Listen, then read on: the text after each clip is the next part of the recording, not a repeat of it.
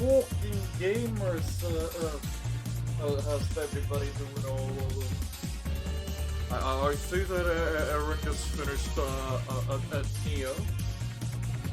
Welcome in, peeps. How you doing? I am dead. We're all dead technically. We chillin'? Well, that's good, cause today it's more of a like a chill stream, more than like playing anything really. Even though it's tomorrow, but let's celebrate it a little bit early because life schedule. 5 years of the Nintendo Switch. Yeah. Well, how do I start off? Basically, the Nintendo Switch, it probably became like one of my favorite consoles of all time. Obviously, I have to talk about it here instead of Twitter because if you talk about it on Twitter, people will go like, but the Switch doesn't have the things in Horizon better than PS5. Yeah. But obviously, I'm here just to chill out and talk about why like the Switch is my favorite like console of the all time. It's been 5 years. I'm surprised. Nintendo are not preparing like for a new console reveal or anything. Since the how do you say this? Since Nintendo consoles usually only have like 5 years, but the Switch is probably the only one living like more than 5 years. Let me switch to this thing. Hey, oh shit, my phone camera again. Whoa, enhance, and my mouse, so I can move around. Well, check out the Streamlabs and all that stuff, but. Honestly, the Switch over here, fucking. I just love the idea of a hybrid. I just love the idea of having like a hybrid console and playing on the go, playing on TV, playing on handheld mode. The sexy hands, yes, totally. I just love playing the fact that you can play so many games on the go, and I love that the games are it's a little bit cartridge based. Obviously, I don't have anything like on the Switch. Let me put it back on the dock. Yeah, like all of my consoles are all in the front. Obviously, can't see them. I have to move the camera a bit, but the GameCube, NES, PS2, all that stuff. How much would you say you play handheld and dock, like 1%? Definitely, if I have to admit, definitely mostly TV mode. Because obviously it's a console playing on the TV. But if I'm a little bit tired and I want to play on the bed, I just take out the Switch and play on the bed. I definitely say like percentages, I'd say TV mode would be like sort of like a 70 to 80%, while handheld is handheld is around like a 20% or maybe 30. Because even though I do play a lot on TV mode, I'd say I play handheld mainly like 70%. Yep. But of course, I have to mention them here. Obviously, the Nintendo Switch obviously has its problems. Obviously, there's the Joy-Con drift and all that bullshit. The fact that this console is 5 years old and we still haven't even gotten themes? Like why am I still in the basic black themes and stuff? And obviously, most the other problems. Oh yeah, the online the Switch Online is definitely bare bones. It definitely sucks. But that doesn't necessarily mean that the console but that doesn't mean that the console sucks. I still prefer playing on this than PlayStation or Xbox. I already say like the essentials for, how do you say this? The essentials for a gamer would probably be a Nintendo Switch and a PC. Because PC, you can get like all the possible games that the Switch cannot run, and the Switch has amazing exclusive games. Music too high? Hold up.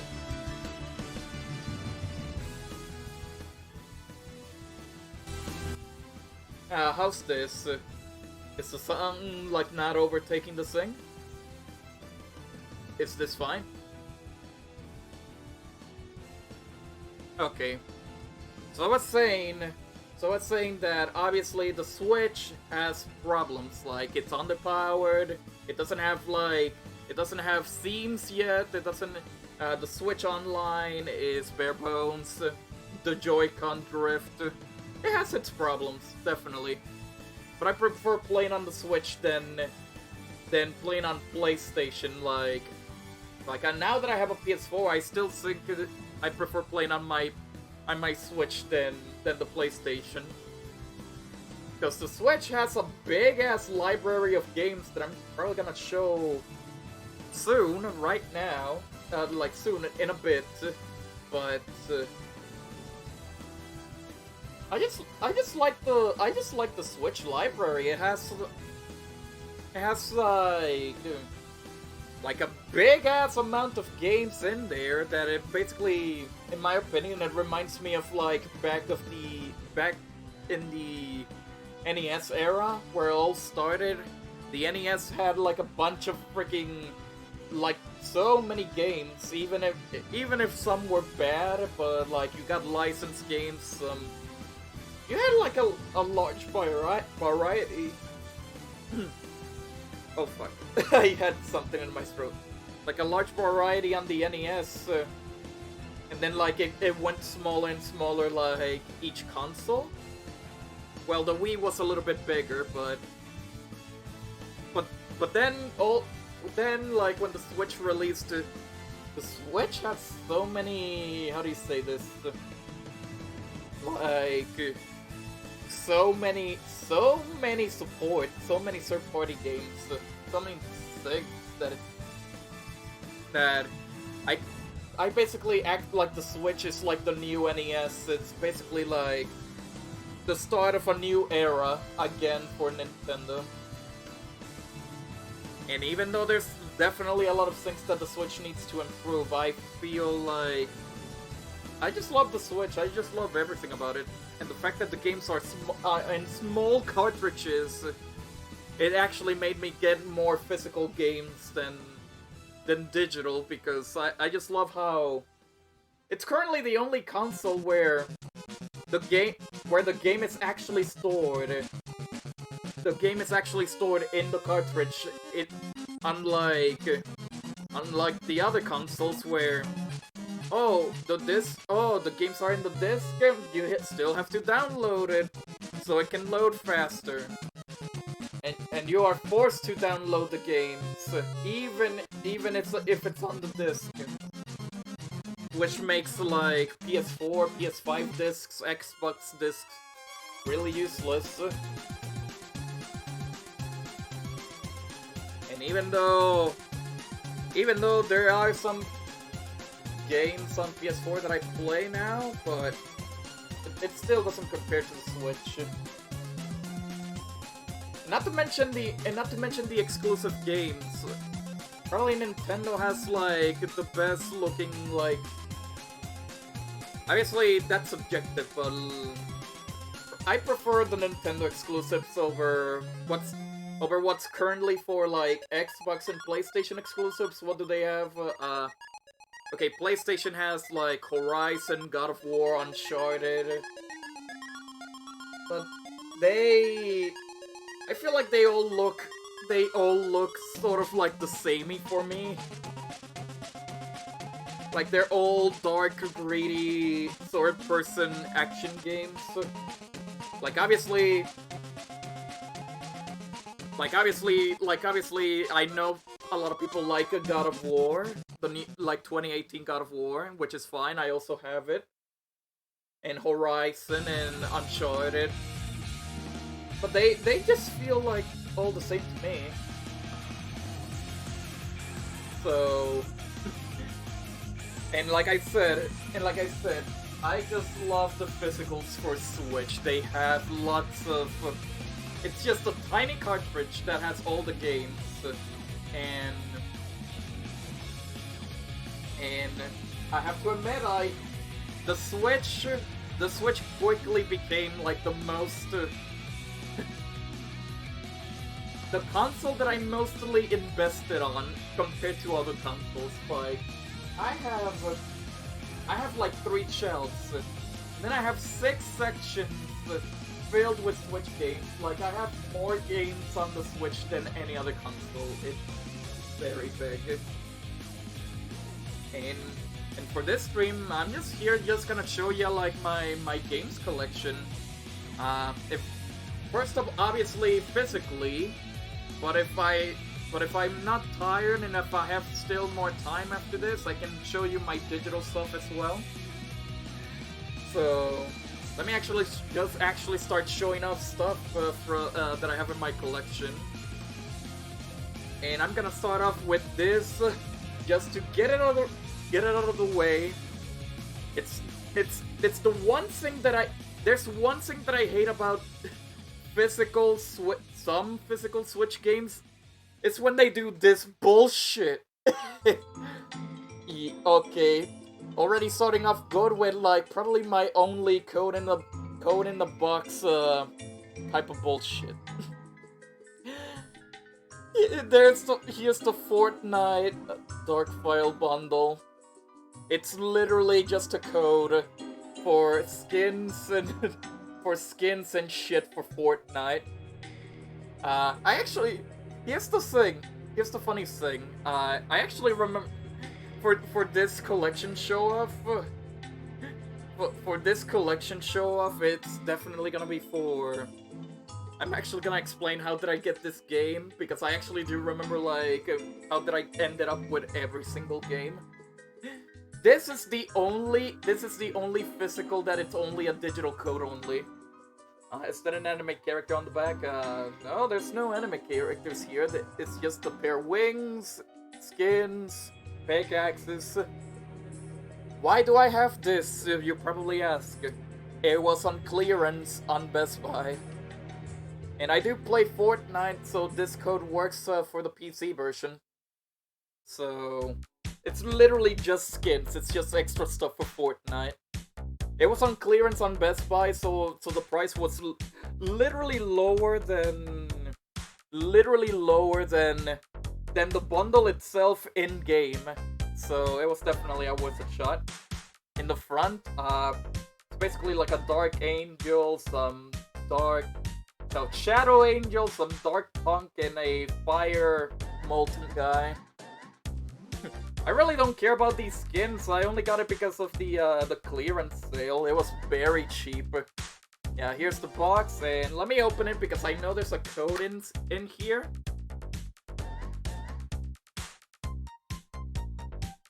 Okay. See, this is what all you get. It's a code. Obviously my finger's blocking the code, but that's really it. It's just a code. Yeah, nothing on the back. I feel like this is probably the stupidest thing that people have done for the Switch. It's like, okay, if you're not gonna make a cartridge, why even bother with a plastic box? This is a waste of a plastic box, honestly. Couldn't you just release like a, like a game card or something? Like a gift card that has the game? I mean, Nintendo does those, so why not do that instead of like wasting a literal box for a digital code? It's dumb. Also, I put this inside the Fortnite, but this is from the Fortnite Joy-Cons that I actually bought with Diego. It's really ridiculous. Let me put that back in. And now I can actually start the collection with actual physical games. But obviously it's in order, so I have to take out the games one by one. I have like 2 piles already like ready to be shown off. Do you ever get the Wii Points case? It had like a paper disc in it. Oh my god. Like they fucking seal off like all in plastic with just they seal off like a piece of paper just for that has a code for Wii Points. All that plastic nonsense just to cover like a little bit of a just to cover like a little piece of paper that has the code. It's dumb. It's basically dumb. Okay, so here we go. Let me see if I can put this in here with no spoilers. Probably put them back. I'll probably put them back in the aisle, in the shelves after I'm done with one section. So, okay, first one I have here is Aegis Defenders. I think this is like a co-op action platformer, like top-down, sort of like tower defense game. It's already like the first one that I have from Limited Run. It's number, I think it's Switch number 34 from Humble Bundle.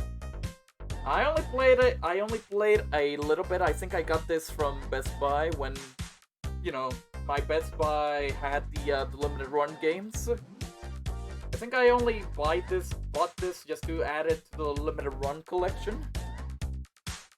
And since it is a Limited Run game, here's something that you usually don't see. It's a fucking manual! Because games don't do manuals anymore. But usually the Switch games that are like from Limited Run or like from Limited Run or any other like small company, they always have like a small manual. I like the art here. I definitely like the art. Yeah, Aegis Defenders is basically, I don't know if you can see the cartridge. I gotta zoom in it in like this. Yeah, Aegis Defenders is like a co-op tower defense platformer type of game. I need to play this a little bit more. It's definitely fun. Yeah, manuals are always good shit. They need to return. Okay, so here's one game that it's not really bad or not really shit. Tower defense, these nuts, banned. You're banned. It's not really bad until you get the update. This is Eterno Blade 2. I think I got this on a sale on PlayAsia. I never even heard of this game until like I bought it. Because it was like $13. It was like less than $15. And it's like an indie, okay, sort of like an indie hack and slash type of game, like a Metroidvania style game, sort of like what was it, like Bloodstain, or it's basically like hack and slashy 2.5D Metroidvania. Here's the thing. Here's a funny thing. Before the update, this game actually sucks a lot. This game was actually not that good. But then the devs actually made a director's cut version, like a director's cut update, which actually improves everything and makes the game a lot better. Apparently the first game it's a lot better, but the second game turned out to be like slightly bad, like not good at first, and then the director's cut came in and it made the game better. Oh, PlayAsia stickers, which I always get from every time I order from, which I get stickers every time when I order from PlayAsia, so you get like a sticker about it, PlayAsia. PlayAsia's always good for like imports and shit, and then you got your fucking PlayAsia waifu, which has a VTuber channel on the YouTube. But yeah, it's kind of decent now. I actually tried it out a little bit. I gotta finish it, but it's kind of good. It's definitely kind of good. It's like, it's a budget Metroidvania. It's definitely budgeted. It's a like Devil May Cry. Yeah, Devil May Cry definitely started out bad. Here's a game that I haven't really tried out yet, but here's a game that I haven't tried out yet, but it was on clearance on Best Buy, so I had to take it. AI The Somnium Files Day 1 Edition. I only took it because it was on clearance. I don't know much about the whole game. Apparently it's a cool visual novel, and apparently this Switch version, it's actually quite expensive on eBay now. Which is probably the other reason why I took it on clearance. I think I bought 2 copies. Obviously one for selling, obviously one to resell, and one to keep for myself, which is this one. Apparently that's quite good. I have to try it out. Check if there's no in-game codes. Oh yeah, they give you these weird stickers because it's Day 1 edition. I don't know what's the other sticker, like a... Oh, like a weird enemy from the game, I guess. Oh wait, did I open the Eternal Blade? I don't think oh wait, no, yeah, I did. It had the Play HS stickers. I always put the Play HS stickers when it's, when I don't need to... How do you say this? Yeah. In the games. Because I'm not gonna use the stickers at all. I don't use stickers. Next one, you've probably seen this in like 2 Black Fridays ago when Chill gave me that box and I opened it. Fucking America's Greatest Shows! Wheel of Fortune and Jeopardy! Black Friday, I think it was 2020's Black Friday? Yeah, I think it was 2020's Black Friday. Basically, this is a meme for me. This is like an in-joke for me. Hold up, let me turn on the fan first. Let me turn on the fan real quick. There we go. It was getting a little bit hot. This is basically... Okay, so the meme is that I'm trying to get like trying to get all the Jeopardy games available for like every platform. So I have Jeopardy for Wii U, I have Jeopardy for Wii, I have Jeopardy for PS2, I have Jeopardy on PS1, I think the 2nd edition on PS1, and two Game Boy Jeopardy games. So it's like, you know what, I gotta get Jeopardy on the Switch. I gotta keep the trend going. Rest in peace, Alex Perfecto, the host of Jeopardy though. But yeah, this one is basically a double pack that includes Wheel of Fortune and Jeopardy. It's like both games in a single cartridge.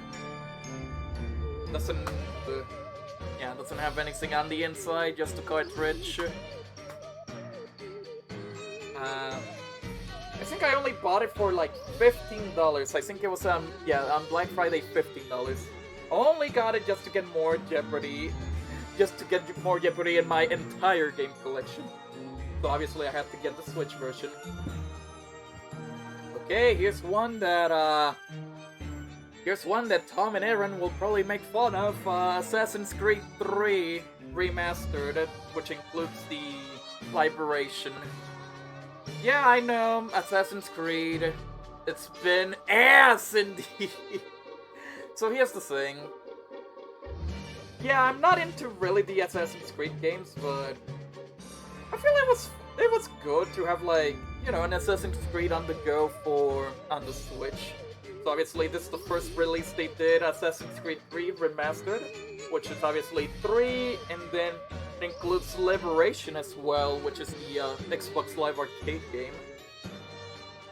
I think the only thing that sucks is that you need to download a bunch of stuff to get the whole thing. I think you have to download DLC and the game or something. But yeah, this includes all the DLC, all the stuff. I don't know if they made an update to make it run better, because the first time they showed Assassin's Creed 3 on the Switch, it was running like shit. So I don't know if they fixed that. And then of course, Assassin's Creed The Rebel Collection, which includes 4 and Rogue. I only got like both 3 and 4 and Rebel Collection for $20 each.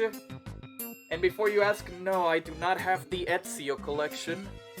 That recently came out, and I'm probably gonna wait until that game is also $20. Because I got both of these for 20 each. I don't know about Assassin's Creed Rebel, like the Rebel Collection, but it does include everything, like always. I think after 4 it's where, like, they started, like, spewing out Assassin's Creed and they were not good at all. But I'll get the Ezio Collection, like, probably if it goes on sale as well. And now here comes a really good-ass game that everybody needs to play, fucking Astral Chain. Oh my, I've been waiting to get this on sale for a while. Astral Chain, made by Platinum Games. It's a fucking cool-ass game. I only played like the first few minutes, like the first hour, and this game is already amazing. The fact that you're basically playing as these cops, where they use like puppet characters. They control like wild beasts that probably goes out of control. The game is amazing. Sadly, obviously, I think I bought this on Black Friday, last year's Black Friday, used for like $28. And obviously, since I bought it used on GameStop, they gave me a generic case. So I basically bought like a replacement case for this. Yeah, like, I don't know if you can see it, but like the... How do you say it? Yeah, the cover art is a little bit off. It is recently printed. The game was meh, to be honest. I'll have to like go through the game and see, because I know Astral Chain is an amazing game. And there should have been like a cover like here inside the case, but since this is basically like a replacement cover art, it's only plain white. It didn't, obviously the guy didn't print out like the back side, like inside cover. I wanna play it for the waifus. Yeah, there is a lot of fan service in this game. Well, not much, but I think it's a still cool game. I don't buy waifu games. I only buy if the game has fan service and I have it, it's because the gameplay is cool as fuck. I don't have, so I don't technically buy games where it's just fan service and the gameplay's just literally nothing. No. Next one, another one from Limited Run, but not really like a numbered one. Away Journey to the Unexpected. I played this, I think I actually bought this for Steam and then I tried it out.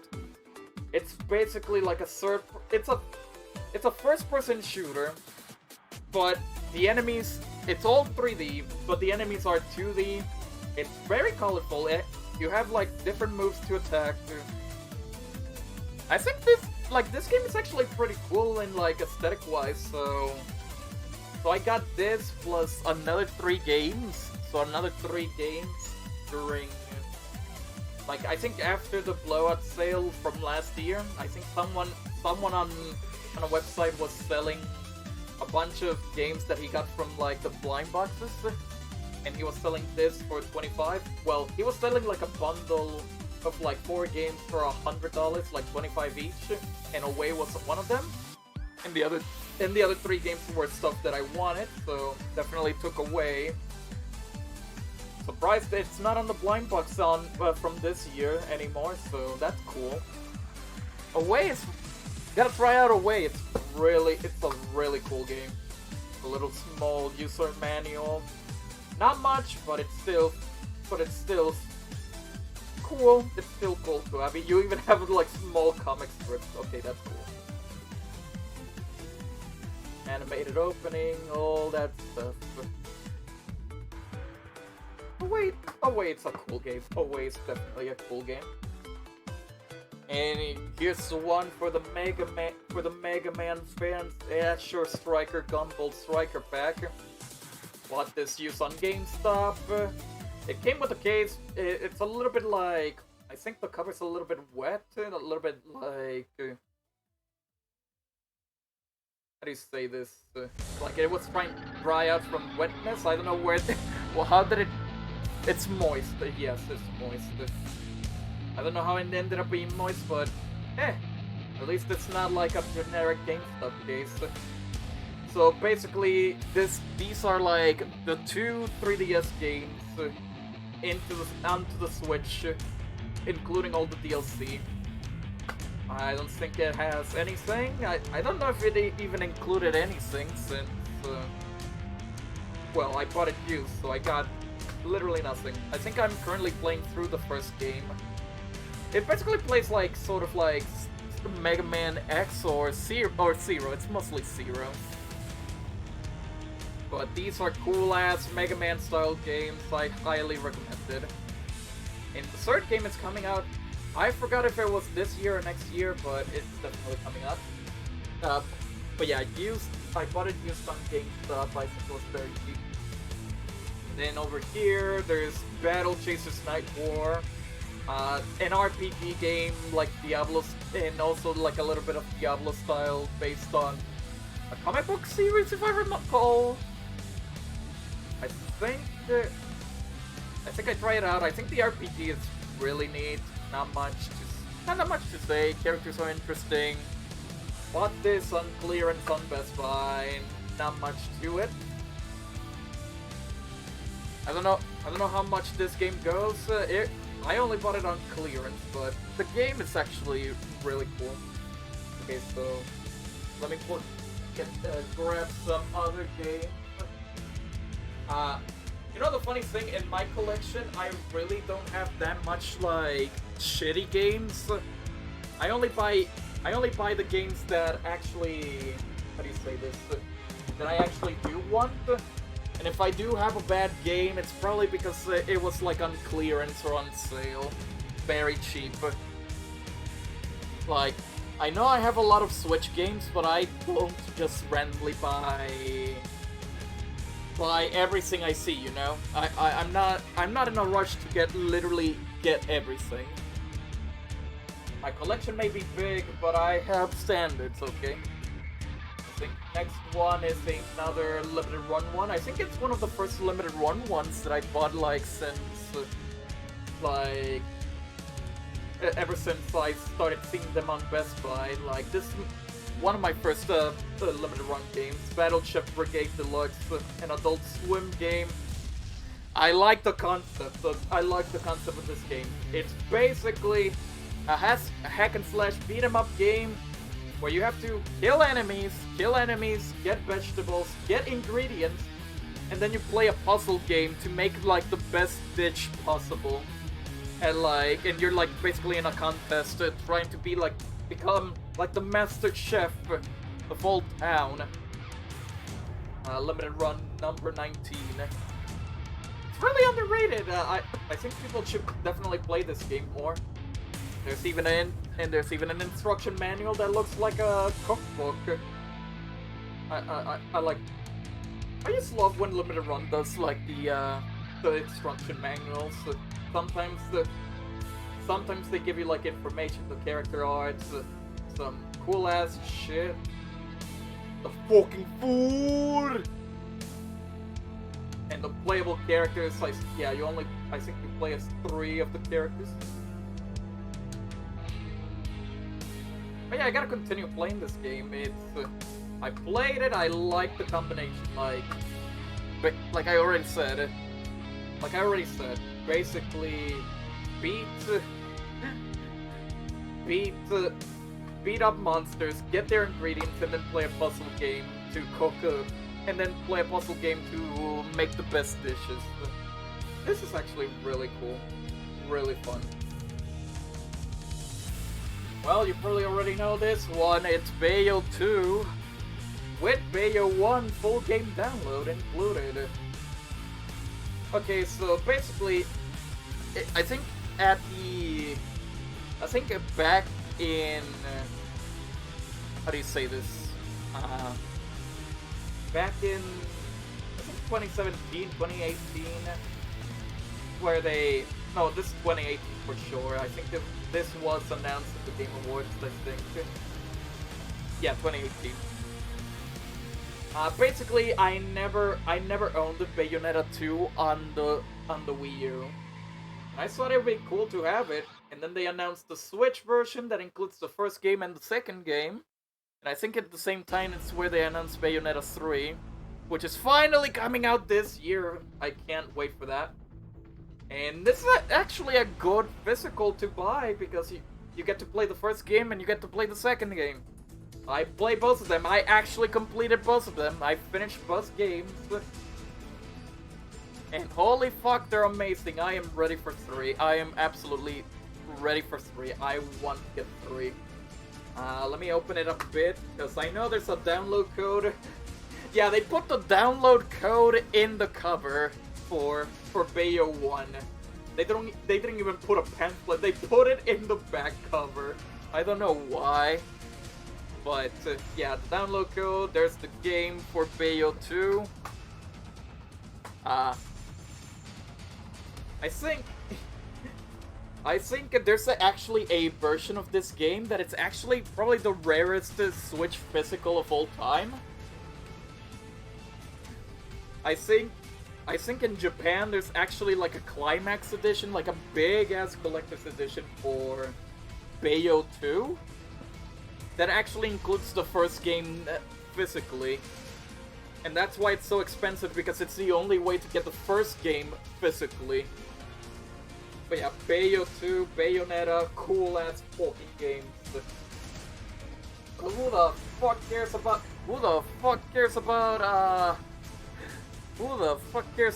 Bayonetta when you have Bee Simulator? Hey, Climax, nice. You're banned, Seth. Fucking Bee Simulator! Become a hero! Big adventures of a small bee! Okay, okay, here's the funny thing. I kept seeing this game, like, around stores everywhere, like, literally too many stores everywhere.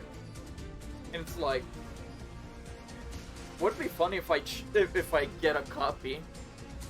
And then I think one day at Best Buy they were getting rid of the Bee Simulator stock. It was on clearance for like around $10. So it's like, fuck it, get Bee Simulator. Have I played it? Not yet, no. But Bee Simulator, cool ass. I have to try it on stream just for the memes, but it's definitely like a meme addition to the collection, Bee Simulator. And you can play up to 2 players locally for some reason. Oh wait, did I check? Hold up. Okay, no, I was making sure that I did not miss a collector's. Did I not miss a game that had a collector's edition? Because I'm also gonna be showing off the collector's edition for a game if it shows up here. Recent edition.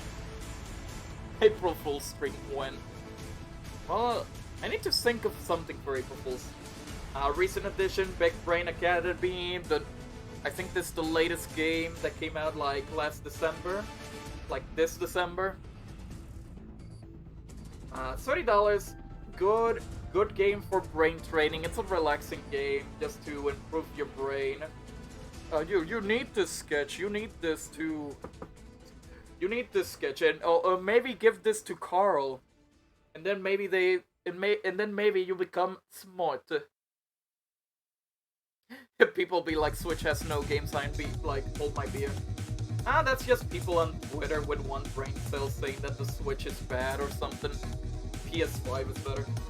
I think this game came out at $30, and then out of nowhere, like the first week or second week, I don't remember which one, but Best Buy had it like for $15, like half the price off. And then I told Chill, like, you know what, Chill, buy me Big Brain Academy, and then he sent it. Well, obviously I gave him the money, but I meant as in like, he would buy it for me and then send it over here.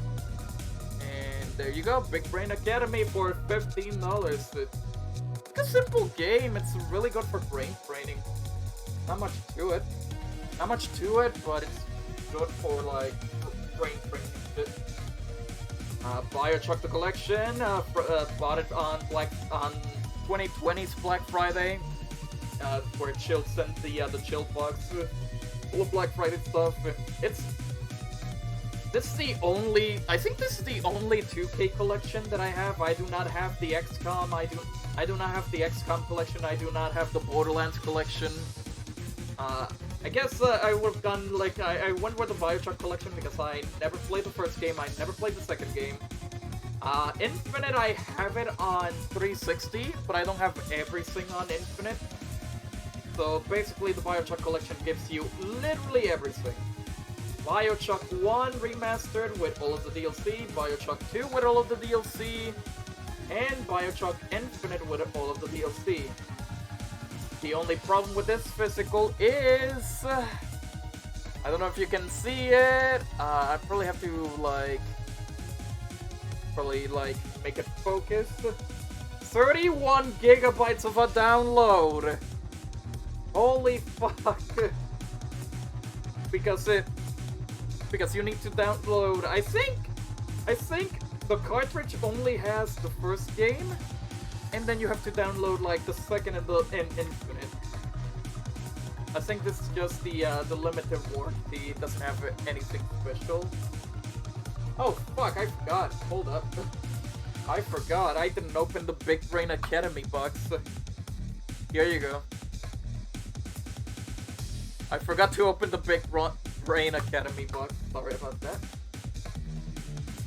But it's still good to have like the BioShock games on your Switch. Okay, here's the first proper. Would you call this a bad game? I don't know. I would actually call this a bad port instead of a bad game.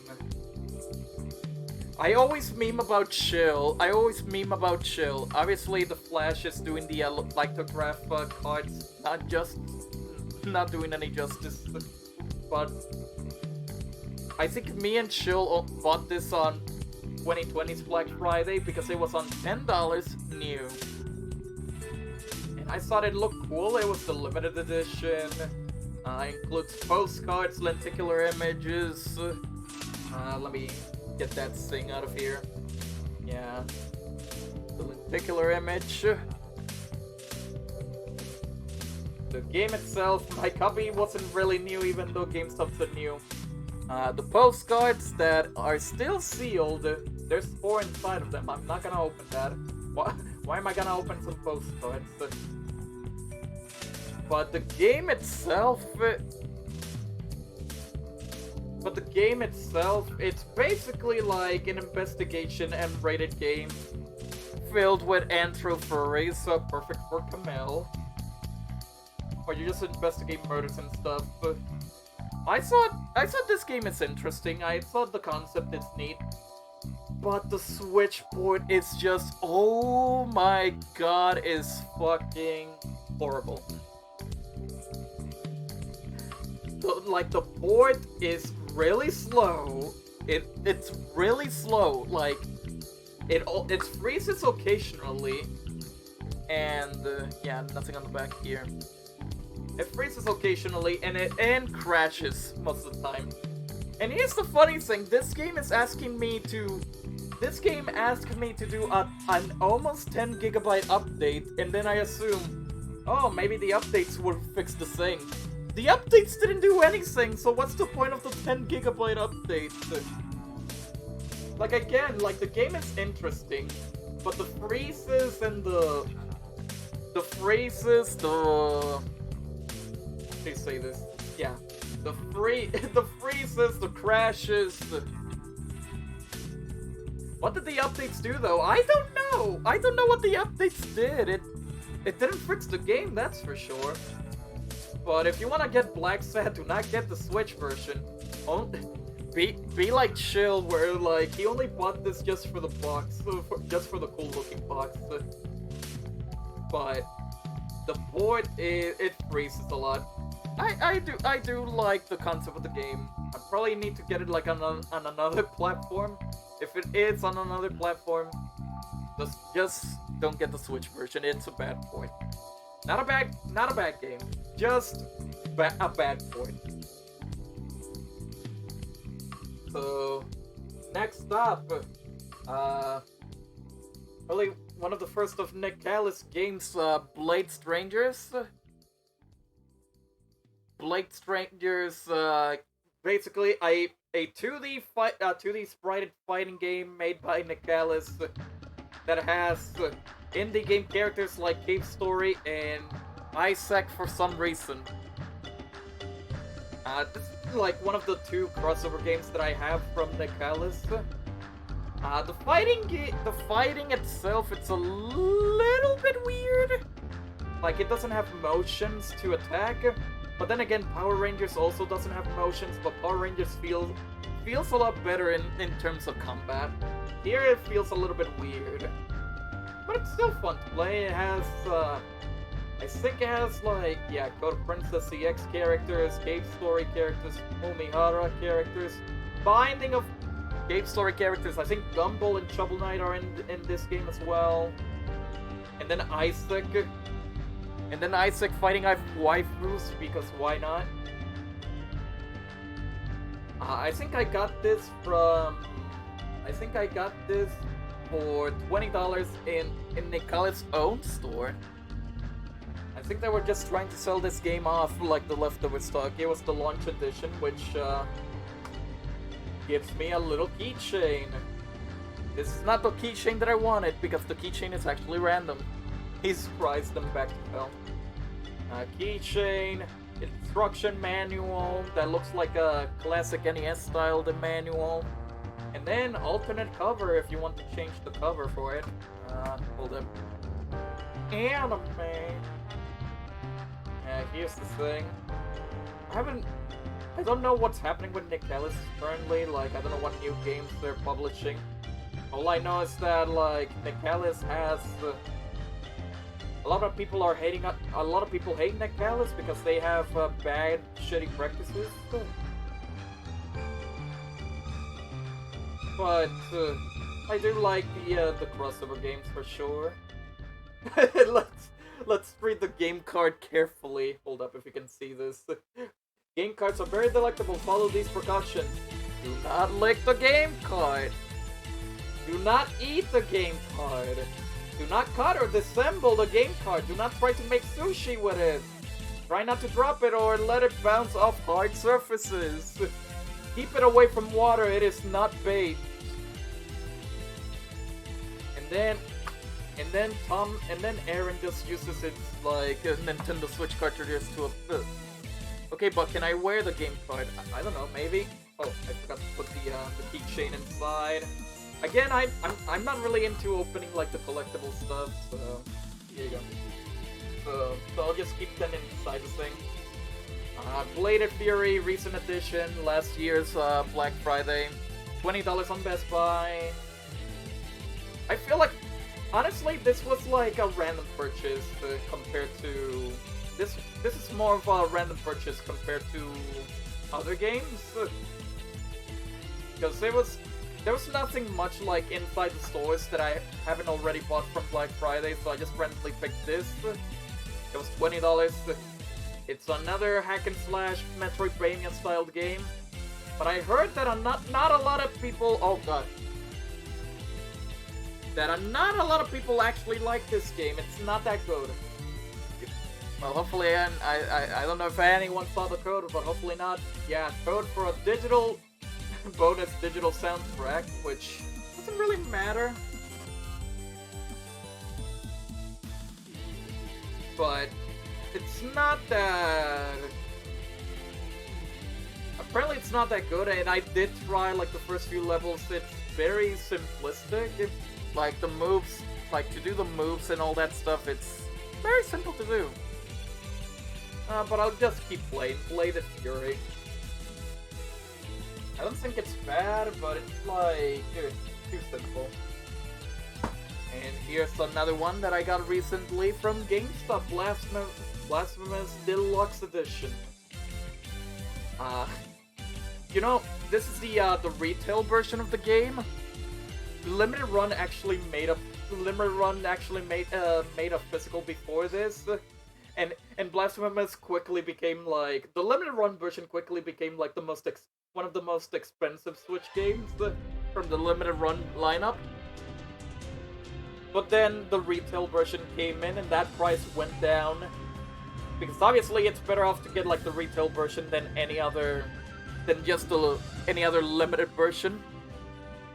I think Deluxe Edition includes like a bunch of stuff, the map stuff, and golden skins that are already in the cartridge, no download stuff. I got that game. I haven't played it since PR. Got hit with that earthquake. Earthquake or hurricane? But anyways, this game is actually really cool. Also, give me BRB for a second.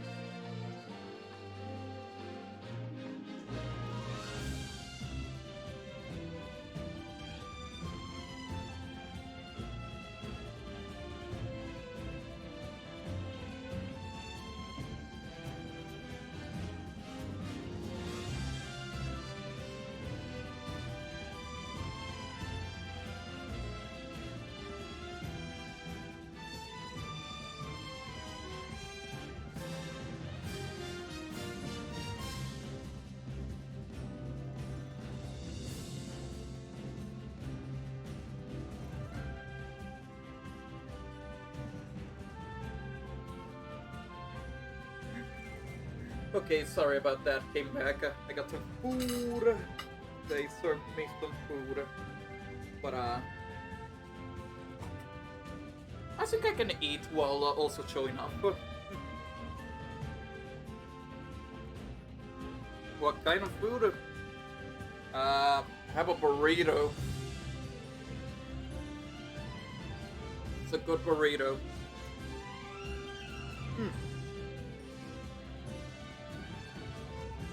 Hold up.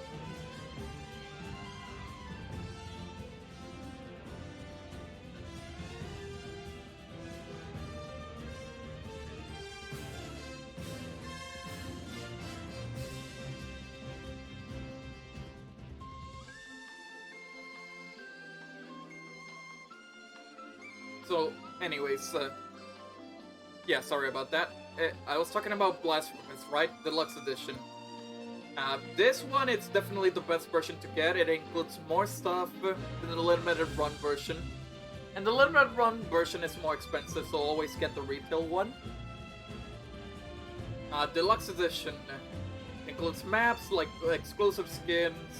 It's basically like the limited run version, but, you know, much cheaper, and more stuff. And I got this Blasphemous. I got this physical. You know how much new? $13 on GameStop. 13. It was very cheap. And it's like, I need to get this immediately. Hold up, getting some burrito stuff.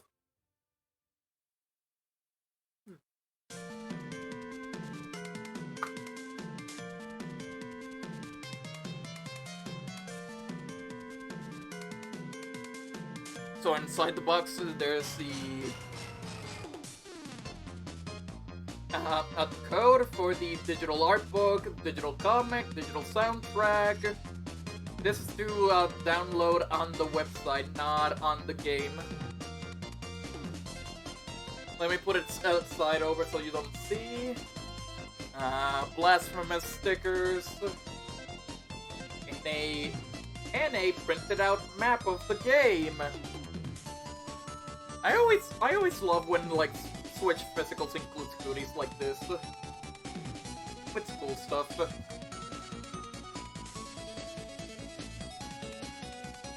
Very, very cool stuff. Let me see if I can speedrun through the game, because I have food and you already know that. Hold up. Food!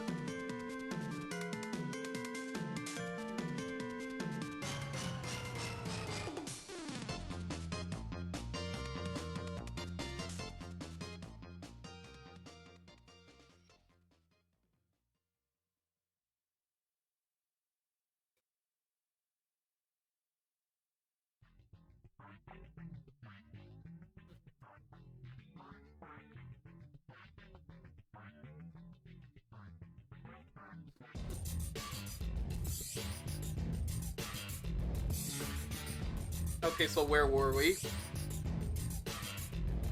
And now for games that I feel like... two games that I feel like I kinda regret getting, because there's a better version that has every game in the cartridge, but I bought from Limited Run Blaster Master Zero 1 and Blaster Master Zero 2. And I already have pre-ordered Blaster Master Zero 3 that should be coming in like soon, which I already have it pre-ordered, but it should be coming soon. So yeah, I technically already owned Blaster Master Zero 1 on digitally. I think it was like one of my first Switch games that I had in the system. So I wanted to get the second one physically, but it would feel wrong that if I don't get the first game physically, you know? So I have like, so yeah, I got both 1 and 2. The first game includes all of the DLC, where you can play as Gumball, Shantae, Shovel Knight, Kokoro, like all the DLC characters. There's the limited run card, which you get every time you pre-order from the website. You always get like a random limited run card, either normal or a gold one. Mini instruction booklet talking about the story and the characters, but that's it. Like, not all of the limited run like stuff have like big ass manuals. Then there's the second game that I actually did not own, so I have it physically now, and it also includes all the DLC. They're also number 73 and number 74 for like Switch Limited Run. Let me put it here. Yeah. Trading card. And then let me put it here. Yeah, another instruction manual that is actually slightly bigger than the Blaster Master Zero 1, as all the characters that you meet, all the things, all the animals. Cool back cover. I always like it when there's like cool ass back covers. I always put the limited run cards inside the game because I really don't care about the trading cards, but it's cool to have it like next to the game. Like, I'm not... Oh yeah, I didn't show the back cover for this. Here you go. And that's Blaster Master Zero 1 and Zero 2, so... Oh yeah, I forgot to mention, why do I think I regret getting these? Because after they announced Blaster Master Zero 3, and then after I pre-ordered the third game, PlayAsia had a version... PlayAsia had an import that was literally called Blaster Master Trilogy, which had all 3 games in the single cartridge. So if I knew about the trilogy, I could have just gotten like one box instead of like currently 3 boxes. This is actually one of the reasons why I don't buy that much from Limited Run anymore, because then there's gonna be like a retail version that is much cheaper and much more convenient than the Limited Run version. But it's too late for me. I'm waiting for the third game to come here, so I can't do anything about that stuff. Hey, put up like even more games than here. I'm still not even done with the first shelf, and I have 6 shelves, like six shelves for full Switch games. This is like shelf number 1. So hold up. And here we have the one that I ordered from the blowout sale, and that it's quite expensive from Limited Run. Your room is red with Switch. I mean, okay, so here's the thing. I have a shelf that it's like, that has like 4 rows. That has 4 rows. I have like shelves with 4 rows. One shelf is full of Switch games, like all 4 rows are Switch games. All 4 rows are Switch games. And then the second shelf has 2 rows of Switch games. And what I meant to say, I'm still currently in row number 1. This is row number 1 of Switch games. But yeah, Bloodstained Curse of the Moon. This is like an NES-styled Bloodstained game. This is actually currently like a lot of it's currently expensive on eBay. Like it goes like for over $100, but I bought this from the blowout sale at normal retail price. Yeah, you already remember this. I got this like alongside the six blind boxes that I opened like back in last year. But yeah. Oh yeah, here's a bunch of cards. This is from the cards that I got from the blowout sale. 5-year anniversary, 2020, a random Psychonauts card, and a random Bug Game card. I had like some other cards, but I sold them on eBay because a guy on eBay he like DM'd me that he wanted the like gold cards. So I sold like 2 of the gold cards for $20, so I really don't care about the cards. Cool ass back cover. Story, talking about the characters in the game, and that's it. Really small manual. But yeah, this is basically an NES-styled Bloodstained game. It's basically like classic Castlevania. I gotta keep continuing like playing the game. I haven't beaten it yet, but it is definitely a Castlevania NES game. It's hard, but it's cool. And of course, if I have Curse of the Moon 1, there's Curse of the Moon 2! Curse of the Moon 2! More stuff added to the NES-style gameplay, more characters. If I have the first game, might as well get the second game, right? Here you go. Here's the card. Why the moon cursing at us? Because yes, back cover, like with the freaking NES-style sprites. Even the cover looks like more related to the NES like box art. The characters, yeah, you get new playable characters to play as. Bullshit.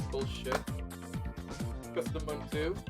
And of course, you can't have Bloodstained Curse of the Moon without the actual game itself.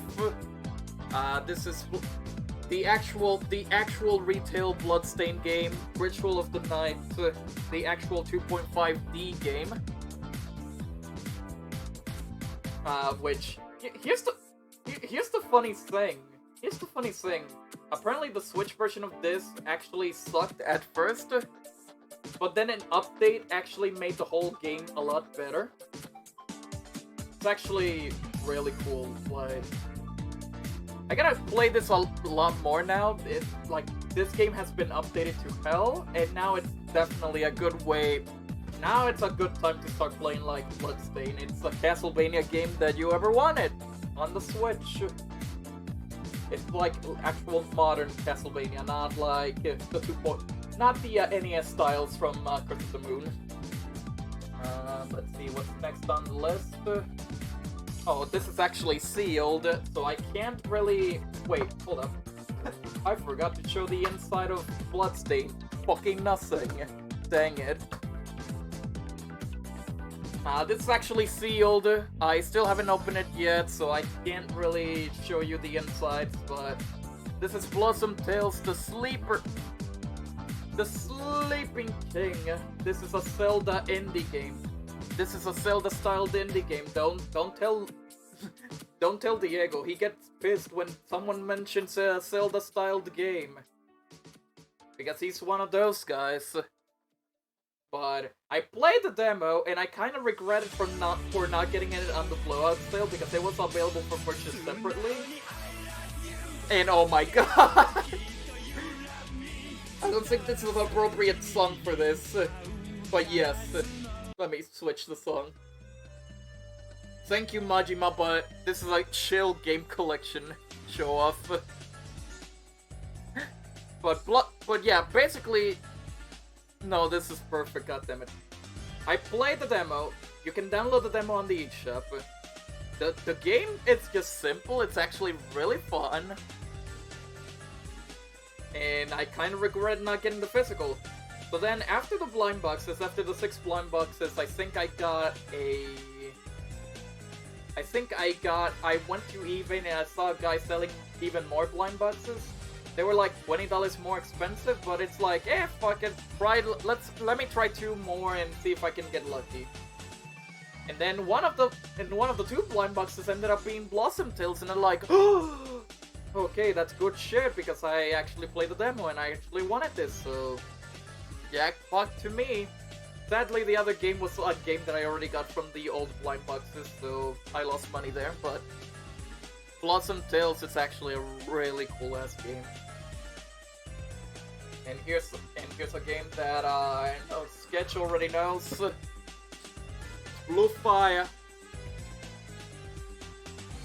And so fun fact, okay, so I bought this used, like buy 2 get 1 free, GameStop,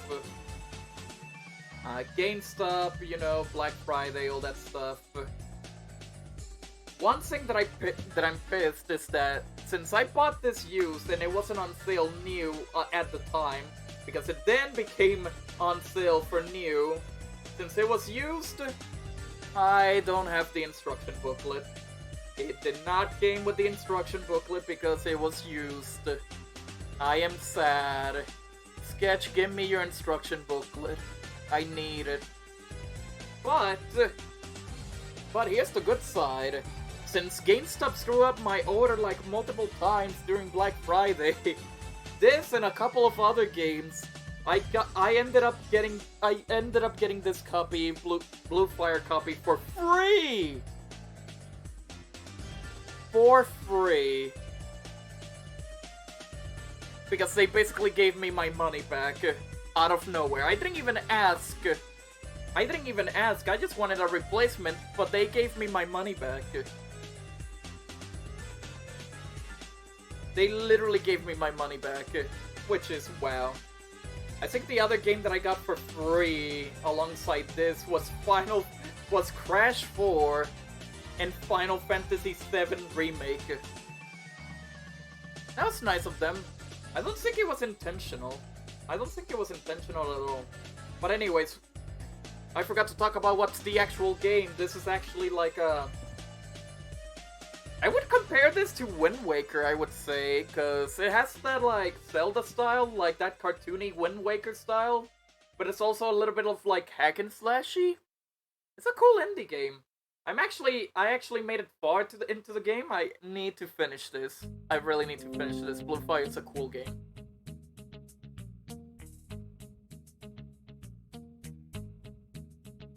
Metroid vibes, I don't think it actually gives me Metroid vibes at all. Now here comes a game that you probably never heard, or It's probably gonna be like a little bit of a history with it. But this is Brave. First of all, the game is called Brave Chronicles. The Brave Chronicles Brave Dungeons Chronicle Pack. I remember. And if you see here, this is a cool ass sleeve for it. So let me tell you a history about this. This physical was made by a sort of like a similar limited runs game company, but only in Japan. It was called B-Side Games. I don't know if you see it here. This is actually their 5th game in from B-Side Games. So the whole story with B-Side Games is that, okay, I went to Twitter one day, and then I saw like this guy from the guy that like works on the physical videos for like Switch Watch TV, and then they said that B-Side Games is shutting down, and they have all of their games available on clearance, and they ship over here. So I checked the website. All 6 games, I think, well, technically 5 of them were on sale on clearance because the other game, I think, had already sold out. Yeah, sadly, the company shut down. And they were selling all of the games for $15 each. It was like 1,500 yen, $15 each, and it's like, yeah, I'm gonna take those. Holy fuck! So I took 4 of these games, including this one, which you'll probably see the other games later on the stream. You'll probably see the games later on the stream, but $15 each, which take me to $60. Obviously, I think the only downside to the thing was that the shipping was $30. Like, shipping from Japan to over here was $30. And I said, fuck it, you know what, fuck it, I'll buy like the 4 games, plus the $30 of shipping, because they're shutting down. You're never gonna see these amazing games ever again. So I paid $90 for the 4 games. And it was definitely worth it because nowadays a B-side game like this would cost $90 alone itself. Like, one game $90. So anyways, like I said, I took 4 of the 6 games they ever made in the company. Rest in peace, B-Side Games, because let me tell you, the packaging for this shit is fucking amazing. This is the sleeve. This is the sleeve for this game. I am keeping this shit. Like, the sleeve is just amazing. There's a card that includes I think a code. Yeah, a download code for a demo for a new game. Yeah, a download code for a trial for a new game in the series. It's very cool. Let's see what else. There's the game inside. B-Side Games. Brave Dungeons Chronicle Pack. It actually includes like 2 games in one. It's like, one is a simple, your typical like very basic JRPG, and I haven't even tried the other game yet, but I know the other game is basically a card game. But yeah, I don't know if you can see them, but it's a basic RPG. Basic, but still fun. Oh yeah, when you order from B-Side Games, they always have like these like cassette tape stickers based on like the game that you get. It's a sticker, it's not an actual cassette. But I thought this was cool, like the packaging, everything. This is high quality and only $15 like each B-Side game during the clearance sale. I know the company is long gone now. But I just have to appreciate like the freaking covers, the freaking packaging. It's just so cool. This is probably like one of my prized possessions in my collection. This, the other B-Side games, and some expensive like limited run stuff. It's just so cool. It's just very cool. I don't know if I have like a specific, like how do you say this? Like a specific extra stuff because I gotta check my like collectors, like my box full of collectibles. Because some of the B-side game stuff actually included like, how do you say this? It actually included like some extra goodies. But I don't know if Raid Dungeons included something extra. I'll check in a bit. Hold up.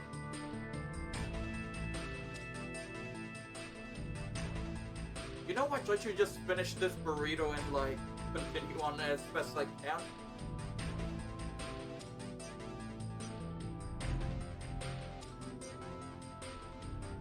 How's everybody doing, by the way? Everybody's having a good Wednesday? Just chilling?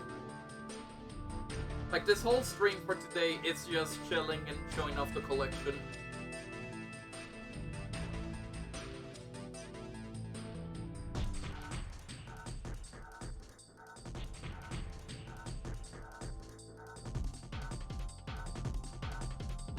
Still sweating risk of rain. Oh, you're trying out the DLC? I still haven't bought the DLC yet. But I'll probably buy it soon before the promotion sale.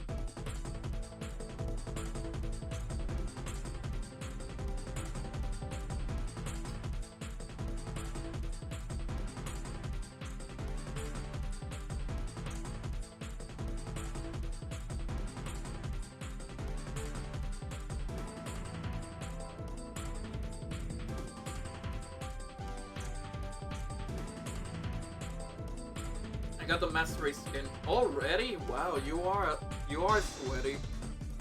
You are indeed a sweaty player.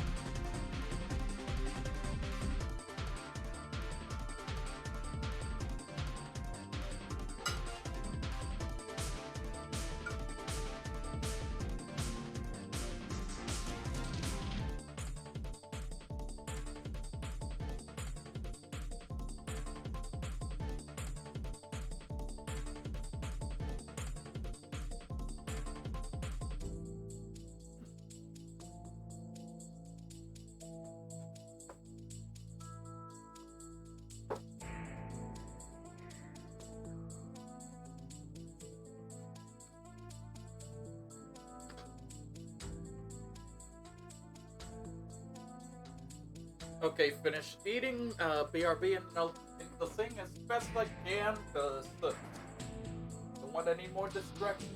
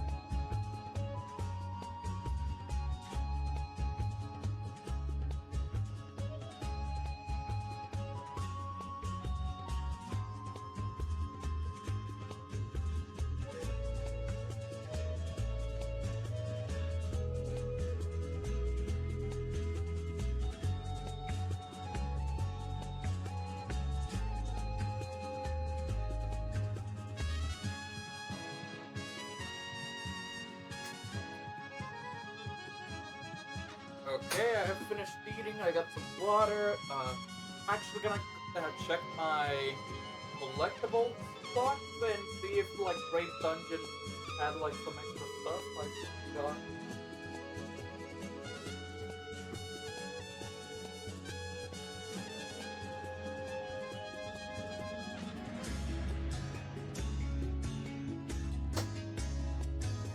yep, okay, yeah. Brave Dungeons, Brave Dungeons actually included something extra. Hold up.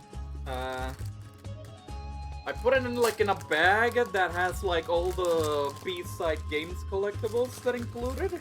So this was included in the Brave Dungeons. This was included in the Brave Dungeons Chronicle Pack physical. A soundtrack of the game. Is it region free? I don't know. What does this mean? I don't know. But here's the soundtrack for it. My favorite video game desk. Listen, Wrath.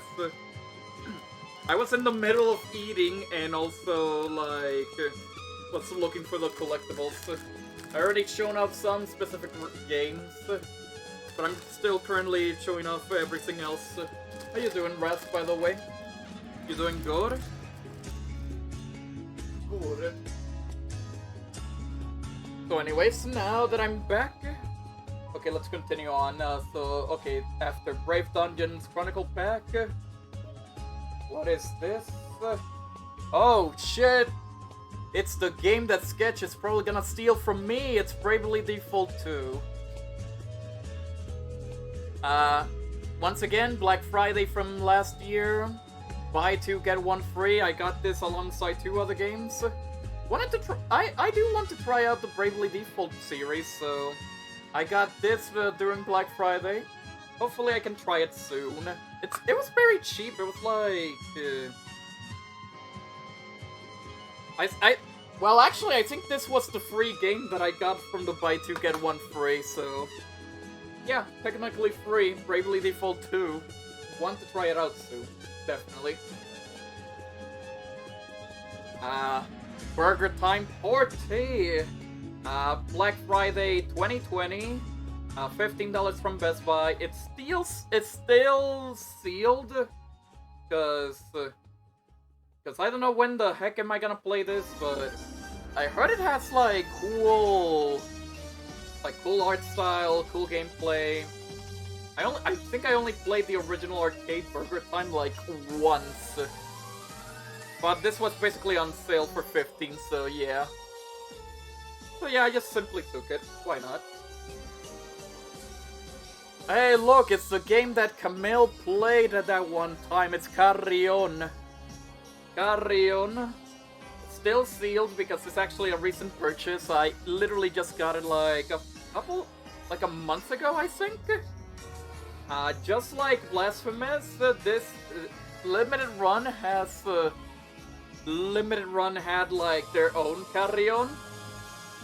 But there was also a retail version, and GameStop sell it for like $13 as well. I mean, I didn't play it. Oh yeah, it was just a big gamer girl.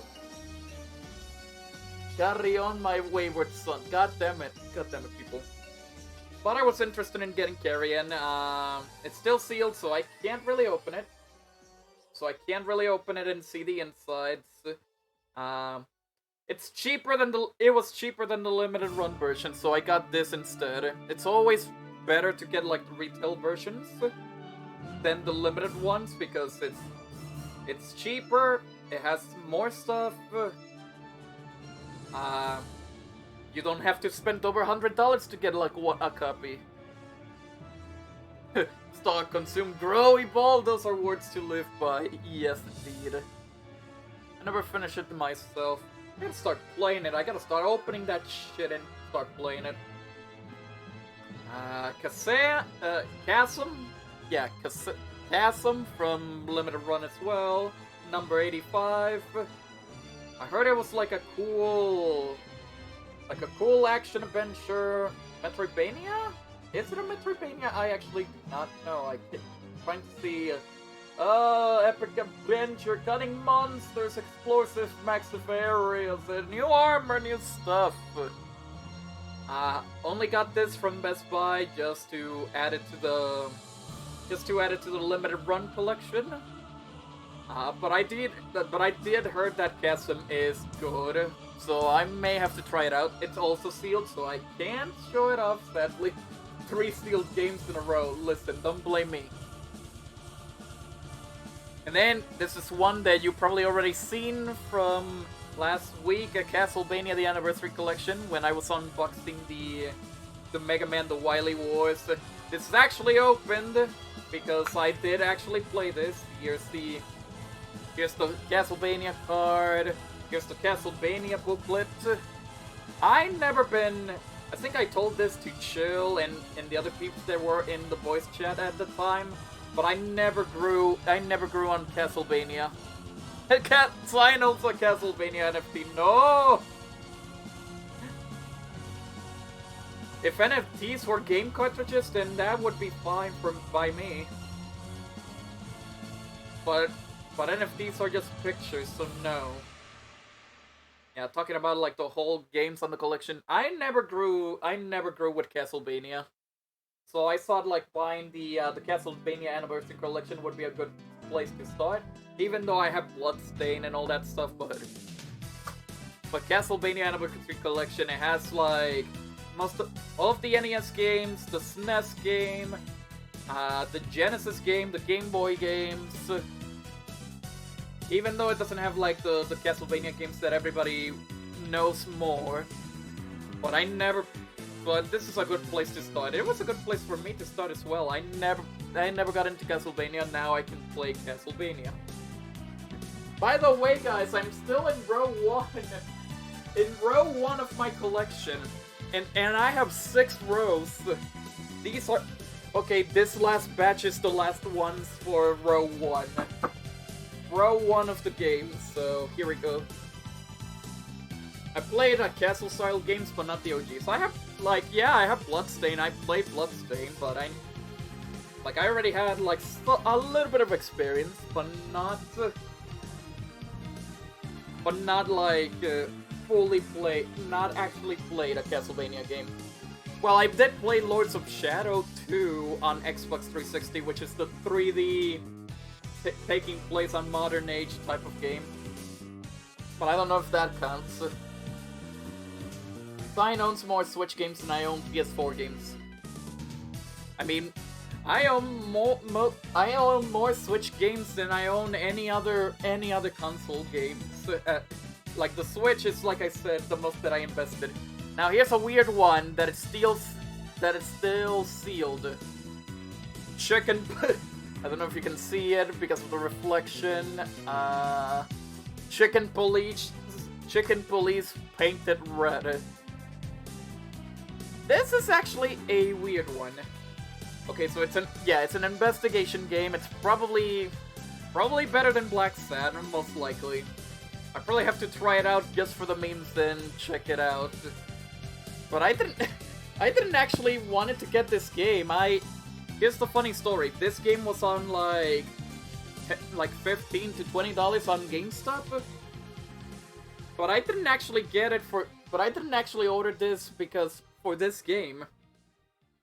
It was because GameStop was at the time was selling Crash Team Racing Nitro Field on PS4 for $3. And it's like, oh shit, might as well get that shit. But for me, GameStop always it's always making me pay like $10 of shipping, and it would make the $3 like CTR not even worth the $10. So I saw this. I saw Chicken Police. So I saw Chicken Police for like $10 to $20, and it's like, okay, this will like ease up the shipping cost a bit. So I bought this and then the $3 CTR with it. Will I play this game? Probably. Oh no, final boss music. Oh no, spoilers. My Switch collection is Pokemon, CTR, Pokemon Mario, Mario, and Pokemon. Yeah, no, that's pretty simple. Okay, next game is it's one of my only UK imports, actually. One of my European imports. And it's from another, a limited company. It's called Super Rare Games. And I only have, four of the Super Rare games because they are very expensive on, shipping costs. And the first one is the British. And the first one from Super Rare Games I have is Chroma Squad Tactical RPG. I actually got this from Super Rare Games because I actually played this on Steam. I actually like the concept. It's a Fire Emblem. It's a Fire Emblem styled game where you're basically a TV show studio trying to film an episode of like a Power Rangers parody, and you basically have to basically have to film the episode while also playing like a Fire Emblem styled game. I think if you can see from the back, yeah, the gameplay. You can also make the Megazord. I don't think I have reached that part yet. But basically, yeah, they're like the game is basically like a TV studio trying to make like a Power Ranger styled TV series. But you also have to like play like a Fire Emblem styled gameplay to make the episode work. Like, you know, be successfully filmed. And since this is the first one from Super Rare Games, let me show you what includes a Super Rare game. First of all, it gives you like cards based on the game that you bought. They always have like 5 cards based on a single game, but they only give you like 3 of the cards. More NFTs, goddammit.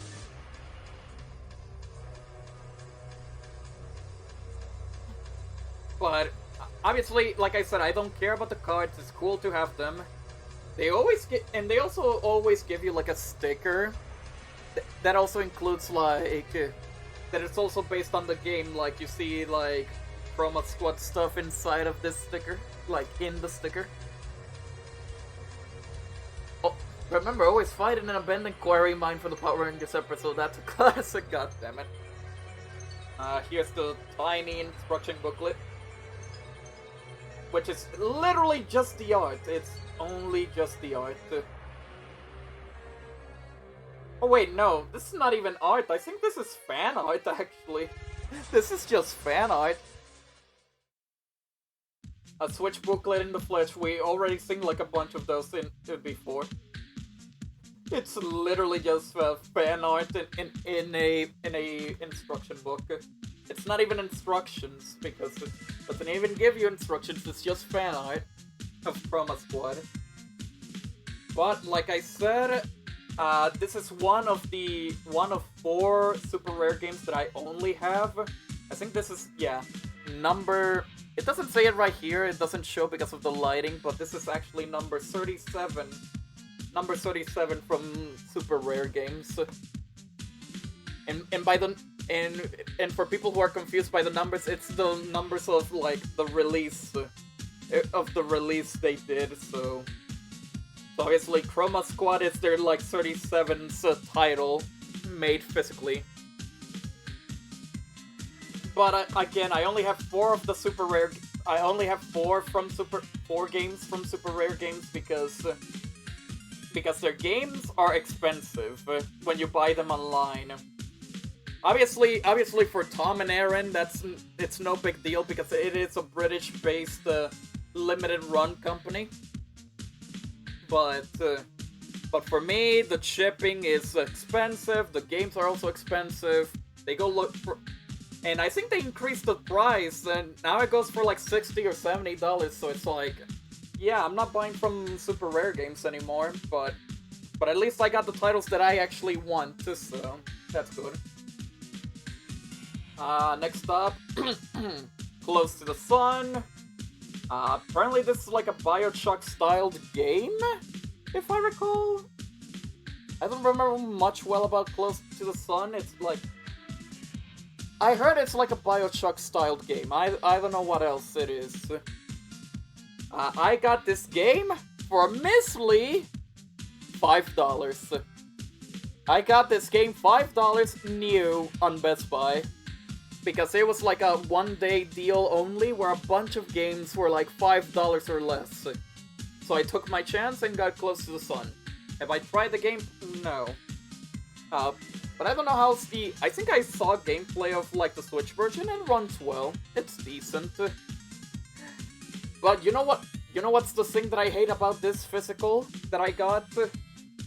Includes... Okay, it says in the back. It says in the back... Includes... includes bonus stickers. Okay, stickers, you say? Let me open it up. Well, then again, I don't care about this code anyways, but... Where the fuck are the stickers? Where the fuck are the stickers? You promised me bonus stickers. Where the fuck are the stickers? I bought this new. Sealed. New. Sealed. Where the fuck are my stickers? Do you see stickers? I don't see shit. Fuck. They scammed my $5. The real stickers were the friends we made along the way. You're banned, Rast. You're banned. Also, I don't care about this code because I don't think there's any meaningful rewards in Wired Productions, so...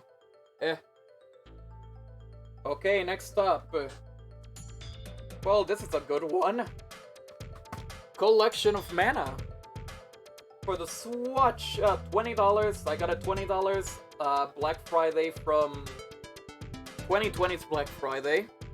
It includes the first 3 titles in the Mana series, Final Fantasy Adventure, Secret of Mana, and Trials of Mana.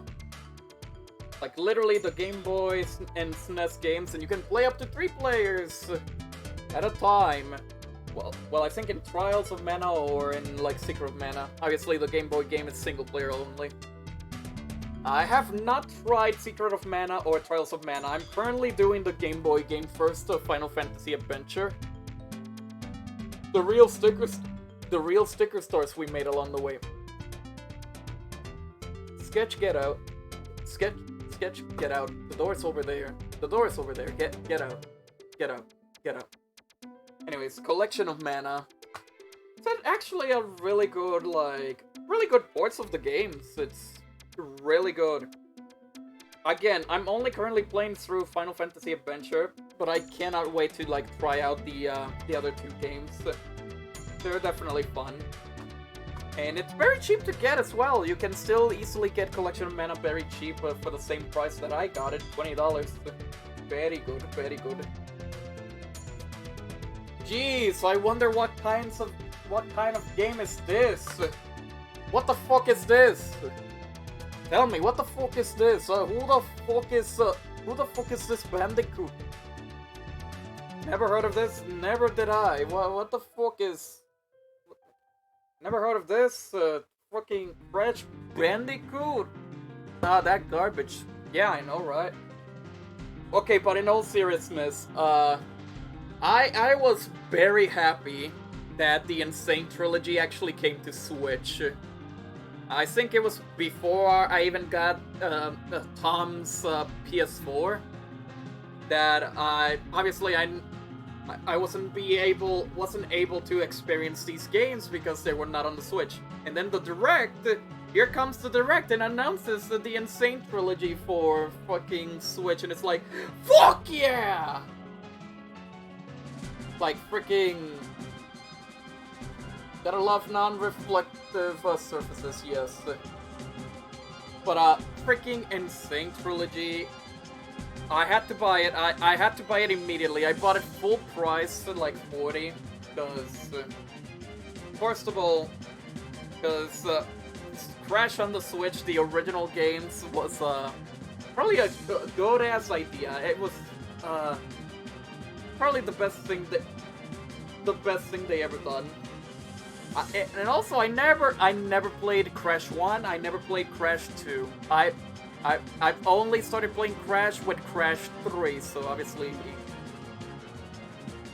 this was the perfect pick for me. This was the perfect purchase for me. So I get to experience Crash 1 and Crash 2, and then experience Crash 3 in like a new HD version. Oh, and here's the best part. This is probably one of the best physicals, because this includes like the 2 bonus levels, like the 2 extra levels on the cartridge, and no updates required. No updates required. Everything was on the cartridge, and the game didn't get a single update. That's how good it is. that's how good the Switch version is. It didn't get a single update. So it would have been cool if, like, they would have updated that. They would have updated that to add, like, video capture. Because that's the only downside of the Switch version. There's no video capture. It's not allowed for some reason. But everything is in the cartridge. Literally no updates. This is the definitive edition, exactly. And, what comes after the Insane Trilogy? Oh, fuck, I moved the camera. I moved the phone by accident. So, what comes after Crash Insane Trilogy? Crash 4. Wait, can you also not take screenshots? You can take screenshots, but you cannot take video capture. Video capture the switch when you hold down the screenshot button when you capture a video. Yeah, you can do that in the Insane Trilogy. But anyways, Crash 4. Well, I already have it. Obviously, I already have it on PS4. The whole reason why I got Tom's PS4 was Crash 4. And then of course the Switch version gets announced, so I decided, well, at least let me get the physical version, because I have it digitally on PS4, and I'd like to see Crash 4 physically. Fun fact, okay, I got this used from GameStop alongside Blue Fire and Final Fantasy VII Remake, and since you already heard the story, I got Crash 4 for free! Because of Black Friday mishaps from GameStop, I got Crash 4 for free. Obviously, the thing is that the game came in a generic case, so this case I actually bought it from. So this case I actually bought it from eBay, and it's the actual case. It's the actual artwork. It's the actual box. No like printed shit. It's the actual box. You got Crash 4 for 3? God damn it, Raz. But I have yet to try out the Switch version, but I know Rooster already played the entirety of the Switch version and completed the game 106%. I heard the triple spin doesn't like to work on Switch, so 106% must be even painful there.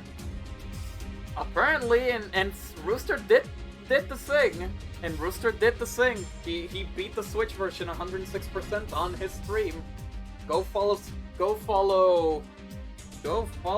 freaking Rooster. He hasn't streamed in a while, but yeah, go follow Rooster. Oh great. Oh great. Never heard of this game before. Nope. Not at all. Nope. Never. Nope. Not at all. The fuck is this Mario Kart ripoff? Like, what? It's Pepino Racing, yes. What the fuck is this Mario Kart ripoff? I mean, why do I even have this game? Like, what is this shit? Okay, but seriously. You already know. I think at this point I don't need to explain. The game that I started my Twitch channel with. The game that I played the most during the Grand Prix. The game that I met most people. This game right here. This game is a legacy for me, I would say. This game is a legacy. Good ass remake. Almost a perfect kart racer. If it wasn't for the online. And long loading times. It's a fucking classic. And then I think during Black Friday, yeah, there's the Electron Skins pack. There's the cartridge, which is all fucked up because of how many times did I play on that shit. And there's the code for the Nitrous Oxide edition, because I don't remember if it was on Black Friday or not, but give me a sec.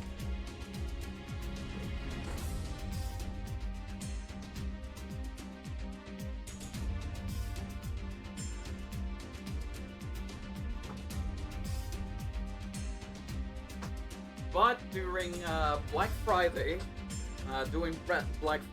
or I completely forgot like when exactly, but it was definitely like during Black Friday. But Chill actually sent me the nitrous oxide version with the pin bundle from GameStop, because GameStop was was putting these on sale, and it was the only way to get the nitrous oxide like content.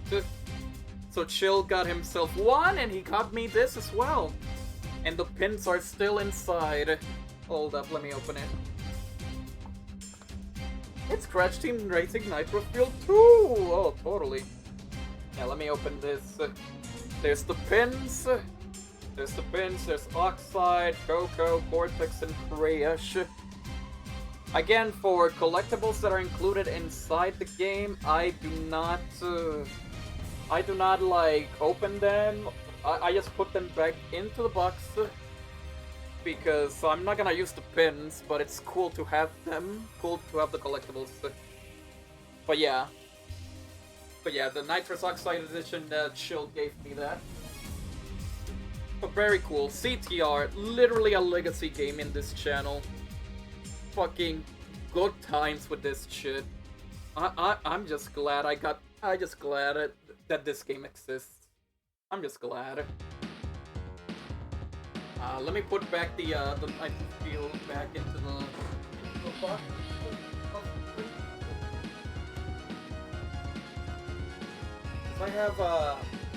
I have like the standard games in the shelves, while the collector's editions are in like in a box, since obviously they don't fit on the shelves. So yeah. Next one, amazing indie game, but I kind of regretted it buying it like day one.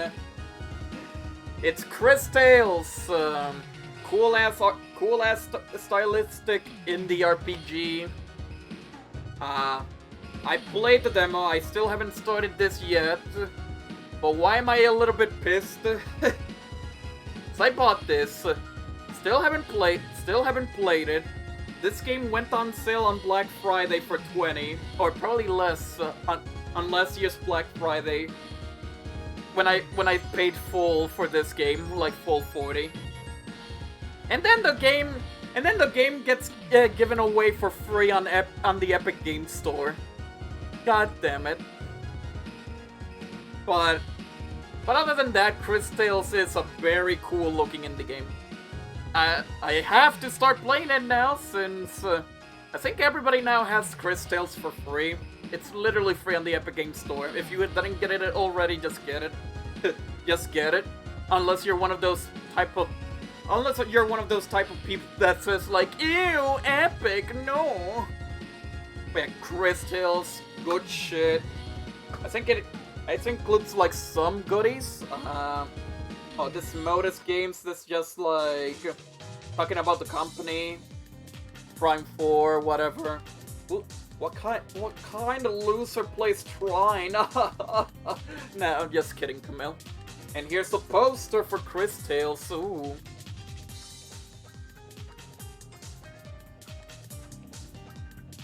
Look at this amazing poster. This is a good poster.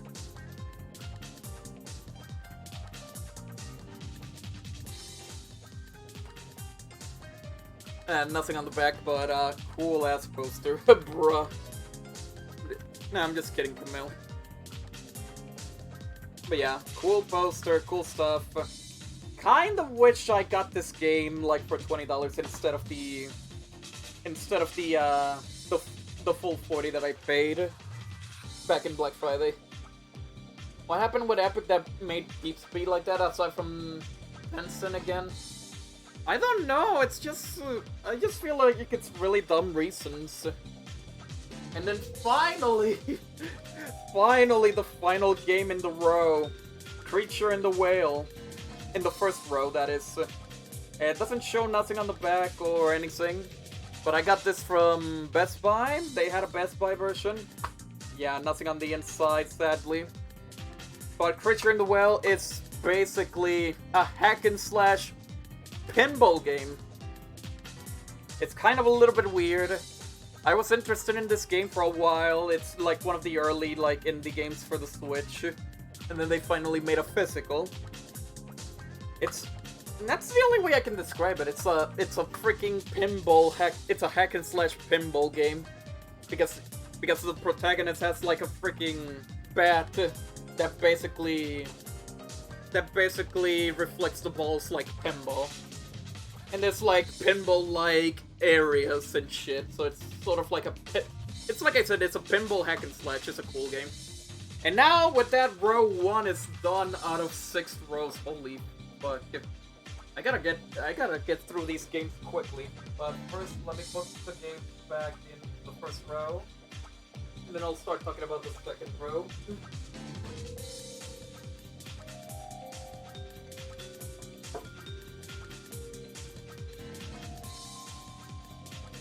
But yeah, that's only the first row of Switch games that I have, and it already has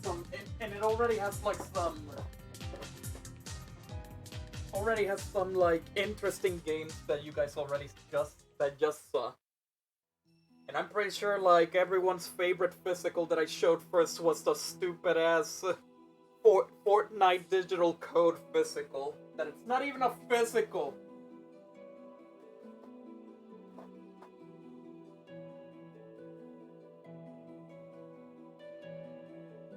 Oh, Bee Simulator. 2 hours for 1 row? There's 6 more row, 12 hours stream confirmed. No. I'm definitely going these fast. It's just that like during the first row I got hit by food and other stuff, so yeah. Let me put my games back in. Second row time.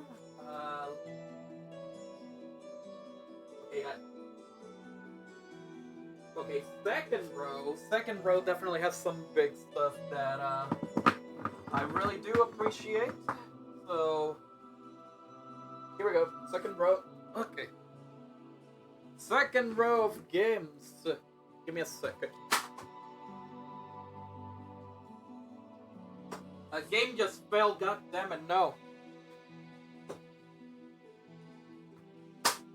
And the other one. Oh my god, fucking A. Not now. No. Okay, stop. Really? Seriously, stop.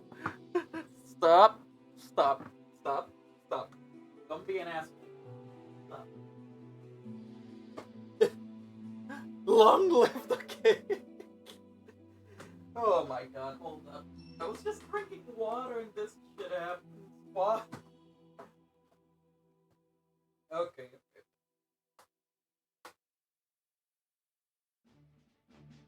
Okay. Hopefully that should be it.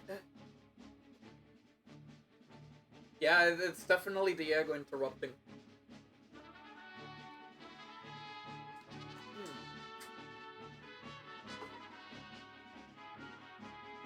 So, okay, so the first game, you probably know that. Oh my god, no, stop falling, I swear to god.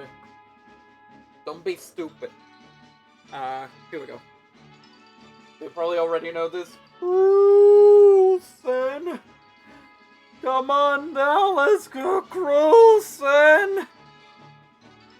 Not technically a Black Friday deal, but it was $20 plus a $10 gift card for Best Buy. Freaking Cruisin' Blast! It's the arcade game. What else can you say? It's the arcade game. It's fun. It's fun bullshit. It's fun shit. I haven't played it in a while since I almost unlocked everything. But hopefully I can play this again when they add the online multiplayer, because they're working on the online multiplayer, and I want to play this online because this is gonna be wild. Cruisin' Blast is just good shit. Yeah, nothing on top. Are you fucking kidding me?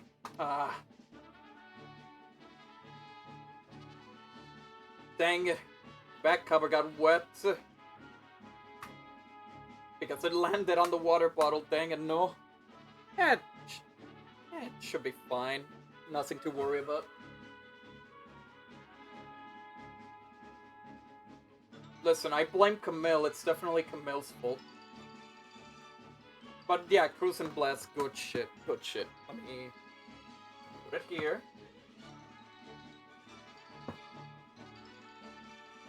You can't put it here, yeah.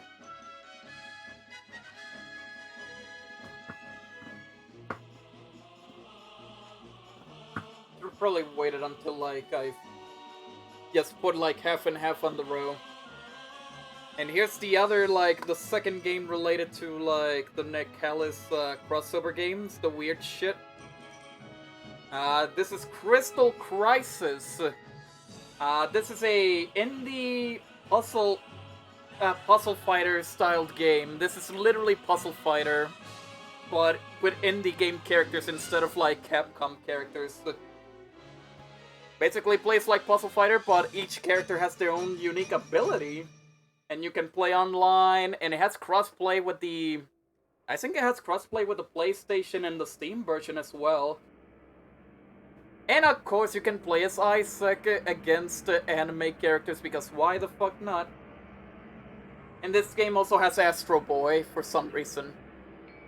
This has a weird... This was like a weird cast of characters. Like, you have Cave Story Quote, you have Isaac, Photo Princess characters, Obama, and then there's like freaking Astro Boy. Okay, let me change the song because this song. No, let me change it. There we go. Yeah, like Astro Boy, Blackjack. Like it was a weird crossover. It was a weird crossover, but the gameplay, it's really cool for a freaking Puzzle League. And the narrator for this game is freaking Optimus Prime, because why the fuck not? It's really weird. But I like this game. I really like this game. It talks about the characters and their like attack patterns. Yeah, Astro Boy, because like I said, why not? Why not? Just why not?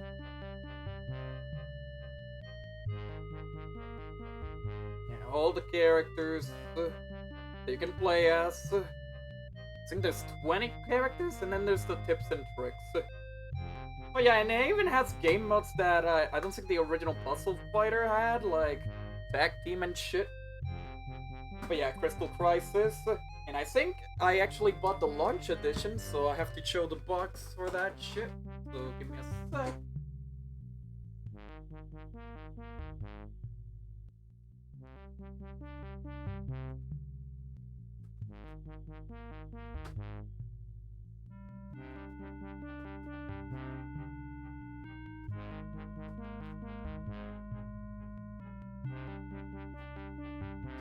Yeah.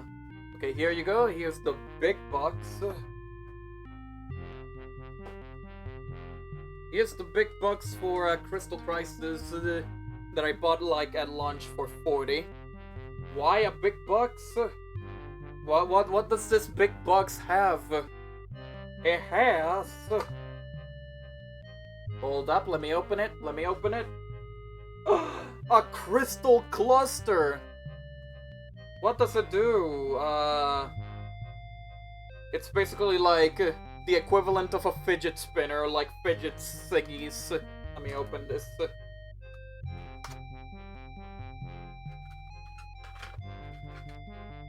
Whoa. I can mix and match, and when I'm... Oh, a fidget box? Yeah, basically it's a fidget box. Like, turn it into a box, or...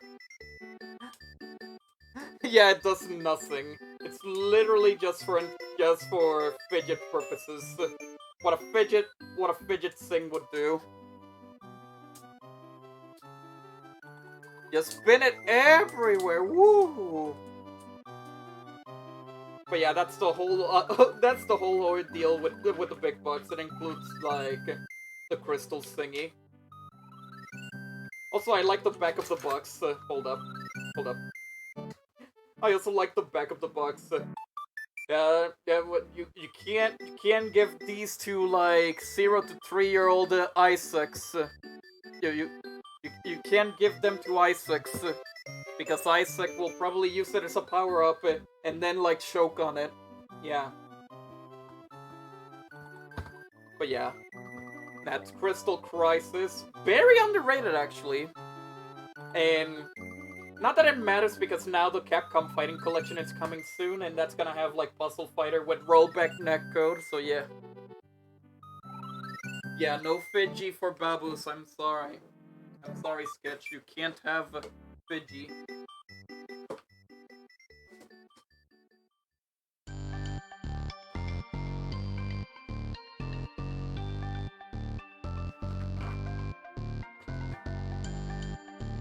Next up on the list, let me see if this is in order because the things fell down. Oh yeah. Let me check if nothing happened to it because this basically fell off as well. One of the games that fell off. Okay, there we go. Okay, so yeah, nothing too bad. Yeah, okay. So this is Curved Space. It's a shoot 'em up where you're in a curved space. What else can you say about the game? What else can you say about the game? Curved Space, Black Friday last year. $10. $10 from GameStop. Very cheap. And then I tried it out. I tried it a little bit. It's a little bit of an arcadey like shoot 'em up. It's actually not bad. It's actually really fun to play. And I like the cover art. I actually love the cover art, like the curved space, the shooting, and the title on the right side. I actually like this. And of course, just a cartridge and nothing on the back, really. Just background colors. Curved space. What's next on my list? Let me check. Okay, yeah. Okay. Checking if it didn't get wet because this one also fell down earlier. Danmaku Unlimited 3 from Limited Run. Just a typical arcade shoot 'em up. It's number 24 from the Switch lineup of Limited Run games. Nothing else much to say. If you remember this, I actually got this from one of the 6 blind boxes from last year's stream, which I wasn't like too impressed and I wasn't too like shocked to get or too disappointed. It is a game that I don't have, but it's just a simple shoot 'em up and nothing much to say about like Danmaku Unlimited 3, other than it's in my collection now. Okay, here's a game series that a lot of people should play. Darksiders War Master Edition. Yeah, it's not the, there's actually a physical of this, where it's actually a misprint, where they actually missed on putting the red stuff on the side and over here, so it looked like a black box. Like, it didn't have the red and it didn't have the red here, and it actually made it look cooler. But obviously, I don't have that. This is the actual fixed physical version. Darksiders, that's actually a really cool game. It's a Devil May Cry-ish Legend of Zelda type of game. I played Darksiders 2, so 2 is really good. I still haven't played the first game yet, but I know I'm expecting some good stuff from Darksiders. Nothing on the inside. Just a cartridge. Moving on. Darksiders Genesis was actually just a random pick from like a buy 2 get 1 free. I have not heard much about this Darksiders game. All I know is that it's like a top-down RPG style game. A top-down Zelda game, maybe. But I don't know if it's actually any good. I'll have to try it out and see. No. Yeah, I think, yeah, like, it was like a buy 2... It was like a buy 5, get like 50% off type of deal from GameStop. And this was very cheap on its own, so might as well get Genesis. Genesis in multiplayer as well. Yeah, it says here 2 players. But I don't know if it's any good or not, but yeah. I'll try it soon. it was cheap, but that's for sure. It was cheap. It was cheap to get. Okay, next up, another one from buy two get one. No, buy two get three free. Buy three get two free. Used Dead Cells. This is the original release. This is not the Game of the Year edition. Not that it matters because the Game of the Year edition does not include any paid DLC. It's just free stuff on the cartridge. Dead Cells, I heard it's an amazing fucking game.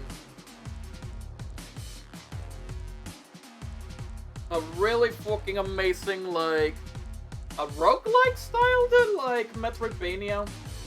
Wanna start playing this, right? I wanna really start playing this. And I'm surprised that, like, even if it's a used copy, it actually gave me the art book. If only Bluefire would have given me the freaking art book when I bought it used, but yep. But at least this used copy of Dead Cells actually gave me the art book. Cool stuff. Cool stuff. I have to play it soon. I have to definitely play it soon. And here's the game that freaking Aaron was playing like for a while. Which I think Aaron finished it, but I think also Tom is playing it as well.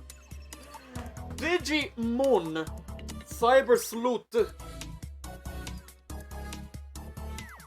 $20. I think $20 in GameStop new. I actually played this.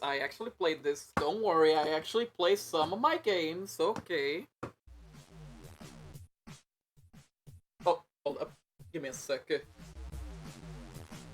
There we go. So this Digimon game, Digimon Story Cyber Sleuth Complete Edition, it includes both Digimon games in a single cartridge, and I'm currently playing through the first game, and it's actually Digimons are dang it. Imagine playing your games, checking my god dang it. I'm actually currently playing through the first game, and it's actually really fun. It's like a really good, like, sort of Pokemon-ish, but like more RPG depth into it. I gotta finish it off. I definitely gotta finish it off. Digimon, it's really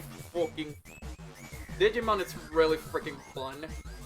And I haven't even touched the second game yet because, well, I gotta beat the first game first because even though the stories are related, you gotta go for the first game first and then the second game. You gotta go in order, you know. But yeah, this is actually really fun. Okay, next up on the list is this guy. No, it's Disgaea 1 Complete. Never actually played the Disgaea games before. I'm currently playing through the first game. I know, it's this guy, yeah. But I'm currently playing through the first game, obviously 1 Complete. Because I want to learn how to play this guy. I want to see what the series is all about. Tactical RPG. Interesting mechanics. I'm just gonna play a little bit more to understand it. I got this on a clearance sale for $13. Around $13 on Best Buy. Because apparently the Best Buy over here in Puerto Rico, people don't want this guy, so might as well take this guy, Here's the little bit of news, a little bit of an advertisement for the other games. Step 1 of Disgaea level grind, that's it. God damn it. But yeah, Disgaea 1. It's fun to have it in the collection so I can try out the series. The good thing about the Switch is that it actually made me try out some games.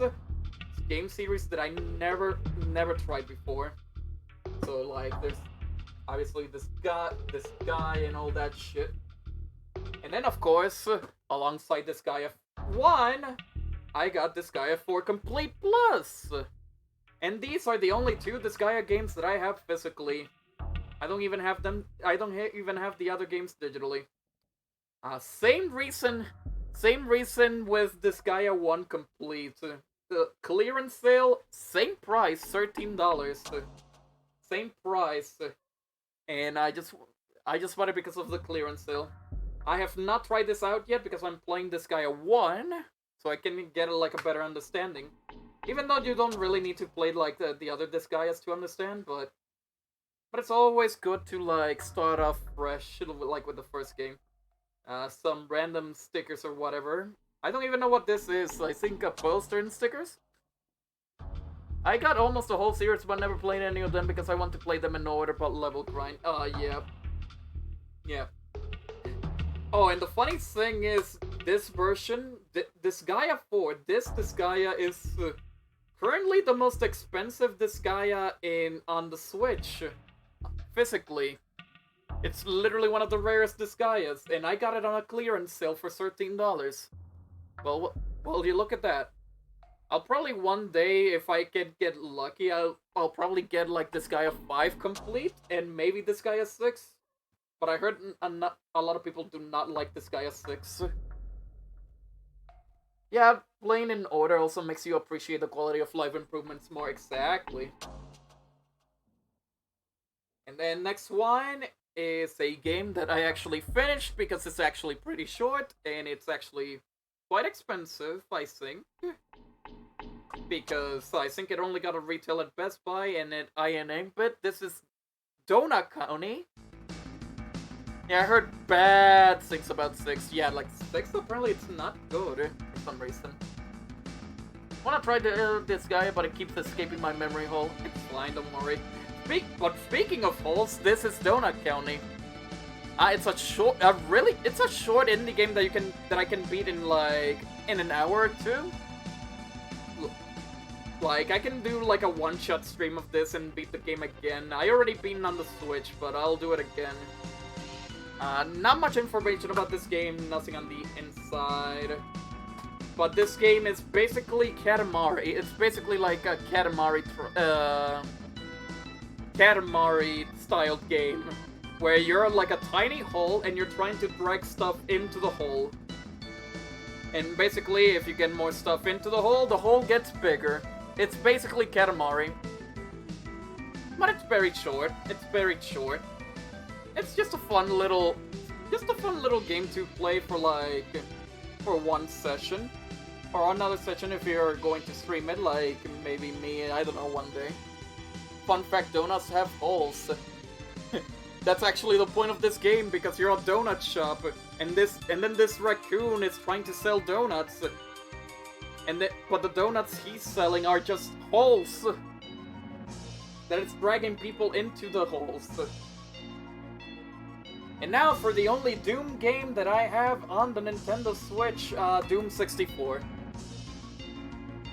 Physical from Limited Run. I got it from Best Buy because from Limited Run, like this is actually their cheapest physical. This is $25, like $25 normally.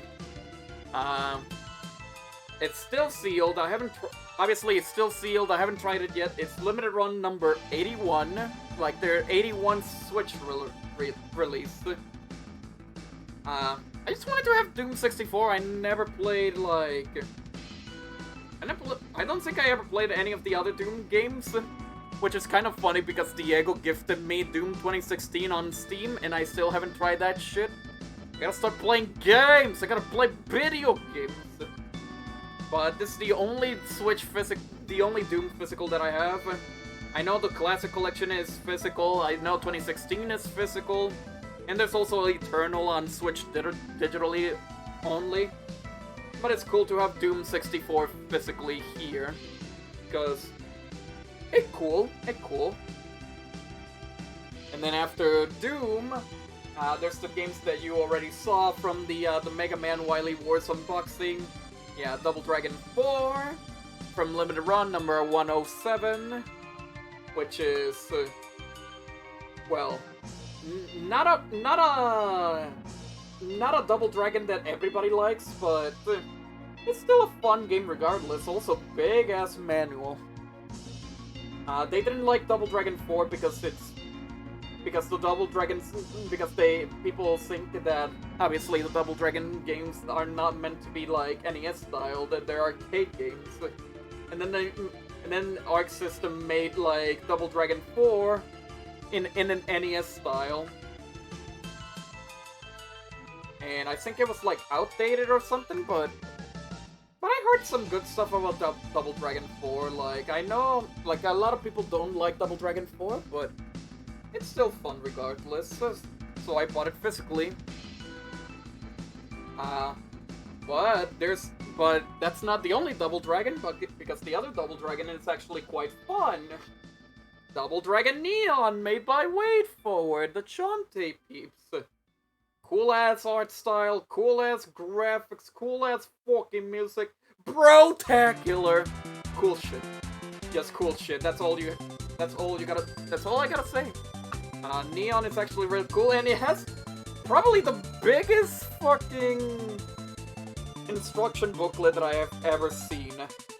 Like, holy fuck is this instruction booklet chunky as fuck.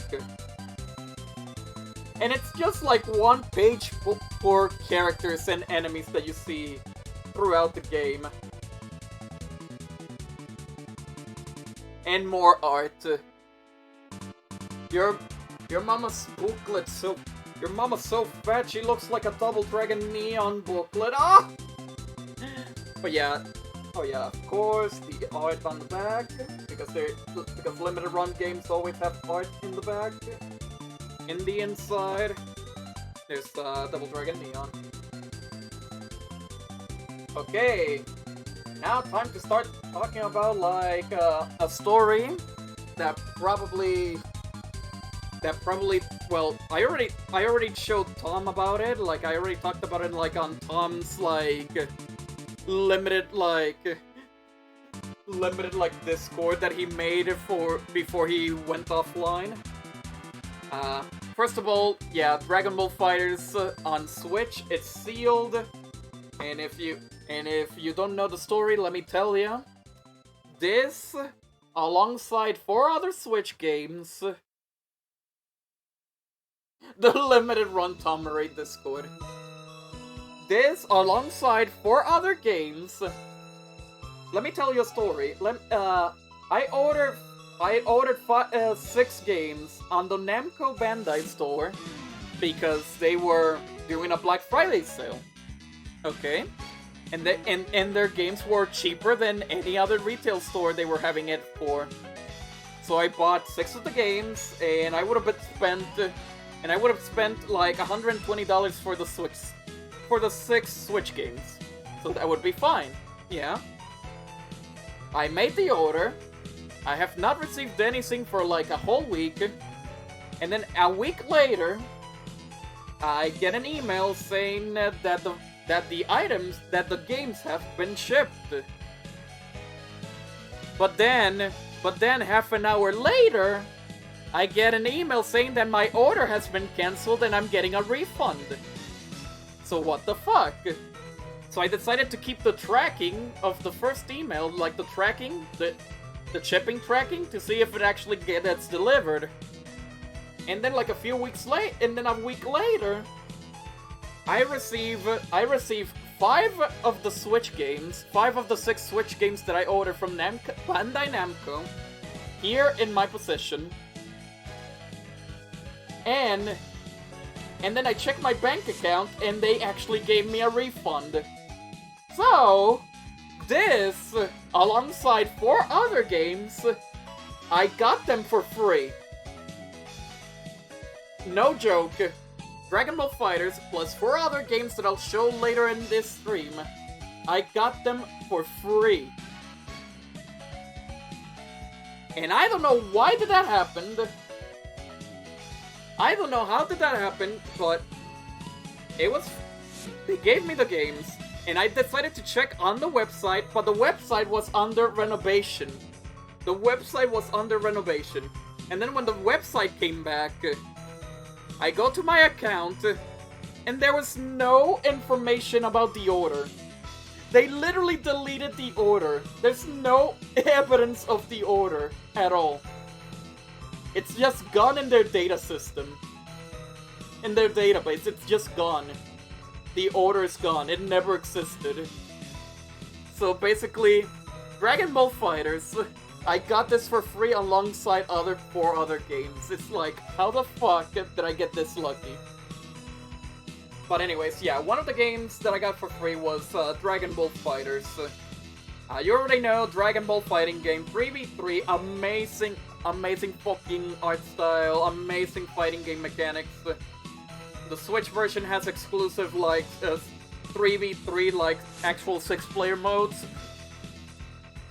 The reason that it's sealed is because I technically already have Dragon Ball FighterZ on my PC, on Steam, and I have, like, most of the DLC on Steam, so it's not like I'm gonna be playing this anytime soon on the Switch.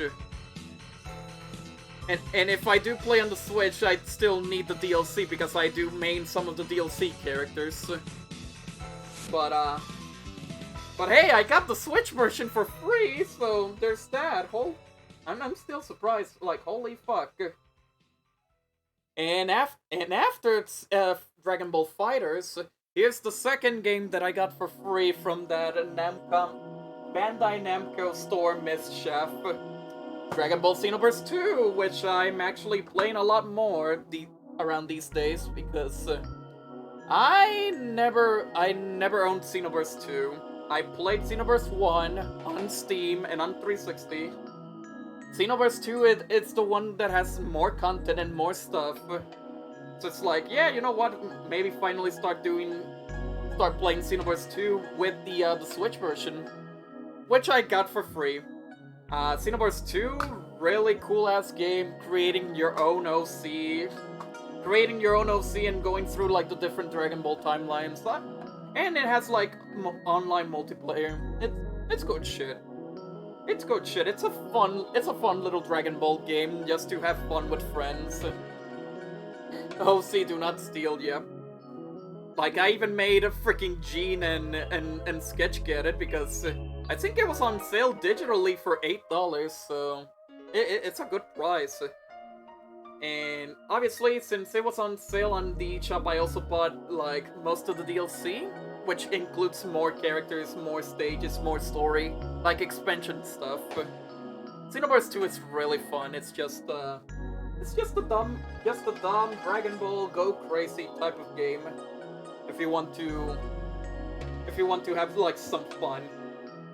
I treat it as, like, Dragon Ball Kingdom Hearts Monster Hunter, sort of like that, if I have to describe it. Next on the list, I actually got this from PlayAsia because it was very cheap, and it was during the Black Friday sale as well. This is Dragon Marks for Death. This is a... Wait, hold up. I keep forgetting if I opened this. Yeah, there's nothing. Yeah, I did open this. There's nothing. Dragon Marks for Death. Basically, I think it's a Mega Man Zero styled game. You play as, like, all of these different characters with different abilities. It's a Mega Man game. It's a Mega Man Zero game with, like, dragons and weapons and shit. And then there's the physical actually includes, like, everything because the digital version is actually divided into two different versions, two different cheaper versions, which gives you, like, 2 of the 4 characters each. But the physical gives you, like, obviously everything, and a code for extra quests, for the DLC for extra quests. Yeah, it's on the back.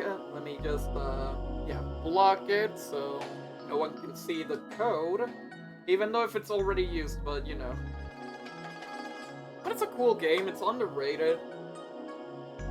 It also has online. You can play up to, I think, 4 players online with this game. This is online only? No, wait. The co-op, it's online only. You can play this single player, obviously. But you can play this online with up to 3 other peeps and just have fun beating up people. But it has stinky racist dragons. They're just characters that they're trying to get rid of the stinky racism inside of them. Yeah, totally. That's the story. Anyways, finally another Japanese import that doesn't have like a US release. Oh shit, Street Fighter 3 music. The Dragon Quest Collection, which has 1, 2, and 3. This physical is only on.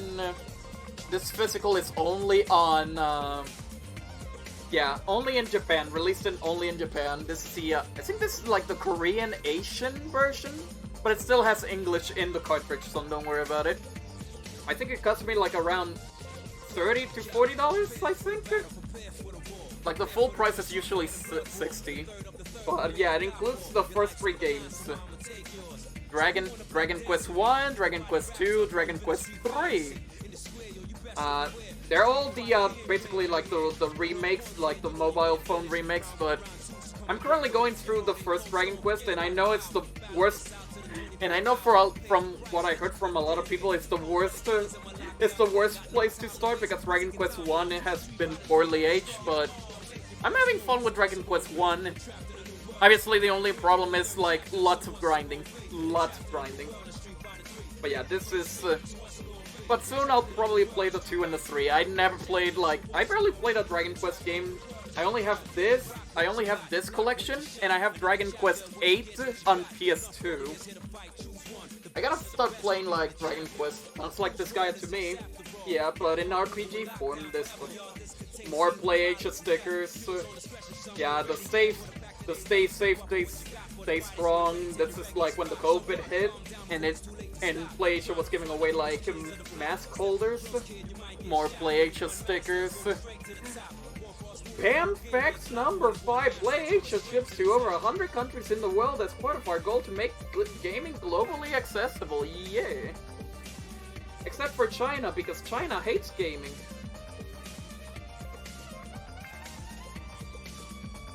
But yeah, that's Dragon Quest 1, 2, and 3. That's the only Dragon Quest games that I have on the Switch. Next up is another limited run one, and it's sealed Duck Game. Duck Game because I only bought this because it's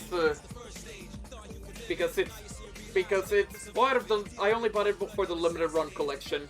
I already own Duck Game on Steam, and I prefer playing on the Steam version of Duck Game than playing on the Switch, so this stays sealed.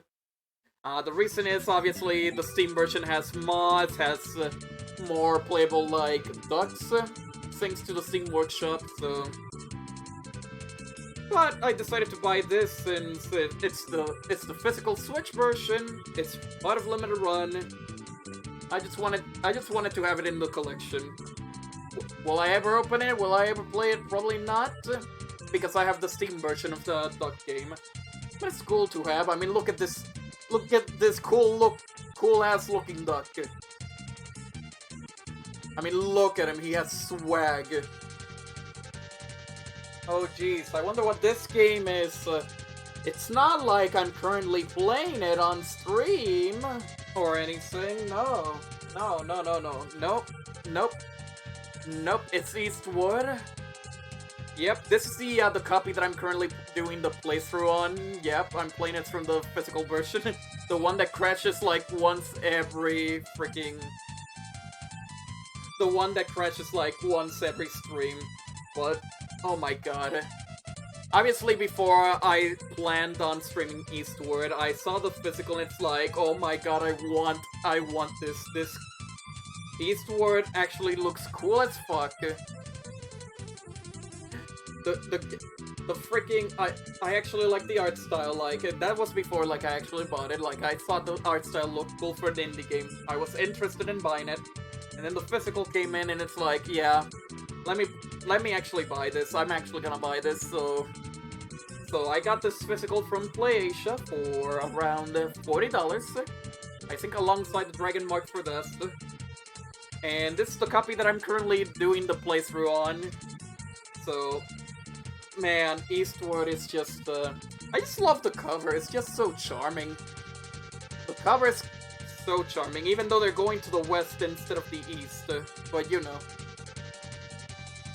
in the background, talking about like the story. I don't know Japanese, but you probably already seen that.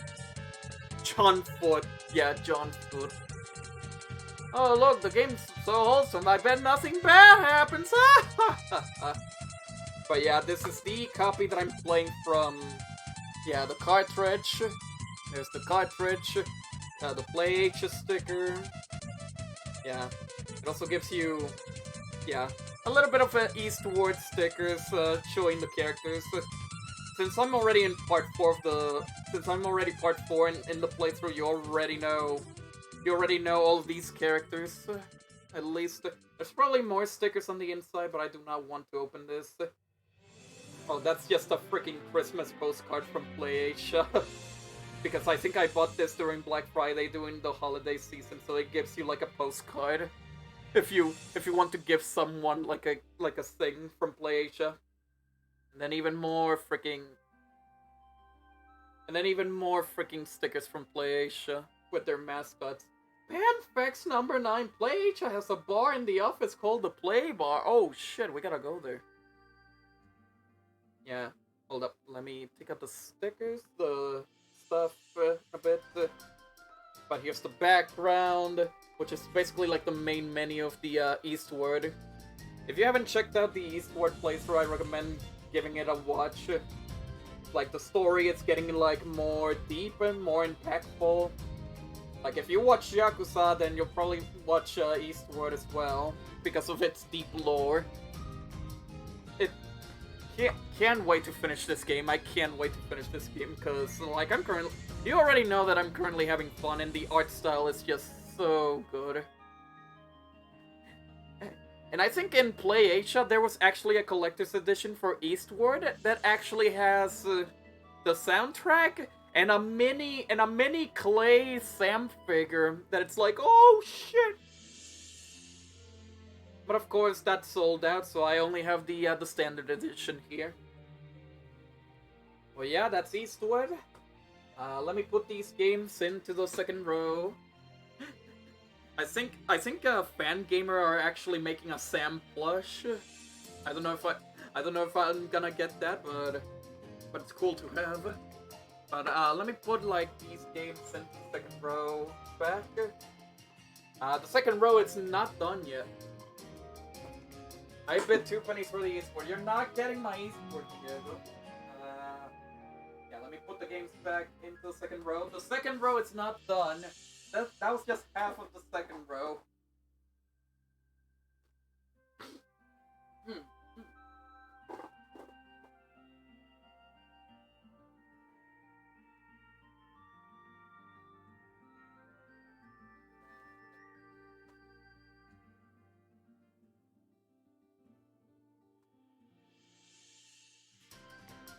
Put this other half of games back in here. A Sam plush would be plush about hiding guns. You know what? You're right. You're right. When the Sam plush is available to pre-order, I'll get one. You know what? I'll get a Sam plush. Fuck it. I'll get a Sam plush.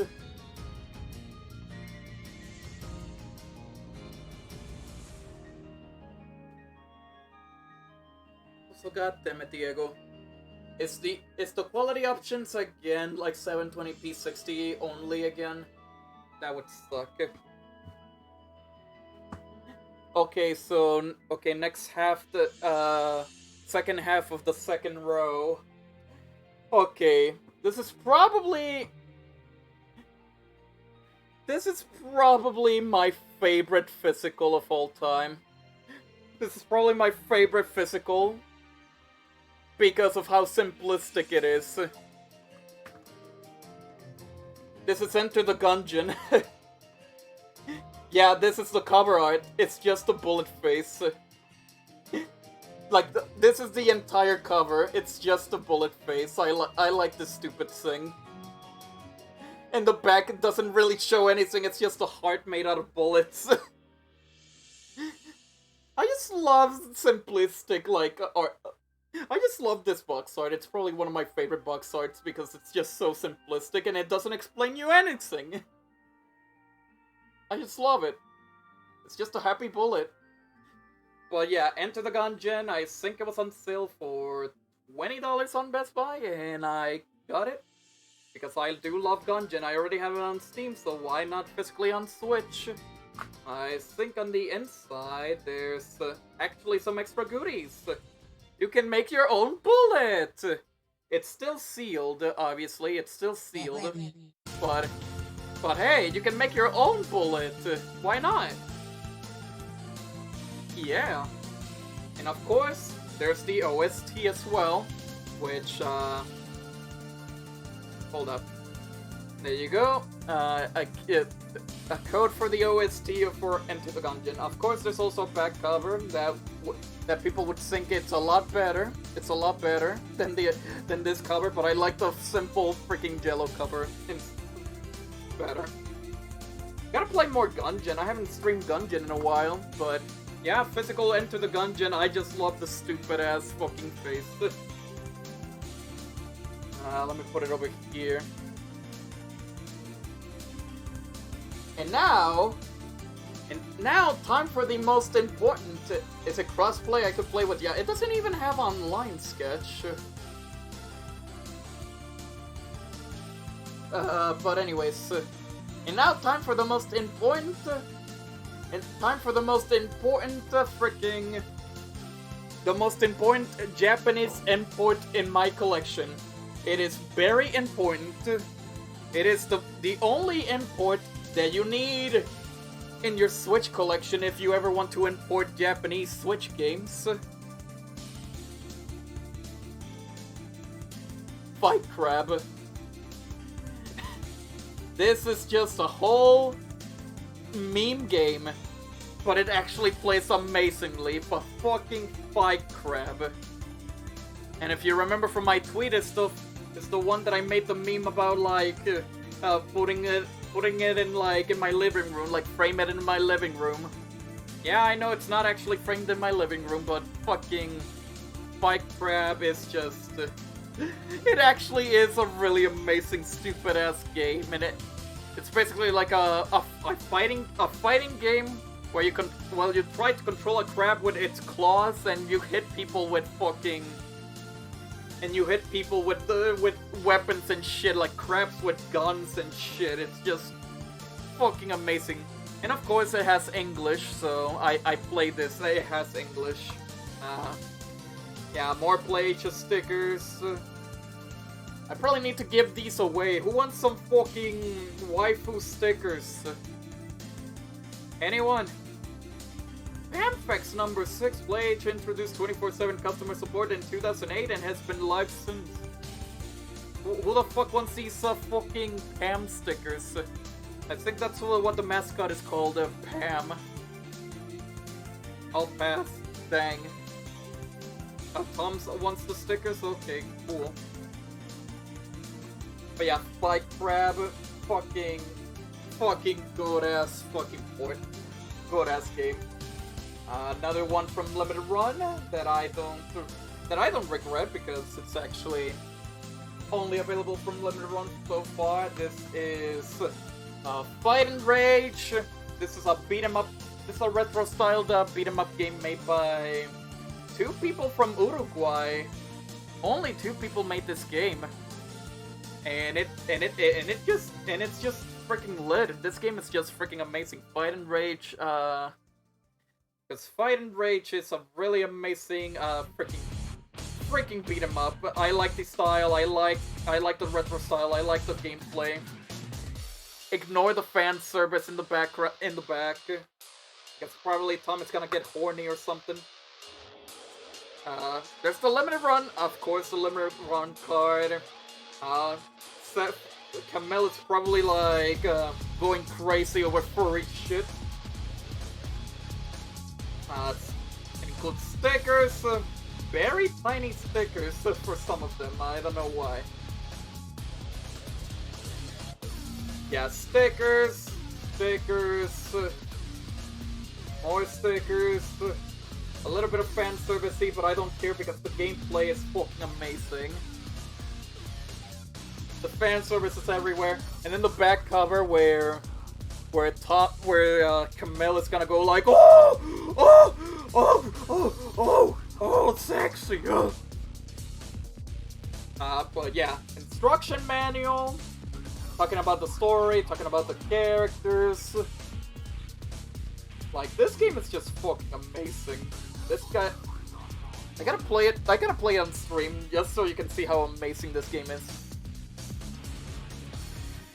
And then I like the little bit of the back of the instruction manual. It's actually the devs telling the story about their game. Like, hold up.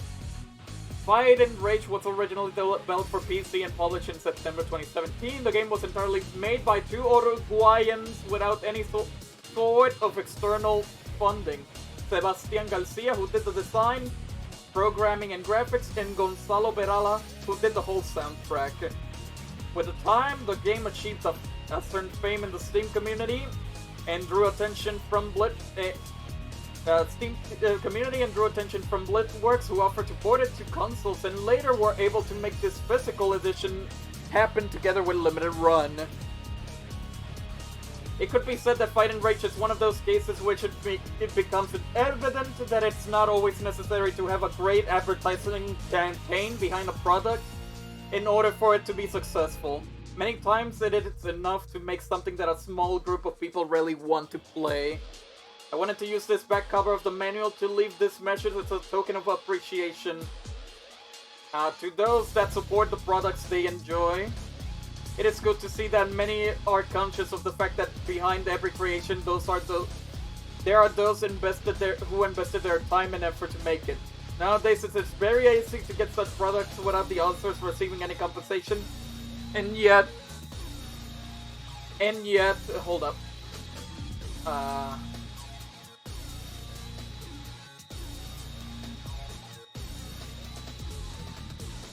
It is good to see that many are conscious of the fact that behind every creation, nowadays it's very easy, yeah. And yet many people like you have decided to compensate those who put work on this. Getting here would have not been possible without your support and that of many others who allowed an independent game initially developed by only 2 people in somewhat unfavorable circumstances to even get a physical release for consoles. On behalf of those who worked on the game and this physical edition, thank you. This physical is really just heartwarming. Because it basically gives you motivation, like, you can make an indie game even without the budget, even without, like, not much people, and then you can end up achieving your dreams and even making a physical game just like this one. So this limited run release is actually really special because basically like one of the good examples of like an indie dev getting motivated to make a game. So I'm glad I have this in my collection, and hopefully in the future I'll end up you know, making up my own game and then having a physical in my face, and then I cry every time, look at it like every time, because hey, I made a game and it's on this console and I have the box for it. I'm so happy. But moving on, yeah, we gotta make a game together indeed. Moving on, Final Fantasy X 10-2 HD remastered. Both games plus the extra stuff, all in this box. Let's make a game, everyone. Let's make a fucking game. Let's do it. $20 Black Friday. The only thing that sucks about the US version of this physical, it's the fact that you have to download 10.2. You have to download 10.2 on its own. It's not on the cartridge. The Asian version of this, the physical Asian version of this, actually has everything on the cartridge. So it really sucks. I thought it's like, this one is cheap. How big is the download? Well, first of all, the problem is, okay, one problem is that Yeah, Final Fantasy X-2, X-2 Last Mission. It's a download code. It's not even like a. Oh, put the cartridge in and download it. It's a download code, which is completely pointless because it says here 10.2, and you expect me to freaking. And if I buy this use, I won't get 10.2? Like, what the fuck? Also, yes, gun. And then when I downloaded this, I thought, hey, maybe it ain't bad. How much is the download? You wanna know how much was the download? Do you wanna know how much was the download for 10.2? 12 gigabytes. 12 gigabytes. 12. Yeah, that explains why the Asian physical is a lot better. Man, I was guessing 10.2. But yeah, 12 gigabytes. It's fucking big. But it's already too late for me. And now for a Final Fantasy game that I actually do, that actually has everything on the cartridge. Final Fantasy XII, the Zodiac Age. Has everything on the cartridge, I think all the content as well. I played a little bit, the gameplay's a little bit weird, it's like a real-time RPG, sort of. But I gotta play it more. I don't hear much people talking about 12 at all.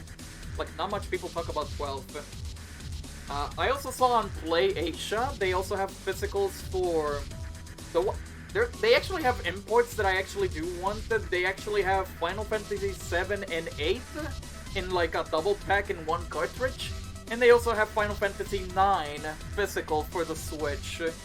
I want to get those one day.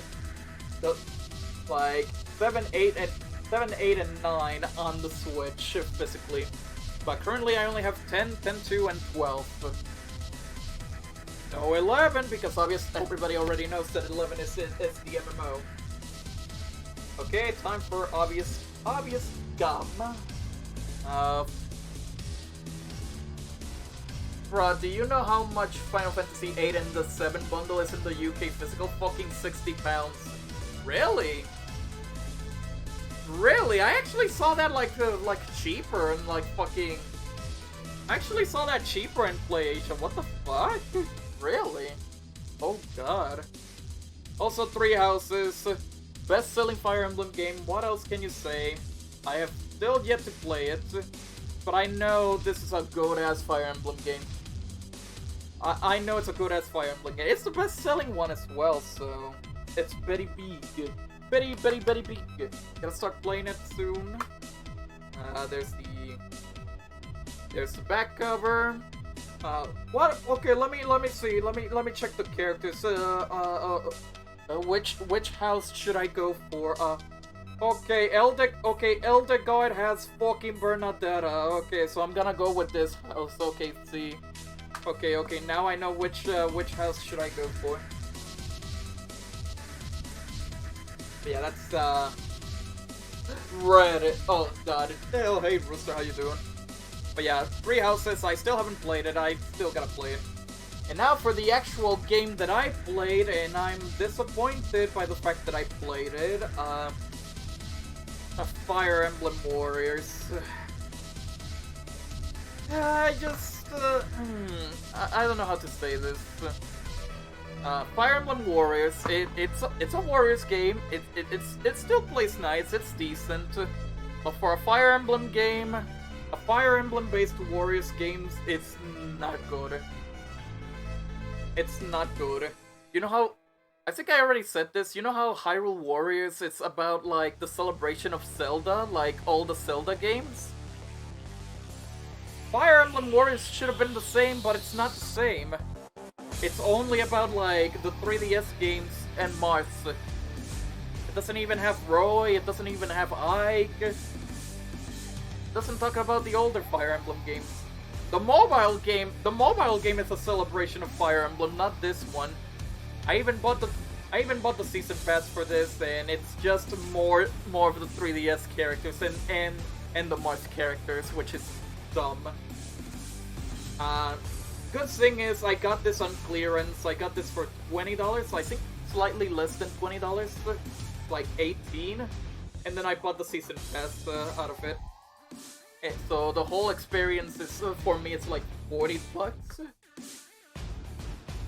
But it's it's definitely a little bit disappointing for a Warriors game. Like Hyrule Warriors is a way better game than this.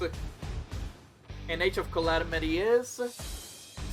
So that's why I was quite surprised that Fire Emblem Warriors is getting a sequel this summer. So like what even? A sequel?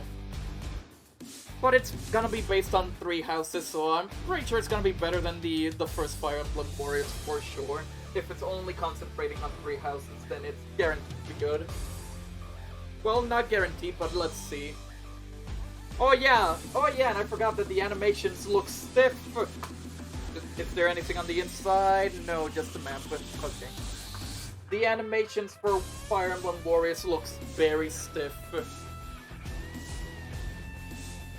And okay, next up, the only game I have for the series, and don't ask me why, FNAF Help Wanted, $10 Black Friday, $10 on last year's Black Friday, GameStop. I wanted to get Core Collection as well. I think it was like 15, but I skipped down on Core Collection. Oh no, not FNAF, the kitties are coming to the stream, oh no! But yeah, I only got Help Wanted because it was $10. I actually don't have any knowledge about FNAF as of currently because since they made new games, so I actually don't know what Help Wanted is all about. I'm assuming it's literally just... yeah, it sounds like a collection of like the experiences from the past game with some new stuff. Like, it's not actually the game. Unrelated, but I gotta lurk for now. Have a good stream, no problem, Brad. See you around. I don't know if I'll ever play Help Wanted, because I'm not a fan of, like, horror games that are just jump scares. I hate jump scares. I really do hate jump scares, so... But, yeah. I got it for $10, Black Friday, Help Wanted. I'll probably soon get a Core Collection, maybe. Played some meme on Discord. Dang it. It's kind of a collection, kind of a new thing, POV, yeah. Okay. Next up on the collection is Forager. Forager, I think this is like a crafting and then Zelda-style game, if I recall. I only got this on clearance on Best Buy. I have not tried it yet, but I like the art style. It looks cute to see, and it's all about crafting and assuming beating up enemies as well, and building and stuff. I'll probably have to try it out. Again, I got it on clearance. Got stickers, stickers with a fucking guy dabbing. Okay, my experience is already ruined. And you got a cool ass post.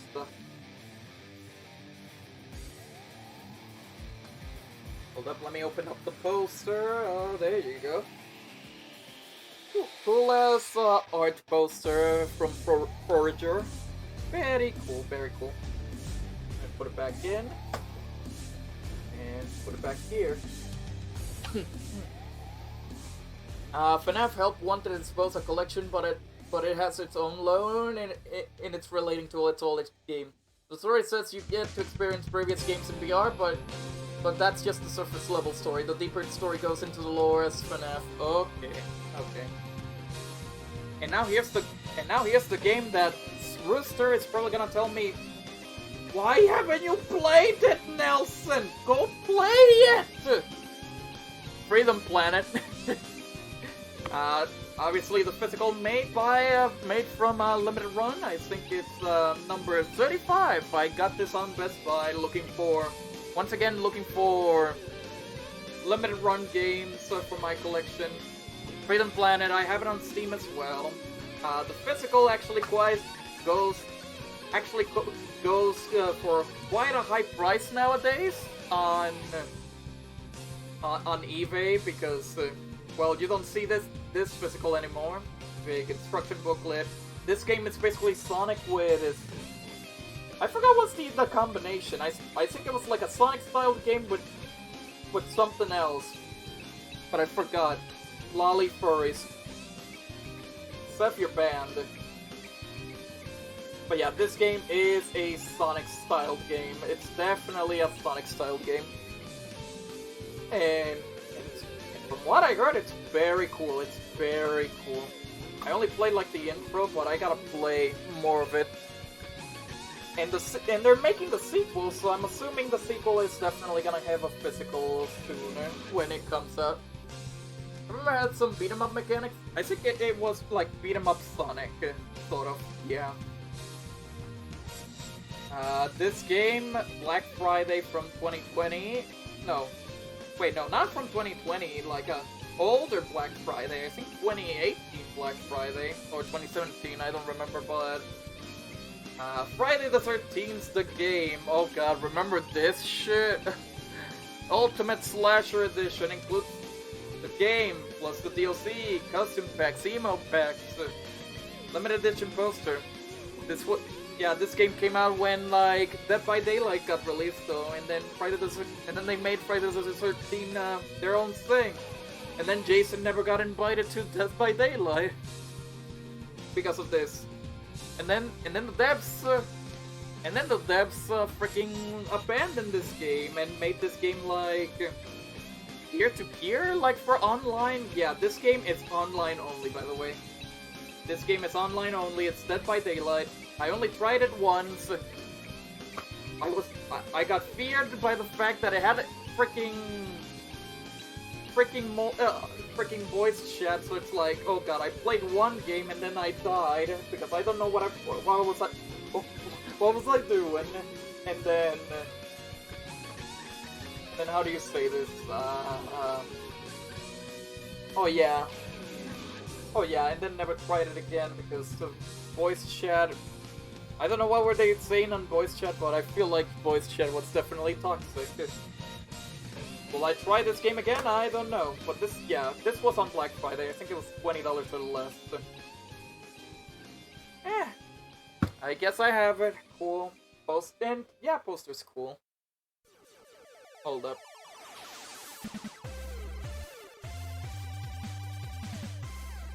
Oh, hold up. I should probably put the mouse away so it doesn't get in the way. There you go. Okay, let's continue on. Fury, the Definitive Edition.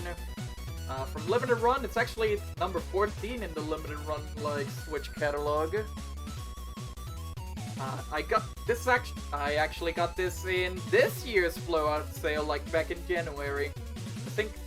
I think I bought this, well, 2 copies of this, 2 copies of Night Trap, 1 copy of Valhalla, and 3 blind boxes, since I'm not really getting into, like, blind boxes anymore, so... Yeah, I bought 2 copies of Fury so I can sell the other one. Well, I'm currently trying to sell, like, the other copy of Night Trap and Fury, but it hasn't been sold yet.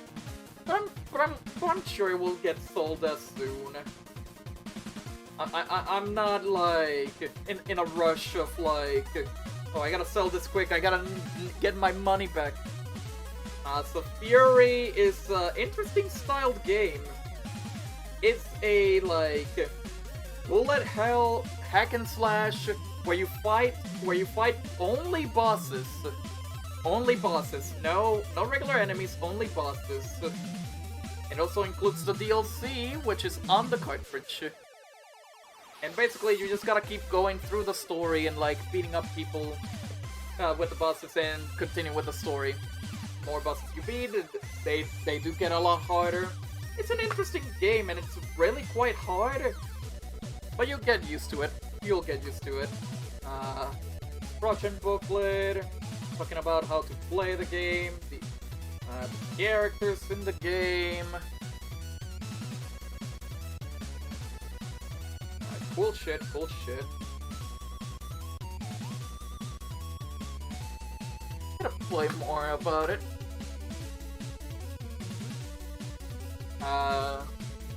I'm seeing a whole playthrough this in Cryotic, basically Cuphead, but it has to hack the slash, win many bosses, win many points. Yep, and it's quite hard, it's actually quite hard. Well, next physical is, if you can call it a game or stuff, but you already seen it because I've streamed it before, and I gotta keep streaming it just to make more games out of it. But here you go, Game Builder Garage. Physical. I was actually very interested in this game because it's all about programming, making your own games. I immediately was sold because I am a programmer, so I got it immediately. Obviously, and the full price is $30, so it was very cheap for a game like this.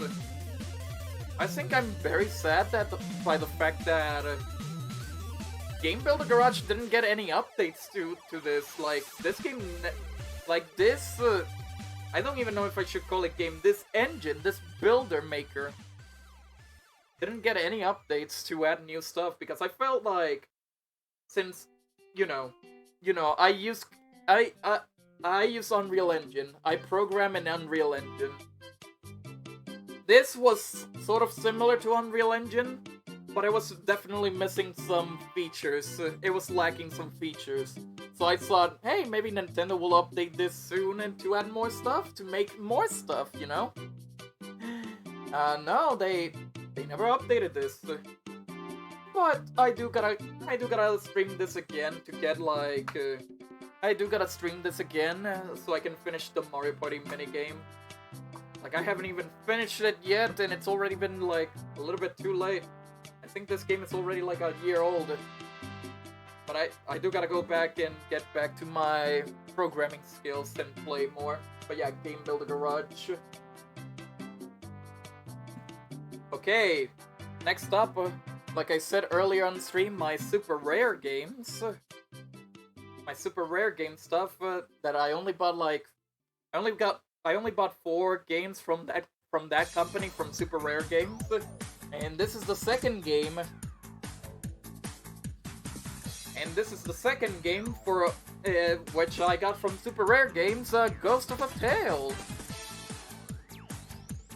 And I think this is like number 43, and it's the last game that I bought from Super Rare Games. It's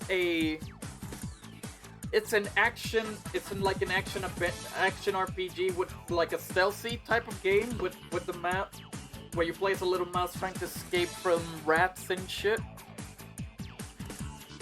But I bought this game for one reason and one reason only. And Sketch already spoiled it a little bit. This game was actually made by one of the Twinsanity writers. Yes. One of the writers for Twinsanity actually made this game. Actually helped on this game. Ghost of a Tale. So I thought it'd be cool to like buy this game to have like some sort of like pseudo crash knowledge, I would say. But yeah, a Crash Twinsanity writer like actually was part of this game's development. Like made the game basically. I played a little bit of this game. It's a little bit weird. Yeah, it's mostly like a stealth game, and I'm really fucking... I'm not really good at stealth games, but it's cool. Oh my god, is that fucking bug flying around? Get the fuck out. Yeah, Ghost of a Tale, it's just so fucking cool. Here's the, and like I said, it's a super rare game, so you have like the 3 cards, the game itself, the sticker with the, with art of the, Ghost of a Tale game, and then manual for Ghost of a Tale. And this bug is getting in the way. I don't know if you saw the bug, but I'll squash it. Yeah, talking about like the lore of the game, Oh, I think this is the map where I have to escape. Yeah, I'm currently like in the first chapter or whatever. It's kind of like hard to play a little bit because I'm not a stealth guy again. But soon we'll get used to it. More story stuff, and yeah, there's pros, and there's and then there's some people who worked on Ghost of a Tale. I can't remember which one is which one is the Twinsanity writer. Okay, I think it's Paul. Was it Paul Gardner? I think it was Paul Gardner that worked on Crash Twinsanity. But yeah, that or the Cease guy. But yeah, this was the last like super rare game that I bought from the company because the games and the shipping were definitely getting a lot of expensive. But glad that I got this. Even though I'm not too familiar with the game, I do like it that it's made by that one of the Twinsanity peeps actually worked on this game. So basically I treat it as like a piece of history, a piece of knowledge, a piece of history. Next up on the list is Ghost Runner. I actually don't actually have like much information about this game other than like I've seen it like in other platforms. It's a cool ass looking indie game, and I got this from Black Friday, and I got it, and this another Black Friday mishap actually happened related to this game. Like I said, here's the funny thing.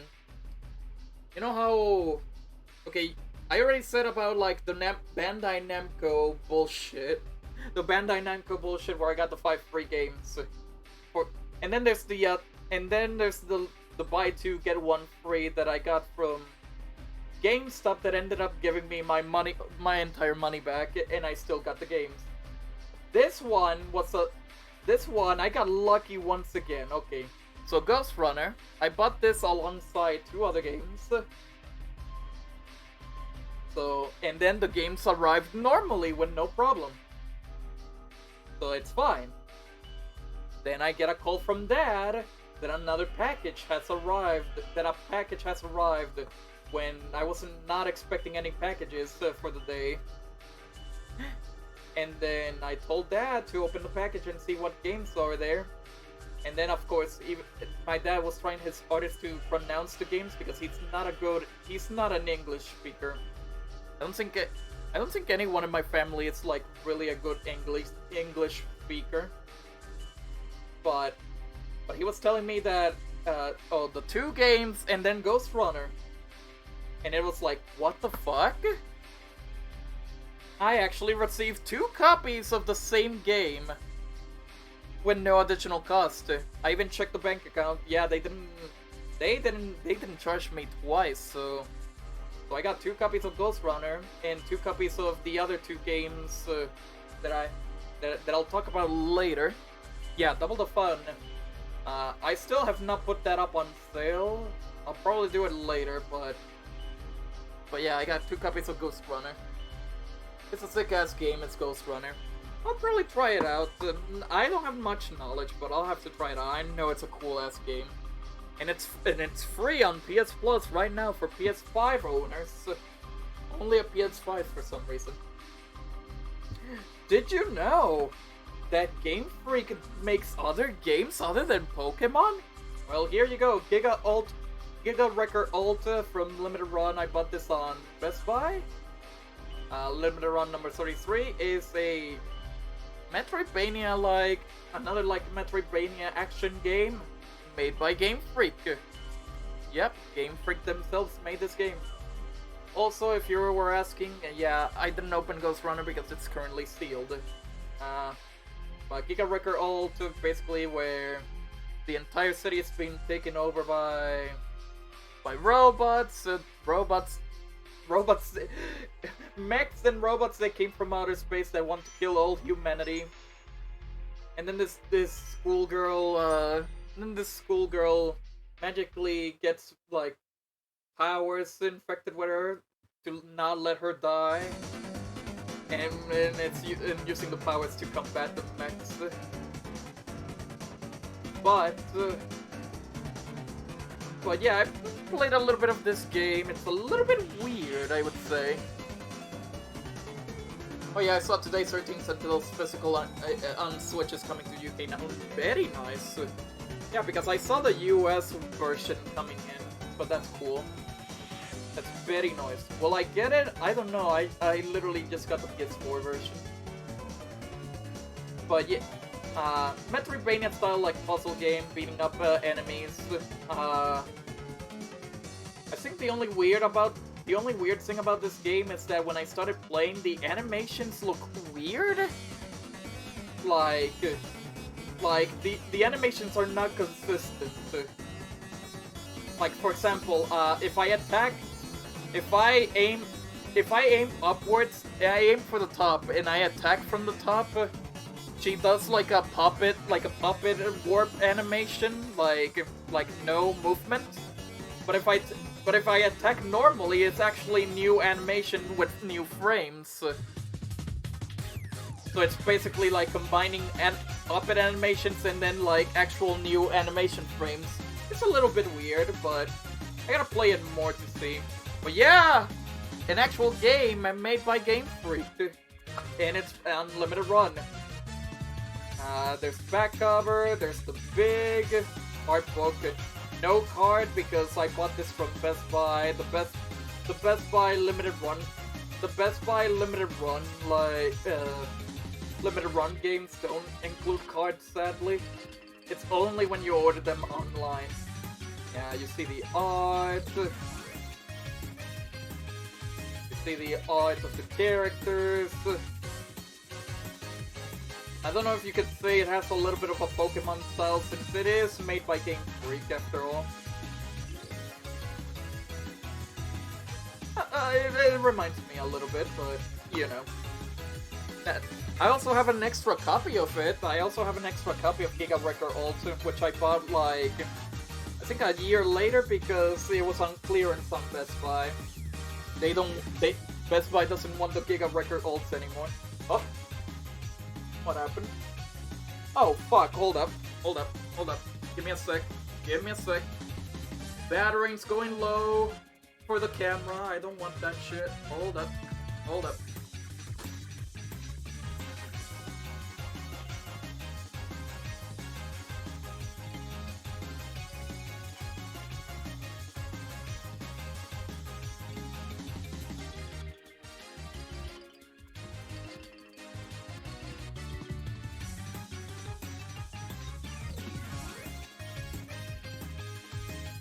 Nelson's room is on fire, but the battery is actually going low. I don't want that.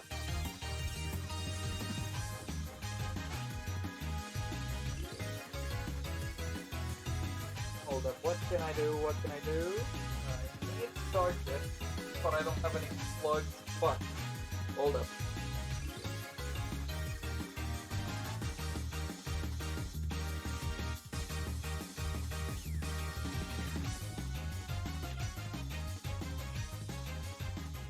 Give me 1 second. I'm trying to look for a way to charge this. Yep, and the phone has turned off. Fuck. Give me a second.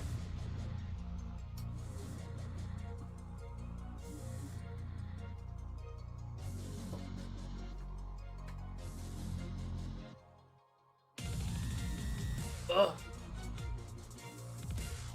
Probably have to make an edit of this video and put it like skipping all the long pauses for showing the collection.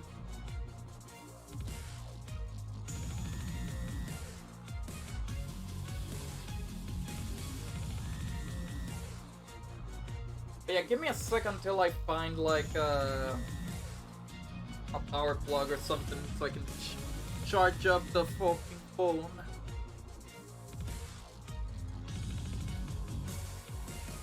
I actually don't have any plugs here, like nearby. I mean, I can charge it, but the problem would be like...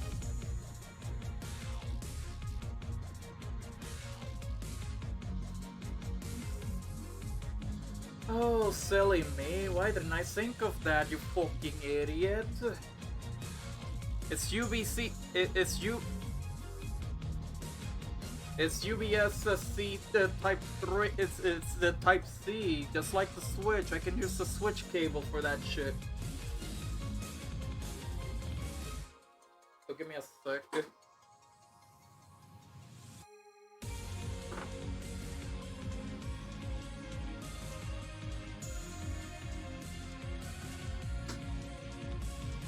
Can you slap me, Fuzz? I'm doing a collection show-off.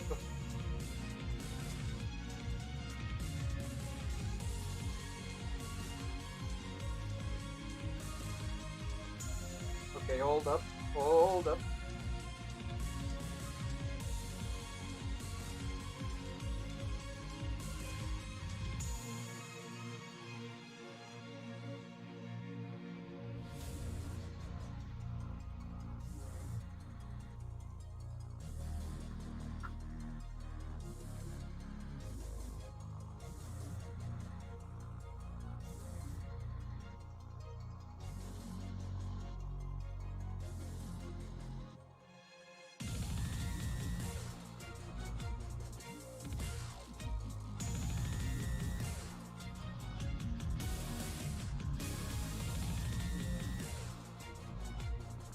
Oh, okay.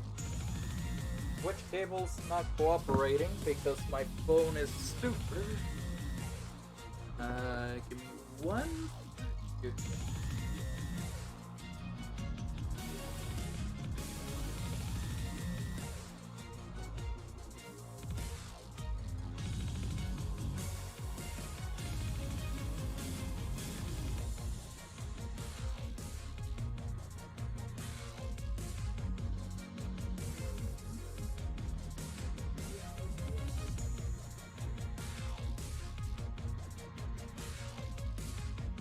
Okay, there, it's charging a bit. I guess we can take a break for now until I can charge it a little bit more. But dang it, what? Dang it, if I can just use like a fucking USB cable, like for the Switch, it would have been a lot easier. For some reason, my phone doesn't want the Switch cable.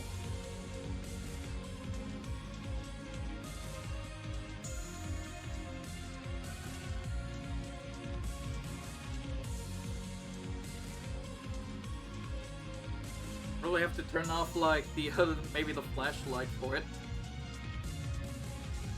Get a power brick. That's not the point, Buzz. That's not the point. I meant this in like my phone for some reason doesn't want to take the Switch cable. It's a solution. It's not gonna solve the problem. The problem that I was talking about.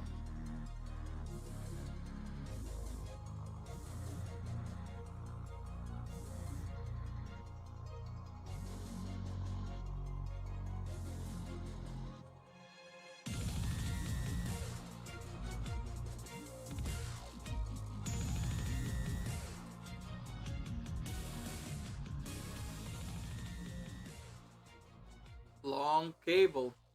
The Switch cable was long. The phone does not want to use it. Do you understand?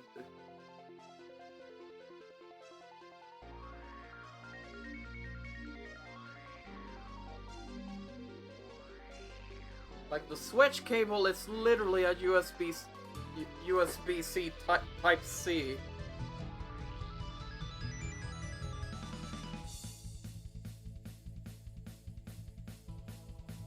Okay, hold up.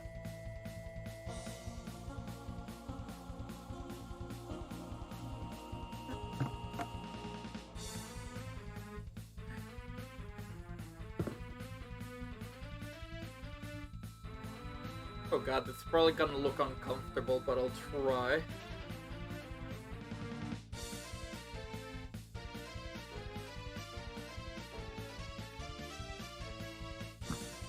Hold up.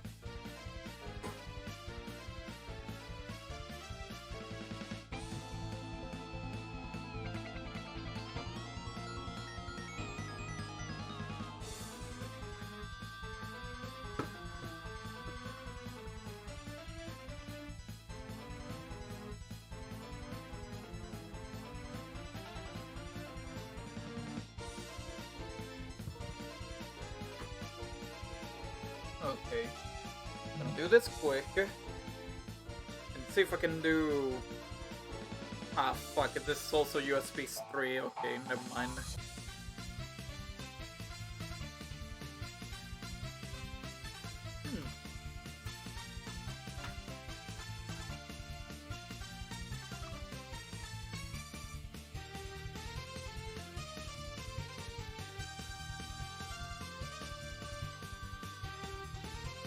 The only thing that I don't get is why the phone doesn't want to take this charger. That would have been working perfectly for it.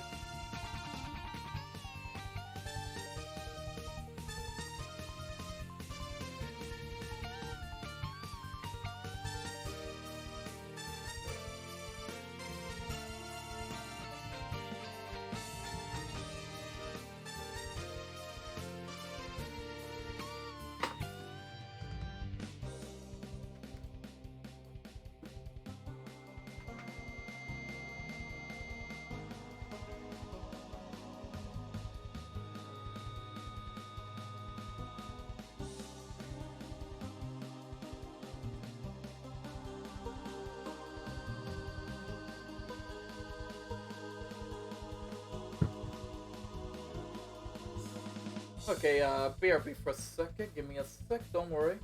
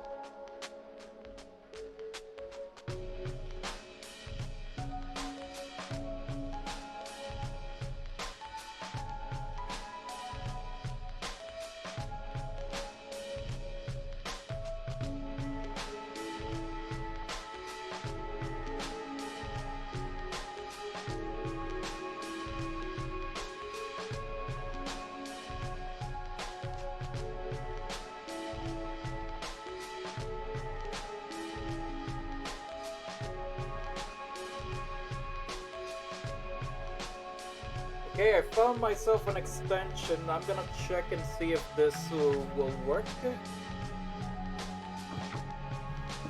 And if it doesn't, blame Fuzz.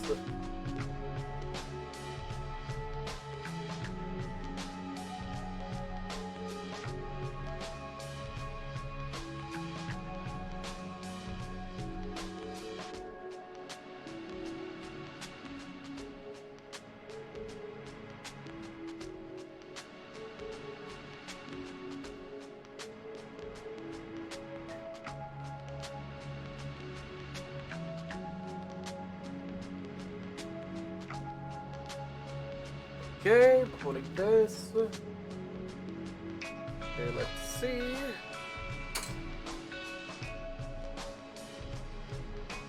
We gotta probably one day like set up like a proper way to stream this without any worries.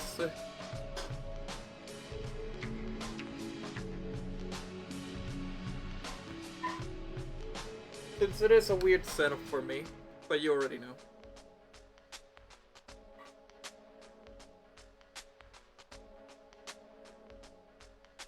Okay, fuck, that was not what I was looking for, dang it.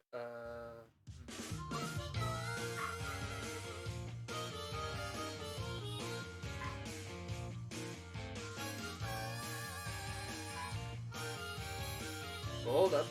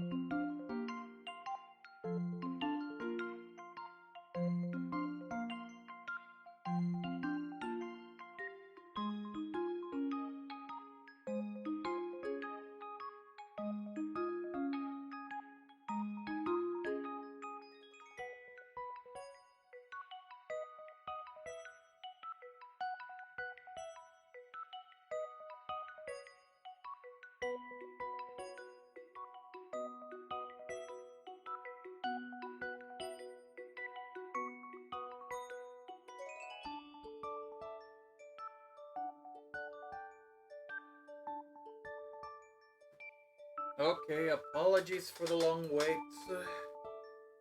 Apologize, but I found a larger cable, larger charging cable for the phone, so this should be fine.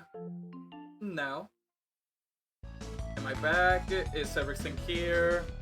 Bunch of shit that needs to not get close. There you go. Oh, hold up.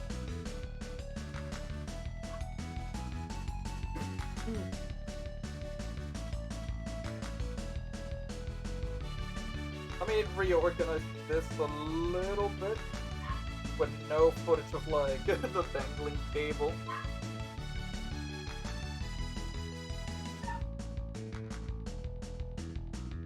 Gonna adjust this a little bit, and then stuff here. What happened? What happened? Or like I swear. Oh god.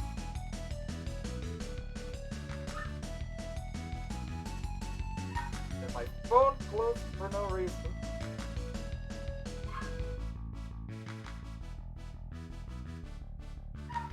Go. Go.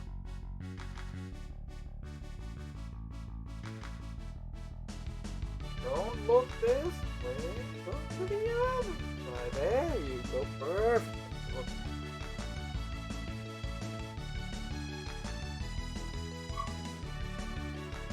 Your face is manky old colored. Oh! Get wrecked. Got wrecked. Fuck you, Fuzz. Fuck you. Fuck you. Fuck you.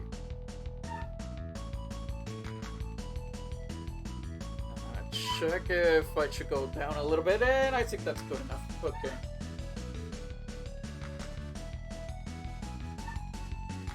So, like I said, so let's continue with the Switch game collection. Again, I am so sorry.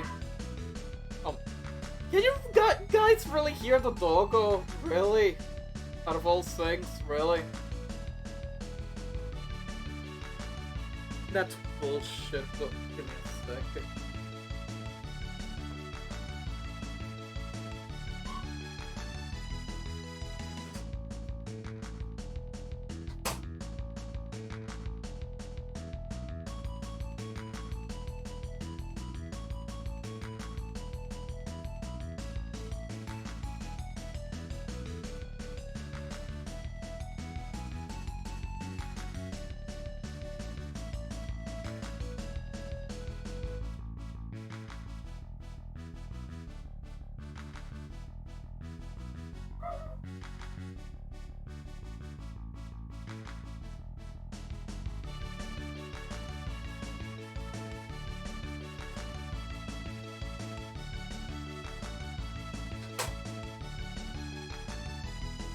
Okay.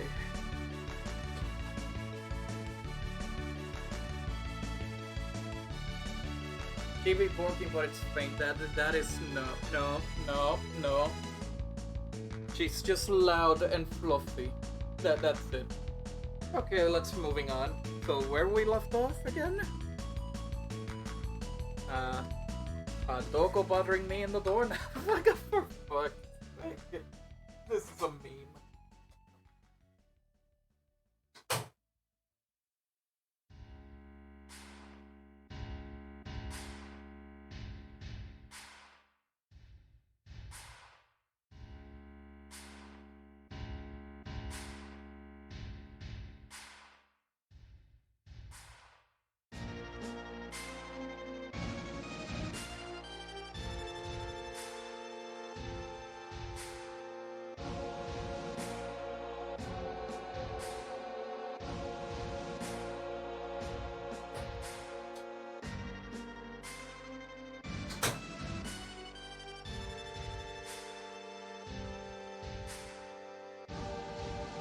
Okay. Giga Wrecker Alt was the last game, okay. But before I continue with like in alphabetical order, there's actually a game that I missed out like around the first, well, during like the start of the second row that I actually don't have it on the shelf, and I have it in like the collector's collector's edition collector's box. But the reason that it's not on,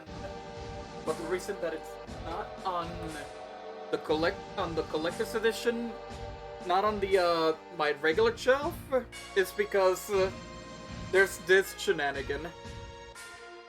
Hey yo, here you go. This is the hold up.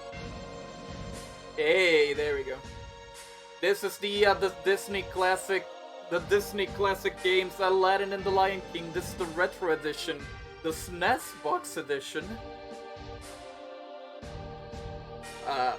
Which basically makes they actually made two different retro editions. There's the SNES box, which is the one that I have right here. I think I paid full price for this, $50. And there's the Genesis Clamshell edition.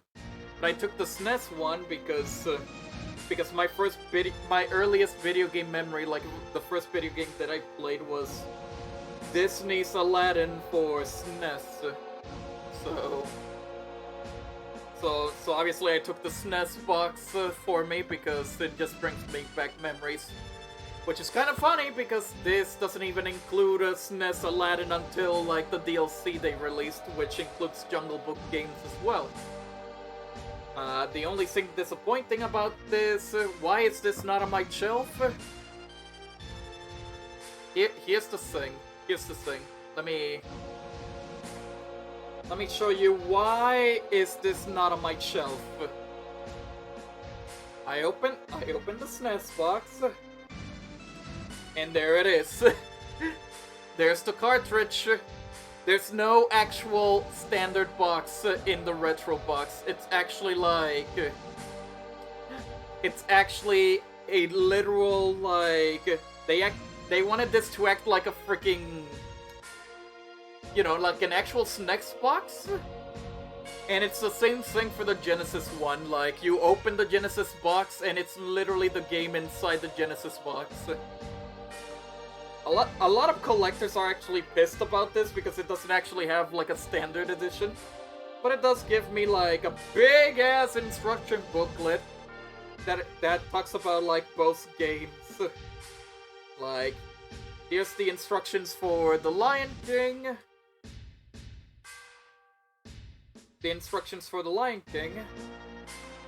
And then flip it, and then you got the instructions for the Aladdin games. Again, it includes like a lot of like Aladdin and Lion King games. I think it has a lot of different versions. I think it's like for this it's like the Genesis, Game Boy Color. And then Lion King, it's like SNES, Genesis, and Game Boy Color. Obviously this one doesn't have like SNES Aladdin because SNES Aladdin is made by Capcom. There were different devs. But it has like lots of cool extra stuff in the game. Let me show you another thing. Also forgot to mention, welcome in, Jess. Here's the poster. Here's an extra poster that includes I feel like this is like a very basic pitch poster. I love the massive box and the tiny fucking cartridge. Yeah, that's the disappointing bit about the SNES box and the Genesis version and the Genesis box of it. It's literally just a big ass box for a tiny cartridge. Like they wanted it to get like that genuine SNES Genesis feel, but I would have still preferred like an actual Switch cartridge, you know. And then of course they made the second version that had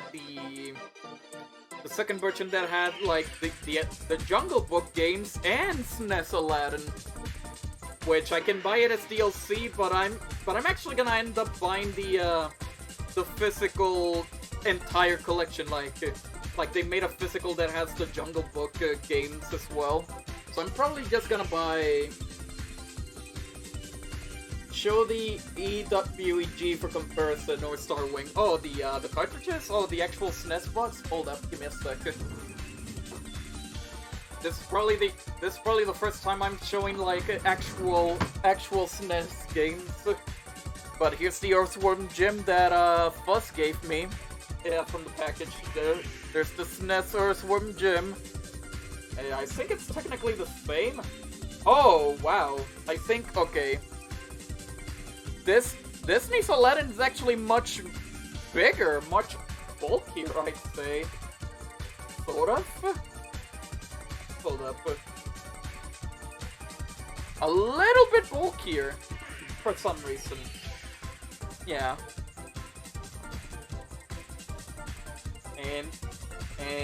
And you already know that, like, this is how a SNES box comes in. Yeah, instruction booklet, the game in the box, all that stuff.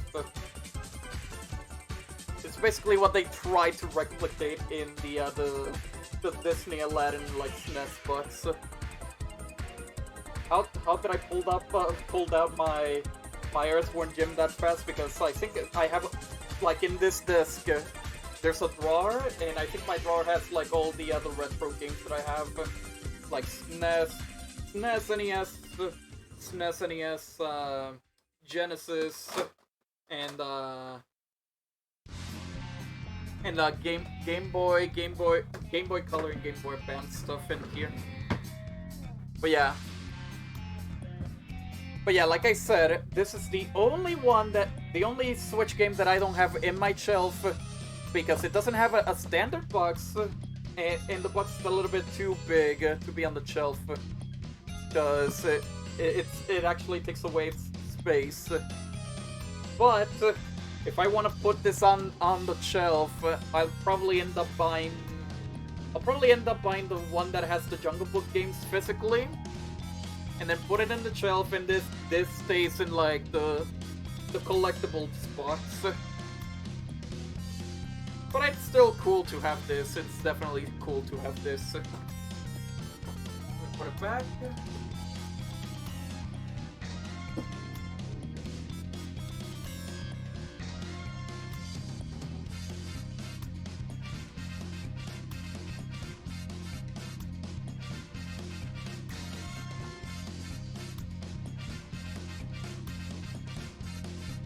Okay, so where were we? Okay, so yeah, I think the last one was Giga Wrecker Ult, so going down from the G, it's G.I. Joe Operation Blackout. Random purchase, I think less than $10 on GameStop used. I thought it'd be cool to try this game out. I think it said, like, oh, it's a team-based third-person shooter based on G.I. Joe, and I thought, hey, that's cool. Let's try out the online for a third-person shooter. This game is not online. A third-person team-based shooter does not have online. With game modes like Team Deathmatch and Capture the Flag, no online. What the fuck do you mean? What the fuck do you mean this doesn't have online for a team shooter?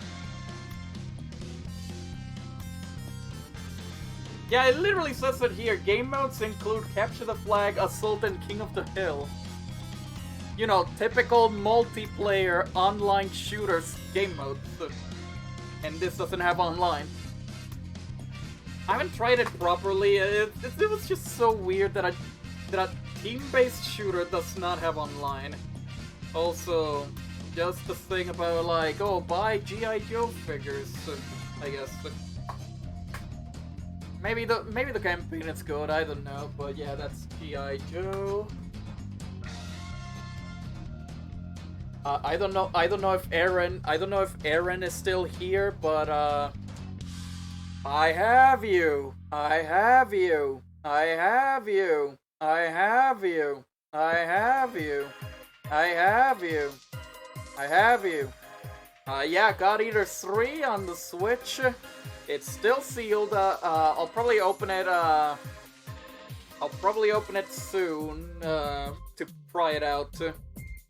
But oh, if you didn't get that, it's because, like, I think Aaron played this. Aaron played God Eater 3 on his stream. And his customized character just kept saying, I have you! I have you! I have you! But anyways, God Eater 3, Bandai Namco. It's actually the third game. It's actually the third game that I got for free from the 5 games that I got for free from Bandai Namco. Basically, anime Monster Hunter with, instead of like 4 players on a hunt, 8 players on a hunt. Wow! But I did saw Aaron play it. It's a really cool game. I want to try it out. Definitely want to try it out soon. I'm definitely gonna be opening this. Yeah, it's sealed so you can't see shit. Like, I think I already said, yeah, Dragon Ball FighterZ, Dragon Ball Xenoverse 2, and God Eater 3, like 3 of the 5 games that I got for free. Next up, it's another game from Beatside Games, that it's about time to show you some Beatside Game stuff. Golf Story. I think it was their first release ever. Their first release from Beatside Games. There's actually a limited run version of this, but the Beatside game version just looks better. Again, amazing sleeve. Amazing sleeve. There's the game itself. I think the game is all about, like, it's an RPG, like a golf style game. You play golf, but it's also like an RPG. Weeb shit, your face is weeb. But of course the import is so cool, it's so stylistic. Here's like cards based off Golf Story. I do not know what it says, but you know. There's the Beatside, like the cassette tape sticker that represents number 1. Yeah, Golf Story is an indie game. Golf Story is an indie game. And it has a really cool ass sleeve. I'll have to play Golf Story soon, because I heard it's a really cool game. Let me check if there's like a thing that brought with the game a collectible. Yeah, it's on various platforms.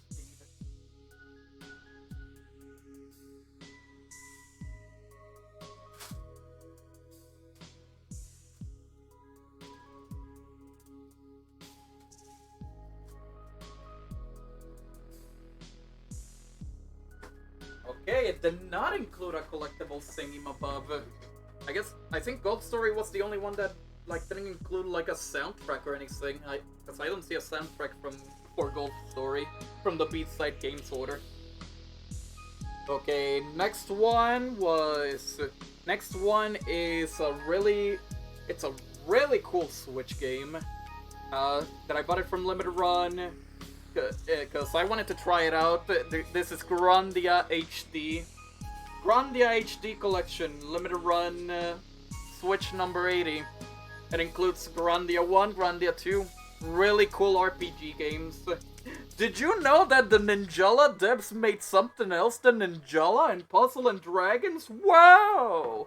But seriously though, I don't think I've seen gameplay of Grandia before. I think I've heard people like praising Grandia.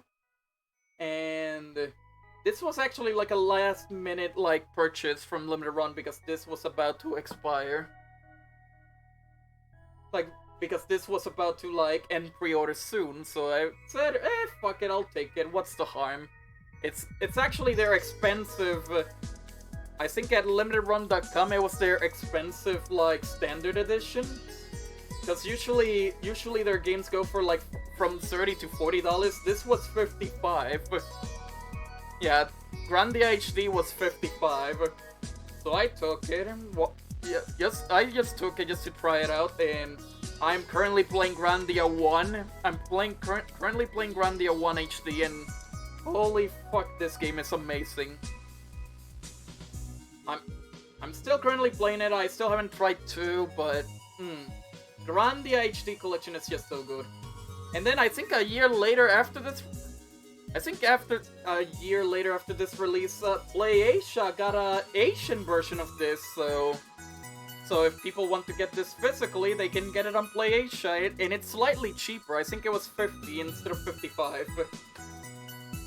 There's the inside, the limited run card that I got, instruction booklet, yeah, 2 was on Dreamcast and PS2. Alternate cover if you want to change it. Yeah. yeah, instruction booklet talking about the characters for the first game, and then the story for the second game, and the characters as well. And then notes. Oh yeah, remember when instruction manuals have notes? They don't even have... What do you even do with the notes? I don't think you even do anything with the notes. But yeah. Grandia HD, it's just fucking good shit. You had Grandia Extreme 2. Oh yeah, I heard about that. And 3. But they're not in this collection, sadly. I don't even know if 3 is good. And I know Extreme is the Game Boy Color one. Next up. Grip! The Air Blades vs. Rollers Ultimate Edition includes 3 Garage DLC packs and 1 Artifact Vehicle pack. Roll Cages! Very good, very cool racing game, but I didn't buy it because of the game. Just like Close to the Sun, this was also $5 on Best Buy. And it gives you almost all of the DLCs. Almost all of the DLCs. $5. Good ass deal. And I think it's on Steam as well. I think actually, if I recall correctly, yeah, I think Nova was interested in this game, so I got him like a Steam key for it. It was very cheap, so there's that. But I got the Switch version. It's a cool, interesting racing game. Let me look at the inside. Yes. There is a download code for the Ultimate Edition DLC. It literally gives you almost every DLC that is available on the eShop. Except for one car DLC, but it doesn't matter, it's just one car. Yeah. It also has online, it's pretty cool port. And then next up, finalizing the second row of games. Gumball Chronicles Luminous Avenger EIX. Or is it Luminous Avenger 9? I don't know, but Luminous Avenger. This is basically a spin-off of the Gumball Chronicle games? No, it's a spin-off of the Asher Gumball Striker games that you play as the other guy, Scopen or whatever. And I think it has like different styles of gameplay, different stuff. Yeah, this is the US version from Limited Run, but I bought this on eBay, I think. The Not Proto Man? Basically, yeah. The Not Zero. I don't know if it included anything extra, because I bought this used on eBay, but I don't know if there's anything, like, anything extra inside. I have not yet played it because I'm currently going through the first Gumball, but this is a cool game to have. And there's already a sequel out, which I'm probably gonna get the physical maybe another day. Not yet, but another day. And that's it for row 2 of the Switch collection. 4 more rows to go. And hopefully I don't waste any more time, because I only wasted time because of phone charges and food. And also food. But don't worry, I have row 3 ready to go. So from row 3 in my collection over here. And hold up. Let me put this here without getting spoiled by the games. And hopefully they don't fall off again stupidly like me. Again, this is a chill stream showing off the collection. I know it's already been 4 hours, but then again I was wasting time, so sorry about that. Okay, so first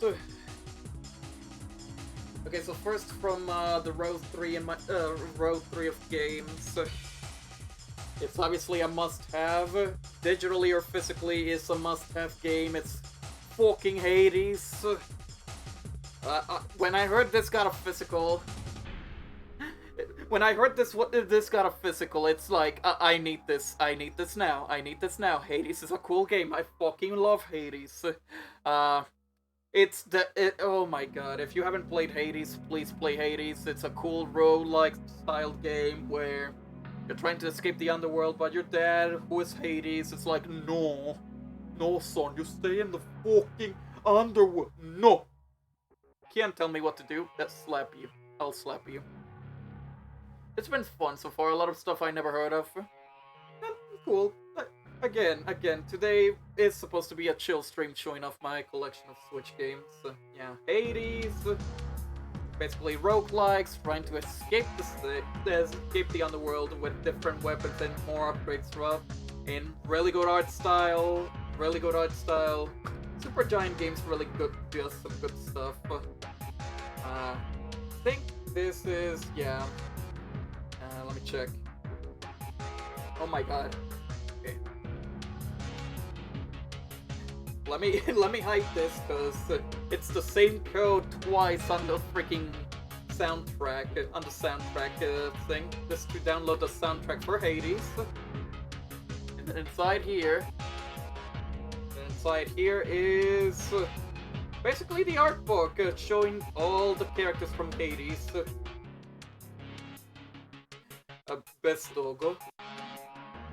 Yeah, like all the gods, all the characters that you meet in Hades.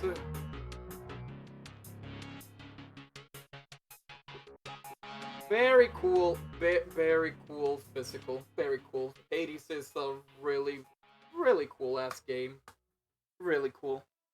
I'm just surprised that this wasn't in like limited run, cause Supergiant Games released Trendsetter physically through limited run, but I guess Hades it's much big of a game, so they can publish their own games physically, I guess. And also has cross saves with the PC version in case of anything. Let me check this in order. Okay, next game is a very early game in my collection. I think this was like on the first Switch Black Friday the 2017 Black Friday. This is Has Been Heroes. This is a GameStop exclusive. Yeah, Limited Run changed their site. It looks cool now. This is a GameStop exclusive game. Has Been Heroes. I think I got this on $10 in 2017, like on sale. This is basically more like a auto runner RPG. How do you say it? Where like the characters just keep on moving, but you have to upgrade them and beating up other peeps. A lot of people say it's annoying at first because you're trying because the more enemies they go and attack you, it gets harder because you don't have the upgrades. But I want to give this game another chance. I mean, I like this cover. This is actually the second variant of Has Been Heroes. This is like the second cover they did. And I think I like the second cover more. No, it's not a roguelike. I don't think it's a roguelike. No, it's not a roguelike. Okay, next up is a game that I have the collector's edition for it. Which I was interested in it because I like the big collector's edition, but the gameplay is... but the gameplay was not exciting for me. This is Hero Land. Basically, you would think you go to the title of the screen and you would think, oh, I play as this kid, it's this blonde kid with a crown. No, you play as the hobo-looking guy at the back. Basically the premise is that you're working in an island called Hero Land. It's basically where tourists goes into the island and pretend they're in like an RPG adventure. And apparently you're the guy managing the group of the RPG group and make sure that the group actually completes their quest and make sure they're safe. The gameplay, it's a little bit weird to me. Basically, it's like an auto RPG, but you have to manage you have to manage the team players. You have to manage the team and make sure they don't die in their RPG quest. I like the art style. It's sort of like Paper Mario-ish, but it doesn't play like Paper Mario. It's not Paper Mario. But yeah, the gameplay is definitely weird. Not really used to it. I just need to play a little bit more. Another manual. I'm surprised that a lot of my Switch games have manuals when most AAA games on Switch don't have manuals. It's only the indie games, like the smaller games, that have like instruction manuals. And like I already said, I have a collector's edition, so let me show that real quick.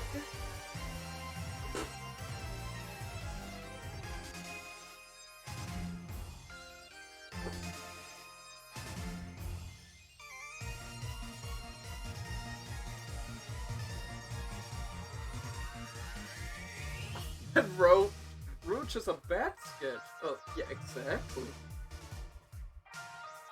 Okay, so here you go. This is a collector's edition that it came with the Knowable edition. It was literally the only version they made. There was literally no standard. It was the collector's edition that brought it. It includes, I think, map, CD, paper sumo set, a bag, all that stuff. I only got it because this collector's edition was very cheap. I didn't know anything about the game, and then I tried out the game, and I was not really a big fan of it. But it's cool. But it's cool stuff.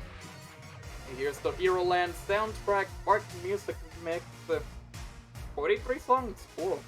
What else do we have?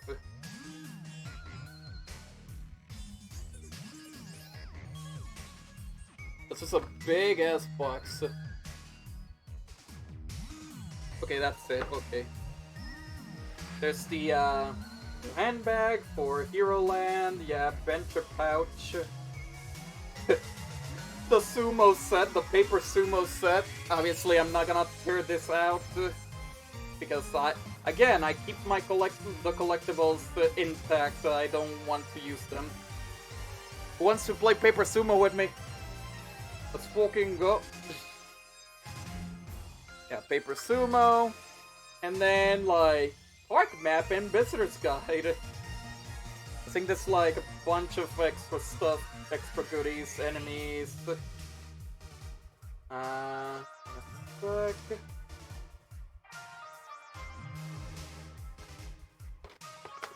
Yeah, it's basically like a Walt Disney World, like, brochures kind of stuff.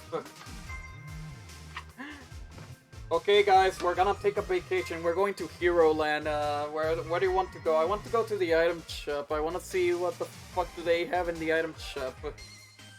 Then there's the main entrance. There's the blacksmith. Let's look at all these rides that we can go on Hero Land. But yeah, that's the stuff that it's included in the Hero Land Knowable edition, the collector's edition. That is probably the only way to get like Hero Land, because they never released a standard version, which is dumb but weird. Because you basically only mostly gonna see this box and not this cover art at all. So let me put this back.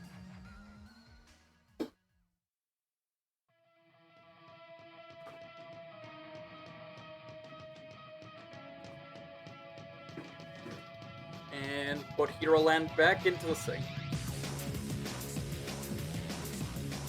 Let's see, what else do we have in my collection? Oh, oh yes, the game that Fuzz is probably gonna scream a lot. Yes, I disconnected my mouse because the mouse was in the way. So give me a sec. Yeah. There you go. Here's the game that Fuzz is probably gonna scream a lot.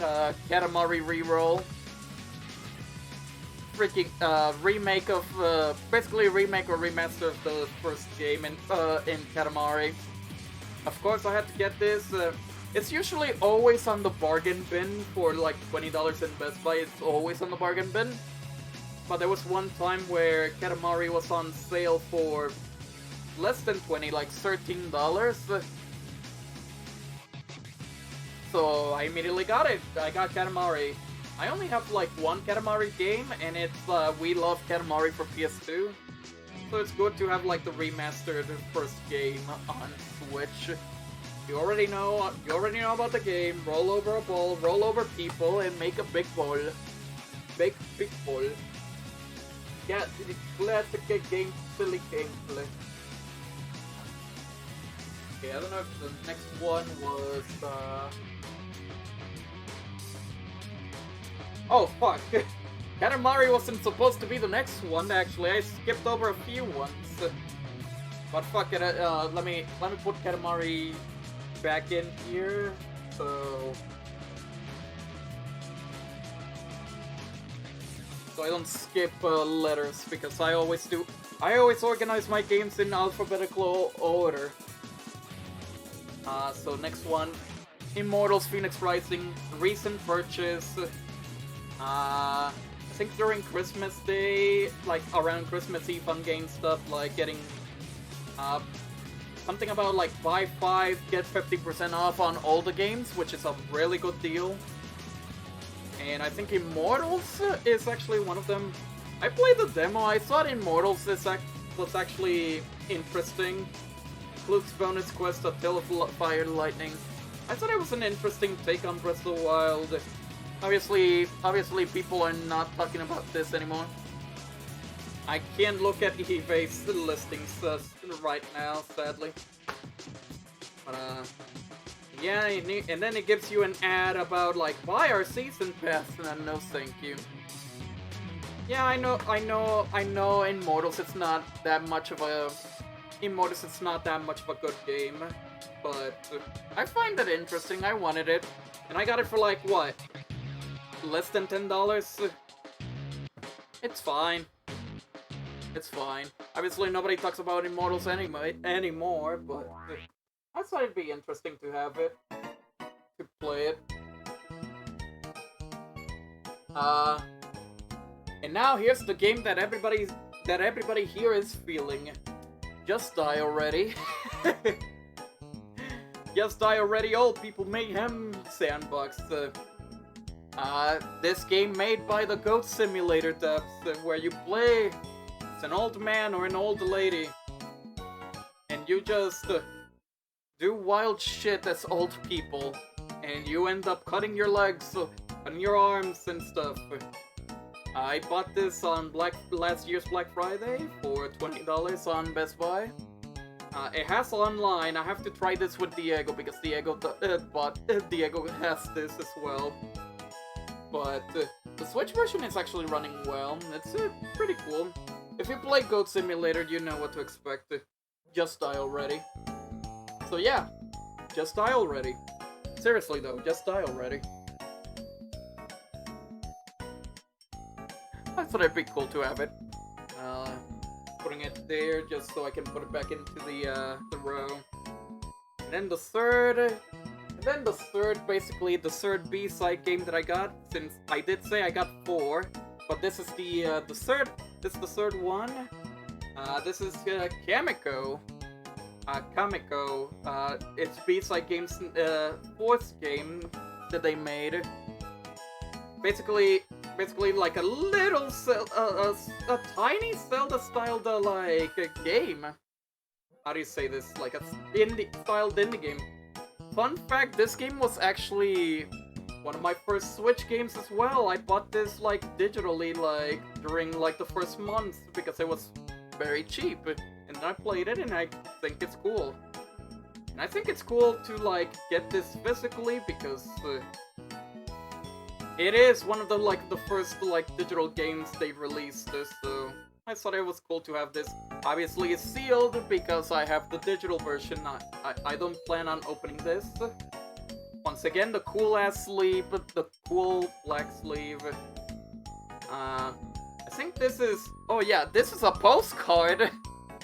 Okay, time to send you a postcard from the finish line then, and there's the once again the cassette tape sticker. Since I don't have it, the game is not opened, I don't have it sealed. I think there was also an extra goodie that it's not here. It's in the collectibles box. Give me a second.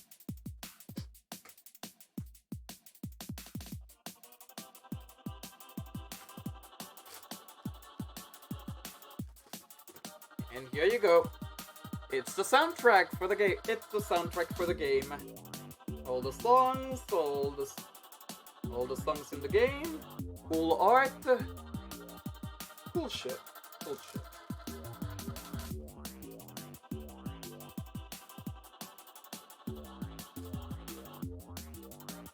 And that's it for like Kamiko. Like it's only a soundtrack. Again, rest in peace B-side games, cause their packaging is so cool. Sad that the company shut down, but at least I got 4 of the 6 games they ever made. They ever reported. They ever made like physical, you know.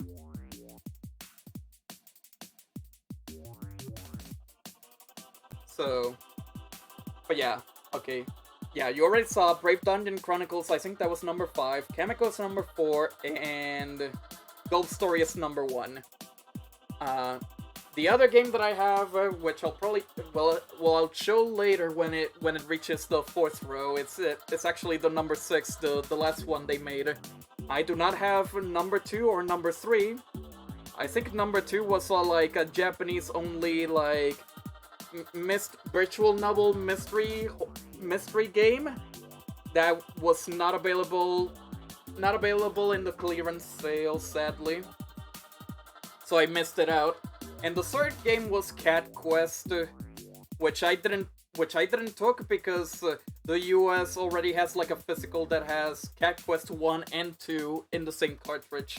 So basically the B-side game physical is basically just the first game, so it's really nothing. And now I can put Katamari in there next to Kamiko. Because I gotta put it in order. I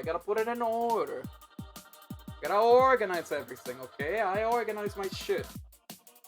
Okay, here's a random game. The other game that I actually got a duplicate alongside Ghost Runner is Kiwi. It's just a fun, silly co-op game about 2 Kiwis trying to deliver mail. That's all you need to know. That's really all you need to know.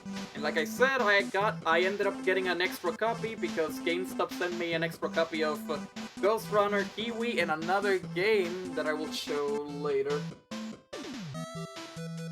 Next up,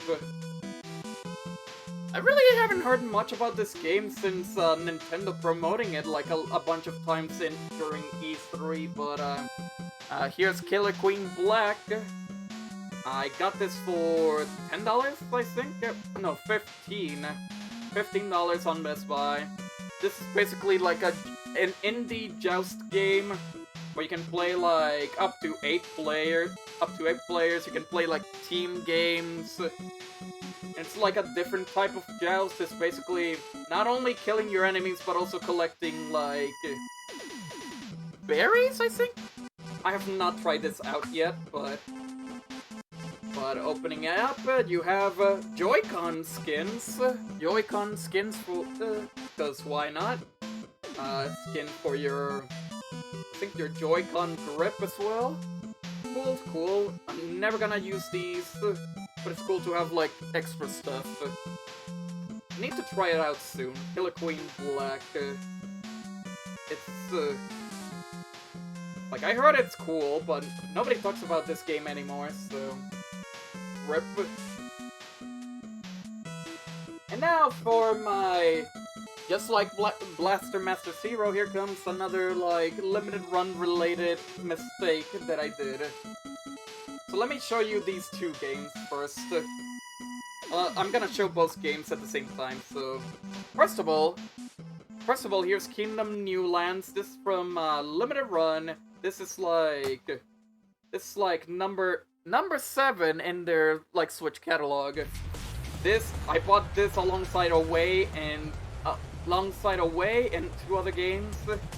because $25 each, like for a bundle of like $100. Because hey, it's a numbered release from Limited Run. I want to get it into the collection, so might as well. And here's the mistake that I made. And then I realized my mistake. I went to Best Buy and I got Kingdom Majestic. It was on clearance. I think after I got Kingdom New Lands. I thought, here's the thing, I thought Kingdom Majestic was actually the sequel. I thought that was just the sequel. Kingdom Majestic was the sequel. It was on clearance, by the way. But it turns out that Kingdom Majestic is actually a collection of both New Lands and the actual sequel, which is called Two Crowns. And I was like, and then I realized that and it's like, fuck! Because I already bought Kingdom New Lands. So this shit is staying sealed because I already opened this. Kingdom Majestic is actually a collection of both games.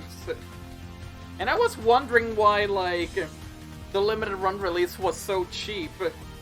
It's because there's already a retail that has both games. So yeah, Kingdom Majestic has both games in a single cartridge. It gives you, I think, yeah, Kingdom New Lands and Kingdom Two Crowns, and I think all the free updates are here, so there's that. Very cool, but disappointed that I didn't learn about this until now. Yeah. Kingdom Majestic, Kingdom New Lands. Wished I knew about it before, but hey, at least I don't have to open Kingdom New Lands anymore.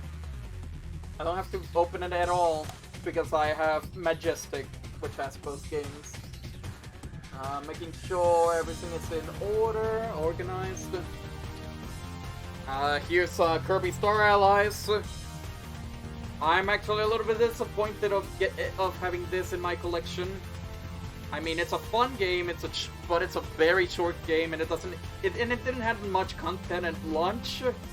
I had to wait until like the updates to add more stuff, and it still feels like it's not really a $60 game. It's just not. It's not. And I bought this full price $60 because it's a Kirby game. Like, it's still fun. Like, I like the addition to, like, how many partners can you play as? Like, you can play as many of the old enemies from the older Kirby games via the updates.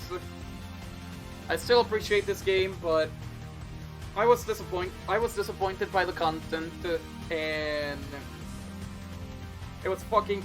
And I spent $60 on that. I kind of wish I have, like, at least half my money back, because this game went on sale last year's Black Friday for literally $28. Which I think $28 is definitely worth Kirby Star Allies. Again, I had my fun with Kirby, I just don't think it was a $60 game. I think next up is probably the only Rockstar game the only physical Rockstar game that exists, L.A. Noire, for the Switch. This was a weird but surprising port. Yeah, I bought this $25 in my local game store. My local game store had it, and I was interested in it because I never played L.A. Noire, and the Switch version I think includes exclusive Switch features like the gyroscope and HD Rumble. But it also includes all the DLC, all the stuff included in the game. Which is surprising because you already know the story about L.A. Noire, like the devs got cut off, and you would think like the game is done. But no, they ported L.A. Noire to the Switch, and it's cool. It even has a cool ass freaking background art. But sadly, it's the only Rockstar game available on the Switch. Yes, the only one. The only one. What are you talking about? There's no GTA on the Switch. What the fuck are you talking about? Those games don't exist on the Switch. Huh? What are you talking about? What? No. Are you crazy? There's only L.A. Noire. It's literally the only Rockstar game on the Switch. What the fuck are you talking about? But yeah, since it is a very old game, you can notice it's the It's the ones that require downloads. I think this one required like a 14 gigabytes. But LA Noire, it's actually a really good port of the game on the Switch. It actually works well. It's actually really good. If only Rockstar made ported more games to Switch that are like high quality, you know. Well, that's the start of the L game, so you already know what's on the what starts with the letter L, and I mean, to be fair, you should have at least you probably have at least one of these games in your collection, like in any platform. Let's go! Lego games, yeah! Looney Tunes Racing, what the fuck are you talking about, Fuzz? Anyways, Lego. Starting off with Lego DC Supervillains. I only got this as a like an eBay lot, like an eBay bundle that had Darksiders War Master Edition and then Lego DC Supervillains. And I think the bundle cost me like $25, so it was basically very cheap considering it's like $12.50 each. $12.50 each. But yeah, Lego DC Supervillains, I haven't tried it yet, that much yet. I played a little bit. Obviously, the frame rate is a little bit on Switch. I think I bought the Season Pass alongside of it, because I think the Season Pass was on sale. It has, like, more characters, more levels and shit.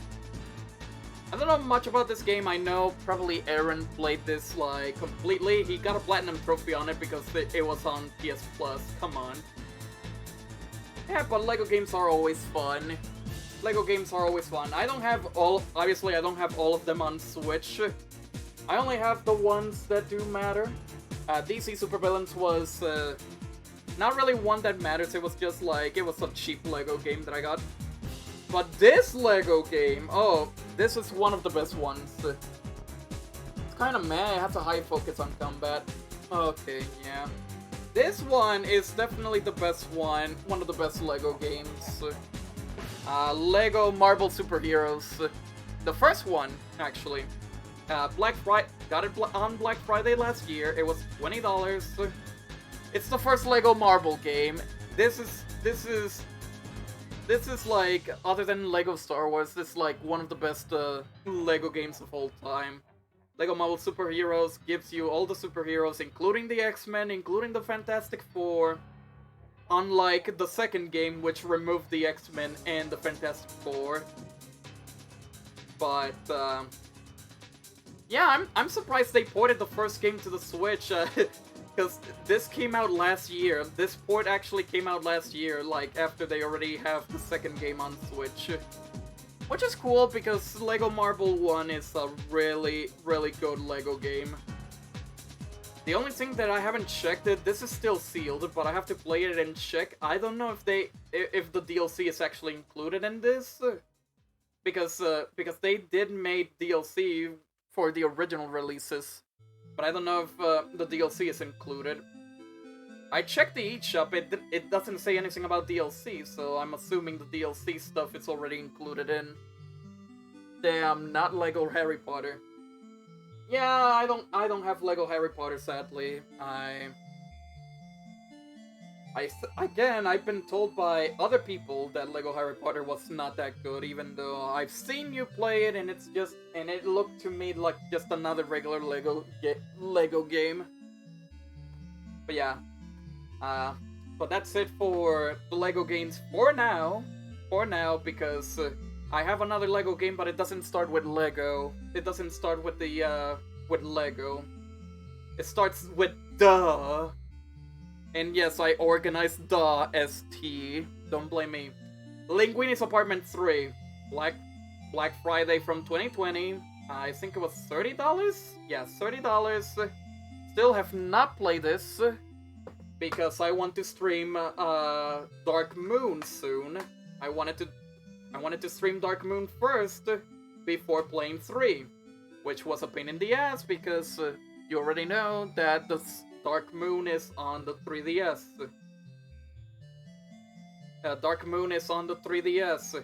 But at least I found a way now to stream 3DS games, sort of, by, you know, this camera. So maybe soon I'll finally play 3. Soon in the future. Another limited run release, Lumens Remastered from Limited Run. Puzzle, I got it from Best Buy, another sale, one of the first few limited run games, one of the first limited run games that I got, and it's from Best Buy. Lumens number 27, classic game that was on the PSP, classic puzzle game. Simple stuff, I like it. No card because Best Buy limited run stuff does not include cards. Instruction manual on how to play Lumens, all the exclusive stuff that you can get. A simple puzzle game, Lumens Remastered from Limited Run.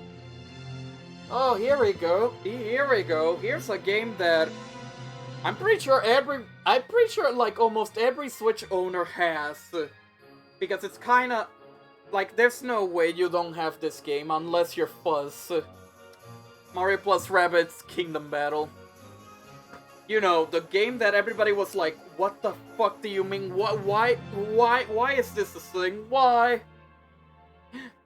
What the fuck? This game is stupid. This game, it's gonna be shitty. And then ended up like being one of the best strategy RPGs of all time. Like, what the fuck? Neither do I. Wow. Holy fuck, you guys don't have a fucking... You guys really don't have Mario plus Rabbids? It's actually... It always goes, like, for cheap, like, less than $15 every... Like, $15 or less every time it goes on sale. But anyways, let me explain. Who would have thought that this game was actually gonna be good? Who the frick thought this game was actually gonna be amazing? It's a freaking It's basically Mario XCOM with rabbits, with guns. And it's actually really good. Like even the cutscenes, the interactions. The game is actually really fun and really good. And actually really hard at times. I have not finished this game yet. Because freaking the game does get harder and harder later. But the gameplay is amazing. The interactions is cool. Even though you see Luigi dabbing or Rabbid Peach taking a selfie. And the fact that it's getting a sequel later this year, it's just amazing. There's even like a season pass for this game that includes a Donkey Kong DLC where you play as Donkey Kong. Which is very cool. I gotta finish this game. Play this game. It's really cool shit. Really cool shit. I never heard of this game. What the fuck is this shit? I never played this shit. I never streamed this shit. What the fuck is this shit? Mario Party Superstars? Sounds like a dumb game. Okay, seriously though, Mario Party Superstars. Probably the best Mario Party up to date. I just hope they do like an update. I just hope they do an update for Mario Party Superstars where they add more boards. Because freaking 5 boards, over 100 minigames. This shit is just good. This shit is just very good. Super Mario Party is better than yeah, banned. I rarely play this game because Nintendo Online, yay! Hooray! And then next on the Mario list, Mario Tennis Aces, I got it from Black Friday 2020. I never got into the game like when it first launched. I felt like, yeah, I don't think I'm gonna get this game day one. So I waited, and then Black Friday, me and Chill got this game. We played a bunch. This game is actually really amazing after all the updates. Sadly, it's sad that I can't find anyone to play Mario Tennis Aces. Like, every time I try to stream this and play online, I can't find anyone. I know Nova said that people play on solo, but I want to play doubles with Shell, and nobody plays doubles. Fuck. Also, I think I forgot to mention that I got yeah, Mario Party Superstars. I got it like a buy two get one free on Target, so technically like $40. And Mario Plus Rabbids was Best Buy. I think $30, sadly, not $15. I said doubles in the afternoon. Dang it, Nova. How you doing, Nova? Welcome in. But yeah, Mario Tennis Aces. I think what I'm surprised is that me and Chill bought this new, and we were expecting, you know, to download updates and stuff. But no, actually, this cartridge was actually the updated cartridge, and it actually included all the updates in the cartridge.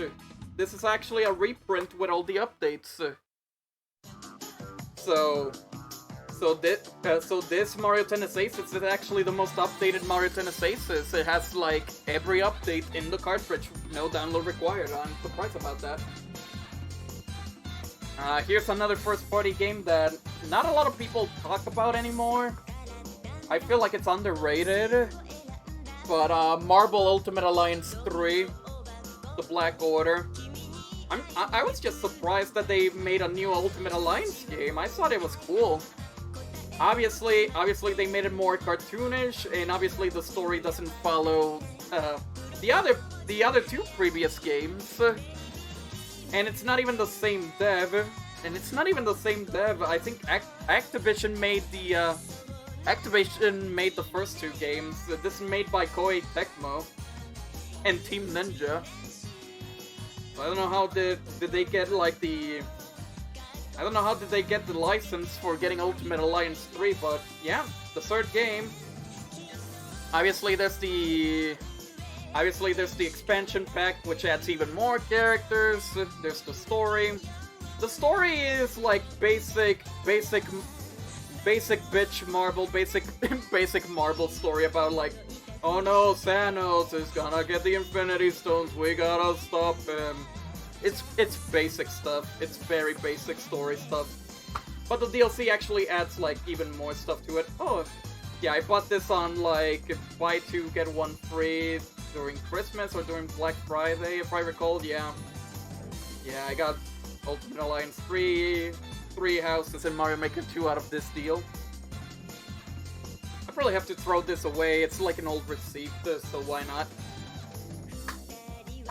But this game is actually underrated. Like, not many people talk about this anymore because yes, the game can get hard. The game can get hard and annoying. Camille is a witness. Because he streamed that game before. But I want to go back and play more of it. I do have fun when Marvel Ultimate Alliance 3 is fun. And now for the stuff that you all been waiting for. Mega Man 11. Mega Man X Legacy Collection 1+2. Mega Man Zero CX Collection. Sorry, I was in the middle of something, but hello. No problem, no, but welcome in. And these are the only Mega Man games that I have on the Switch. Okay, you're probably wondering where the heck is Mega Man Legacy Collection 1 and 2, like original Mega Man. I do not own those because I technically own... I mean, Nova and Fuzz already know this. I already owned, like, in some capacity, the other games. Because I already owned Mega Man... I already have Mega Man Anniversary Collection on... GameCube, which has 1 through 8, and 2 arcade games. I have Mega Man 9. I have Mega Man 9 on Xbox. No, Mega Man 9 on WiiWare, and I have Mega Man 10 on Xbox 360. So I didn't feel like it would be... I need the Mega Man Legacy Collection at all. Yeah, 7 through 10, but I already have like 9. I have 7 and 8 on the Anniversary Collection, 9 on Wii, and 10 on 360. I did say I have like all 10 games in some other way. There's probably some extra features that I don't know of, but I really don't care if I don't have like the Legacy Collection. Obviously, Mega Man 11. Got this for $20. I think I ordered this on eBay. It's still $20 like literally everywhere. I have not tried it yet because I'm trying to challenge myself to get to beat every single Mega Man game. I mean, I think Nova and Fuzz were there, but a few nights ago, I beat Mega Man 1 on my own, and they were witnesses. I beat Mega Man 1 out of the Wily Wars Genesis thing. You probably already know, but on the Anniversary Collection, the ending to Mega Man 7 is missing the visuals because they couldn't emulate them. Oh! So is that like a reason to get like the Legacy Collection on Switch? Maybe. Yeah, I have not tried Mega Man 11. All I know is that 11 is really good. And then that's it. Nobody talks about 11 anymore. Fuck. But hopefully I can play it. Hopefully I can play it like after I beat, I don't know, most of the Mega Man games. Oh shit, I gotta buy the Mega Man X and Legacy X collection. Shit, oh fuck. And the Legacy collection. Shit, oh fuck. Switch version has the visuals, so okay, I'll keep that in mind. Mega Man X Legacy Collection 2. Black Friday 2018? I'm assume? Yeah. Yeah, Diego basically went to Best Buy and bought this for me. Well, because, you know, I was in college. Diego was outside buying stuff on Black Friday. And then Diego got me Mega Man X Legacy Collection 1+2, which was $25. And I don't think you see this physical anymore.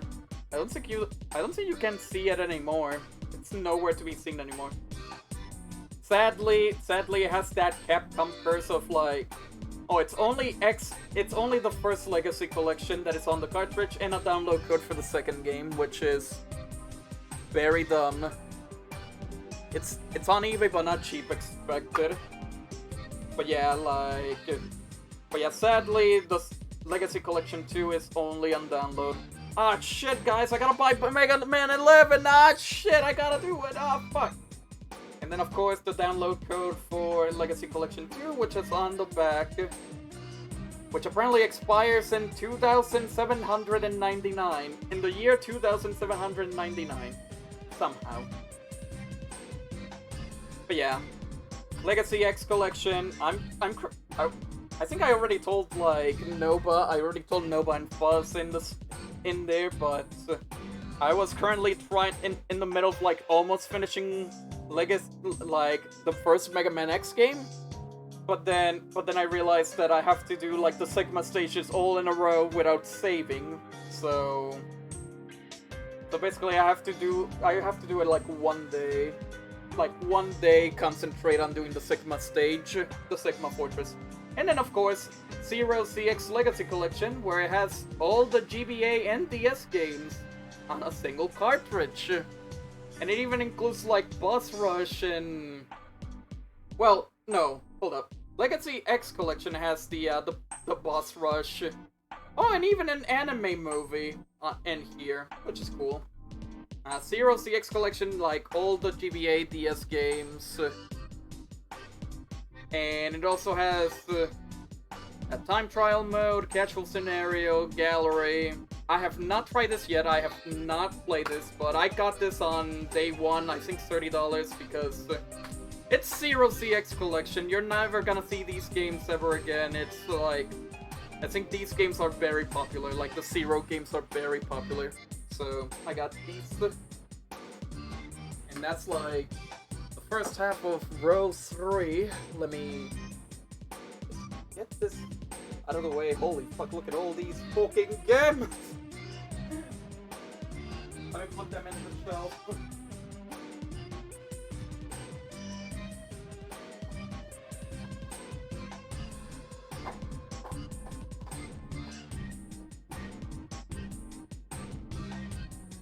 go for the second row, the second half of the third row.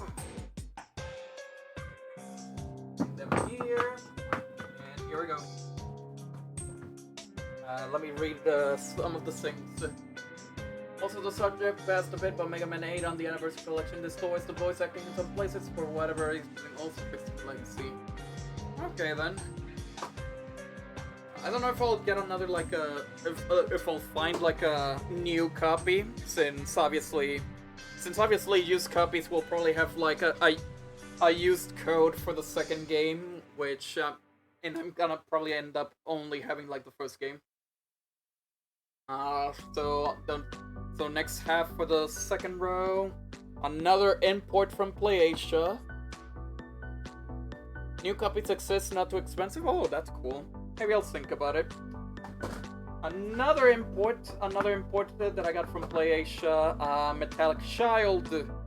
It's a roguelike, which is conveniently next to Mega Man, because this is basically a roguelike top-down hack and slash game that basically acts like Mega Man, because in the levels you basically have robot masters that you have to beat them and get their power up, but you also have to grind a lot to power up your character. I think I only streamed it like once or twice, but the gameplay is very cool. Top-down hack and slash, grab weapons, beat up people as a adorable little child by Metallic Child. And this import does have English, as you saw from the streams. It does have English. There's the inside, the cartridge, and also from PlayAsia, like from when I got Metallic Child, I also got like an extra thing with the game.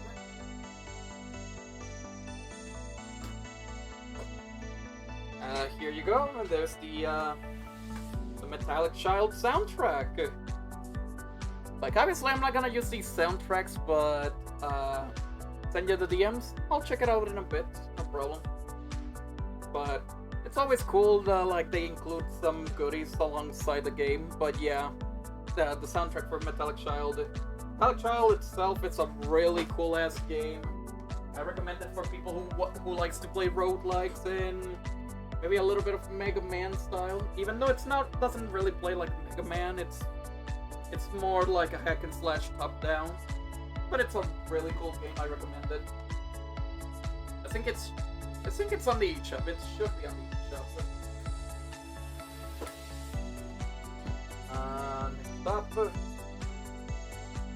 Next up, a game that I got from Black Friday 2020, and it's that I got it for really cheap, and I was actually impressed by the physical.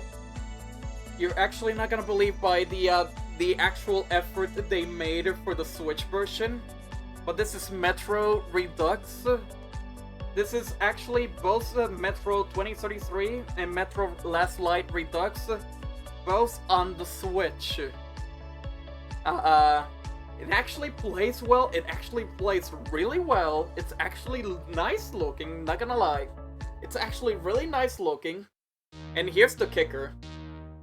I got this on Black Friday for like $13? Yeah, $13 because it was a Black Friday sale. $13. And here's the kicker. What's this?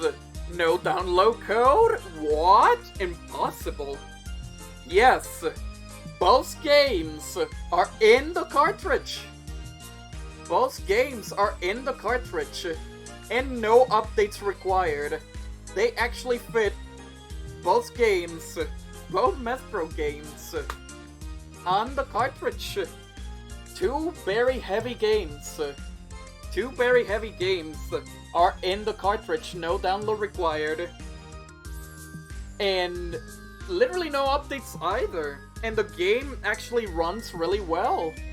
Like, this is like one of the few examples of like third-party devs actually making an effort on the Switch version.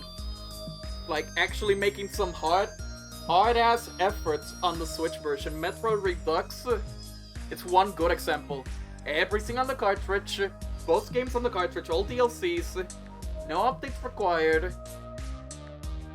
And it runs perfectly well.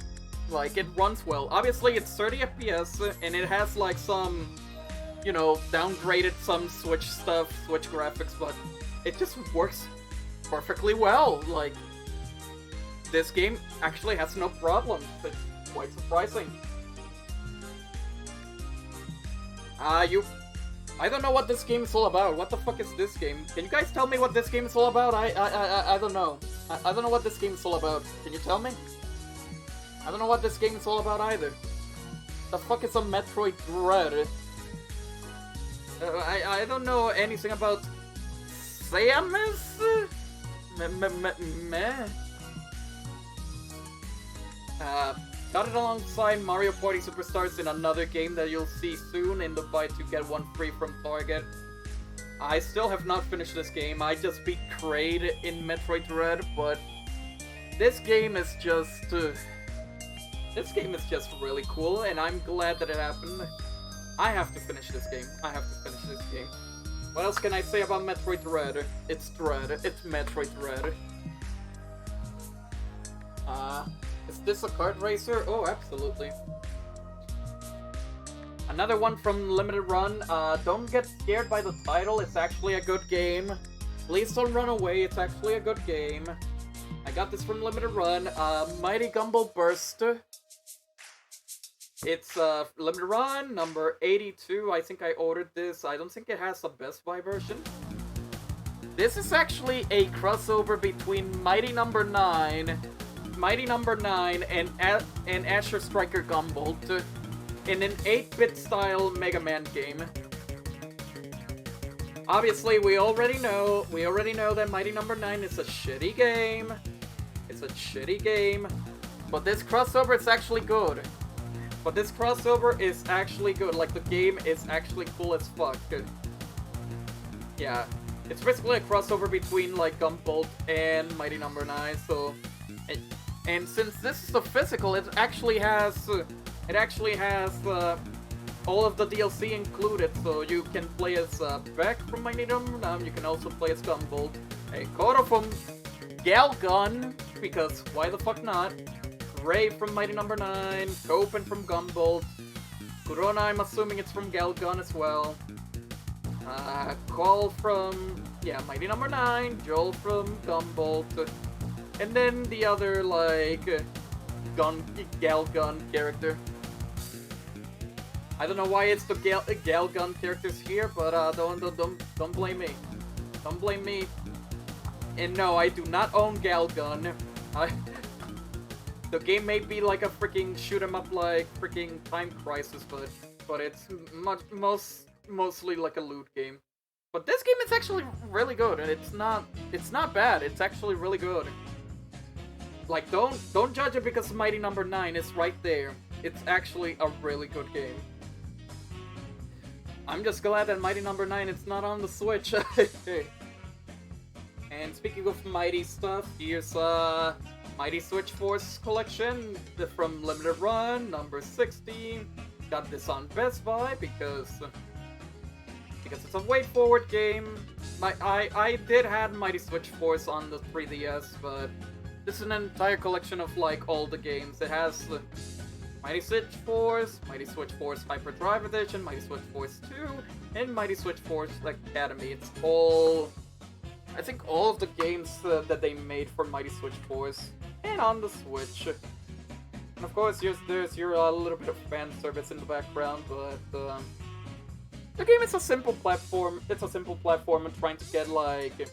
Well, for the first game, it's trying to get all the criminals back into jail. While the second game is it's a fight. They changed, like, the police, the cop job, the police job to a firefighter job. But I haven't played the second game yet. But yeah, Mighty Switch Force is a really cool game. It's a really cool collection of games here and there.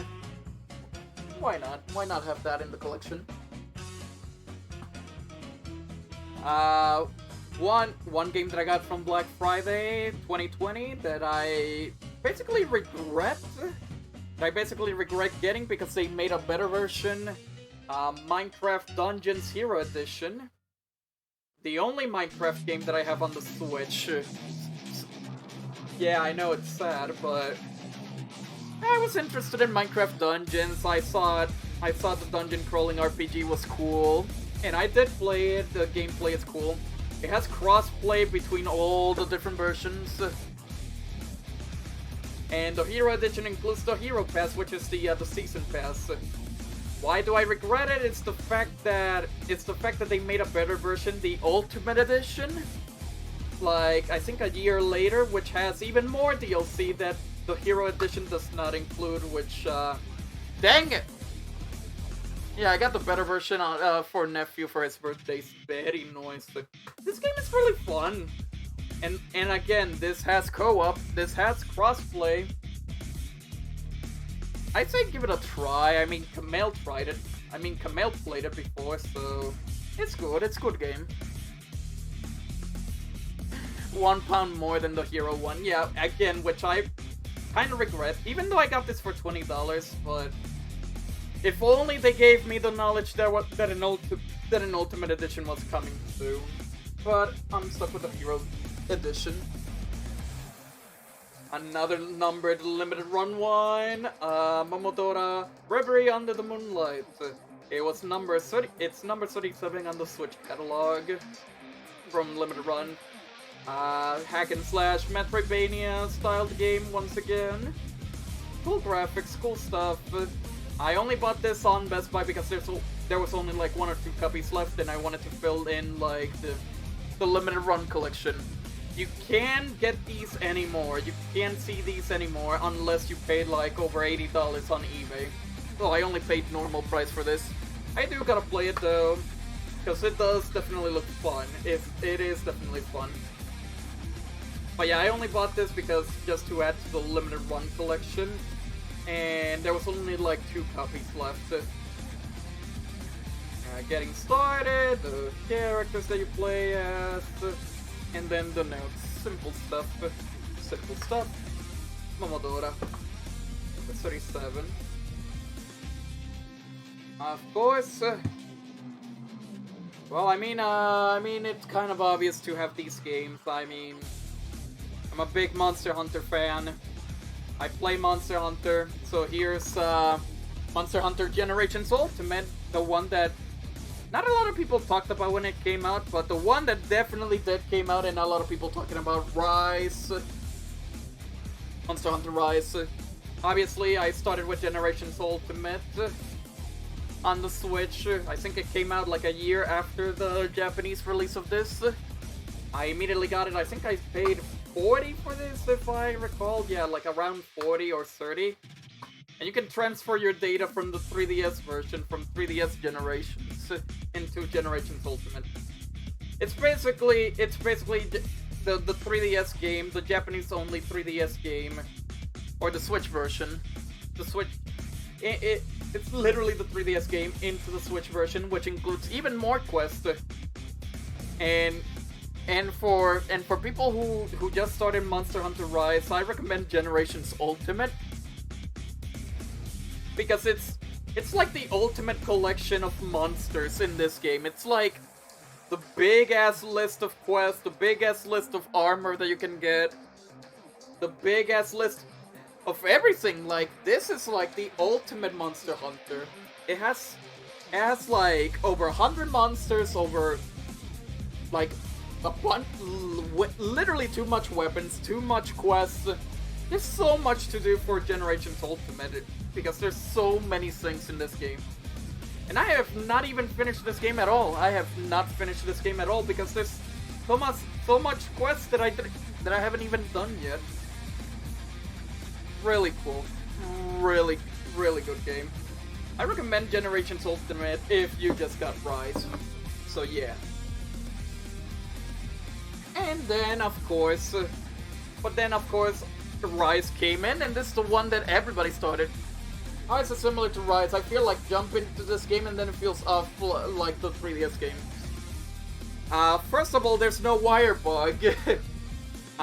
Rise, the thing is, between Rise and Generations Ultimate, this is like probably one of the last like 3DS-like Monster Hunter games. Well, Rise is basically like a new Monster Hunter game with new features and new quality of life stuff.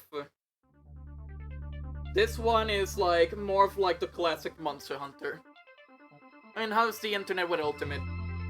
You should probably have no problem like connecting to Generations Ultimate, just like you do with Rise. So you're completely fine with like joining the servers, the lobbies in Generations Ultimate. But yeah, Rise came out. Bought this day one. I actually have the Steelbook. Give me a sec. The pre-order Steelbook. Give me a sec. I didn't even pre-order the game. They just gave me the Steelbook.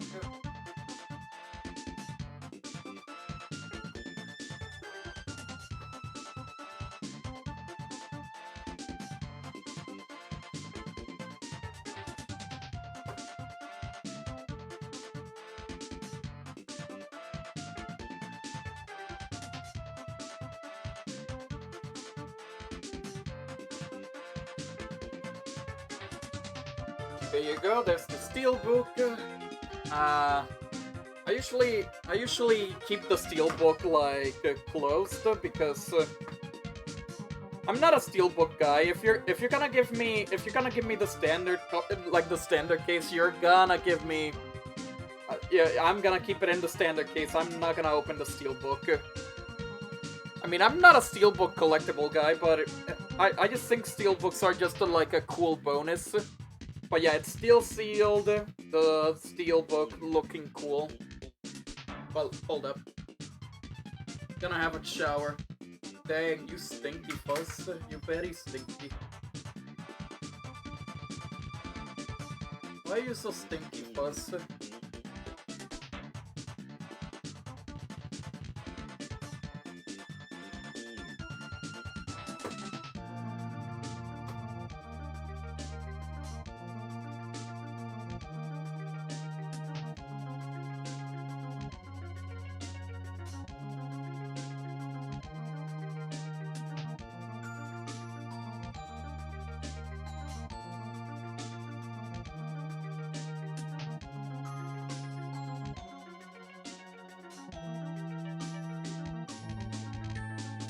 Okay, so I'm back here once again. But yeah, Rise, even though there was like less stuff than like Generations Ultimate, I definitely love the quality of life stuff. I definitely love playing with like everyone who joined in for Rise. Yeah, Sketch, Gene, Diego, Nova, Aaron, Linkable. Obviously, I'm not streaming this as much as like before at launch, but I'll definitely stream more when the expansion comes out this summer. Hopefully they add stuff to the expansion. Also, did I open Generations Ultimate? Okay, there we go. Nothing. Fucking nothing. What else do we have? Okay, so this one is Monstrum. This is a horror game for the Switch. I don't know anything about Monstrum other than you're stuck in a ship and you're trying to escape the ship full of gooey monsters or whatever. The only reason I got this, it was on sale for $10 on Best Buy. $10, and I had a $5 coupon, so I got this for $5. Hooray! Yeah, not much to talk about like Monstrum. Another limited run one. And I actually got this on eBay, no blowout sales or anything, Missplosion Man. Which is the game from Xbox Live Arcade and on the Switch. Missplosion Man. Oh, it even included the card, but I bought this on eBay though. Mini art book. Basically like sort of platformer where you just explode on people. Where you just burn people with explosions. There's the art book for Missplosion Man. Oh god, what a creepy-ass fucking boss.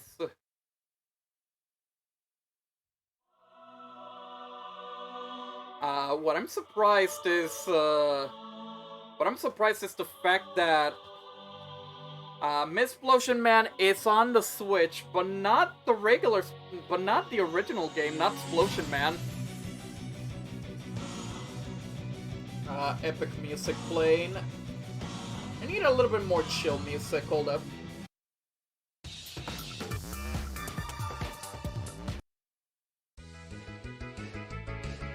I guess that, yeah. But yeah, Mistplosion Man, I think it even, oh yeah, it even has online, it has online with 4 players. It's basically the Xbox Live game on the Switch. Very cool. The thing that I don't understand is why, like, Splosion Man, the original Splosion Man, is not on the Switch, and only Mistplosion Man. Yeah, the first game is not on the Switch. I actually did not research that. I don't know why. I still don't know why it's not on the Switch, but yeah, Mistplosion Man on the Switch, number 47 from the limited run catalog.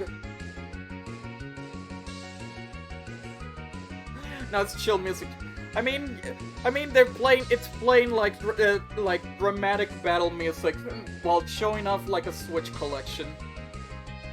And you already know this, and some of you guys probably already know this game since I did play through it. I did stream it as a playthrough. Here's Murder by Numbers, the Picross styled. The Picross visual novel game, the Phoenix Wright would meet Picross type of game. Oh my god, that's a lot of things. Hold up. Yeah, I got this physical. I think this was limited in PlayAsia. This was a limited release from PlayAsia.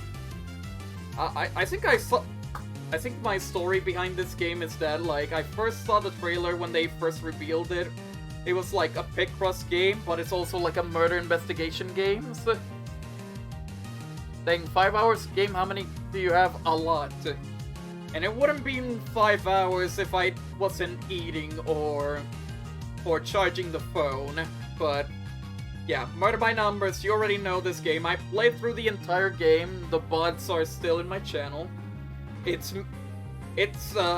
made by the Fall Guys dev, Mediatonic. It says it right there. And and it's kind of funny that this game is only on Switch and Steam. I think on PS4 as well, but still no sign of Fall Guys. But yeah, you already know. I definitely enjoyed the game. Oh god, big Pan sticker, PlayAsia stuff. Pan Facts number 3. Dead or Alive Extreme 3 is the best-selling release at PlayAsia with over 35,000 copies sold. Cultured people. Sticker for Murder by Numbers because it's the PlayAsia, since it's an exclusive PlayAsia release. Stay strong, stay safe. The manual for the game, the instructions, the characters. You already know Honor. You already know Scout. You already remember the characters from the playthrough. The character that Tom was simping on, like during the playthrough. Artwork, and then credits. Of course. Hold up.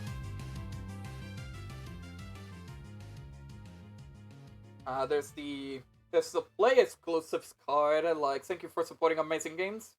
Because again, PlayAsia has exclusive games that are limited. Just like, it's sort of like limited run, so there's that. Let me put these back in here. I think I gotta put these here. Listen, I don't know where to put these stickers, so I have to put them inside the game. Yeah, Murder by Numbers. You already saw the playthrough, so you already know how good the game is. It's probably the only other like visual novel game that I have other than the games that I'm gonna show soon, because it's literally like Phoenix Wright with Picross, and I do like Phoenix Wright, and I do like Picross. It's a good combination.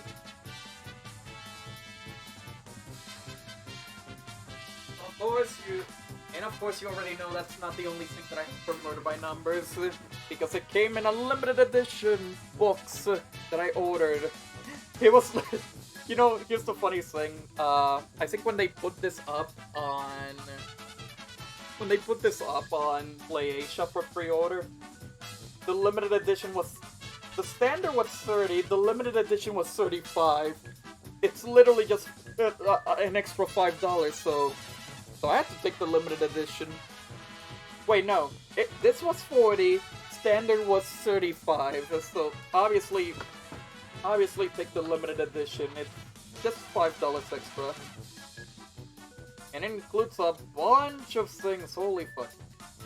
More stickers, more PlayStation stickers. That is not inside the box, I just put it in the box. The certificate of Antes, the certificate number for the limited edition, this is number 1366 out of 2000.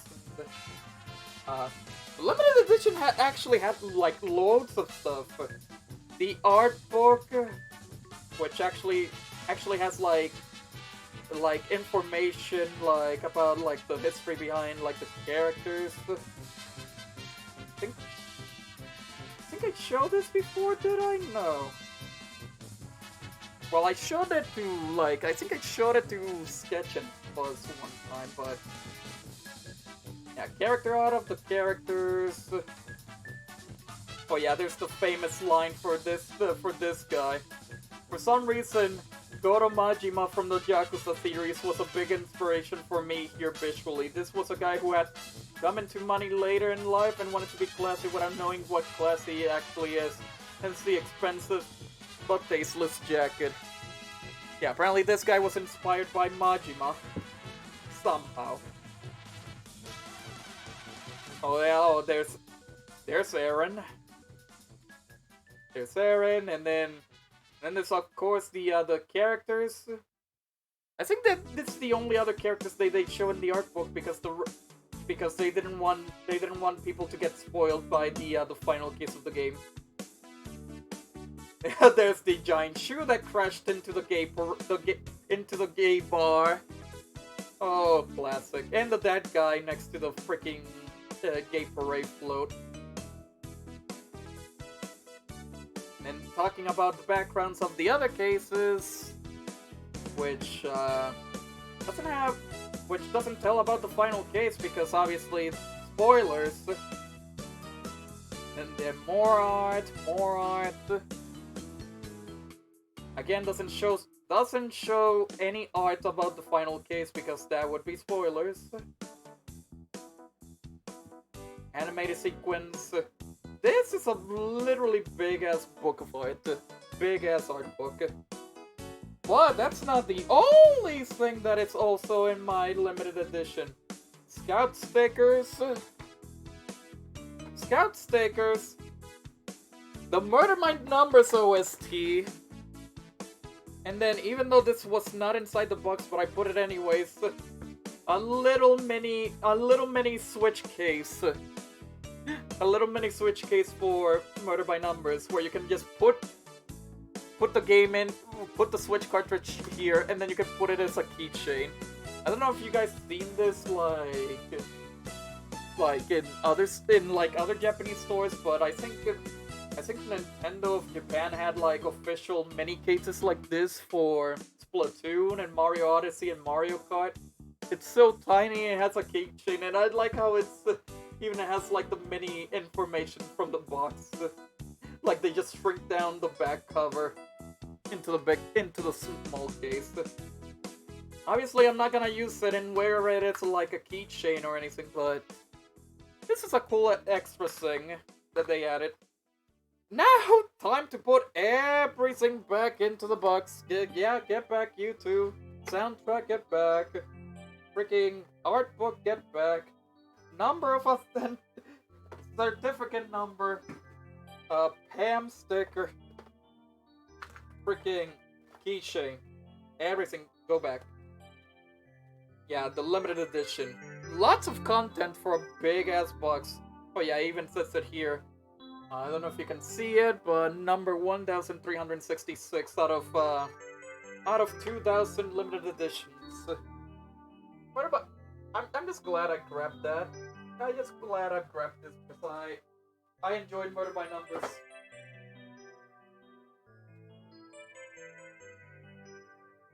Time to turn on the lights a little bit. Time to turn on the lights a little bit. It's getting darker. I refuse to believe that I've been here for 5 hours showing Switch games and I'm not even done. Mutant Year Zero, Road to Eden. I think this was a random purchase because it was on clearance from Best Buy, Deluxe Edition. I think XCOM strategy RPG styled game where you play as mutant stuff. It also includes the DLC inside. Nothing on the inside. Still haven't played it, but it was on clearance. Probably try it one day. Haven't heard much about like Mutant Year Zero. Welcome back to Sketch. Ooh, nice job on getting food. And then of course another Devolver Digital release. Mi amigo Pedro, my friend Pedro. I think this was sort of like a random purchase, but not really, cause okay, I think I got this for $20, but I was actually looking for Mega Man Zero CX Legacy Collection on Walmart. So and then like you know what? I'll take my friend Pedro as well. Cause it was $20. Devolver digital games are always good. The physical looks amazing. I think it gives you me. Oh my god, my Walmart receipt is still here. Oh wow. Yep, it was $20. Okay, thank you, receipt. I'm probably gonna. If I still have my receipt, I'm probably gonna throw it away because I don't need the. Because why the heck do I need the receipts? But yeah, $20. There's the game. There's the poster! My friend Pedro. Is he my friend? No. Decals for your controller. I'm not gonna use them. And a code for the soundtrack to download, just like Enter the Gungeon. I'm assuming Carry On also has like the soundtrack download, but I need to play this. I heard that my friend Pedro, it's a really fun game. Basically just shooting up people without dying and just don't die by bullets. Cool shit. For a second, can that banana with the thing in front look like that? It had the drip. Oh, totally. Here's some fucking weeb shit. My Hero Wants Justice, the first game. I actually got this from an eBay lot that contained another game that I actually wanted. So I guess this was just a bonus for me. But I did play it. I have a little bit of fun. I know 3D arena fighters are not for people. But I do have fun with these like quirky little like anime arena fighter games that are just simply fun. Basic weave. Dang it. Yeah, My Hero Wants Justice. And since I got the first game, well, you know what to expect. The second game, where I actually did actually buy the DLC and stuff, because it actually has like a season pass. 2 season passes actually for this game. Well, it's definitely a lot better than the first game, but it's not much different. It's almost the same game, but with like slightly more stuff. More customization, more things, good stuff. Obviously it's one of those moments where, oh shit, this company is making a sequel to this game, but the sequel doesn't add anything much different to this. But My Hero Wants Justice too. It's fun. Again, it's not a big deal of a game, but it's a simple arena fighter that someone can just, play for funsies and not seriously. And also over 40 characters plus even more characters from the season pass. There's 2 season passes. I only have the first one. I'll wait for a sale for the second one though. it's not like I'm gonna be playing that all the time. And now time for stuff that would make Sketch like, I want it! Namco Museum Arcade Pack. Got this for $20. I got this for $20 on Best Buy. It was on sale because I felt like I needed some Pac-Man stuff in my Switch collection. Because there's not much Pac-Man stuff on the Switch, is there? Well, obviously until the Pac-Man Museum comes out, but there's not much Switch stuff at all. Like, not much Pac-Man stuff on the Switch, so this is the closest thing to get. Oh, forgot to mention that, yeah, My Hero 2, I got it for $20 on GameStop. Does it have the museum walking thing like the PS1 museum? No, it doesn't have that fancy shit. It's all about just simply... Oh, more receipts. Yes, $20. I bought this for $20. Also, an alternative cover if you want, but why would you change this to this? Honestly, I'm probably gonna be the only one, but I'm not much of a fan of the artwork here. But it's definitely better than having this generic cover in the back. But the Namco Museum Arcade Pack, it has like, I think a bunch of classic Namco arcades as expected. And it also includes the Pac-Man Championship Edition. Pac-Man Championship Edition 2 Plus. So you basically have like 2 games in one. You have the collection of arcade games, and you have Pac-Man Championship Edition. Ooh. Which is a really good collection. It even has Pac-Man Versus. Honestly, I cannot wait for the Pac-Man collection for the Pac-Man Museum, like, on May. Because the Pac-Man Museum has a bunch of other Pac-Man games that hasn't come to Switch yet, and I want that. Definitely can't wait for that. And then finally, for the third row, finishing off the third row, it's an import exclusive, the Namcot collection. Just to be clear, these games are completely different. These are not the same. This is an arcade collection. This is a Famicom collection that had only been released in Asia. Pac-Man Booga, the Big Nose, yes. So the Namcot collection is a collection of Famicom games, like NES games, that were made by Namco.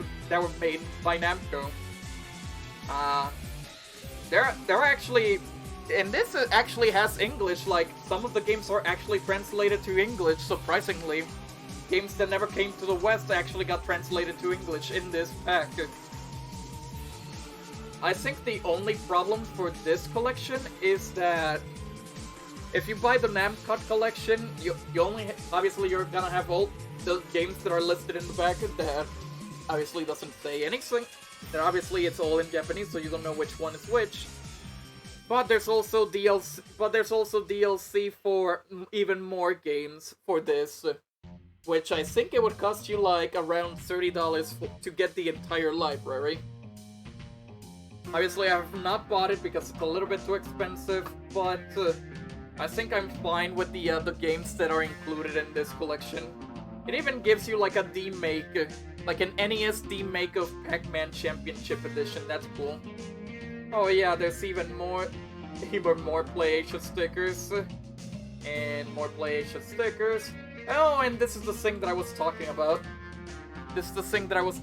Like, during the pandemic, they were giving away, like, during the orders, like, the PlayAsia mask holders to hold your masks. Because PlayAsia cares about you. But obviously I'm not using those because I always keep it in the car. And that's it for row 3 finally. Let me take these games once again back and take out the 4th row.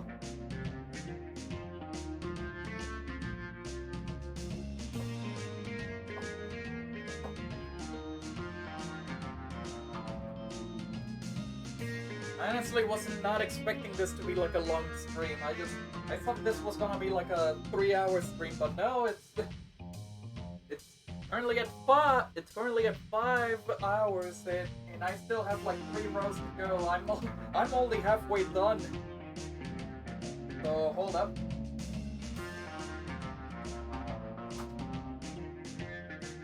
You have many games indeed.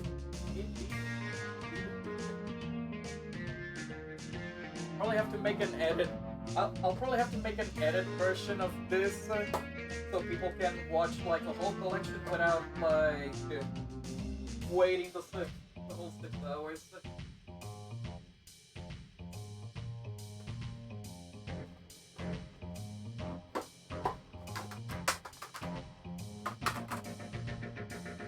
They're already falling off.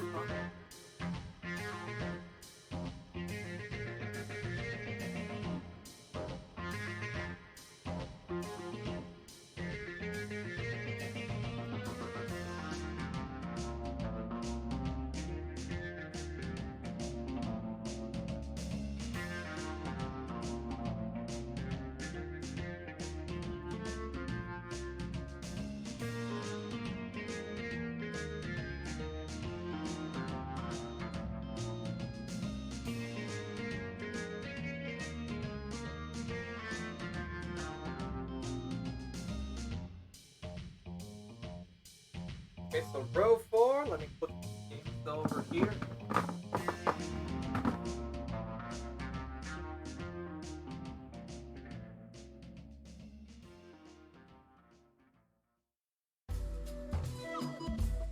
Here we go.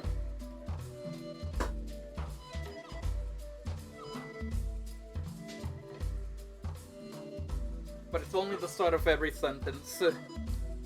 No. Fuck you, no. Anyways, and then next to the Namcard collection was the other game that I ordered from PlayAsia with Namcard collection, but just for the heck of it, because they wouldn't give me free shipping until I spent like over $20 or something. And it's the one that freaking Sketch and Chill keeps miming on me for. Here's your NBA 2K18, okay? Shut up, okay? It was like $7 on PlayAsia, and they wouldn't give me free shipping unless I order something else. So here you go. This was my free shipping replacement. There was what was my paid shipping replacement. So for. Yeah, this is sealed. I am definitely not. This is still sealed. I am not ordering. I am not opening this. I am never playing this. This was basically my.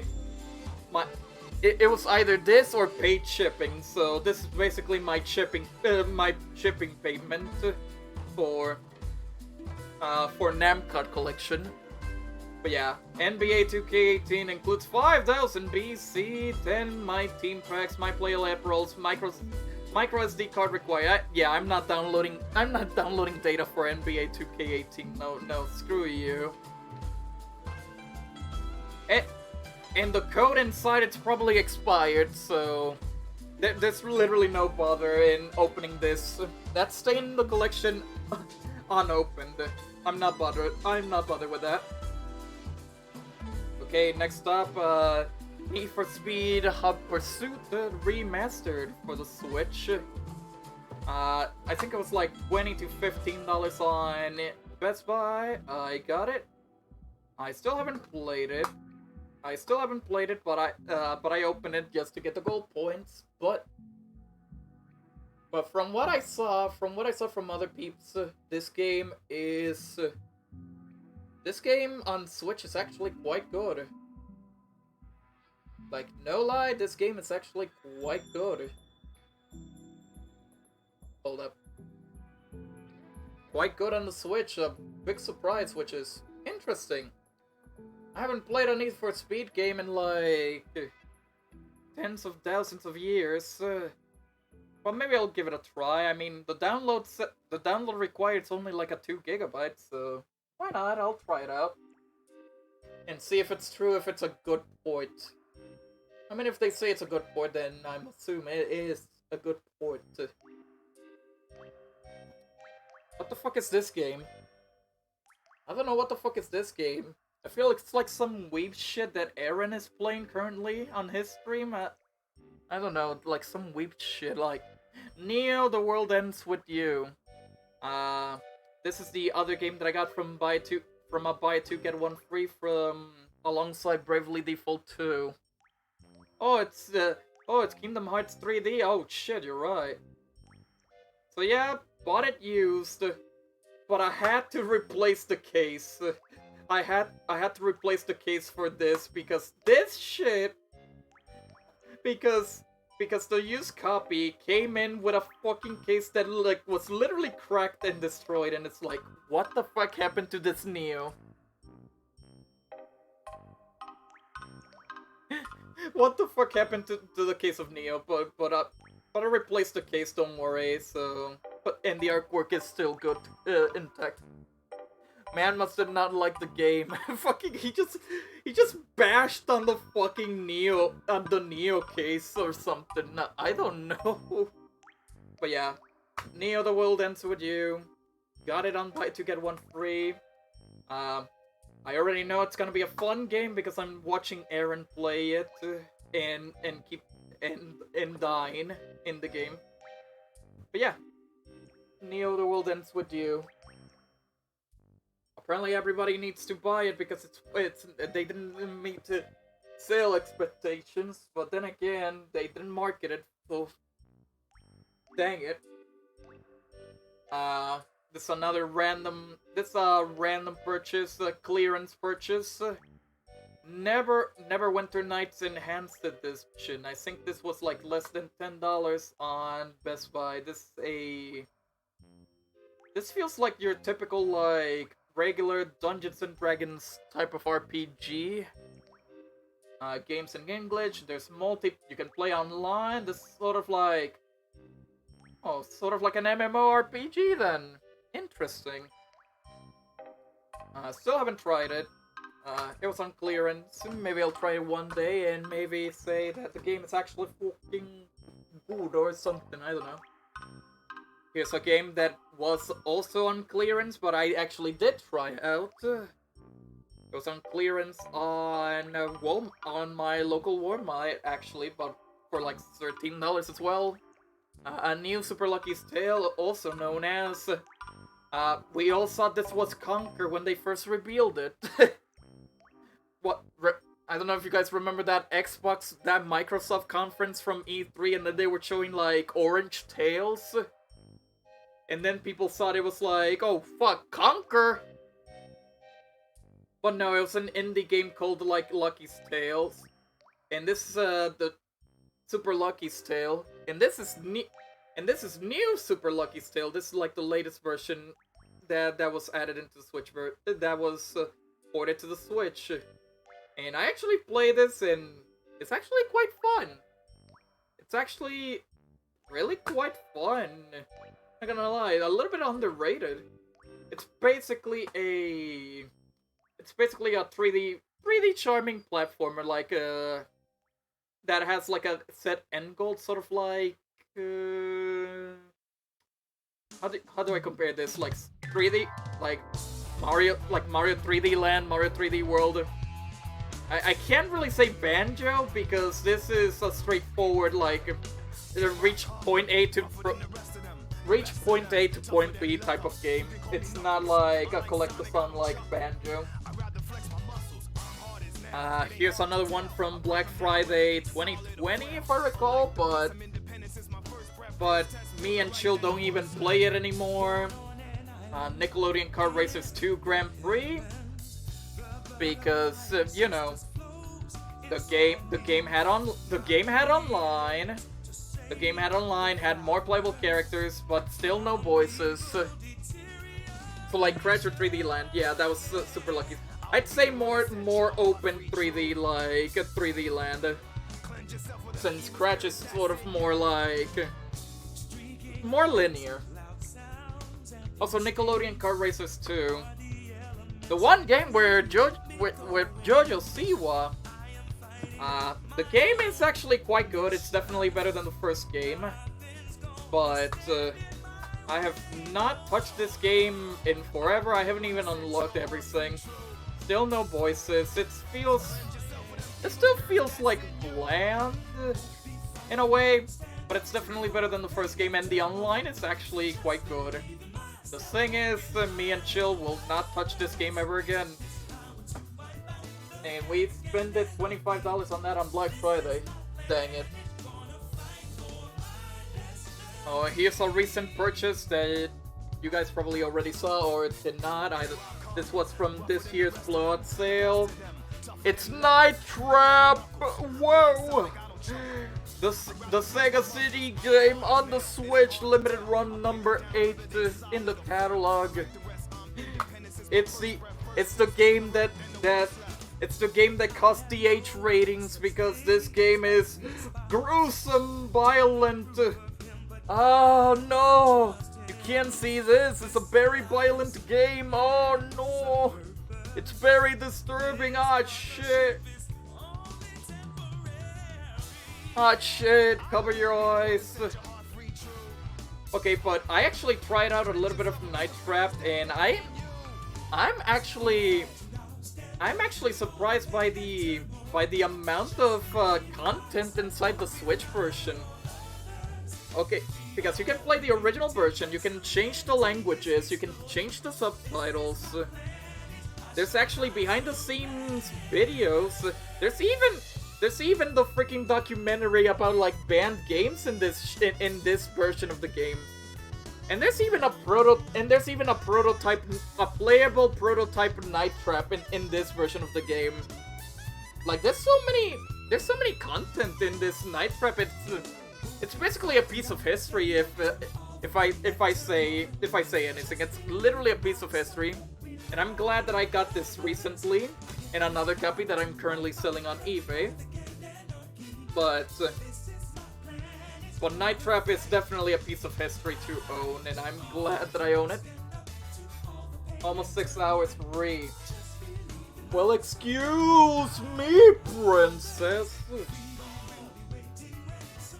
And here comes game number 4 out of the Bandai Namco free games that I ended up getting. Game number 4 out of the 5 games that I got for free for Black Friday. Ni no Kuni 1. That's the Right Witch. Again, on sale. It was on sale in the website, but then the Mischief gave the thing for me for free, which I was surprised. I started playing this game. I think I saw a little bit of gameplay on Discord.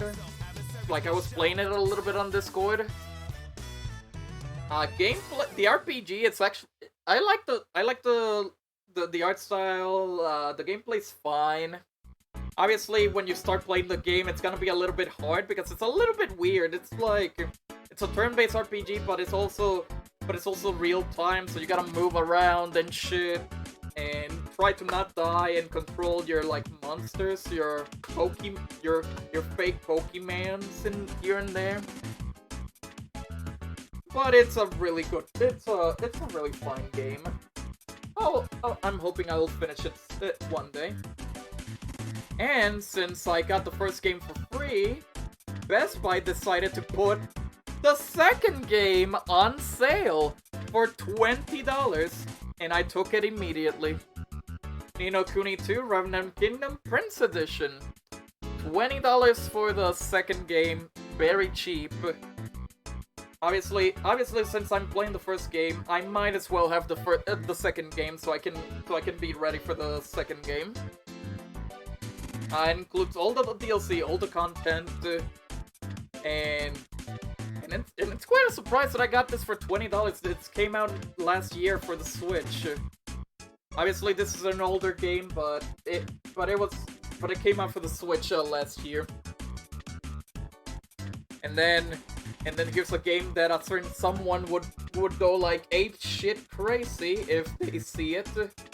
but they're not on the stream yet. But they're not on the stream, so here's No More Heroes 1 and No More Heroes 2. Both from Limited Run. Both from Limited Run. Physically, I think on the Switch catalog, the first game is number 99, and then, well, I don't know if you can see it, but No More Heroes 2 became the 100th Switch game in the limited run lineup. Obviously, I wanted to play. Well, I wanted to play the No More Heroes game, so I wanted to start somewhere, so Limited Run announced the first game and the second game physically, and I immediately pre-ordered it. Sadly, I do not own the third game yet, but hopefully there goes a sale soon for the third game, because I do want to try out the third game. But I'm currently playing the first game. I'm surprised how well they ported the first game from the Wii to the Switch. Here's the card. Here's the instruction booklet, which talks about how to play the first game, how to play it properly, the controls. Here's the characters, the concept art, press A, and then the moe type thing. So yeah, first game, and then of course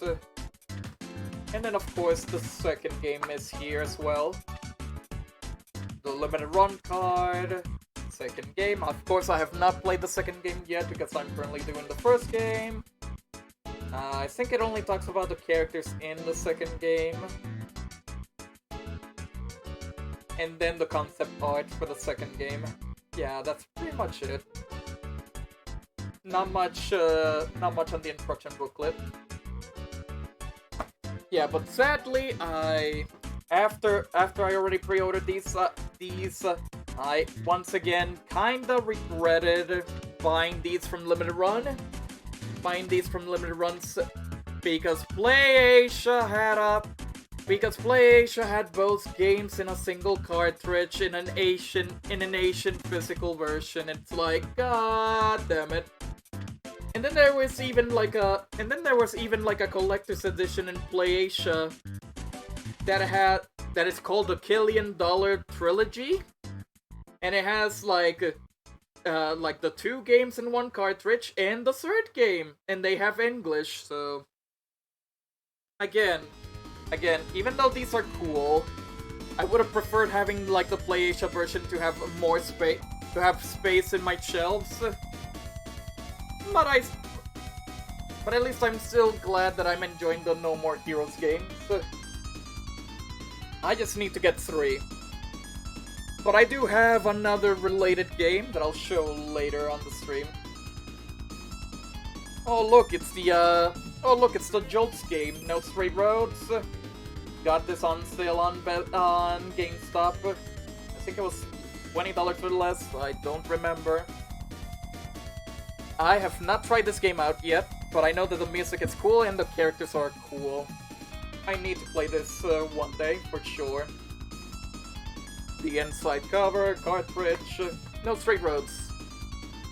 I heard something about the Switch version not being that good, but I'm pretty sure there's an update to make it better. Hopefully. And then another essential RPG that some people have and some people should have. Octopath Traveler. I think I bought this full price at Best Buy. I think the art, what sold me about this game is the art style, the characters, and the fact that you can play as that you basically play as 8 different characters that have their own story, and then they end up working together. I like that type of stuff. I gotta continue finishing it though, because Octopath Traveler is a cool-ass looking game. Very interesting story. Wanna play more Octopath. Uh, another like regret, but it was on sale. Overcooked Special Edition plus Overcooked 2. It's definitely better than having like the both games separately, but it's still a regret. It's still a regret because because there's now the Overcooked All You Can Eat edition, which has every level from the first two games, plus more stuff and crossplay and online crossplay. This one is like just the first game and the second game, and I think the first game is local only, and the second game it does have online. And obviously it doesn't have any of the DLCs because I have to buy the DLCs, but I'm not buying the DLCs if I can just buy the All You Can Eat game.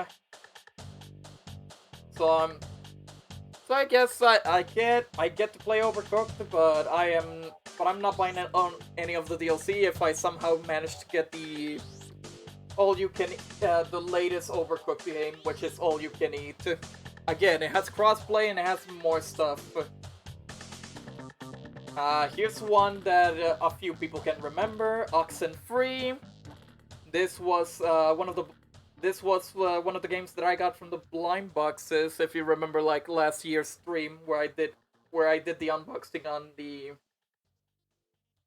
the blind boxes.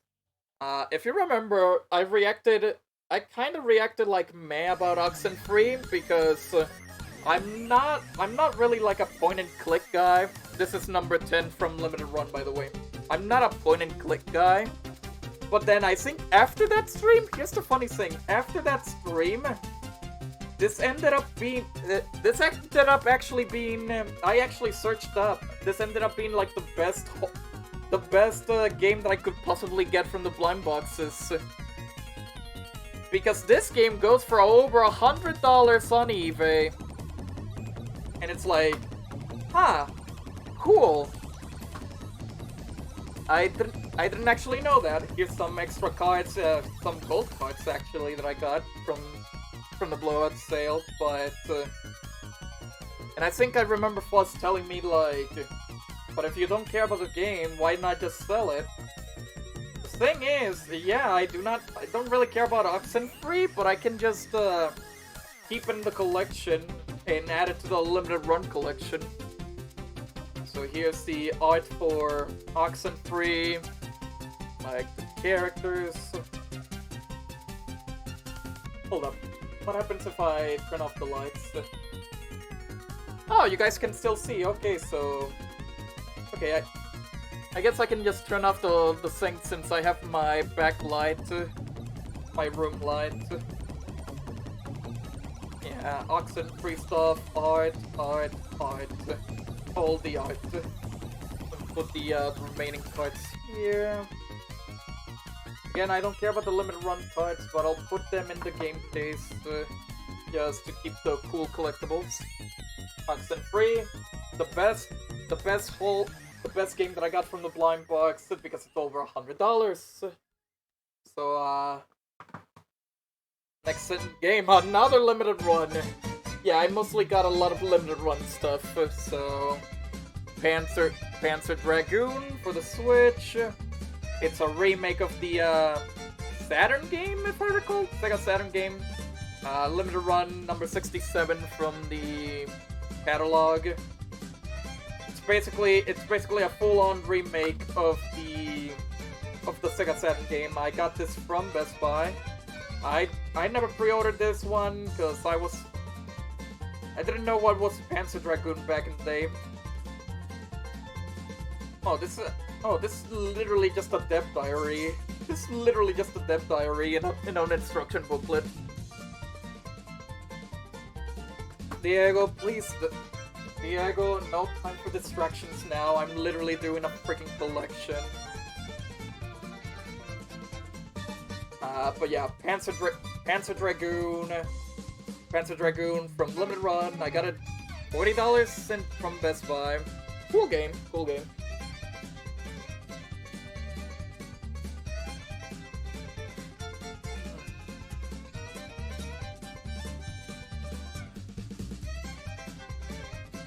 I I don't know. I don't know how I feel about this. This is the third game that I got from the buy 2 get 1 free with Bravely Default and Neo Dual Worlds and with you. It's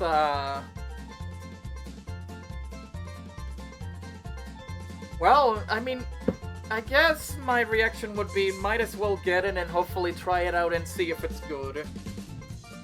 Cause I don't really have any good feelings about like modern Paper Mario. But I know Origami King is like the best of the modern trilogy. But I just have to try it out on my own on stream and see if I can determine if this Paper Mario is good. And apparently it's the best-selling Paper Mario of all time now, so I don't know what's the future ahead for this. Yeah, like Origami King has a really good like OST, but I don't know how how I feel about this game. Maybe I need to start playing it and just judge. But I can't do that. I'm currently doing those in your door on stream, so so Origami King can wait. Oh jeez, I wonder what's this game. I don't think Sketch has ever heard about this game. Persona 5 Strikers. This was also like an insta cup for me. Like I got it immediately. Persona 5 Strikers, I got it like day one, because, I mean, I've been waiting for this game, because this game actually came out already on Switch like a year ago, like a year before this US version, and people were just simply buying the Japanese version out of PlayAsia. But then they finally announced it wasn't even 1 year, it took like a few years for the West to finally get like Persona 5 Strikers. Amazing, a freaking amazing game. I know it takes place after Persona 5, but it's a freaking Warriors game. It's actually a unique take on the Warriors formula. If anything, I will have to say, well, obviously I only have Warriors. I only have Fire Emblem Warriors in this game. But Persona 5 Strikers, it's the best it's the best, like, Warriors game on the Switch. Because it's not even the same repetitive, like, Warriors gameplay, it has some unique elements to it. Oh, fuck. Can't see that? That's my download code for the digital bonus content, no! But yeah, technically, I already beaten the game. Obviously, I haven't seen the credits yet. But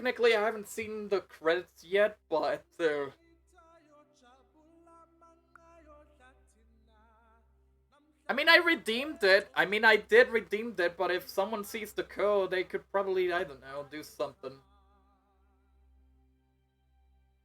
I don't know, I just don't, even if it's used, I'm not trusting it.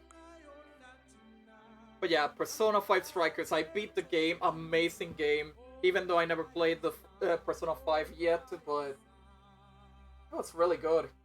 I just need to let the credits roll now, because I did beat the final boss, but it was going like, you can do whatever you want before you end the game, and I don't want that. Next one, another import from PlayAsia. I mean, you already know what this is. It's freaking Phoenix Wright Ace Attorney. The trilogy, the first 3 games. This is an import because this never got a physical in the US. But it plays in English. It's the first 3 Phoenix Wright games in HD. I have not played this because I already have knowledge of. I already played through the first game. I already have knowledge of the second game, and I have a little bit of knowledge of the third game. So it's gonna end up like nothing new to me. But I basically know most of the stuff of the original trilogy.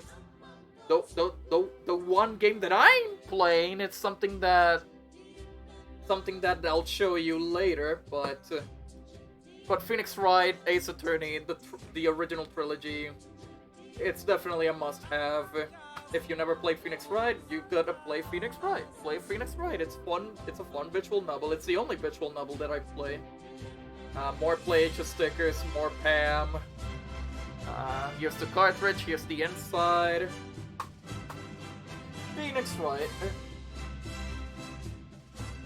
And then okay. Here we go. Another one from the blind boxes that I got last year, Pixel Junk Monsters 2, Limited Run, number 4, like one of the earlier like Switch releases. It's obviously not a big deal for like collectors, but it is a game that I don't actually own. So, Pixel Junk Monsters 2, it's basically a tower defense game made by Spongchusoft. It also has freaking Dang Dang Rup like masks customization in there for some reason. It's basically just a typical run-of-the-mill tower defense type of game. You got your enemies, you got your bugs, enemies, towers, bosses, island stuff.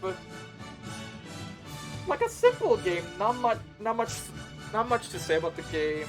Just a simple tower defense. Cool. Limited Run number 4.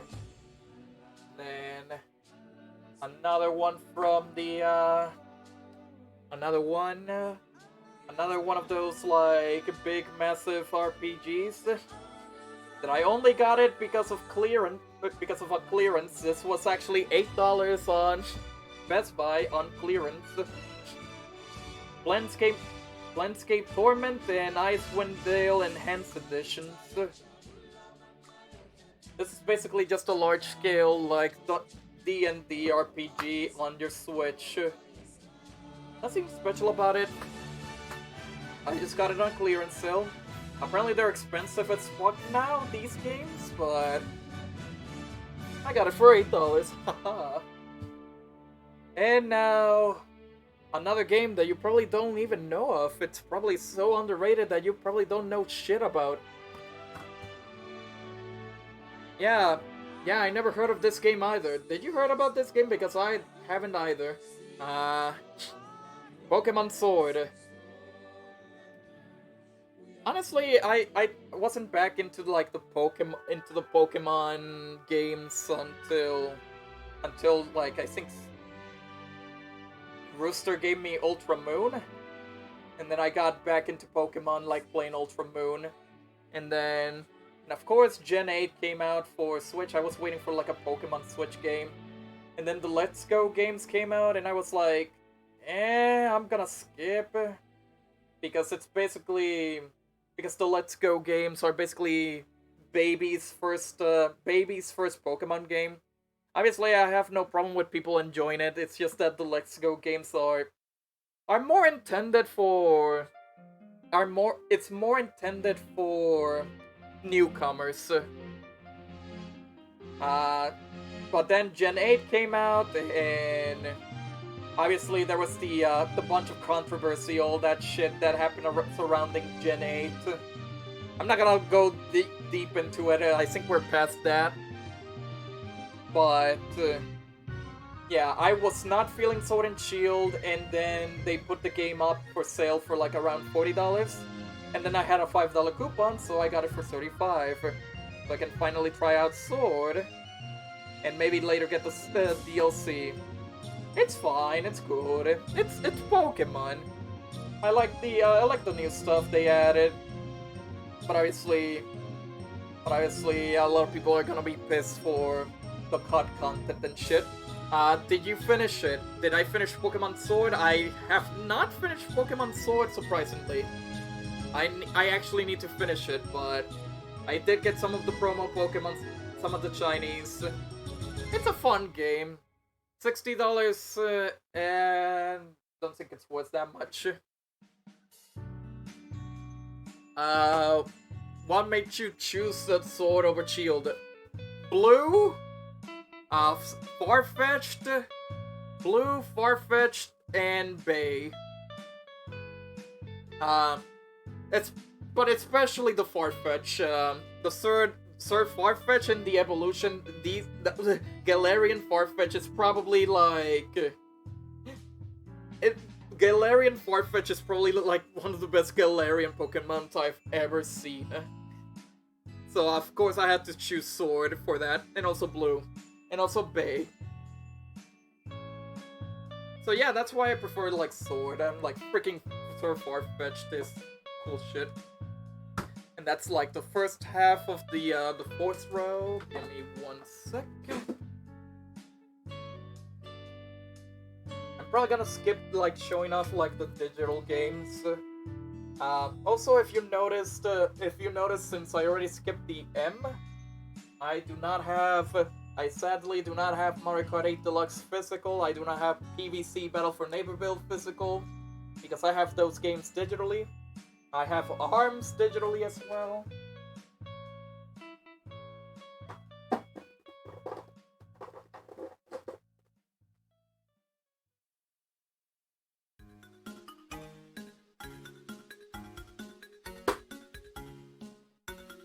So let me put up the second row of games here. And show off stuff. And then of course, after Pokemon Sword, there's the only other Pokemon game that I actually own on the Switch. And you probably already know because I got it recently, Pokken Tournament Deluxe Edition. Pokken Tournament Deluxe. I was always interested in Pokken Tournament. I like fighting games. Pokken has a slight Tekken influence. So I wanted to get like Pokken on the Switch because it has more characters than the Wii U version. And of course there's the DLC. I was waiting for this game to go on sale, and then they finally put it on sale on GameStop for like $22. And I'm currently playing through the game. I'm actually maining Decidueye because Burb is good boy. Burb is cool. But I do want to try out this game more, for sure. Obviously this case, I actually bought it separately because this game came... Because since I bought it used, it came in a generic case that my doggo almost mold down. Almost mold down the game, but at least it was a generic case, so I could just replace it easily. But I finally got Pokken. I can't wait to play this more. Maybe, hopefully, I can play it tomorrow on the, like, GR1 game stream. Bruh. Hey, at least there was a generic case, and the game was not mold on, so... I was lucky. Also, I like how you, Chill, and I main ghost types incidentally. I keep forgetting that Burb is literally like a ghost type. Okay, and speaking of fighting games, here's another good one. Power Rangers Battle for the Grid Collector's Edition. This is actually the retail release that came after the limited run one. And this one is actually a good one to have because this one is cheap. This one was cheaper than the limited run one. And it gives you like one extra DLC character in the pack. So, Power Rangers is a even though it doesn't have motion, it's a basic fighting game with that it's a 3v3, that it's like Marvel vs. Capcom style, and I actually like this. And I like the fact that they're still updating this game. They literally just ended Season 4, so maybe soon we'll see Season 5 stuff. I currently have, okay, the cartridge already has, like, Season 1. The cartridge already has Season 1. I bought Season 2 because it was on sale. Season 3, I had to buy it on sale, even though it already includes one Season 3 character. And I don't have Season 4 yet, because I'm waiting for a sale for Season 4. But I do have the Street Fighter characters. That's a cool thing. That's a cool thing. The Power Rangers fighting game has Ryu and Chun-Li. It has Street Fighter characters. And they play like their Marvel vs. Capcom style, which is very good.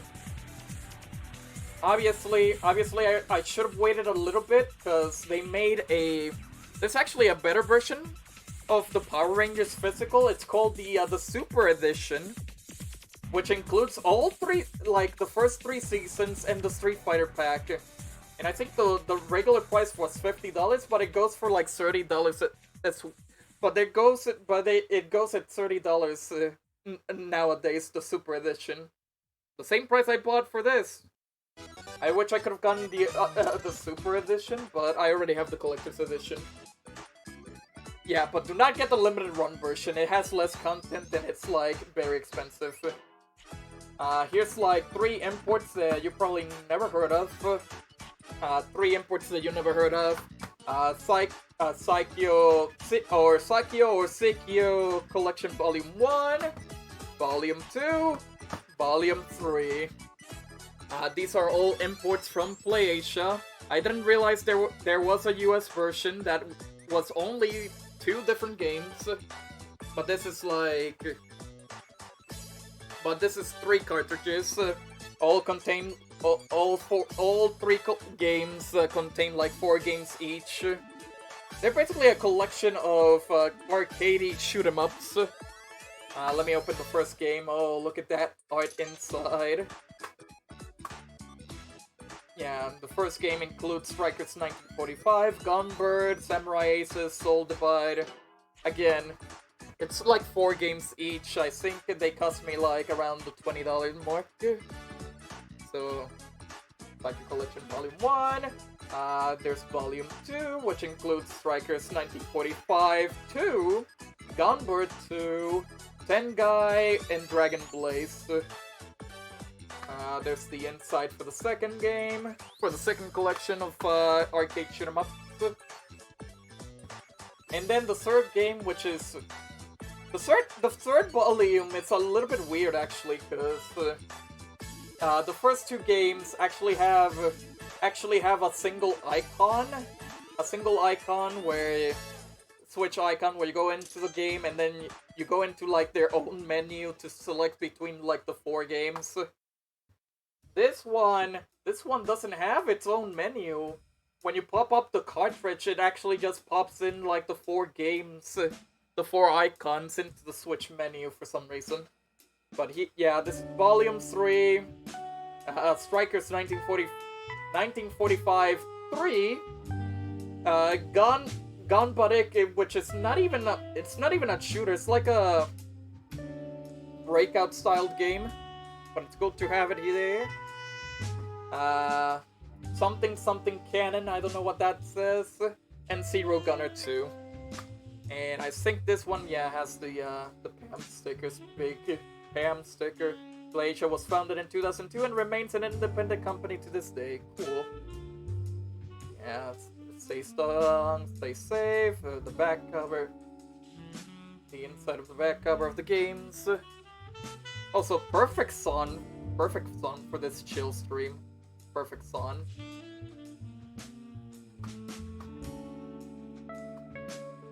And now it's time to reveal. Well, some people may probably know this, but the next game is actually my first ever Switch physical. It was literally the first game that I got with the first game that I got with my Switch, and it's not Breath of the Wild. And here's another surprise, it's actually an import. My first ever Switch physical was an import. And that is the Japanese version of Puyo Puyo Tetris 1. Yes, this game is my first ever physical game for the Switch. or technically my first game, technically. Sort of, maybe? Well, not really. Well, one of my first games, but this is my first physical Switch game. So you're probably asking, why is my first physical a Japanese Puyo Puyo Tetris 1?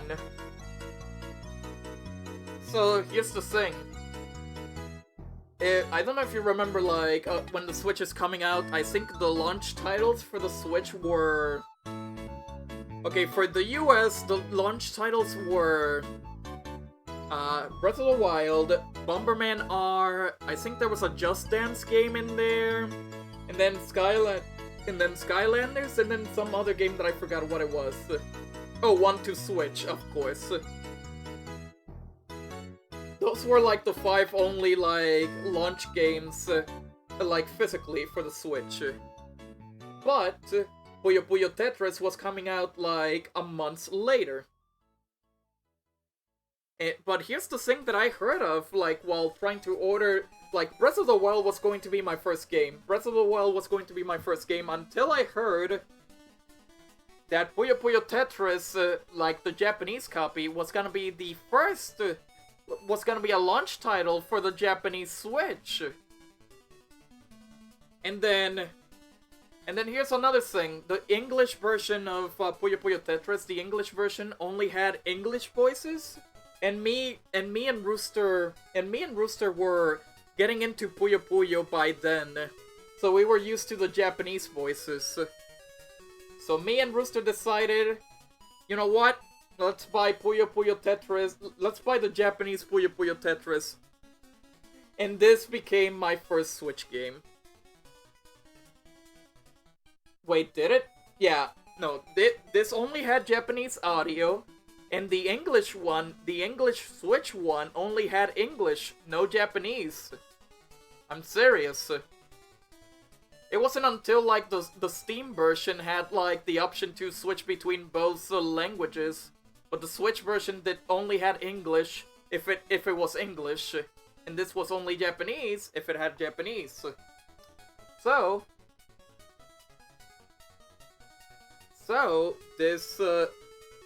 this became my first ever Switch physical, and I bought it from PlayAsia. Oh my god, look at this! Oh my god, this is an old ass PlayAsia ad before they even had a mascot. And old ass them freaking telling you to buy Neptunia or Sedran Kagurang. Fucking really old ass PlayAsia. They also gave me like a PlayAsia coupon, which I gave it to Rooster. Instruction booklet. Old ass cartridge. This was my first ever Switch game. My first ever Switch game, and it was an import. It was an import from Japan. I think I actually got something related to the English release, but I don't know if I have it. It was actually... A friend of mine actually gave me this, but I don't know if I still have it. It's like somewhere either in the collectible or somewhere in my room, but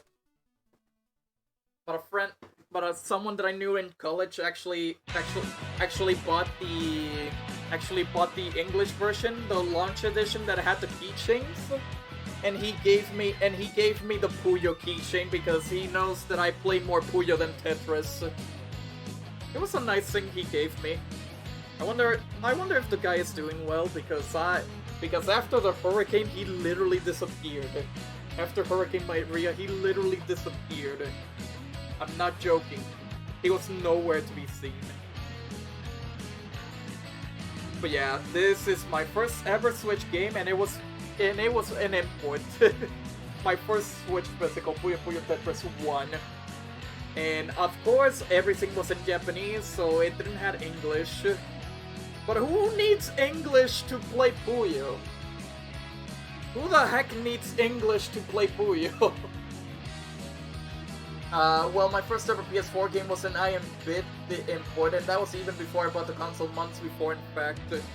Dang it, you buying Res Infinite just without buying a PS4. Yeah, I think you told me this, right? It was Res. Very cool.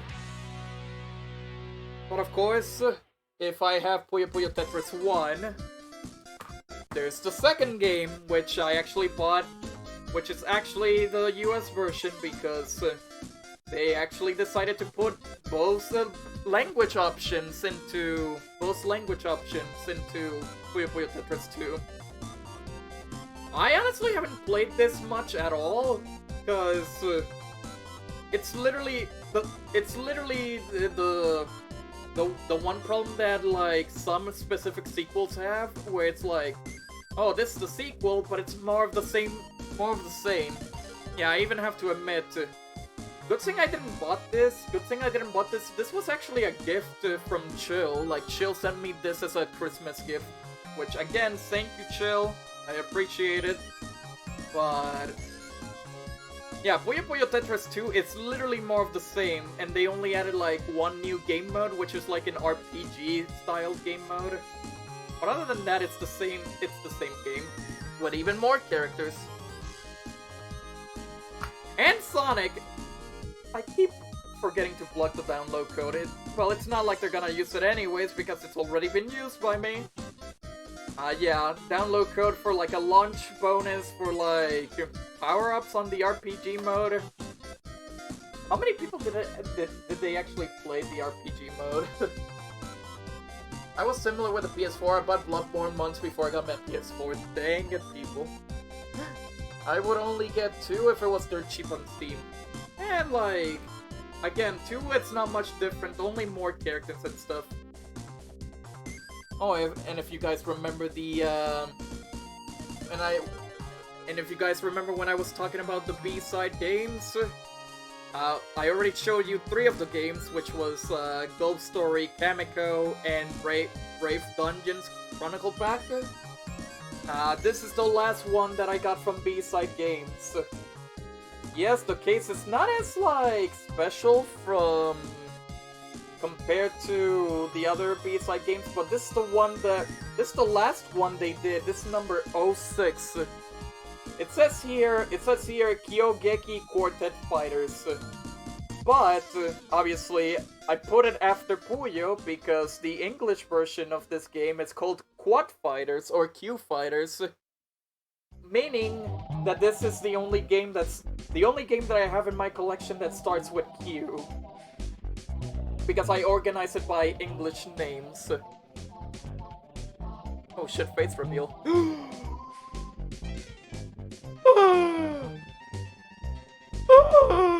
Yep, reflections. But yeah, this was the last game that B-side games did. It's basically a Famicom-styled shoot 'em up. It does not have English, but it's a shoot 'em up. You don't need English to play a shoot 'em up. I think it was like a collection of games, if I recall, or just one. I don't remember. That's a shiny dust cover for sure. Yeah. Here's the game. It actually includes a freaking Famicom-styled freaking instruction booklet made by Happy Meal.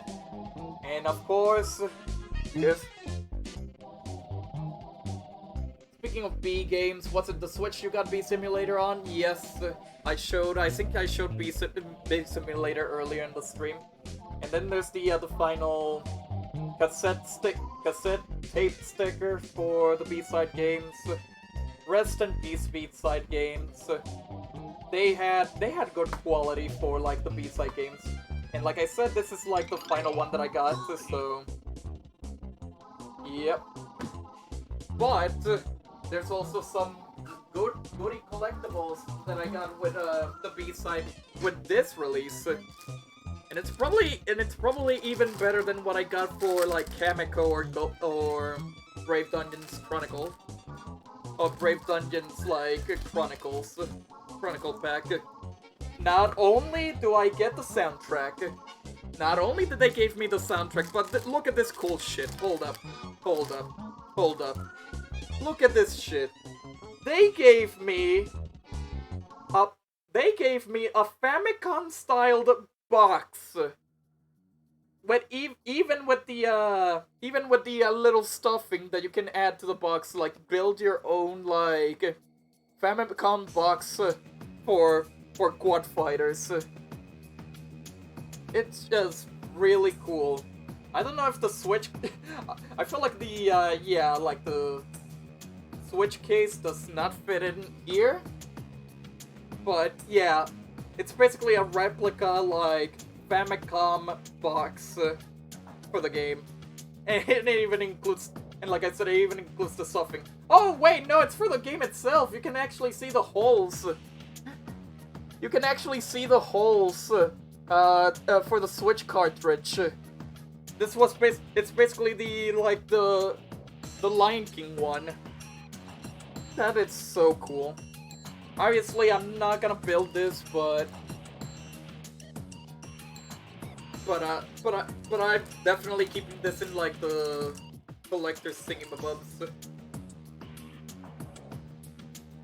Okay, but yeah, Quad Fighters, the last of the 4 games that I got from Beatside Games before they shut down. Rest in peace, freaking Beatside Games. You actually had freaking quality fucking packaging in the fucking games. They actually had really good quality. Oh, for fuck's sake, no. I fucking hate this. Well, hold up. First of all, let me check my... I think I can take out the... Yeah, let me take out the charger for a bit, so it doesn't overcharge and ruin my phone. But the next game... I fucking hate Chill for this. You already seen it before, but I fucking hate Chill for this.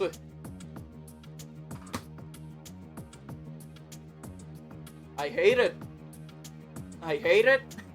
I hate it. I hate it. Fucking hate it. You need to drop it on the table. Oh, hold up. There you go. There you go. Anyways. Race with Ryan.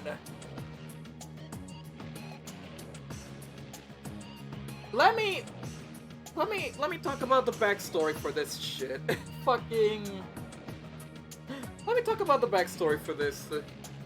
It was during when I was streaming, like, Yoshi's Crafted World for the Switch. Which, by the way, I have that digitally because of a mischef. Same goes with Captain Toad. Like, I got those games for really cheap because of, target errors. That's what I just heard you say this game was really good. No, but you're banned. So, this was a meme, like, on the Yoshi Crafted World stream that I did. Where me and Chill was talking about, like, this fucking game, just memeing about it. And then he was telling me about, like, the physical could be rare or some shit like that. It's like, Chill, no. Chill, no. And then Chill ended up getting 2 copies. One for him and one for me. And I got this, like alongside the Black Friday box, and I fucking hate it! I played this shit on stream. I actually played on stream, if you remember. And the gameplay is just disgusting. And oh, and I think the funniest thing is the fact that, like, after this release, they actually made a deluxe edition of the game. They actually made, like, a road trip deluxe edition. That is basically the base game and 2 DLCs. This game had DLC. This game has DLC! With new tracks and characters. This game has DLC! How? But he doesn't have DLC. Race with Ryan has DLC. But yeah, this game, it's just not a good kart racer. I think what Chill said was probably gonna be a lie. It's probably not gonna be worse like in the future. Because they made a deluxe edition, so well, probably would have went with that. But god damn it. And now here's another meme Switch game that I only got it for because of clearance for $10. Do you guys want to go fishing? Imagine being a parent of a kid who's like, Mom! Get me DLC for Race with Ryan! Oh my god. Oh no. Also, do you guys want to go fishing? Let's go fishing. Rapala's Pro Fishing Series. Rapala Fishing Pro Series. It's currently sealed. It's sealed. I have nothing on it. It's currently sealed. I only bought this because it was on sale. It was on clearance, $10. It's a fishing game. Why the fuck not? Why the fuck not? Add it to the collection. Why the fuck not? But remember the weird fishing game you saw on the eShop? Oh my god, we should do another one of those. Freaking eShop browsing. eShop browsing for fucking shovelware shit. Okay, finally a good game that I got from last year's Black Friday. It was $15. You see it on the bargain bin, but it's Rayman Legends. Well, there's nothing wrong. There's nothing that can go wrong with Rayman Legends. It's Rayman Legends. It's fucking Rayman on the Switch, Definitive Edition. That includes stuff and shit. It's Rayman Legends. What else can you say? It's a good game. It's a good game. It's on the Switch. What else can you say? It's also sealed, so I can't show the inside, sadly. Another game that is also sealed, but it's also from Limited Run because I got it on Best Buy from my Limited Run collection. This is Real Mist Masterpiece Edition. I think this is just a simple point-and-click game. It's number 63. It's number 63 in the Limited Run like Switch catalog. Made by Cyan! But it's a simple, run-of-the-mill, point-and-click. I'm not a point-and-click guy, but I added this to, like, my Limited Run collection. Again, the funny thing is, I don't buy from Limited Run that much as often anymore, but it's still to have, like, to have it in the collection. And one that went probably my least favorite game that I got from the blind boxes last year. This is Regions of Ruin. Basically, it's just a 2D pixel side-scrolling RPG with town building. I got this twice. I got this in like my one of the 6 blind boxes, and then I got another copy of this in the 2 extra blind boxes that I bought from eBay, which the other one ended up being Blossom Tales, so I was happy with Blossom Tales. But Regions of Ruin, there's not much of a big deal going on with this game. It's a cool 2D pixel, a cool town building RPG game. The thing that says why I'm underwhelmed, the reason why I'm underwhelmed that I got this from the blind box is that They still sell this game on the website, and they still sell this on the Limited Run website. So it's like, no one really wants to buy this game, I guess. But maybe I'll give it a chance and play it on my own. But why put it in the blind box? So no, just no. It's still on sale on the freaking Limited Run website. And here comes another Limited Run one that is actually numbered, that I got it from Best Buy, Return of the Obra Dinn, which is the first person, oh shit, good music, let's go, that it's the first person, like, a Game Boy styled game, like the Game Boy graphic game, number 78 on, from the Limited Run catalog from the Switch catalog. Limited run Switch catalog.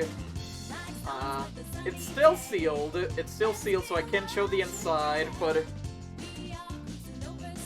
it's a cool looking game, and I think it's already like going for high prices in.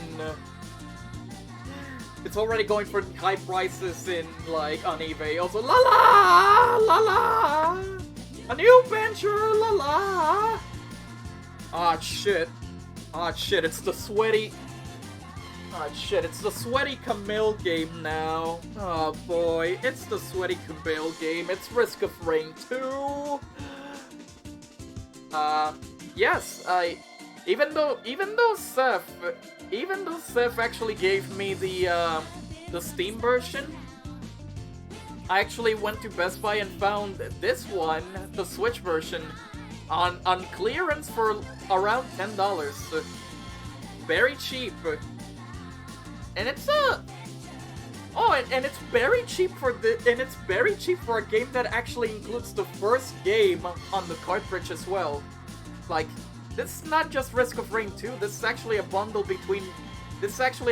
of like the first and second game, and everything is on the cartridge. Yes, the DLC is indeed out. I'll probably buy it for Steam like one of these days, but. Yeah, this is the Switch. This is the Switch version, which has like the first game as well on the cartridge, which is cool. I see. So you're saying my gift meant nothing to you? No, I didn't say that. I still appreciate you giving me Risk of Rain 2 because now I got addicted to Risk of Rain. I'm not saying that. No. Is that the one game you said was the new Yoshi's Island sequel? Which one again?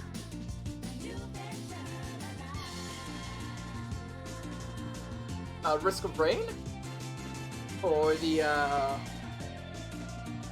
what other games? Listen, Seth, I still appreciate you giving me the Steam version. But of course, I bought the Switch version very cheap, so it was $10. So I got two versions of Risk of Rain. Risk of Rain, I just recalled you joking about it way back at the... What's the new Yoshi's Island sequel? Oh yeah, because of... Okay, now I remember, because of the one character that you play as that I was joking about, like... Oh, he's Yoshi. Now I remember the joke, yes.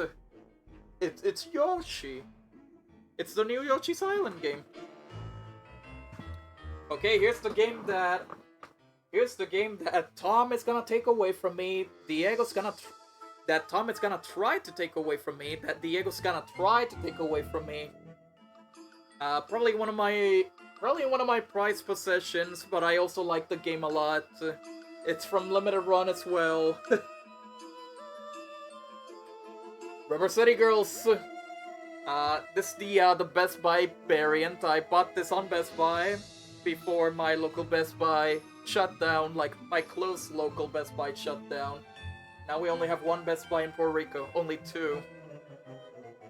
Obviously you're not seeing it, but this is number 45 in the Switch catalog.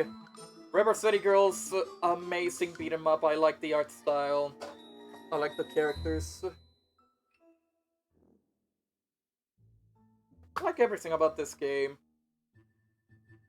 I only bought this around $35. Of course, hold up. Of course, I think the only problem is that like the limited run version is now worth around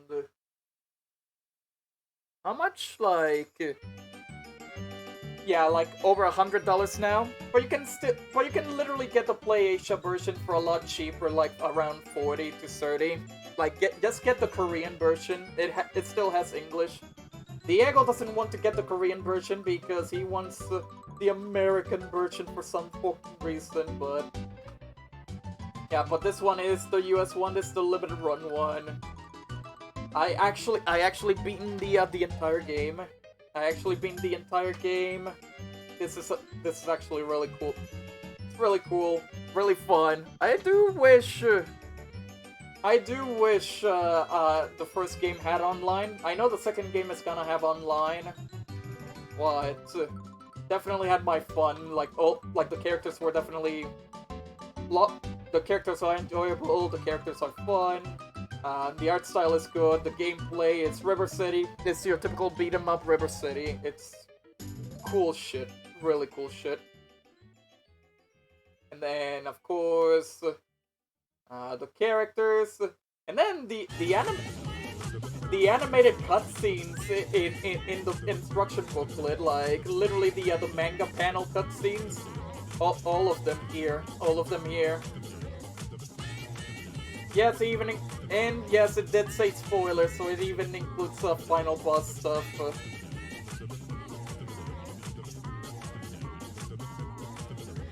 Dang. Peaks, why do you mean peaks? No. But yeah, this is one of my prized possessions because River City Girls is a really fun game. People should definitely try it. I already pre-ordered the physical for River City Girls 0, and I cannot wait for River City Girls 2 coming out later this year. Cannot wait. Another limited run one that I already own on. But anyways, well, how's everybody doing? Hello, I'm dead. Here's another limited run one that I already own on Steam. Rogue Legacy, roguelike, like Metroidvania style game. Number 40 in the Switch catalog.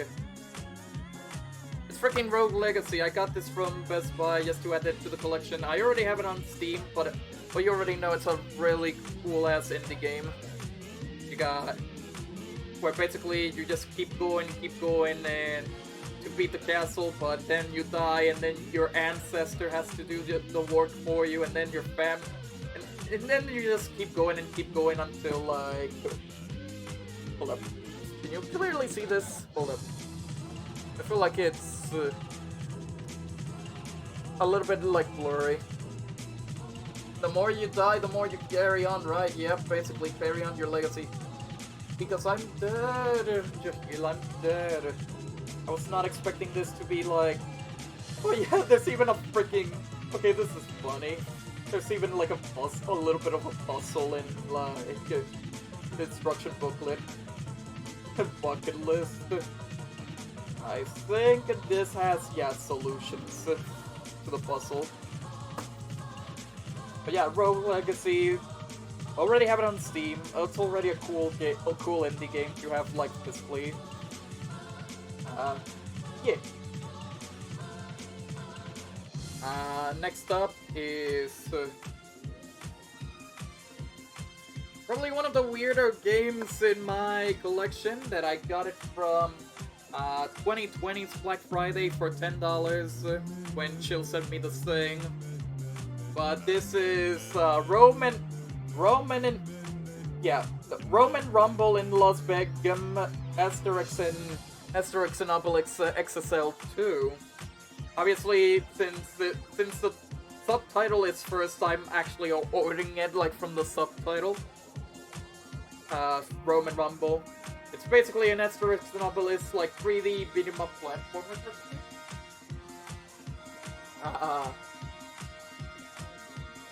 Where it's basically I don't know how to describe it. It actually started like a PC game, and it's a weird game that references so many other video games. Because, you know, oh, it's a video game, so we gotta reference other video games. So there's like Mario, Sonic, Pac-Man, Mortal Kombat, all that shit, like random video game references the game. Obviously, there's actually a better physical for this, because there's actually a physical where it's a collection of like the 3 XXL games, like 1, 2, and 3. And this is just the second game because the US only got the second game. Asterix and Obelix was my childhood. Yeah, I heard they were like very popular. I think they literally just got another new game released like recently, where it's like a 2D beat 'em up. I think it was like Asterix and Obelix slap them all. I want to try that. I want to try out that soon. It had a neat 3D GBA game. I actually saw someone stream that shit. It was impressive. It was really impressive. Okay, here's another one that you guys already recently saw from the Mega Man Wily Wars unboxing. Sam and Max Save the World from Limited Run. Number 104. I never played any of the Sam and Max games, and I actually think I have, like, the entire collection on Steam, maybe? Question mark? Like, the point-and-click games, at least, like, the entire collection. But this is actually, like, the first season, the entire first season in a Switch cartridge. Limited Run is actually gonna do a physical for the second season and the third season. So I guess it's a good place to start, like, playing Sam and Max now. They're just point-and-click games, funny, silly games. They were episodic. Obviously, Save the World is, like, Season 1, which is, like, the first 6 episodes. And then the other Sam and Max games are, like, Season 2 and Season 3, and then they ended in Season 3.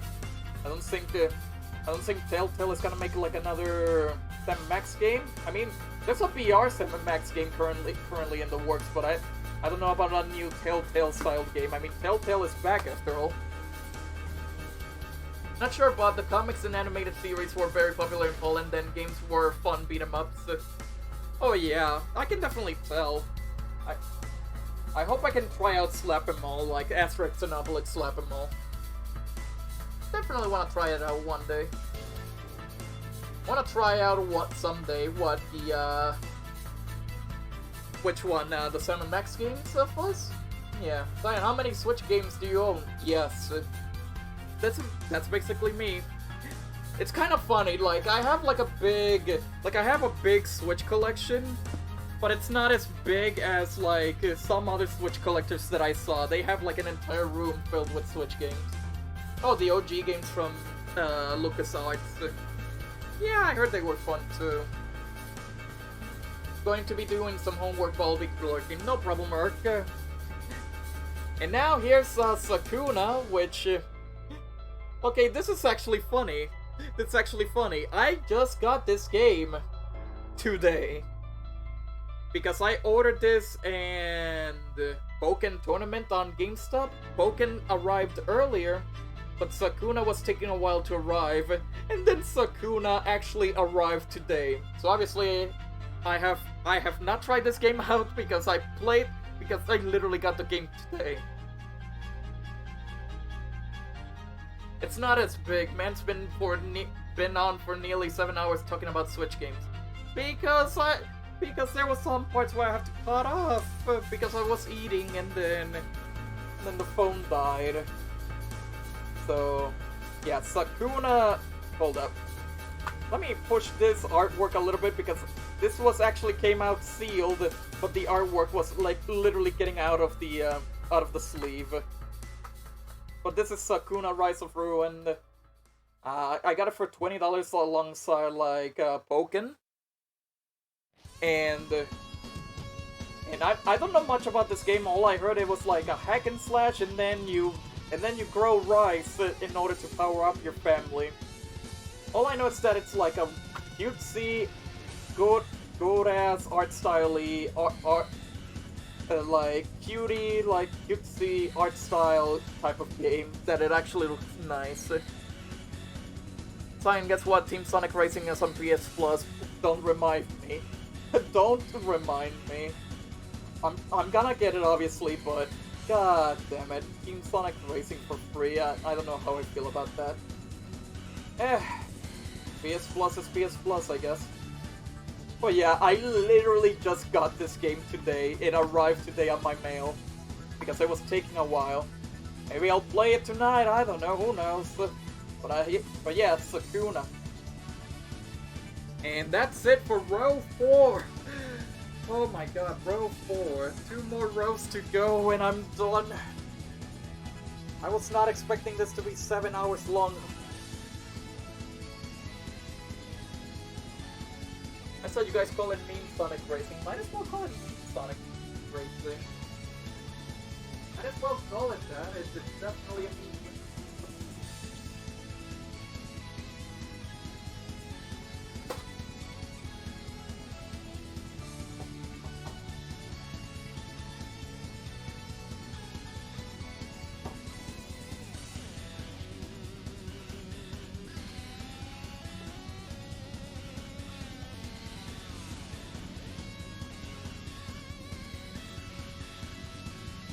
Let me also put some...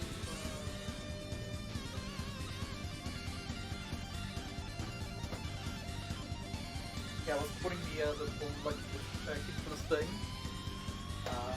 Oh god, row... time for row 5. Hold up. That'll be a big...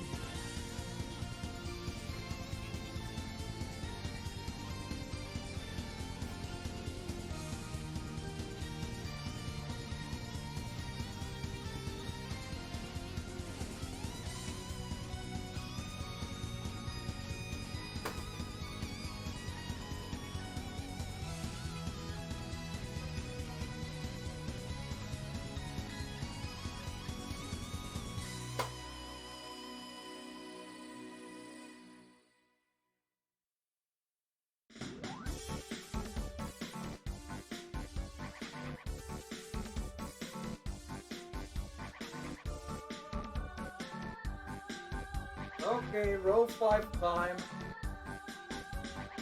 I spent 3 fucking hours trying to get the right part for the final door in Kingdom Memories. I hate this game so much. What do you mean? Kingdom Memories is such a good game.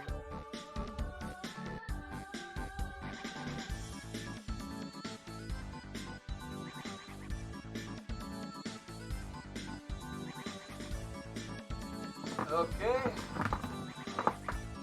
Row 5 is it's probably gonna go slower because putting the games back it would be probably gonna be a pain because row 5 and 6 are in the second shelves. Like rows 1 through 4 is literally an entire shelf. Well, that's Chain of Memories for ya. It's a good game. So anyways, starting off with row... okay, yeah, row 5 of my Switch collection. There's another one from Limited Run. I actually got this copy from Best Buy. Like, number 5. Saturday Morning RPG. It's made by... The game was made by Limited Run themselves before they made Limited Run. I think Mighty Rabbit, yep. Okay, here's the funny thing about this game. I bought this on eBay because it was really cheap, and I thought Saturday Morning RPG was an interesting game on... oh god, lighting. And I thought Saturday Morning RPG was an interesting game on Steam. So I got the Limited Run one, which is number 5 in the Switch catalog.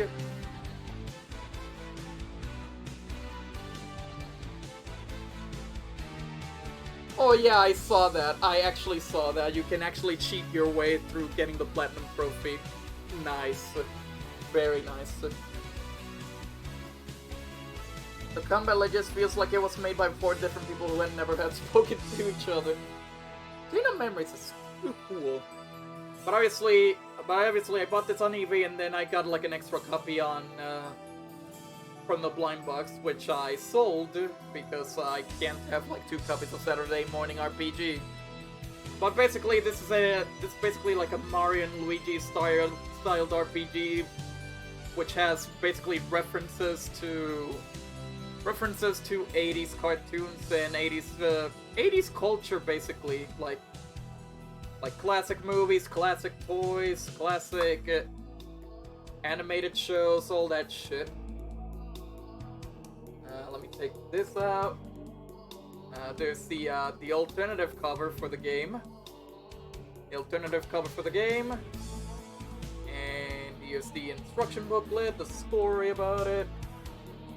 I don't know if you can see the letters, but it's fine. It's only talking about like the characters and then like the episode and the episodes for the game.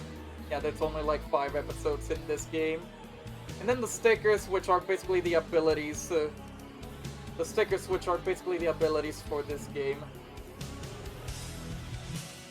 Underrated indie game, and it was made by Limited Run themselves before they were doing Limited Run. They were like an indie game company, and then they decided to make their own like physical company, Mighty Rabbit. Cool game, cool game.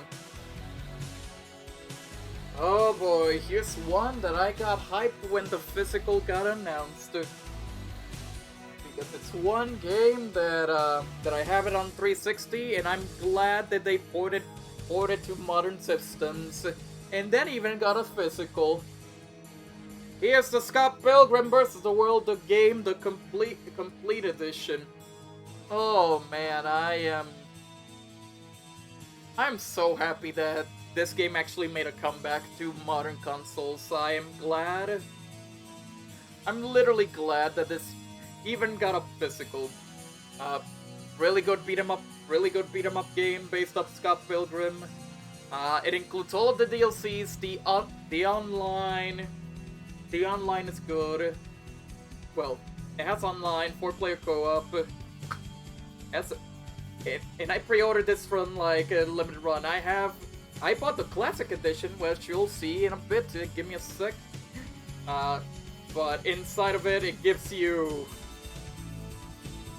like a replica, like a concert ticket to the Clash of Demon Head, Leo's Palace. It's basically just a replica, like a concert ticket. This is just novelty stuff. There's no actual real concert. Limited run card, and then instruction booklet that looks like the the SNES instruction booklet, which I don't get why, because the cover for this one looks like a Sega Genesis game, a Sonic game, and then the instruction booklet is a SNES booklet. Does it make sense? Probably no. Ah, heck, the game you gotta send me. Yes, I still gotta send you your copy, because Best Buy put these games on sale for $10 for like only 2 hours. And then Chill bought, and then I told Chill, and then I told Chill, and then Chill ended up with 6 copies. 1 copy for him, 1 copy for him to keep for insurance, and then the other 4 copies, 1 for me for insurance, 1 for Rooster, 1 for Diego, and one for Sketch. And I still haven't given the Sketch his copy yet. But once I give Sketch his copy, we can probably like play this game online, maybe stream it again. Chill can't hold all damn copies. I mean, yeah, true. That's Chill for you. But yeah, there's the instruction booklet. But like I said, other than the stuff in this copy, hold up.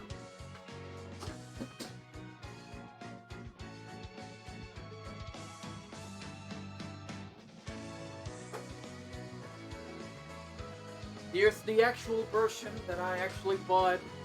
Here's the actual version that I bought the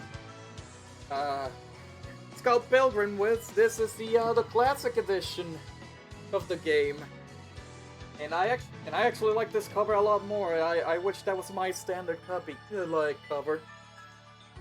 But yeah, this is the classic edition, which basically it's basically the game in a Sega Genesis box, in a Sega Genesis clamshell. Let me check something real quick. Okay, good.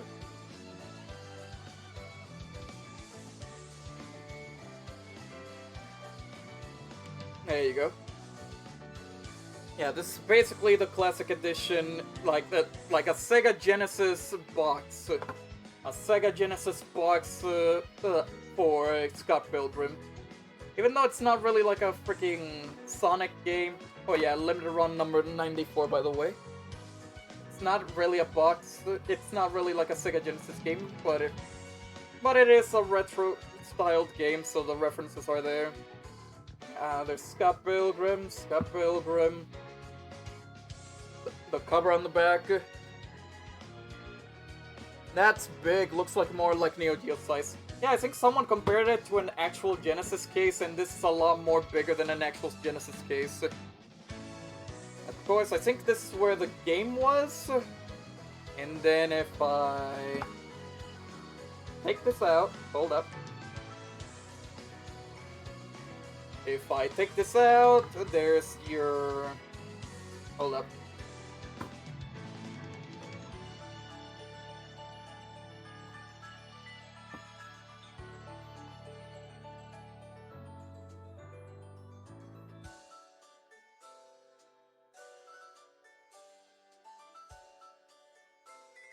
Hold up, I actually don't know how to take this out without, like, you know, ruining it. Oh, okay, I can just do that. Yeah, the soundtrack, stickers, then once again, I'm not gonna use these stickers, so no, I'm not using these stickers.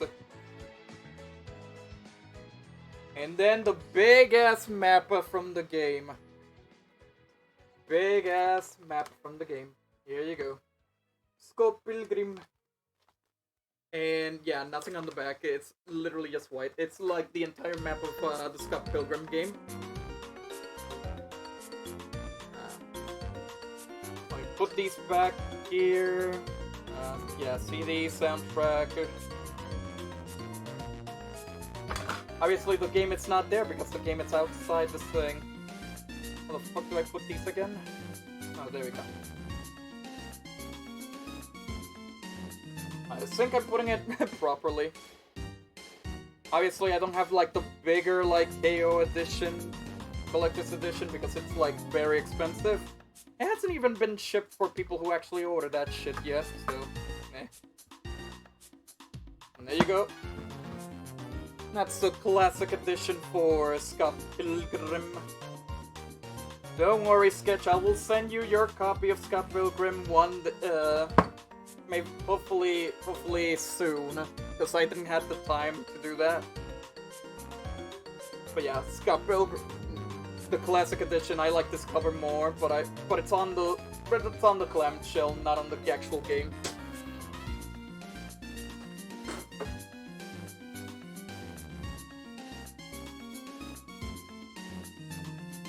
Give me one second.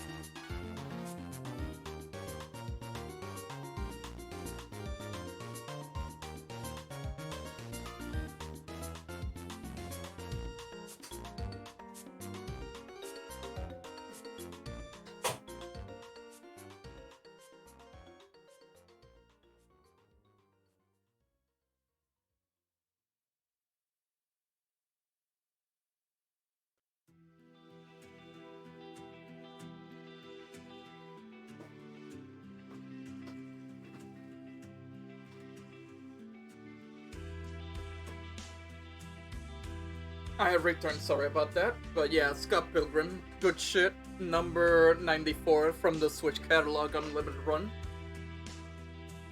And now time for a big ass roundup for a few games. Because here we go, hold up. Shantae, Risky's Revenge,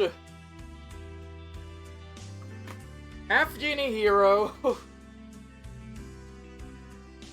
and the Seven Sirens. I almost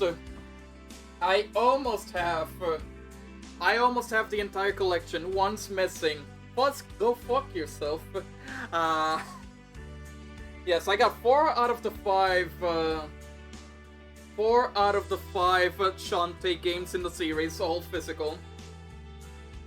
I obviously have one missing. It's the third middle game that should be in the middle.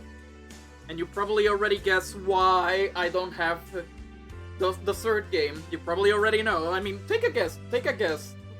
I want you to take a guess why I don't have the missing game in the series.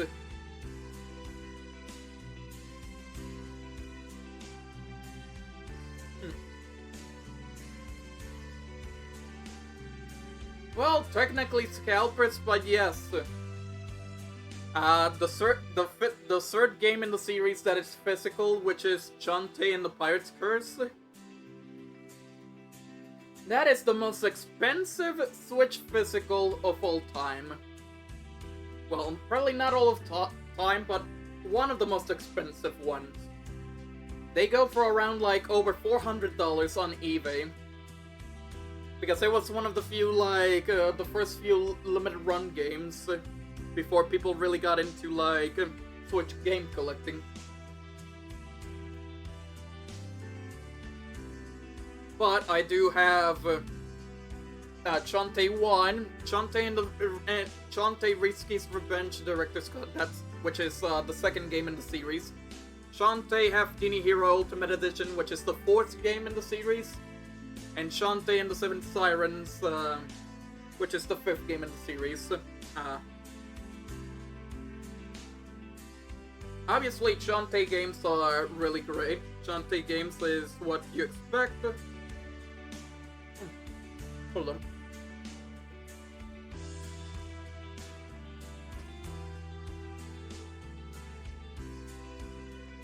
Shantae is like a classic franchise that's been around since Game Boy Color. Obviously, it started getting more popular when, like, when Pirate's Curse came out. So Shantae, obviously Shantae 1. This is actually, well, currently it's Switch exclusive. It's coming to PS4 and PS5, but yeah, it's the Game Boy Color. It's the Game Boy Color version with some added features and even some extra stuff to the version that actually makes this version of Shantae 1 very unique. Like they actually changed the emulation. They added like some extra features. They even messed around with the in-game code. And this is number 83 in the Switch category. There's the Shantae card. There's the instruction booklet that looks like a Game Boy Color instruction booklet. Very nice. Very clever. Story, gameplay, how to play, Shantae. Yeah, this is Shantae 1 for the Switch. This is like the first Shantae. Mini games. And it's actually really hard to play. Like, I'm currently playing through the first game, and I can see, like, the difficulty. It's very hard. But it's good to have the first game. Oh, I forgot about the card. Shantae's Risky's Revenge, the second game in the series that was released in DSiWare at first, I recall. But this is the director's cut, which includes even more stuff. There's the fan service and the trading, the trading card, limited run trading card, the instruction booklet. Here's the story, the characters. Not much going on. The fourth game, Half Genie Hero, it's not even from limited run. It was actually published. It was actually made out of retail. I actually bought this used on GameStop for less, like around $20. I bought this on GameStop because obviously they're not selling the big old Day 1 edition anymore. There's these inside of the thing with the fucking Shantae sketches, and then there's the instruction booklet for Ultimate Edition. And since it is Ultimate Edition, it includes all of the DLC, which is very good. It has all the content, so I don't have to buy anything. The extra game modes, the characters, and all that. And then, of course, the last Shantae game that released, Shantae and the Seven Sirens, the 5th game, which is the latest one, and this actually got released before the 1 and 2 for Switch, like for physical. But yeah, this is the 5th game in the series, the recent one. I think it's the more, obviously, since it is the 5th game, it's the more polished one. Here's the instruction manuals. Here's all the stuff you can learn about. Once again, characters, the new characters made for the 5th game. The art. And I guess spoilers, secrets, or stuff that you can't guess about. But yeah, these games are all fun. Even the Game Boy Color one, even though if it's the more poorly aged one. The more poorly aged one. But, hold up.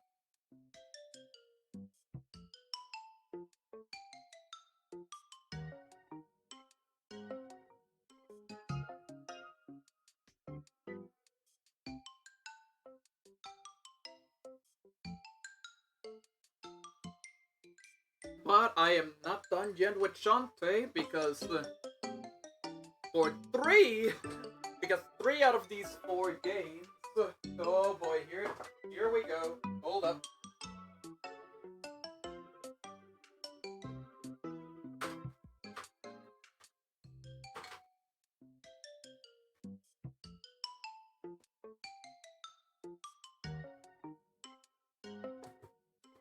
Oh boy, the big lads. The big lads. I should probably put the games away while I show this, because holy fuck. Like I said, I didn't get the standard edition for 3 of those games. No. Okay, so how about big Shantae box, big Risky's Revenge box, big Seven Sirens box. Yes, I got like 3 of the collector's editions. That's where like I got like most of the Shantaes. I actually used to put them in like on top of the shelves because like it's 3 Shantae collector's boxes. But the problem is the fact that, well, how do you say this? The problem with these is that the big boxes are from... I put them on top of the shelf, but then it got like... It got dirty, like it got some weird ass spots, so I decided to put them into boxes again. But let me try and go in order. The big Shantae 1 box, the collector's edition for Shantae 1. A very cool looking, very stylistic, like it has like a retro style in it. Oh yes, Shantae 1. Let me open this up. There's like 2 layers of like contents out of this, so let me pull the first one. This is supposed to be where the game is, but inside the game case, it's the steel book for the first game. It's all, I think it's all red, like, oh, that's a good steel box. It's the red steel box for Shantae 1. Obviously, like I said, I really don't care about steel boxes, but it's cool to have. I think that's a Shantae pin, like classic Shantae pin. And then this is like a gold coin for Shantae. Then, let me put this back up. I'll probably have to organize this later.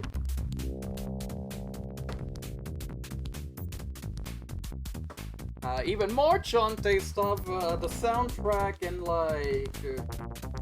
I forgot how you call this, the stand-up pin or whatever? But yeah, the soundtrack for the original game, and pin, and then in between these layers of goodies, big-ass poster for the first game.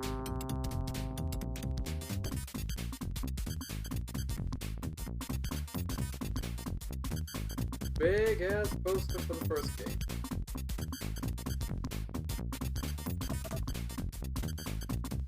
There you go, hold up.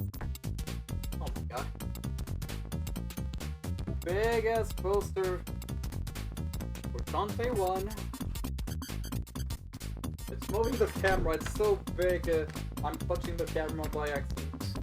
And then on the back, the whole map for the first game. I don't know if I can fully show it, but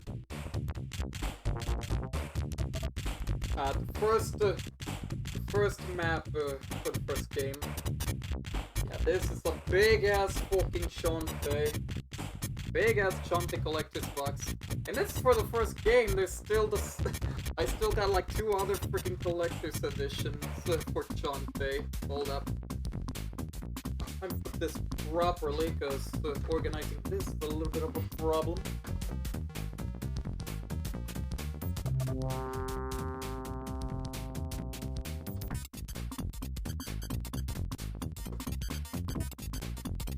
I'm gonna put poster in there and then soundtrack in between, or hold up.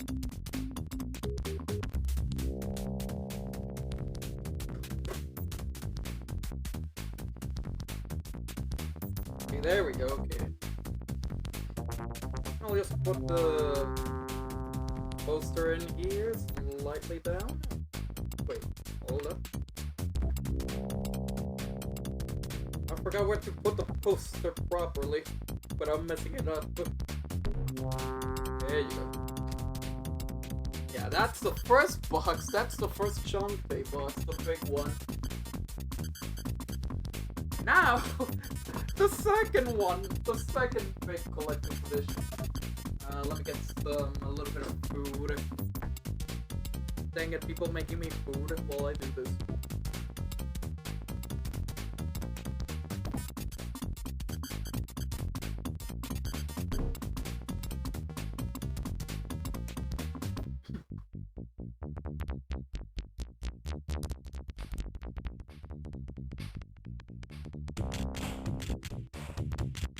I know, right?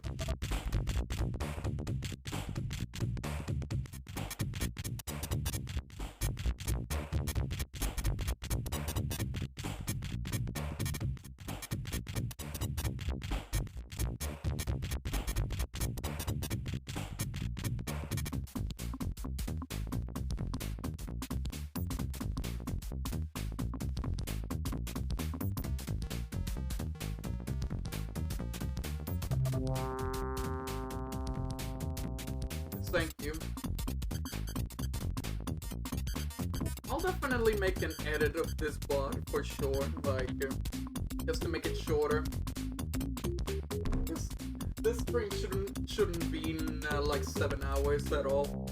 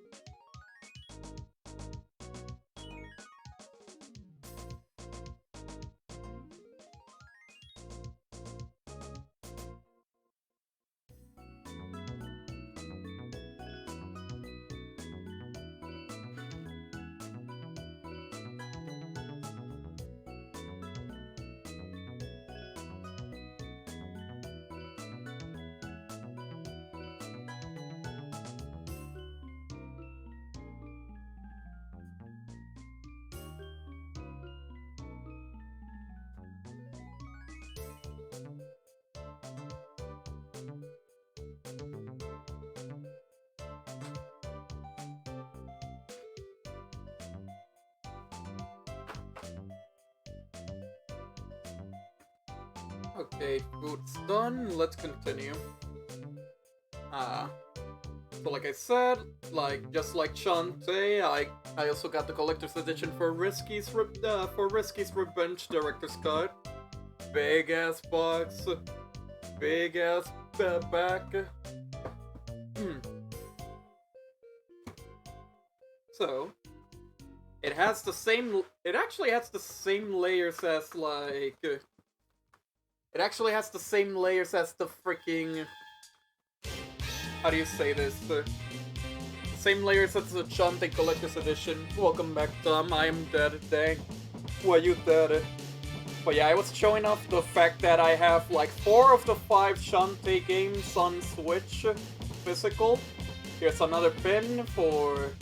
Here's another pin based on Risky's Revenge. Another steelbook. This is a purple steelbook for Risky's Revenge. Out of the 4 games, I only have 3 steelbooks because I don't have the collector's edition for Half Genie Hero, but it wouldn't even include a steelbook in either way. Only limited run released like a steelbook for that game, but I don't care. Then again, I don't care about like steelbooks. Then metal, and then of course a big poster, soundtrack, and stand-up pin once again, just like stand-up pin, just like freaking the first collector's edition. And then big ass poster. Let's see if I can see this. There we go. Big ass poster for Shantae. And then of course the other side is for cultured people. But I'm not a poster guy, so I always put it in the collector's box. For the cultured people. I blame Fuzz, though. This is all Fuzz's fault. So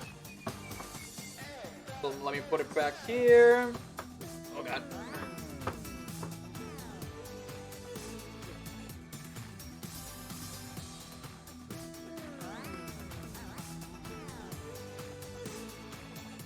But yeah. Again, that is the collector's edition for Risky's. But that's only my second collector's edition. I already did say I also have Shantae and the Seven Sirens collector's edition. That's my third and only collector's edition out of the four games. Big back, big side, like big ass collector's edition. I think it has the different type of like extract stuff. Here's the like different packaging compared to the like Shantae 1 and Risky's Revenge, but steelbook. Yeah, here's the steelbook for the 5th game. I do not. Again, I own 4 of the 5 games, 4 of the 5 games, physically. Oh, that's the limited run thing, I put it in the box, it's not part of this thing. Again, soundtrack for Seven Sirens. It's still sealed, I can't open it. I don't think I've opened any.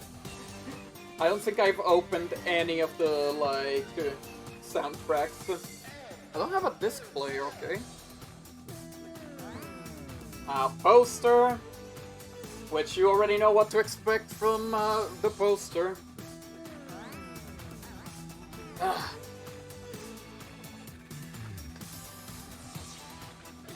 A culture poster, because, yes.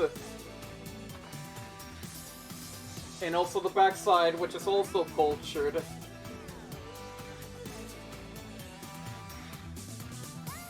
Again, cool. Not a poster guy, but cool.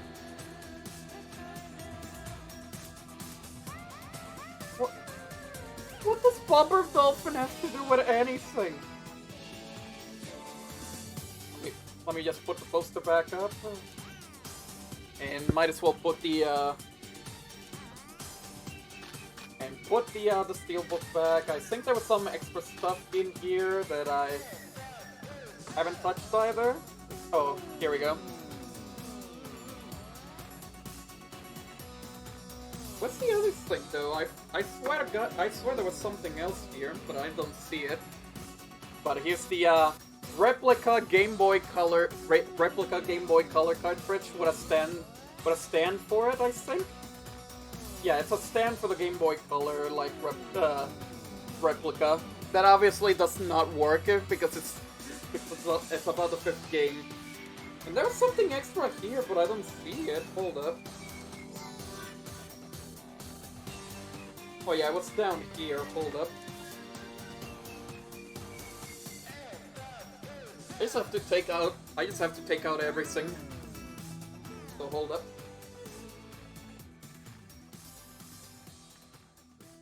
Taking out everything, and there you go. Here you go. It also includes some trading cards, like a full pack of monster cards from the game. It's basically like a mechanic in the game, but it's a full deck of like the monster cards in the game. Incoming 12-hour stream. I'm gonna try to make it end it as soon as possible. Okay, don't blame me. I was not expecting this stream to be long. Listen, I'm already in the 5th row, and then after that it's the last row of games.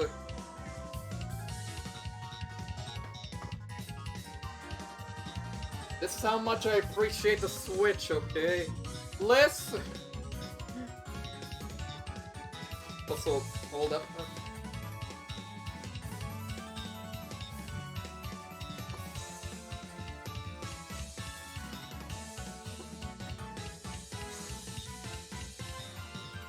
Okay, I actually gotta put this in order now, because I think I fucked up organizing. Yeah, put this. Then I'll put this later. And this was the trading card. So I put it like... Yeah, okay, there you go. There you go. This is me when Camille convinced me he's right. God damn it.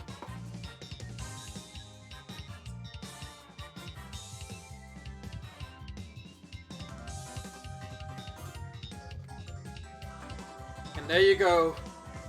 That's the third collector's edition that I have for Shantae. The only the one. I am out of the subject. The stream crashed for me because internet bad. I'm back. Dang it.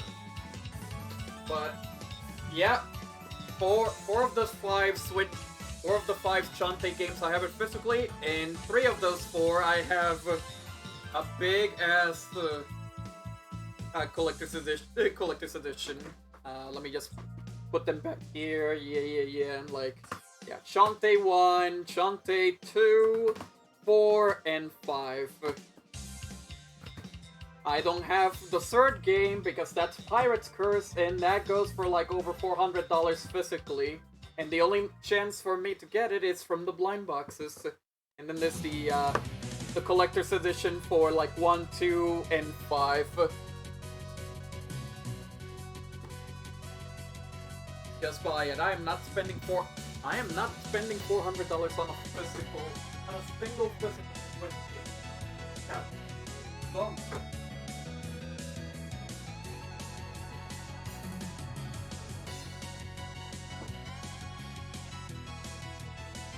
Anyways, time to keep going. I got too many games. Oh boy, and the next one is an actual game that is really bad. Next to Race with Ryan. And I streamed it for an April Fool's stream. And I got it for $5.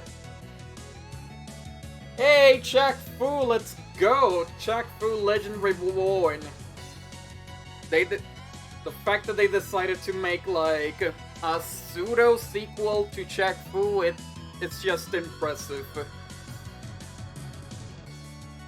And this is not even a fighting game, this is a freaking beat 'em up. And I played through the entire game on an April Fool's stream. The biggest mistake that I ever made. And this has a Barack Obama DLC. I am the cursed urchin of Psy, and he buys many games, I buy useless merch for a single game. Ah, so Fuzz. But yeah, this beat 'em up is very repetitive. It's not fun at all. The jokes are stupid. And it had like a free Obama DLC that had like a story campaign that had nothing to do with Shaquille O'Neal. It's Barack Obama. I got this for $5 and it's... Oh, thank you for the reminder. $5. I bought 2 copies, one for freaking Rooster. One for freaking Rooster as well. And this was terrible. I'm not touching this again. I don't care about the code. I don't think they even have any good rewards for that shit. But yeah, Shaq Fu, one of the worst games that I have in my collection. It's fucking stupid. But at least after that shitty game, I have some good games. My first time trying out the series. Shin Megami Tensei 3 Nocturne HD Remaster. I didn't get this at launch. I think this was $50 Persona, goddammit. I also buy children's cardboard with funny Pocket Monsters on them. I obsess over a single game for days upon, then I don't play any games for a long time, then something new comes on and I sweat it for days. God damn it. Go to sleep, Fuzz. Anyways, SMT3, I think it was $50 at launch, but I didn't buy it until it was on sale for $35, and I decided, why not, I'll try it. I never played I never played an SMT game, so I decided to try it out. The SMT3, started it out. It's a little bit weird, but it's a fun. It's definitely a fun RPG. It's an interesting, fun RPG. I have to beat it soon though, for sure. No, I do not have the Dante from Devil May Cry DLC. Since I have to pay like how much money for that? But I don't have it. But I have to finish this game quickly because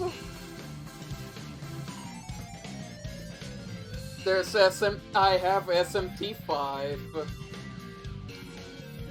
Black Friday last year. This is the Steelbook edition. Like, they were selling this. This is a new game, and they were selling this on Black Friday for $30. 30 on Black Friday, and this was recently released. But hey, at least I got it. Steelbook edition for $3. Frick. And now I can make the meme with the other games. Hold up. Dang it. Get inside. Fucking. I want to make the meme.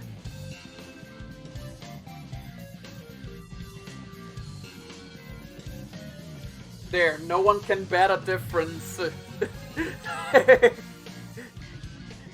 No one can bet a difference. Sorry. But anyways, but yeah, SMT5, I got this for $30. I'm quite surprised it was so cheap, but the Steelbook looks so good. It looks so good, the Steelbook.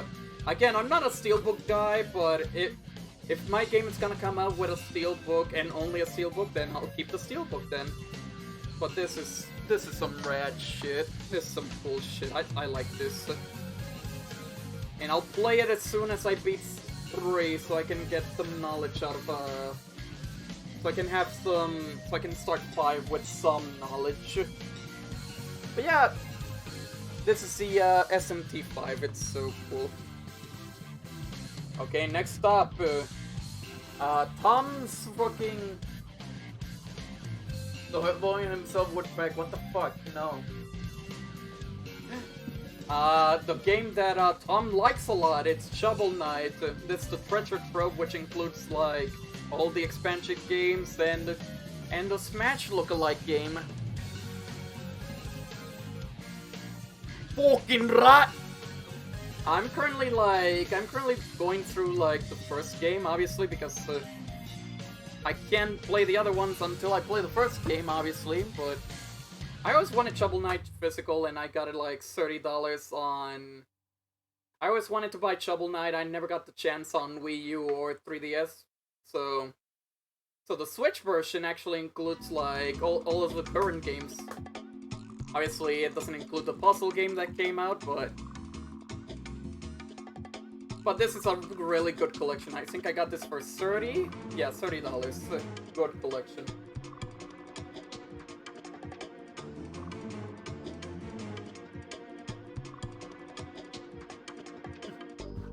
Let's see. I still have the steelbook from Linguini's Apartment 3 just because Fix didn't want to buy the game with the steelbook.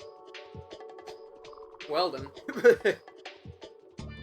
Yeah, like, I don't care about steelbooks, I just want to get it. Yeah, I just think it's a cool collectible, but if you give me both the standard case and the steelbook, I'm gonna keep the standard case. Random purchase, Sid Meier's Civilization 6. It was randomly $10 on Walmart. I took it and ran off. I'm not a strategy guy. I'm not much of a strategy guy. Oh my god, here's the proof. Here's the proof. It was $9 to be exact. $9. And this was purchased around.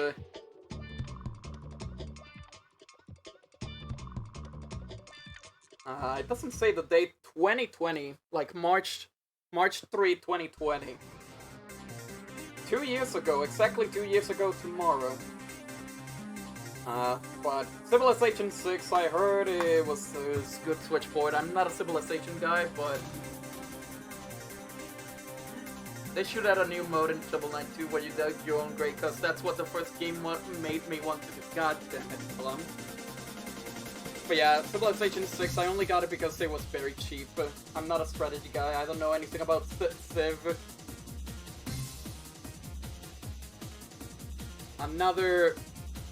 Here's another classic purchase that I got from clearance that I actually did play. CNAME Mora EX. Apparently this was like a Xbox Live Arcade, but this is the EX version, which made it better. Basically, M-rated shoot 'em up, where apparently the pilots are furries, but you don't actually see that, and it's actually a very serious story. That's all I know. That's all I know about this game. It's a shoot 'em up. That's it. It's just a shoot 'em up. I did play it, it's cool. And now here's a game that I got addicted to multiple times, playing it on the Switch. I gotta keep playing it more because it's a roguelike game that I got addicted so much. Slay the Spire! I freaking played like the game through Xbox Game Pass, and I enjoyed the fuck out of it, and I decided to go like...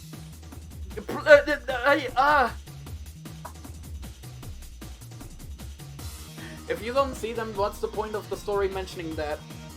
Okay, so for CNAME Mora, it was basically like, oh, speech bubbles, and you see the characters' faces, but you don't see them in-game. They're furries, and it has a big story. But you don't even see the characters inside the ship, so, eh. But Slay the Spire, oh my god, I got addicted to this shit playing on the Switch. Hey, good to play on the... Let me go sleep on the bed, playing some handheld Slay the Spire, get addicted and get some cards, roguelike style stuff.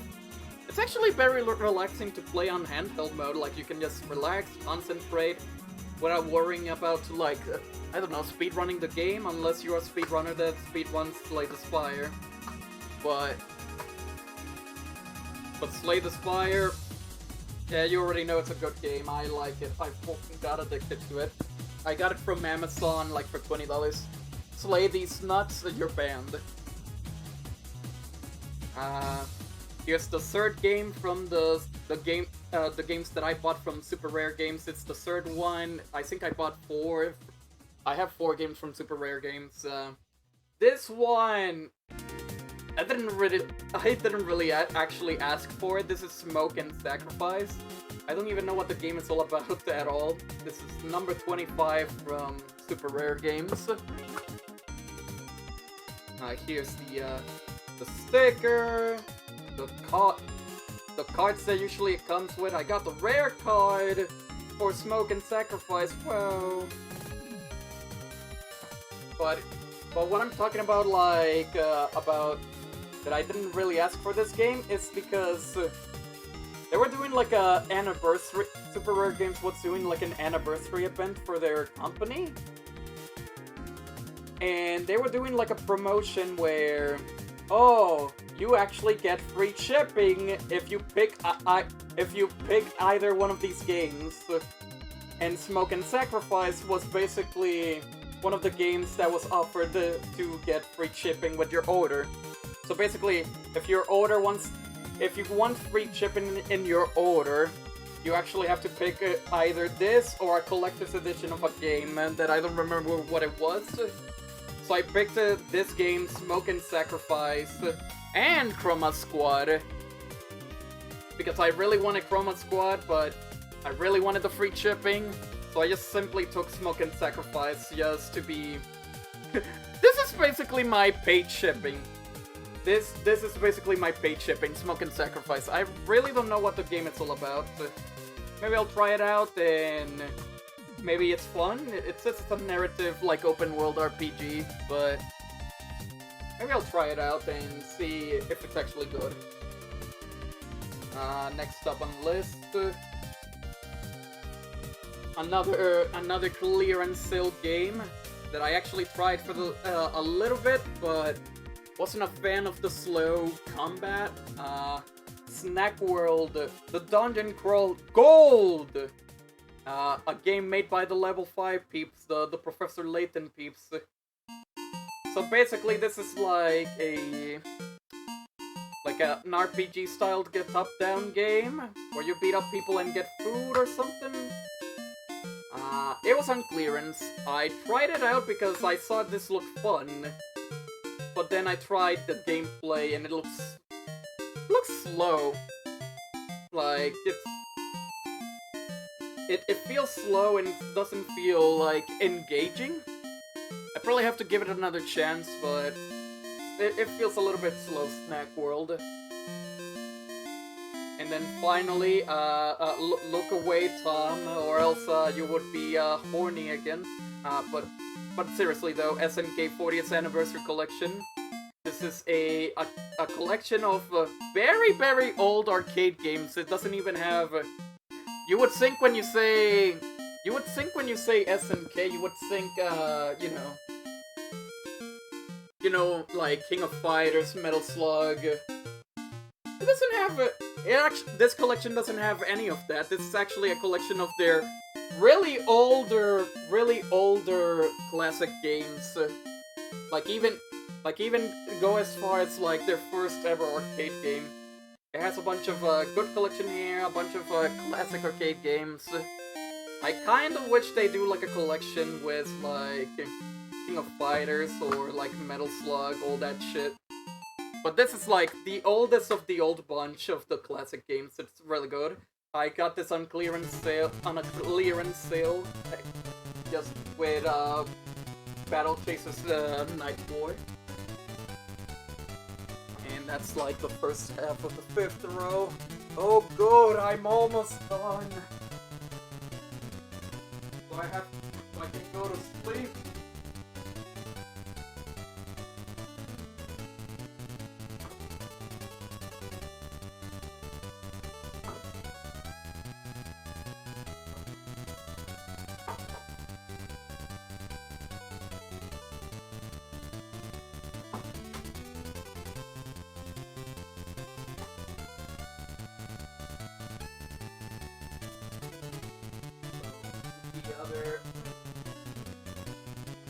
the other half of the 5th row, and then the 6th row, and then I'm finally fucking done.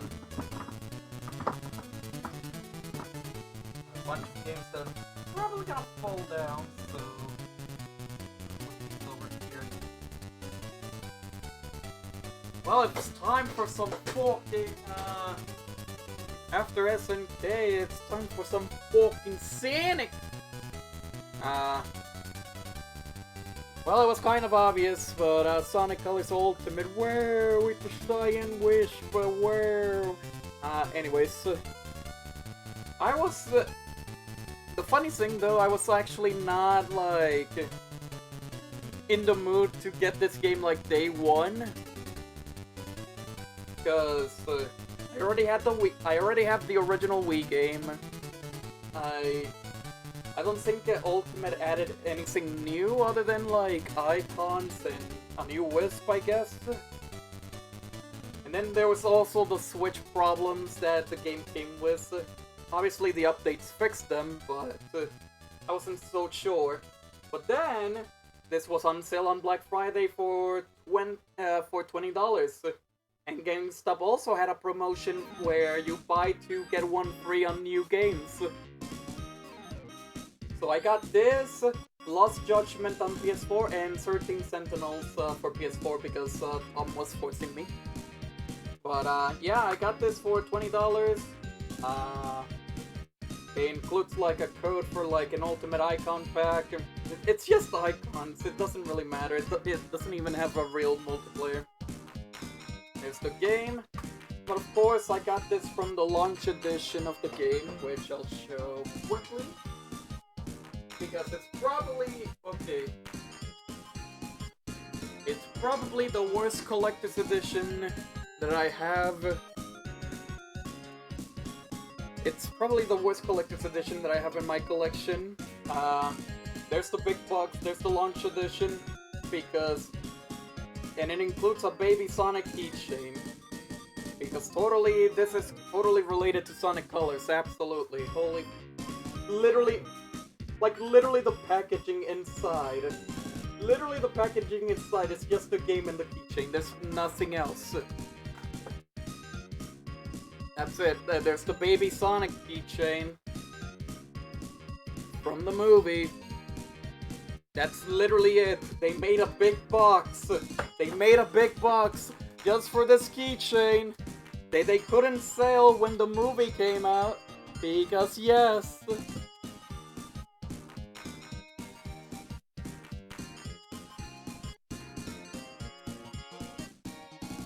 Because yes. So making this big box is just pointless for just the Sonic thing. But yeah, it's Sonic Colors Ultimate, but of course that's not the only Sonic game that I have. Oh no. Oh no. I am so sorry about this. Oh my god. Even my other games just fell off after that. Wow. Okay. Okay, fuck you. Fuck you for that. Hold on. My other games actually fell off when I just put Sonic Forces. Okay, I'll probably have to organize this again, because now I don't even know what's the order.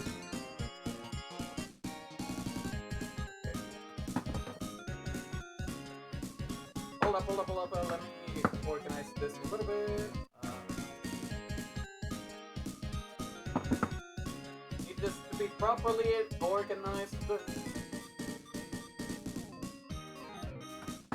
If I fucked up.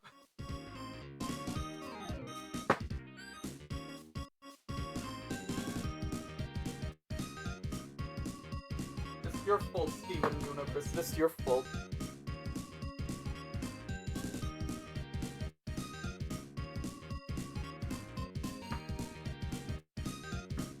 Anyways, okay, so Sonic OC Simulator, that's what it takes to be infinite! Dang, everyone did not want to have anything to do with Force Unfold Steven for Infinite. So basically, Sonic Forces, I got this from 2017's Black Friday, the bonus edition. I think for $25. But then my copy didn't arrive, so I ordered a replacement.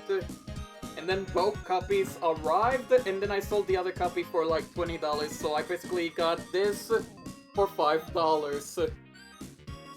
Of course, it's the bonus edition that includes everything. That includes like extra costumes. Man, I am disappointed about this game. I am so fucking disappointed about this game. I mean, it's not a surprise, but I thought this was gonna be like a big ass Sonic game, but nope. It's just full of memes and the OC. It's like cool, I guess, but it was definitely full of memes. Joy-Con skins, if you want your Joy-Cons. Does anyone want these? Don't you guys want to stick this to your Joy-Cons with Sonic Forces stuff? Oh, fuck yeah. And then this is the bonus edition stuff. It includes like Sega costumes for your OC. You can be Persona Joker in your Sonic Forces. Wow. And of course, advertisement to tell you to download the Episode Shadow add-on, which was literally 3 levels of nothingness. and then the fact that they released what's the thing? A Sonic t-shirt as a DLC. A Sonic t-shirt. Like, holy fuck. This game was not supposed to be a mess. But at least the music's cool, I guess. Yeah. Maybe I should play this on stream one day just to revisit it, and then cry in the corner. And now for the Sonic game that everybody was waiting for, of course, Sonic Mania Plus. This is like the big edition that they did. This is Plus, it has the DLC, it's not the, like the standard, like, solo, like, release.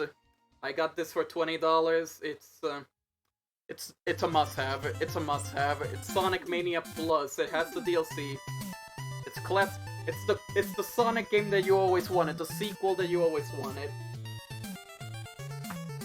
There's the game itself. The back.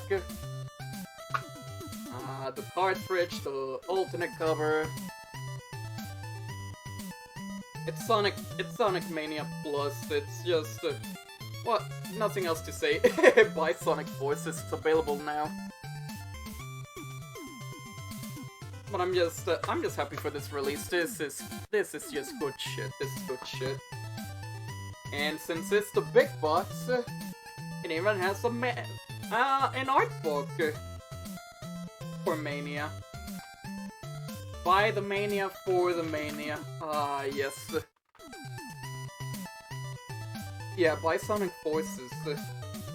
Yeah, the art of the characters, the art, the smooth-ass sprites. This how many frames it took to make, how many frames it took to do the animation. It's so fucking smooth.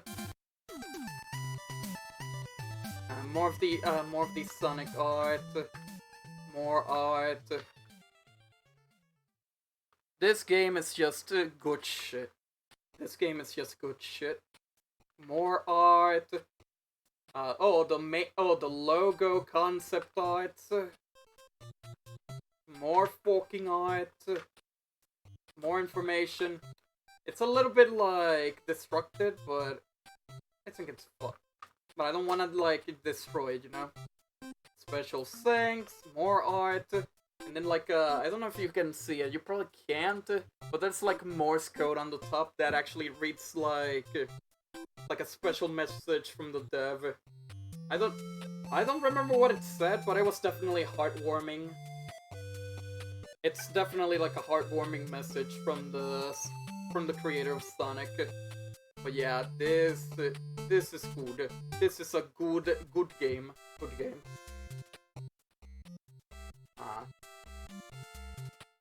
It says Joe is real. Dang, Joe is indeed real. And now, time for my first ever, my first ever first party game. Because I didn't get a first party game until like June or July. I forgot when this game came out, but you already know Splatoon 2, you're a squid, you're a kid. I used to play this a lot when it came out, but I don't play Splatoon as much. Though I am playing a lot more now, just so I can practice for Splatoon 3. It says buy Sonic Forces available now, god damn it. It says Sonic the Hedgehog. Yes. But Splatoon 2, I am a big fan of the first game. And of course, I wanted to get the second game. And also get used to the motion controls again, because it was a completely different control scheme. But I love this first game, and I played the second game a lot. Of course, I don't play it as much because I don't have I have other games to play. But I am going back into Splatoon. I'm definitely going back into Splatoon 4, just to prepare myself for Splatoon 3. Hopefully, Splatoon 3 will be good. And then after we're going back into the sea. With SpongeBob Battle for Bikini Bottom Rehydrated. I actually own the original game on GameCube. So I felt like, I don't know if I should have gotten like the remake on Switch or not, but it was $20 on GameStop. I got this alongside the Digimon game. So I have not tried how's the remake, because a lot of people still prefer the original, and a lot of people say that the remake is good. So I just have to check it out. And apparently it has like some extra multiplayer stuff. I'll have to check and see. Gotta try it out. SpongeBob Battle for Bikini Bottom Rehydrated. Cool shit. And then I don't know if I can show you this because the box is heading away, but here's Starlink. It's a local IRL. There was online, I feel like. A little bit of online. But here's Starlink. You know, the game with the toys, with the Star Fox. It's basically No Man's Sky, but with Star Fox. I feel like this is actually a little bit fun. Like, Starlink is actually really fun to do. Obviously, I bought all the DLC, so I don't need the toys, but I don't know if I can... Oh wait, I can take it out. Silly me. Oh my god, this is dusty as fuck.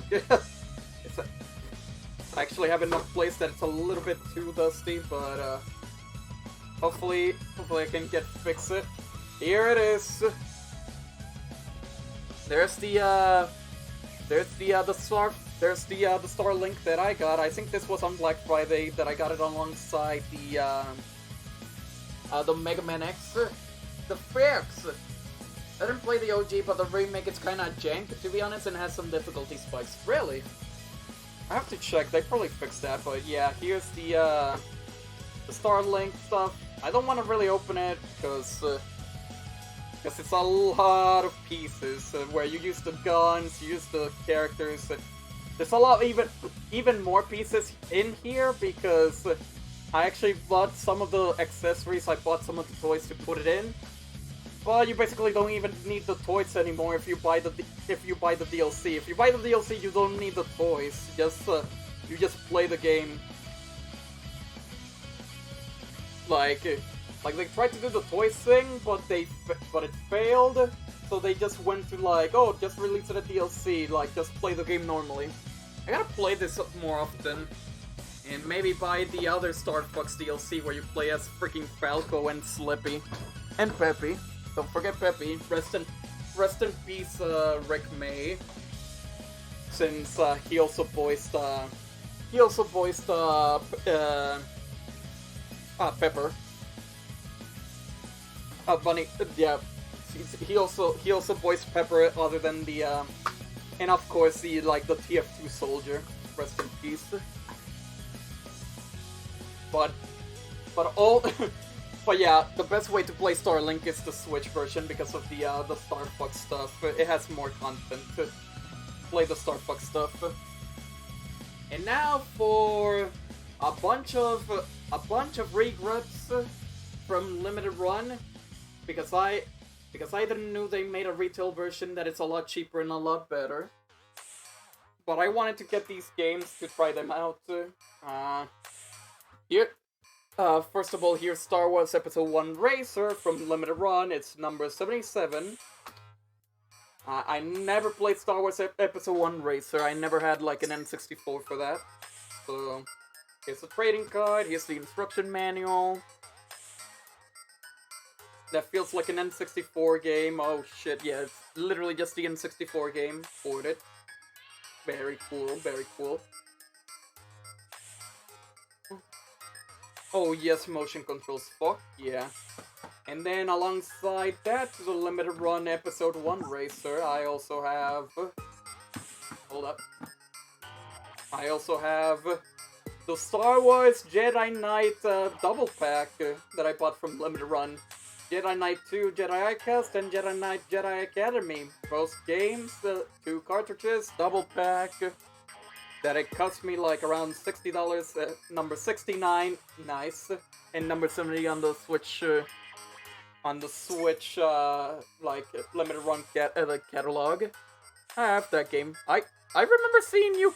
I remember seeing you freaking stream it. But yeah, there's both games here. Like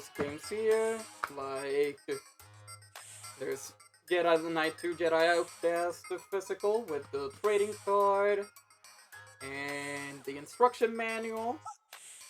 Big ass instruction manual.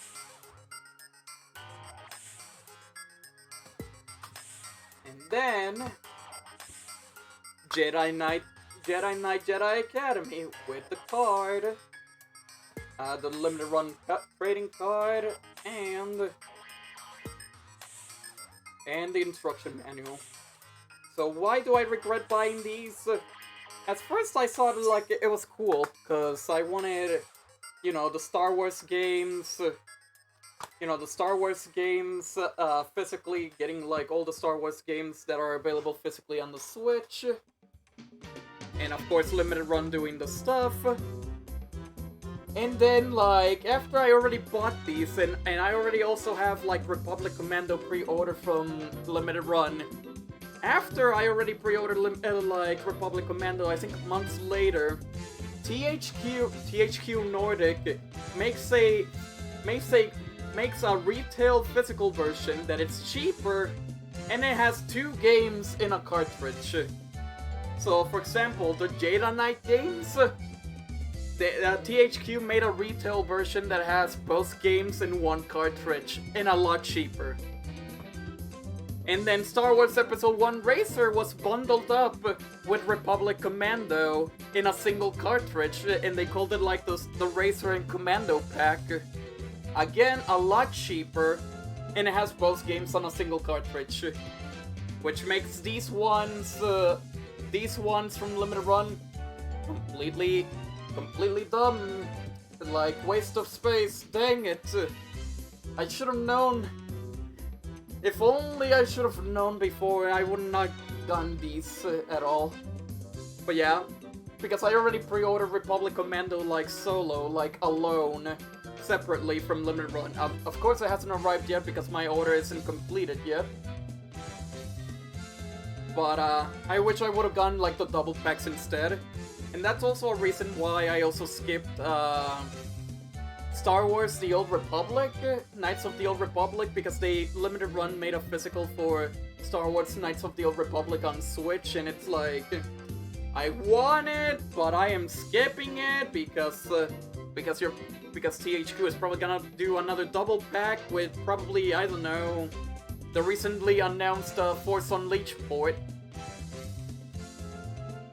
And then I'll get that instead because it's a better deal. But yeah, I kind of hate that these actually had retail with a much better like offer or price. But the only Star Wars game that I don't regret is Star Wars Pinball. because it's retail only. I got this on a clearance sale, I think $15.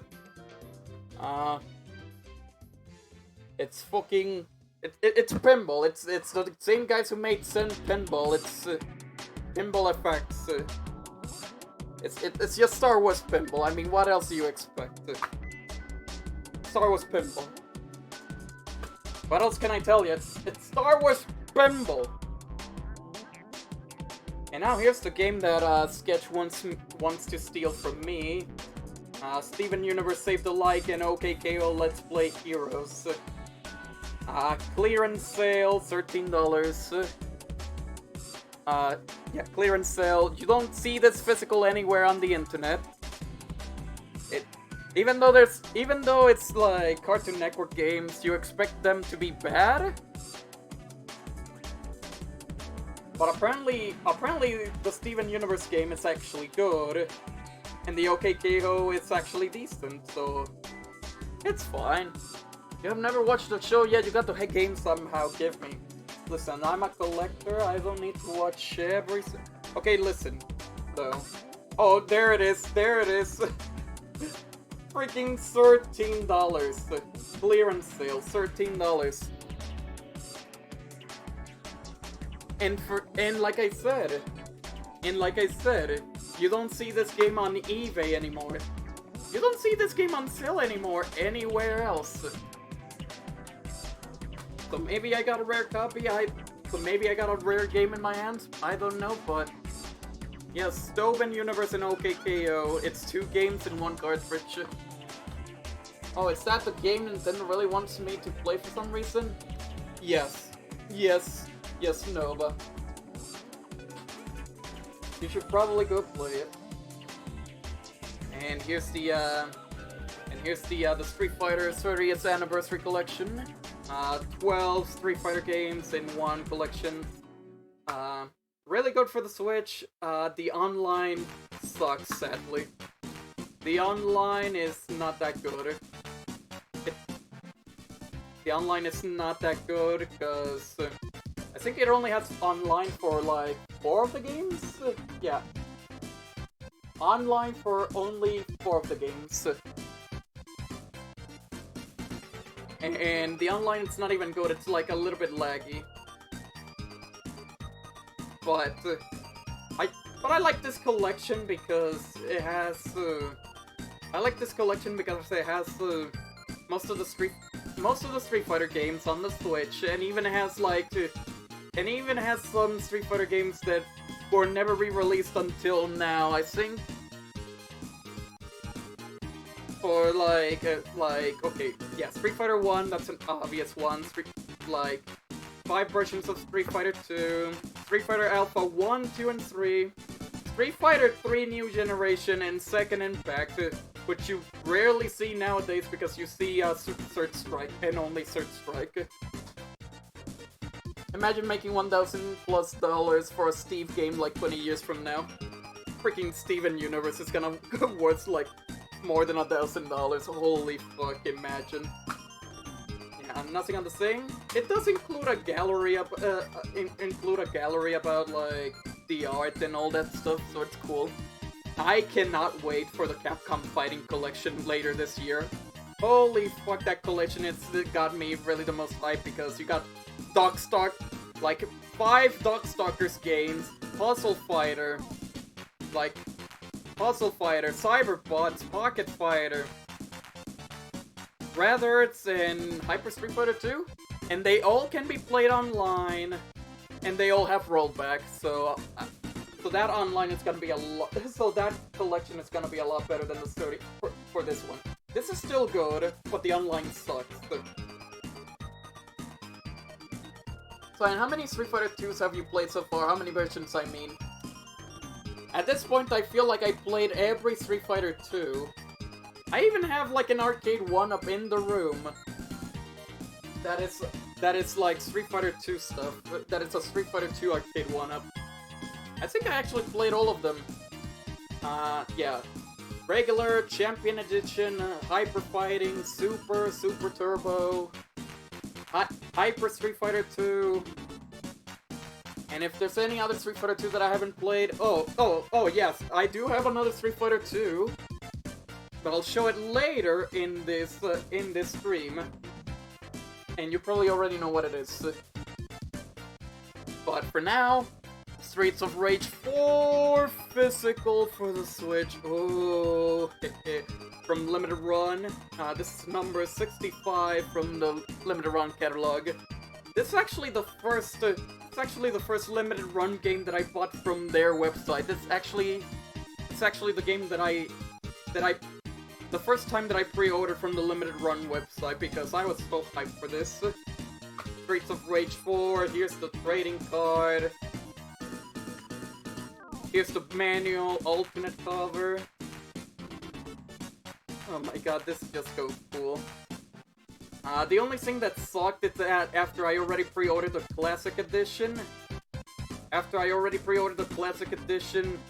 they already announced like a freaking retail version, and that already arrived earlier than my Classic Edition. But it's fine, I have my Limited Run Edition here. Cover is... yeah, a lot of people don't even like... a lot of people don't even like the cover, but I think it's fine. But here's the, obviously, the Collector's Edition, which is sadly the final Collector's Edition that I have in my Switch collection. So I don't have any. So after this, I don't have any other Collector's Edition. But here's the Classic Edition. It's basically like the same as the. It's the same as the Scott Pilgrim Collector's Edition. It has a Genesis box that is bigger than an actual Genesis box. Let me open this up. I think I have everything down here. Yep. CDs, free CD soundtrack, the Limited Run newsletter, the Monster Hunter Rise, the Steelbook. I put this in just to save space, so I put it inside the... So I put it inside the Streets of Rage 4 case. And then...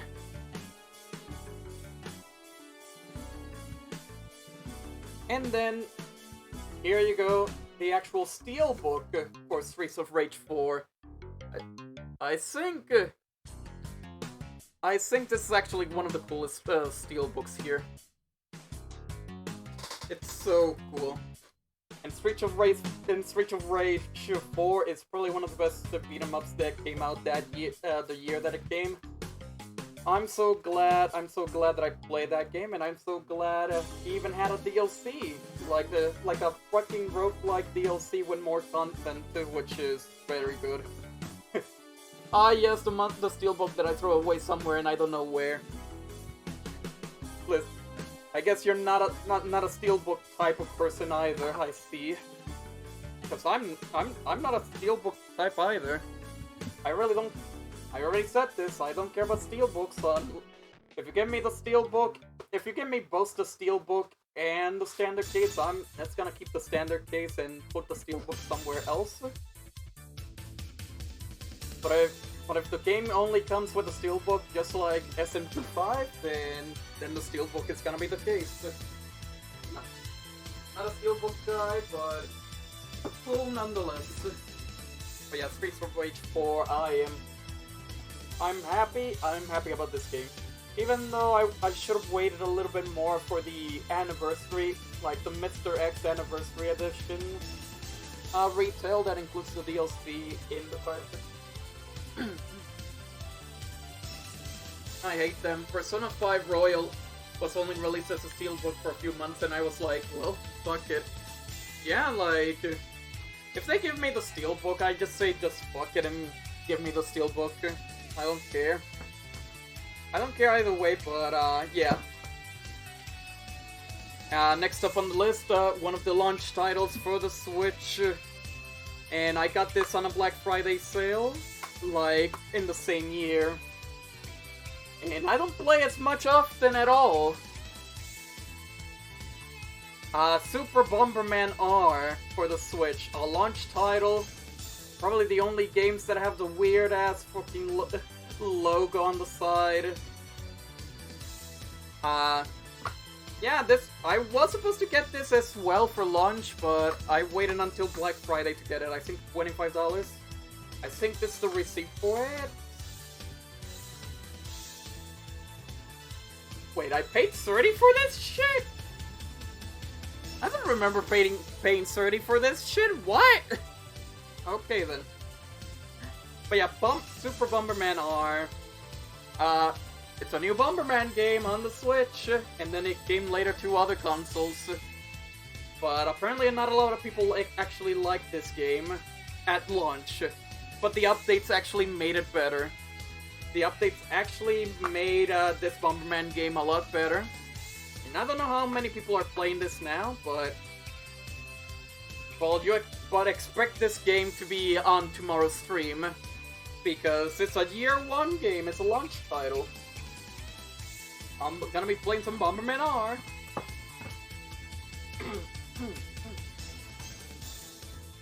So next up is another import, but this one is a random import because it was like on sale for 13. Too many $13 here and there, like $14 or $13 in PlayAsia. Obviously, you can't understand what the fuck this is. It says 64 in the title, but the actual English title is called. The actual English title is called Super Kane Magic Zero. And that's the actual title of this game, Super Kane Magic Zero, and I got this for $13 on PlayAsia.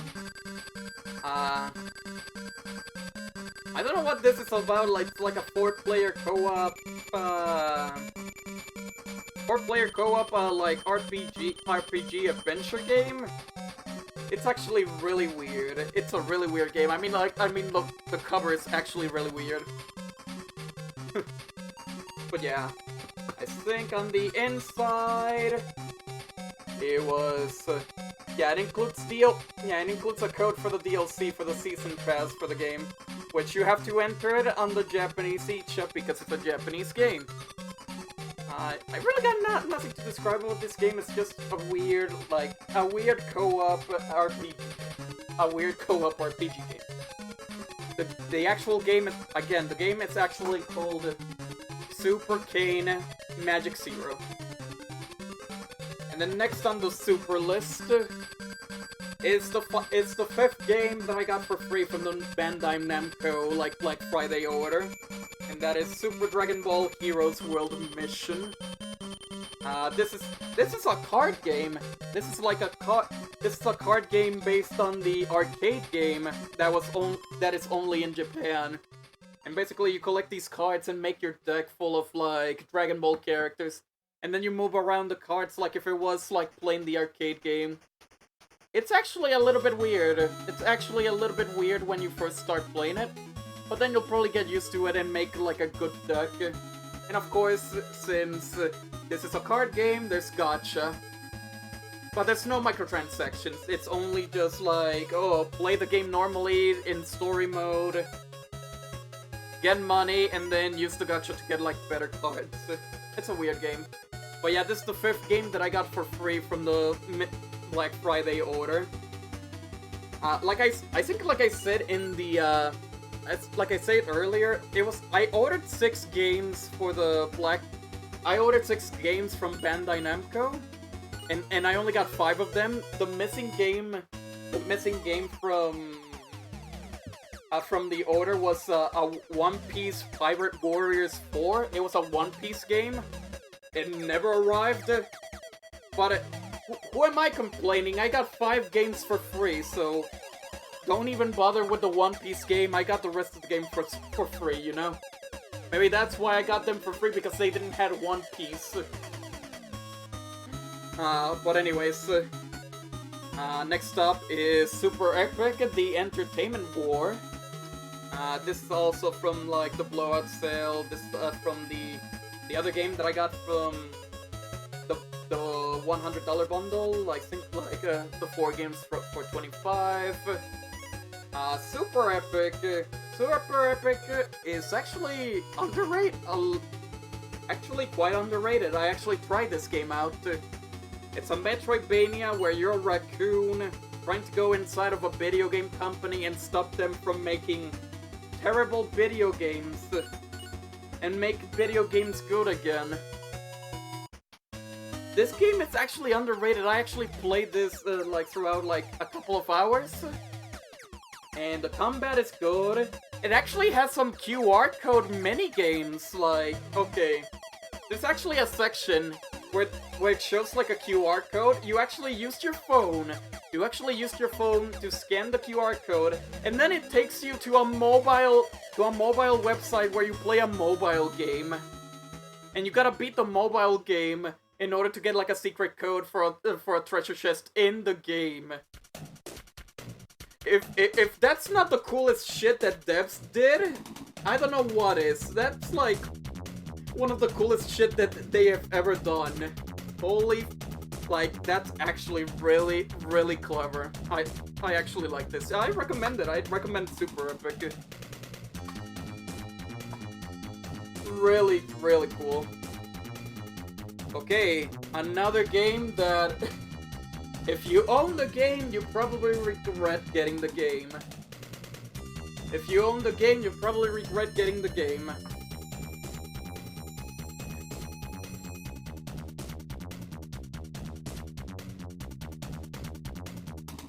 Why did I spend full price on this?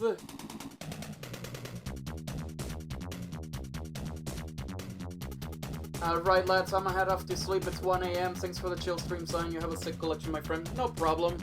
If anything, I'll edit this video so I can make it like shorter. So if you want to see the rest of the collection, I'll probably make like an edit version of this. So yeah, have a good night, But anyways, 3D All-Stars. Oh my god. If Mario's anniversary was like... Mario's 35th anniversary was hot garbage. Like, you can't deny that. It was shit. I only got this because obviously they said it was gonna be limited. They were not gonna sell this again. It was limited. And of course, having a physical would be cool. But it's also kind of pointless for me, because I already own Sunshine physically, and I already own Mario Galaxy physically, like on their respective consoles. I only bought this for Mario 64 because I never actually owned the actual Mario 64. But the controversy behind this and how they somehow fucked up a little bit on the ports, it's just... why did I get this? Oh, and the fact that I got this from PlayAsia and I didn't even wait it for the Western release. Kind of silly. Press the button. Press the button. Thank you, thank you, Flood. Very cool. I mean, I guess it's cool to now have it. I mean, I don't see it in stores anymore, at least, but they could have done much better with this collection, I feel like. And what's the other thing that it includes in this collection? A soundtrack. Just a soundtrack with songs. Not much else to say. But yeah, at least I can play Mario 64 without paying for the expansion pass. It was literally my only reason to buy 3D All-Stars. It was Mario 64. But speaking of Mario, we got another Mario game here that I also have. Don't you have it on your Wii U? I actually don't have Mario 64 on my Wii U. Surprisingly. I don't actually have it yet. I have it on my Wii though. I have it on my Wii. But physically though, meh. It still doesn't change that it's like a dumb release. Speaking of Mario, Super Mario Maker 2. buy 2 get 1 free from GameStop a couple of years back with Marvel Ultimate Alliance 3 and Fire Emblem 3 houses. Wanted to get Mario Maker 2 because they obviously added more stuff. But sadly, they didn't add like... They didn't add the stuff that I actually wanted. That the first game actually had. Because the first game had amiibo support and you had like amiibo costumes. They completely removed that to the second game. Like, yeah, they added new features and stuff, but they removed stuff. There's the inside, the case. And the online is very questionable. The online is very questionable. Although, at least they added like a playable link or something. And the levels are still being made. Good levels still be made. And here comes Switch Essential number 1. Mario Odyssey. This game is very special to me, not gonna lie. Emulated, banned, no. This game is actually very special to me. Mario Odyssey. This game is just fucking amazing. It's just so chill, so beautiful. And this game got me through Hurricane Maria. This game actually got me through the Hurricane Maria. Like, after the hurricane passed, the game still somehow got caught. The game still somehow, like, managed to get copies in the local stores. So, I managed to get Mario Odyssey. Managed to get Mario Odyssey in a Wedding Bowser amiibo. And then I played through the entire game during the Hurricane Maria recovery, basically. When we had to wait like months and months to get our power back. This game just gave me so much happiness. Like, it made me get like a chill time during like the hard times during the hurricane. Mario Odyssey is good shit. If you don't have Mario Odyssey, what is wrong with you? Like, get this game, it's just cool shit. Cool shit. And I sank in this game for like, like getting me through tough times during the other hurricane. For me, Metroid Samus and Pokemon Moon got me through Hurricane Maria 5 months, yeah. Yeah, they still sell copies of Mario Odyssey. You should definitely get it. And then lastly, for the Super Mario stuff... well, obviously, before Mario Party Superstars, we have to resort to this. Here you go, Super Mario Party. I did not get this on day 1. Me and Chill actually got this after... after they announced they added online into Super Mario Party, which made the game actually worth it. So we actually played Super Mario Party and played it alongside. Well, there's still the used sticker in it, but it doesn't matter. I have my fun with Super Mario Party before Superstars came out. Like, it had some fun mini games. It has character variety, but obviously the boards were really short. The boards were really short and too simple. It was a step in the right direction, but it still didn't have the feeling until obviously they announced Mario Party Superstars, and then like, fuck, shit, fuck, yeah. Next on the list of super games, one that I got from Best Buy, and I bought like another copy just to resell it because of how expensive this game is going for. Super Meat Boy for the Switch. This is obviously the Best Buy cover. Number 28. Okay, fun story fact about Super Meat Boy is that this limited run release didn't get like actual store release, like a website store release, until 2 or 3 years later. Like, this was only Best Buy. This was only Best Buy until like 2 or 3 years later. I don't know why it took so long, but I don't know how much this version costs now, but it doesn't really matter because Meat Boy is now, because they finally released Meat Boy from the on pre-orders.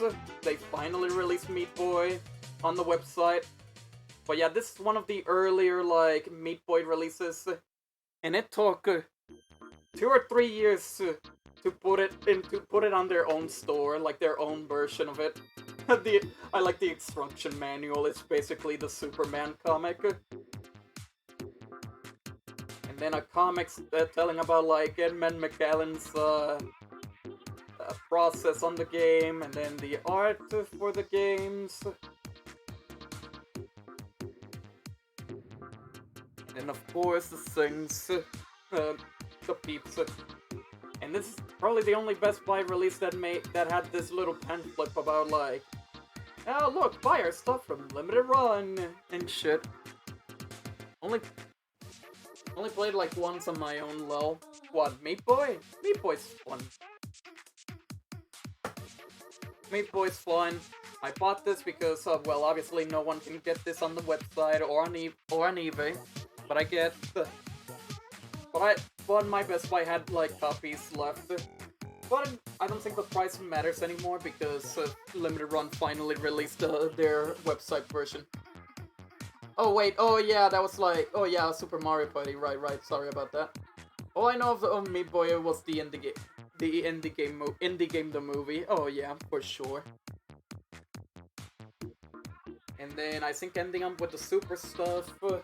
Well, I don't know if Row 6 have super stuff, but here's Super Monkey Ball Banana Blitz HD. Got this on Black Friday 2020.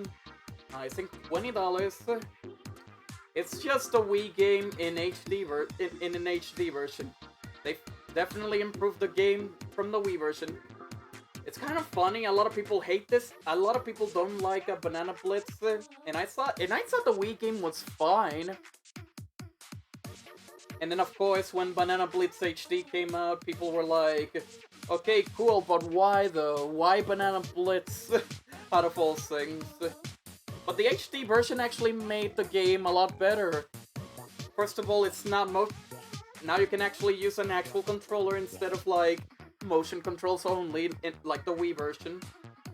And I think you can play as Sonic in this one. Yeah, you can play as classic Sonic in this one. But yeah, that's pretty much it. It's like an HD version of the Wii game. But obviously that was in preparation for the game that matters the most. Oh, this game is just beauty. This game is just beauty. Super Monkey Ball Banana Mania. Oh, this game is just so special. I want to play this again. You know what? I'm probably gonna play this again now, after this stream. But, oh, Banana Mania. Oh, this is what you call a proper remake. This is a remake of, like the first 3 games? I think Monkey Ball, Monkey Ball 2, and Monkey Ball Deluxe. You might as well just call this Monkey Ball Deluxe Remake, because Deluxe is literally all the levels. I don't know if it included new stuff, but new levels, but this Monkey Ball is just the best of everything. Like, you have, oh my god, I keep fucking up this thing. It doesn't matter, I mean, I already used it, so screw you. But, bonus cosmetics pack. This is basically the best of levels for, like, all the levels from Monkey Ball, including, like, new stuff, customization for monkeys, new playable characters like Classic Tails beat fucking Killyu. You can play as Killyu in Monkey Ball. I thought that was cool, and it's probably the only time Killyu will be in a Switch, in a Nintendo console again. Yeah, over 300 stages. The classic minigames are the classic minigames from 2. Everything is just good about this remake. And then there was like the DLC for... How do you say this? The DLC for Monkey Ball, which added Morgana, Hello Kitty, and Switzo. Which I saw, holy shit, who could they add as DLC next? And then they stopped adding DLC and it's like, dang. They could have added more characters into this game, but apparently no more Sega characters for Monkey Ball, no more content. Here's the art book. This is basically like the Sonic Mania Plus box, but the art book is a lot bigger. Look at this, look at this. This is an art book of everything. You can see II, you can see Classic, the DS, Twinsanity II. They actually remembered the freaking, like the Super Monkey Ball adventure made by the Twinsanity devs and the artists. Fucking Sega actually remembers Twinsanity and Monkey Ball, as I like to call it. Yeah, here's the characters: Mimi, Twinsanity Mimi as well. Baby. Yeah, Gone. Like they're showing all the art, which is good. And then John and Doctor, which came in like the Banana Blitz game. Oh wow, the original models for Bad Boon and Henchman for Monkey Ball 2. And then you see like a little bit of history for Monkey Ball. Monkey Ball 1, with all the old renders. Monkey Ball 2, best game. The game that I learned from a Monkey Ball from. Monkey Ball Deluxe. Monkey Ball Deluxe. Monkey Ball Touch and Roll on DS. Wait, did I skip the GBA one? Oh wow, they skipped the GBA one. Why did they skip the GBA one? Well, they didn't skip the Twinsanity devs Monkey Ball. Like, yep. They don't even hide it. They don't even hide it. Here's the Twinsanity Monkey Ball. Even though the game wasn't that good, but it's, you can just appreciate the fact that it's like, it's the Twinsanity devs, freaking art and everything. The Wii one that came out the same year as the Twinsanity Monkey Ball, I'm surprised about that. Step and Roll, I think that's a Wii Balance Board one. To import Monkey Ball 3D, I forgot that was a 3DS game. Banana Splits for the PlayStation Vita. Banana Blitz HD, and then now Banana Mania. Oh yeah, and then art of the like the launch trailer animation. I feel like this is cool shit. And then you go. Like this is a good fucking release. This is a good remake. I'm glad that I have it.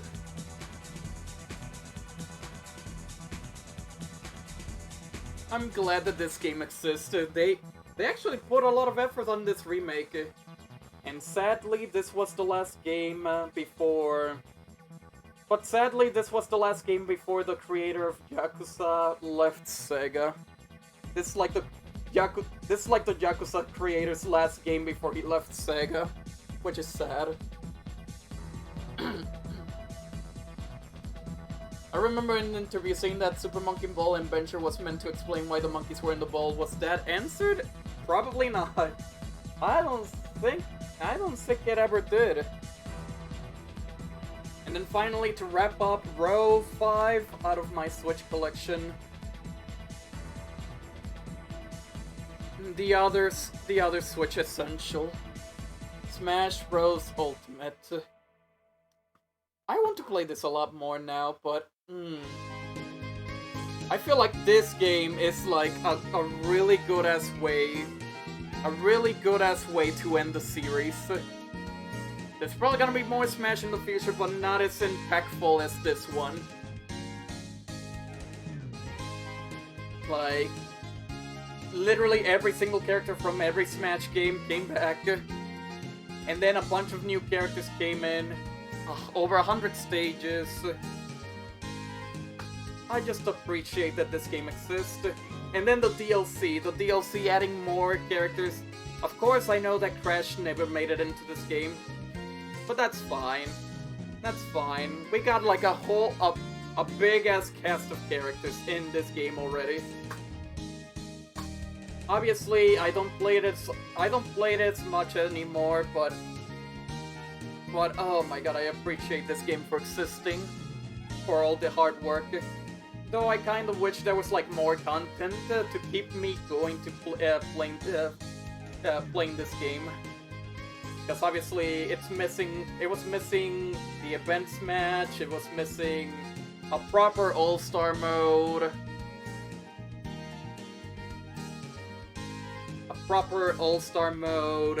I missed like, there was definitely stuff missing, like more like game mode content-wise. But I do appreciate that there's a lot of characters, lots of stages, and adventure mode that is actually quite good. Trophies as well, yeah. Anyways, right enough. Sweating risk, I'm off to bed, was chill, watching your collection, have a good night, peeps. Night, Era. Good night, Camille, have a good night. Again, I'll edit this to make sure it's less than 9 hours, holy frick. Again, I was not expecting this to be 9 hours. It wasn't supposed to be 9 hours at all.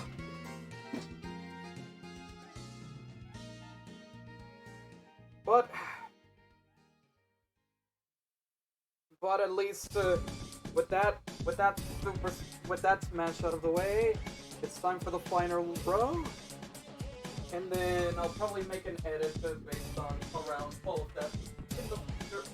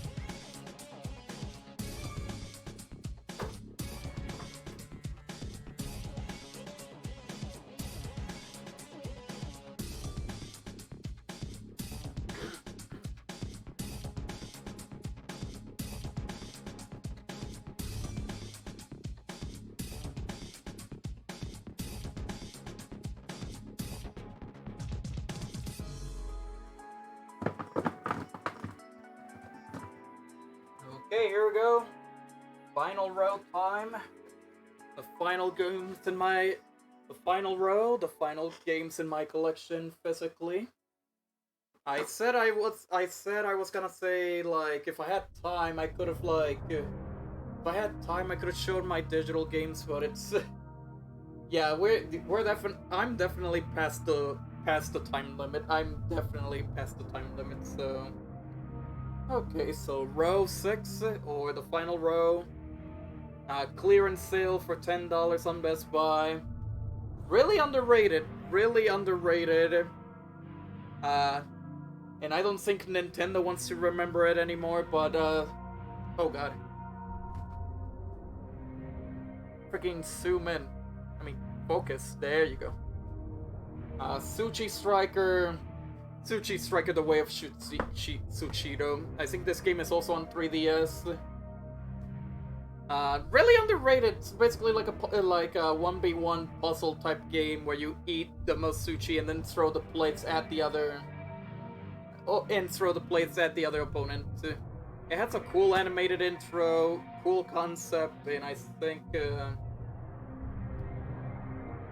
I think I'm currently playing the single player. I don't remember if this had online. Yeah, it doesn't say here that it has online, but the game is actually quite fun. It's underrated. Obviously, nobody talked about it, and that's why it was on a clearance sale for $10. Tales of Vesperia Definitive Edition. Last year's Black Friday. I think I got it used. I always wanted to try out the Tales game, so I got Tales of Vesperia. Sadly, I got it used, so I think I got a basic generic case, and I bought.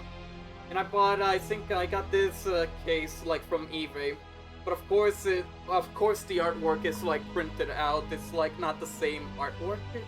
Sadly, it's sadly not the same artwork. Yeah, you can literally see like the blurriness on the back page, on the back cover. And it doesn't have like the in case cover either. But other than that, it's Tales of Vesperia. It's my first Tales game. I tried it out. I'm definitely having fun. I wanna try playing a game, and I wanna try playing a Tales game in co-op one day. When, I do not know, but maybe in the future. My second ever physical on the Switch, The Binding of Isaac Afterbirth Plus. I think I got this full price, $40. This is the, based on the cover, this is actually the first print they did. They actually did a second print with a different cover, but this is the first one. I already had at the time, I already had Binding of Isaac Rebirth on Steam, but I never bought any of the DLCs, so I went to start fresh with the Switch version with Afterbirth Plus. The funny thing, this was supposed to be a launch title for the Switch, but it got delayed for a few weeks. But then... And then, literally, almost 5 years later, 4 years later, they finally released, their last expansion, Binding of Isaac Repentance, and it released on the Switch for, $20 as DLC for Afterbirth Plus, so obviously I bought the DLC, and then played some more for Isaac. On the inside, there is a Legend of Zelda styled instruction booklet, because you can tell by the gold part in the front. And then you go inside it actually looks like an NES instruction booklet. Hints on how to avoid your mom. Literally this is a parrot. Oh, literally the instruction booklet is a parody. The instruction booklet is a parody. A literal parody of Legend of Zelda, because it's hints on how to avoid your mom. That's freaking. It's a parody of something that was also on the NES, on the NES Zelda instruction booklet, Basic Wisdom. This is old Zelda. This is literally like a Zelda parody. This is old Zelda.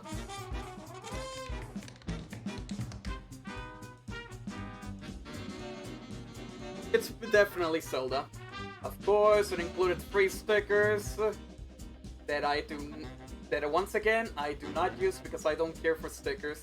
Also, alternative cover on the back, but I prefer the original one, which is more creepy. This one is more friendly-ish. Even in this game, it's not even supposed to be friendly-ish. It's a dark, greedy game. Yeah, this was my second ever physical, and then Splatoon 3 became my third physical game and my first actual first-party game. But yeah, Binding of Isaac Afterbirth Plus, this first print, Isaac is good shit. Isaac is good shit. A game that I sort of regret buying from Limited Run. This is the Friends of Ringo Ichikawa. This is like sort of like a beat 'em up game, but with more lore, more story based than River City. The River City, because this is obviously inspired by the River City games, but the story is more like you're combining River City with Yakuza. This is how I feel about the game. I tried it out a little bit. I think it starts off slow, like I don't understand what I'm supposed to be doing most of the time. But I saw the concept, which is unique. Oh, that back cover is cool. I'll probably try it out soon.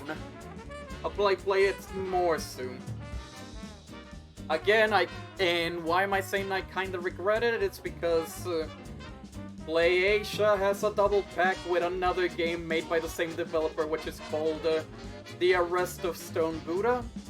But yeah, it's basically a double pack of this game and that game that I mentioned in a single cartridge. So I could have done a double pack instead of like a single game and a single cartridge, but I do want to try it. I do want to play this more. It's like, I thought the concept is interesting. It's like a more serious River City.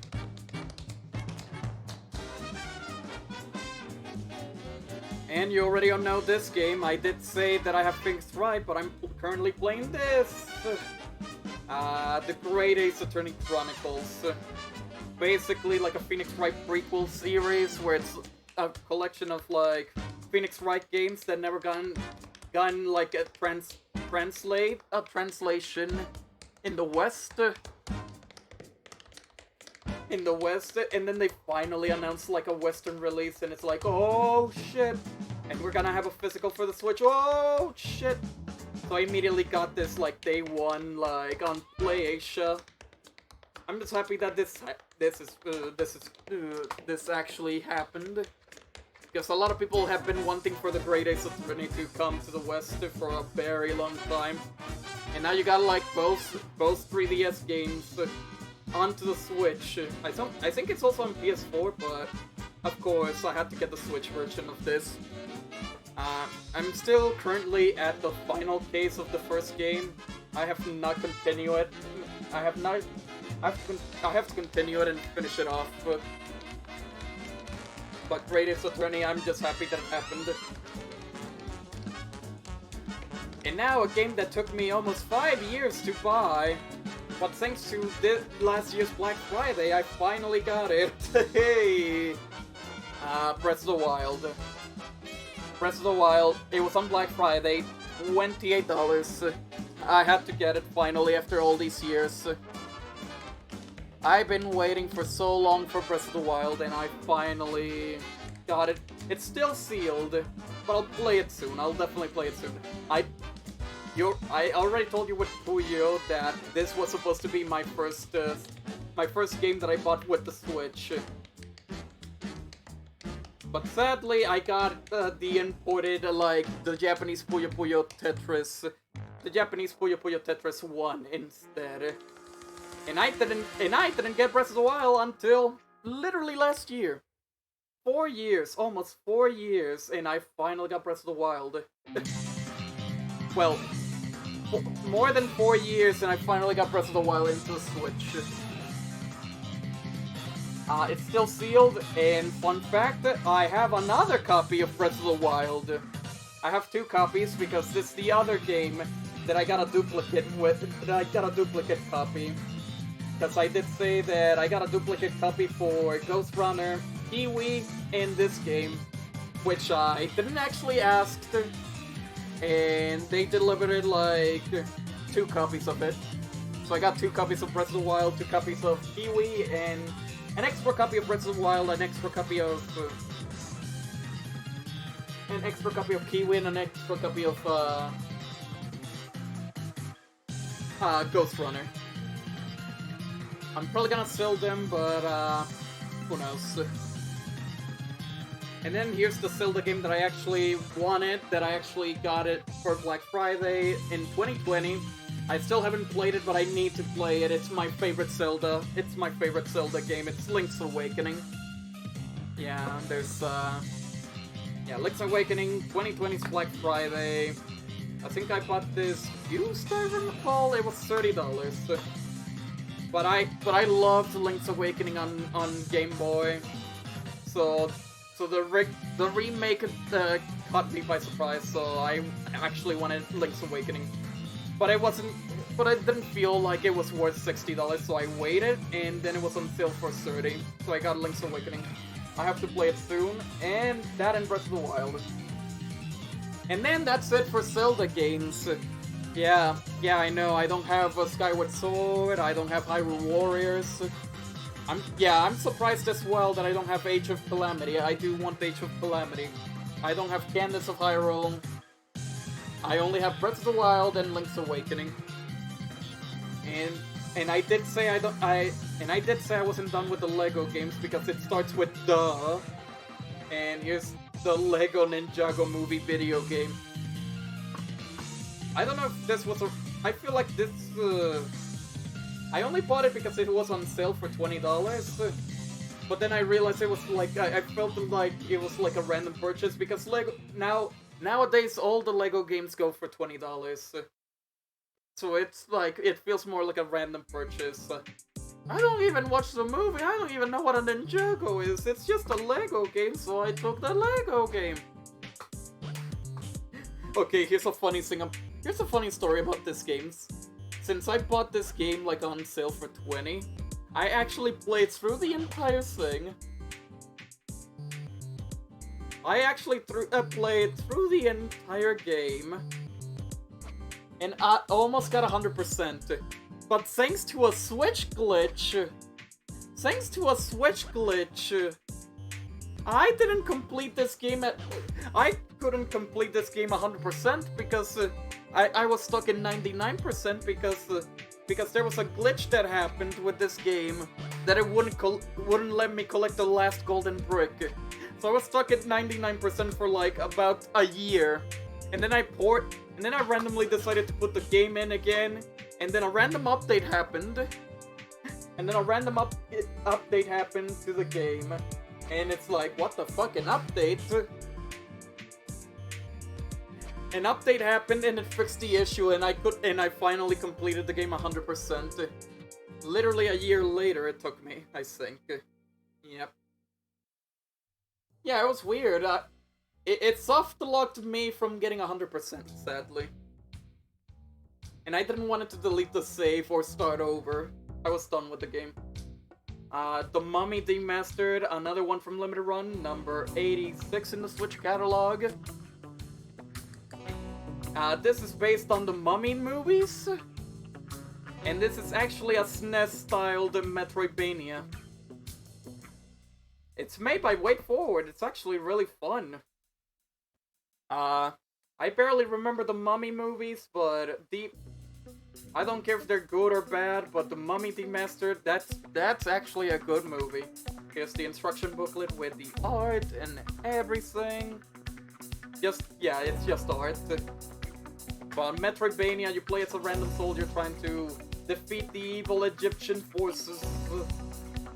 Pretty cool. Actually pretty cool. They nailed that, like, how do you say this? That SNES aesthetic? For sure. Okay, here's a game that we both got sketched from Black Friday, that we didn't ask Chill to buy it for us because it was expensive, and then Chill said, "Fuck it, let me gift you these games." The Outer Worlds for the Switch, Black Friday 2020. I actually thought me and Sketch actually thought this game was gonna be $20 because it was on the $20 section, but the price ended up being like $30, and then me and Sketch told Chill to, like, you know what, Chill, fuck it, skip Outer Worlds. We just thought it was $20, but it's actually $30. And then Chill was like, no, you know what, no, I'm gonna buy it for you guys. And it's like, Chill, no, don't do it. And then Chill ended up buying Outer Worlds for me, for Sketch, and I don't know if Diego got Outer Worlds as well, but but I do remember me and Sketch for sure. I need to touch it again. Because I was just randomly killing civilians out of nowhere. And the DLC came out for this game, so I gotta try that out soon, later. But yeah, The Outer Worlds, basically a gift from Chill, because we really didn't want it to pay $30. We didn't really wanted Chill to pay $30, but Chill insisted anyways.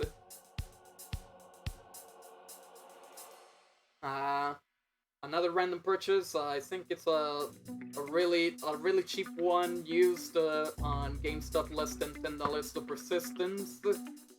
Apparently, this is a horror game where you have even superpowers to fight off.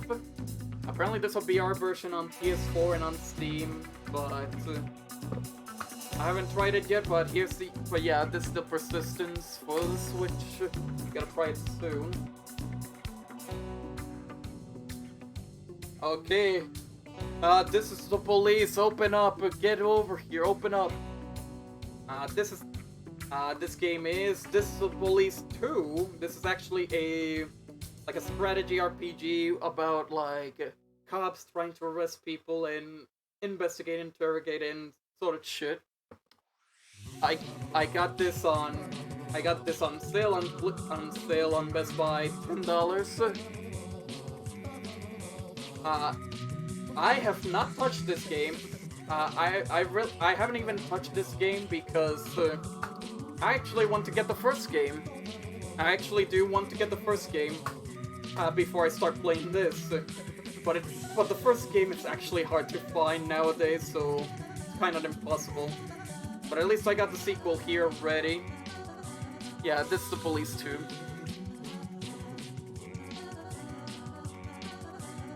Another limited run one that I got from Best Buy to add to the limited run collection. Time Spinner. This is number 42 in the Switch catalog. This is another type of Metroidvania puzzle. Another type of Metroidvania game where you use magic orbs where you use spells as your attacks, and you solve different kinds of puzzles and fight bosses. I haven't tried it properly yet, but all I know is that you can't get this game anymore, and it goes for around like $80 now on how do you say this? On eBay. $80 or $100. I don't know what's the pricing right now, but I wanted to add this to the collection. Time Spinners, GG's.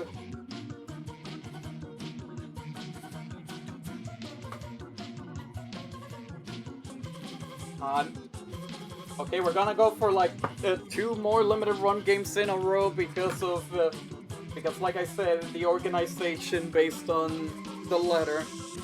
Toe Jam and Earl Back in the Groove.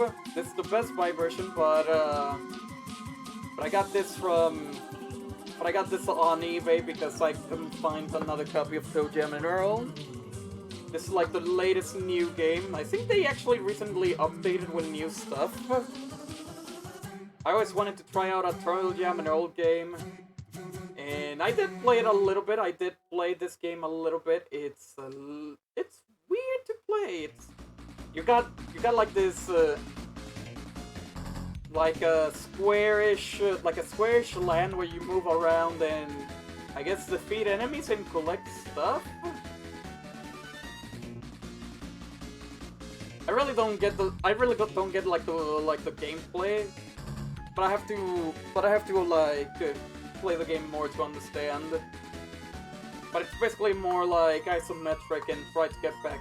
I guess go back home and try to grab as many things as possible. I guess. But number 29 in the Switch catalog for Limited Run. And then another one from Limited Run, made by the Hades Peeps, Transitor. Transitor from Supergiant Games, number 39 in the Limited Run in the catalog. All I heard it's a really good action RPG styled game. I really don't know much about it. All I know is that all Supergiant games are amazing. Like, they made Hades, they made this game, they made Bastion. They made some quality games. Like all of them are definitely good. Yes, instruction manual, and I got this translator from Best Buy as well to add to the collection of limited run stuff. All I know is like an action RPG where you're this girl like running around with this weird sword with an eye, trying to defeat people and stuff. But I'll try it out one day.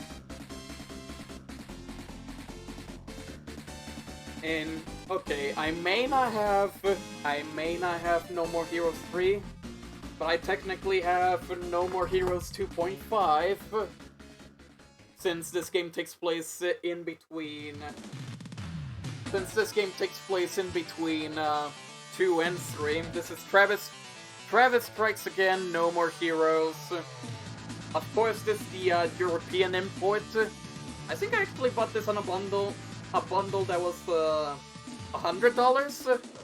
An eBay lot that was $100. It gave me Travis Strikes Again, My Hero Wants Justice, another game that I haven't shown yet, and a copy of Collection of Mana, which I'm probably gonna sell because I already have Collection of Mana. But I only bought the lot just for this Travis Strikes Again because this game is. I missed my chance when it was on sale for $20, and now this game is actually one of the rarest a game that is gonna become like one of the rarest games on the Switch. Of course, this game does not play like the original No More Heroes. It's like more top down. It has different gameplay elements where Travis goes down to Travis gets trapped into a video game console. It has to go through like many different video games, and you can play co-op in this. Let me check something real quick. Yeah, and I'm quite surprised that when I bought this lot, the season pass was still intact. Like, it was actually a scratch off. I already scratched it off, but it was still intact. Like the season pass has not been used. And since this was the European version, the UK version, this is the only reason why. This game was the reason why I made. So this game is the only reason why I made like a European account, like a UK account, just so I can redeem this code. But it still works properly. It works fine. Doesn't matter, it's Travis Strikes Again. I wanted to have this because it was becoming like a rare game for now. An interesting way for him to return from nothing. Yeah, they started off with Travis Strikes Again and then No More Heroes 3. It was a weird spin-off game, but it was important to the lore, so it's 2.5. So it's technically 2.5. Let's see.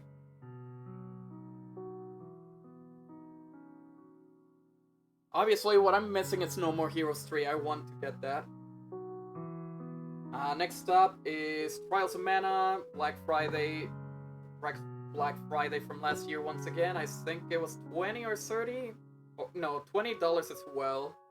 I think I got this alongside Collection of Mana as well. But Nelson, Collection of Mana also has Trials of Mana, so what's the point of this? Here's the thing, this Trials of Mana is actually a remake. Yeah, they only made it one player only, but this is a full-on remake of Trials of Mana. Like 3D visuals, more dialogue, more cool stuff. This is a full-on 3D remake of Trials of Mana. I'll probably have to play it. I'll probably have to play it when I'm done with like Secret of Mana or finish playing like the original Trials of Mana. Like the original one in the Collection of Mana. But it's obviously cool to have. I heard many good things about Trials of Mana. I will play it soon. Okay, a few more games left and then I should be done. Well, There's another half left, but you know, I'm almost done with the collection. Trials Rising. Trials Rising Gold Edition. I love the Trials game, so I got this on sale for $20 on Best Buy. Gold Edition, which includes the expansion pack, expansion pass. I love Trials game. They're just silly bike physics games, like physics racing games. And Trials Rising, I think it was the recent one that which they added like a bunch of other stuff, cool stuff, and like custom tracks and customizable like bikers shit. I think the only problem with this game is the fact that it has microtransactions to buy new vehicles, new costumes, and all that shit. I don't like that at all. Hold up.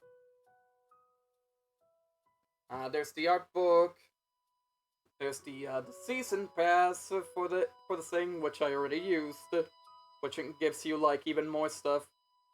But then they added even more DLC that wasn't even part of the expansion, which I have not bought. And then there's the sticker art book, which basically has more stickers. I mean, I can treat it as an art book, but yeah, this is basically just stickers of the logos from the bikes and shit. Not really interesting, but yeah. And obviously the Switch version is slightly like the worst version of the of Trials Rising, because it actually removes a lot of details and a lot of graphics in some of the levels, and the screenshots on each of are a complete lie. So yeah. But Trials Rising is still a fun game. Shame that that's way too many microtransactions. Finally, okay, here we have my fourth and final game from Super Rare Games. Actually, the first one that I ever ordered from Super Rare Games because I was interested. Tricky Towers Collector's Edition. This is basically a this is not a Tetris game, actually. This is basically a game where you put like Tetris pieces in top of a tower and try to make like a tower out of Tetris pieces without making them fall from the tower itself. So basically it's sort of like, I don't know how you say it, because you can't really say Jenga, can you? It's not really Jenga, because Jenga you have to pull stuff out of it without making the tower fall. This is putting stuff into a tower and make sure that the tower doesn't fall with so many pieces on top. So yeah, Tricky Towers Collector's Edition. The reason it's called Collector's Edition because this physical has all of the DLC. Every DLC from the game is in this cartridge, so you don't have to buy anything. And it's the only way to get this game physical. There's the cards. Hey, I got a foil card out of it. A foil Tricky Towers card. Cool, cool. Sticker for the thing. But yeah, I have this, which I think I threw away because it was the same for the other stuff. But yeah, thank you for your purchase. I only have one.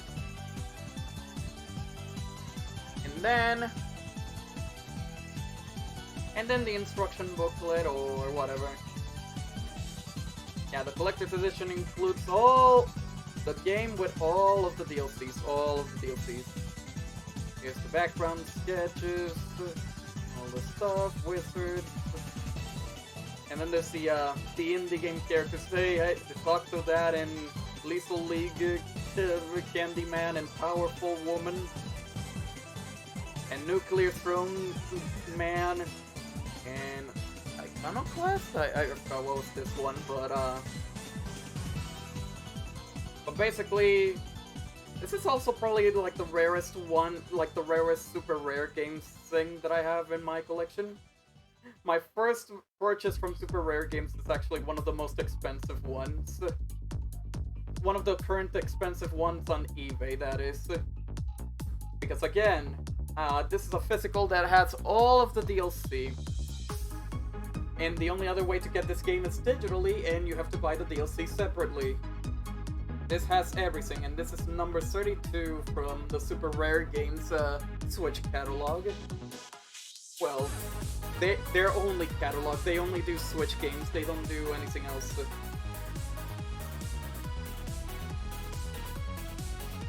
Next up, Trover Broke. Come and visit Trover Broke.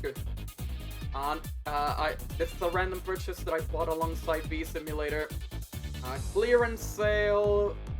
I don't know much about Trover Brook, but it was very cheap. It was very cheap. I'm assuming it's like a point-and-click game from what it looks like, but yeah. It's a very cheap game. It's sealed, so obviously you can't see the inside. Oh, you already know this game. I played it on stream, the whole damn game. It's Turnip Boy Commits Tax Evasion. I still remember when Tom reacted like, oh my god, this is an actual game. I saw you were memeing. But nope, this is an actual indie game. A Zelda indie game clone, and then even though this is a meme game, this is actually quite where it's like quite it's actually really fun with an indie game. For like, even though if it's meme, it's a fun Zelda clone. Pretty short. I got this like at like $14. I got this at $14. It was supposed to be $25, but then I got like a coupon from Amazon, and then I added like a pizza pan because the game was $24.99 and it wouldn't accept the coupon. And then it turned this game into a $14 game. And for $14, yeah, small, but definitely worth it.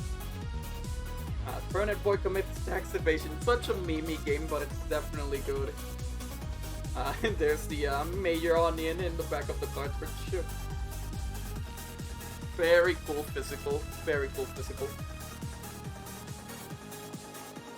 Then Turok 1. From Limited Run, number 43. It's just basically the N64 game.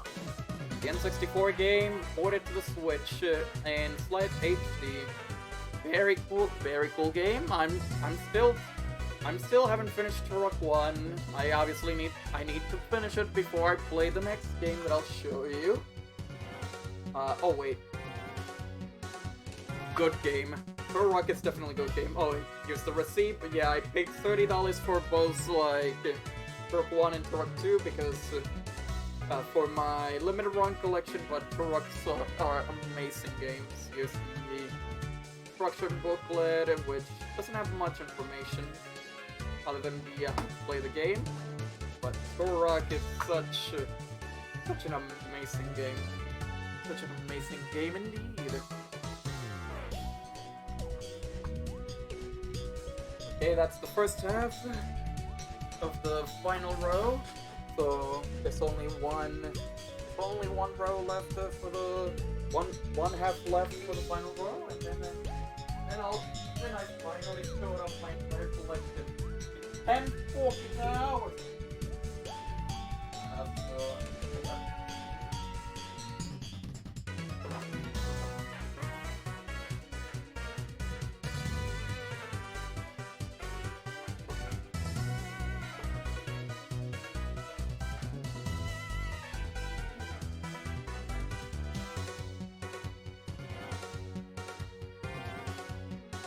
Good thing I did this stream today because I would have been tired. Would have probably missed the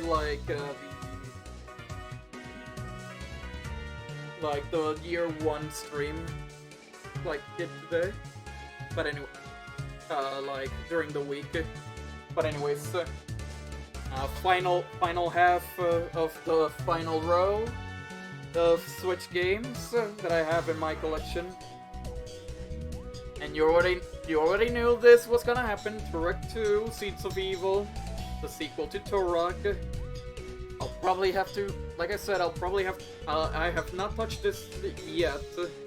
but I'll probably play this when I finish with the first game. Dinosaur Hunter Returns, the second game, number 44 from Limited Run. Surprised they never got a re-release, which is good. Which is good. Because then I don't have to get pissed about like the retail version being like the better and cheaper version. Yeah, the Turok 2 manual only shows the enemies. A gooder game. Good game, gooder game. I'll have to finish up Turok 1 for sure. I'll have to finish up Turok 1 in, soon enough. But yeah, I have the second game here. I think I got like another copy of Turok 2 from the blind boxes, but I sold that because I already have this. But even though that one had like a foil cover, but I don't care about foil covers or anything. It's the goodiest game when tell people to make a Turok 3 or something, I don't know. Another import from Japan. I think this is the last import that I have. I'm not sure. Yeah, okay, no. From what it looks like, this is my final Japanese import. Yeah, this is my final Japanese import, but I do have another import in there in my collection. This is Ultra Age that I got from Limited Run alongside Metallic Child. How do I describe this game? Indie Devil May Cry. Indie Devil May Cry. That's all you need to know about Ultra Age. It's a little bit budgeted. But it is an indie game after all. It is a small team making like a Devil May Cry styled game. I gotta continue playing this. There we go, let me open this. Nothing on the back, nothing here. Only the Play H sticker. Of course. Again, this is only an import because there's no like Western release, Western physical. So many games bookmarked on the stream. Again, I'll make an edit of this VOD since it's now reaching the 10-hour mark. But Ultra Age is a really cool, like a really cool Devil May Cry styled indie game. You should probably try it out, like, obviously digitally, since, I don't know if they still sell, like, physical copies in PlayAsia, but yeah. And like I said earlier, it's not my only... seriously, Seeds of Evil is really good, considered to be the where the series peaks, though I think you knew that already. I'll definitely try it out when I finish Turok 1. That's a guarantee. And I did say I wasn't done with Street Fighter, because this release is a little bit weird, but I have to buy it at their full price anyways, no matter what, because it was not going on sale and it was hard to find. Ultra Street Fighter 2, the new challengers, Switch exclusive. They made another Street Fighter 2 version. Yes, I paid $40, which was the normal retail price anyway. So, so much for a sale. But this game is actually becoming more rare because they never re-released it. Ultra Street Fighter 2. It's basically the Super Street Fighter 2 HD edition that they made like a long time ago for 360. But they added also filters to change it back to the original graphics, and they added 2 more characters to the roster: Evil Ryu and Violent Ken. And they're broken as fuck, which is kind of funny. But yeah, even though this is a weird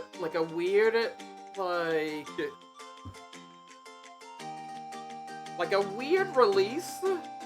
And it was like definitely overpriced. It was definitely like $40. It was a little bit too much for a game like this. It included actual different features, like you can actually do a 2v1. You actually can do a 2v1 like Street Fighter Alpha. You can actually customize like the characters' colors.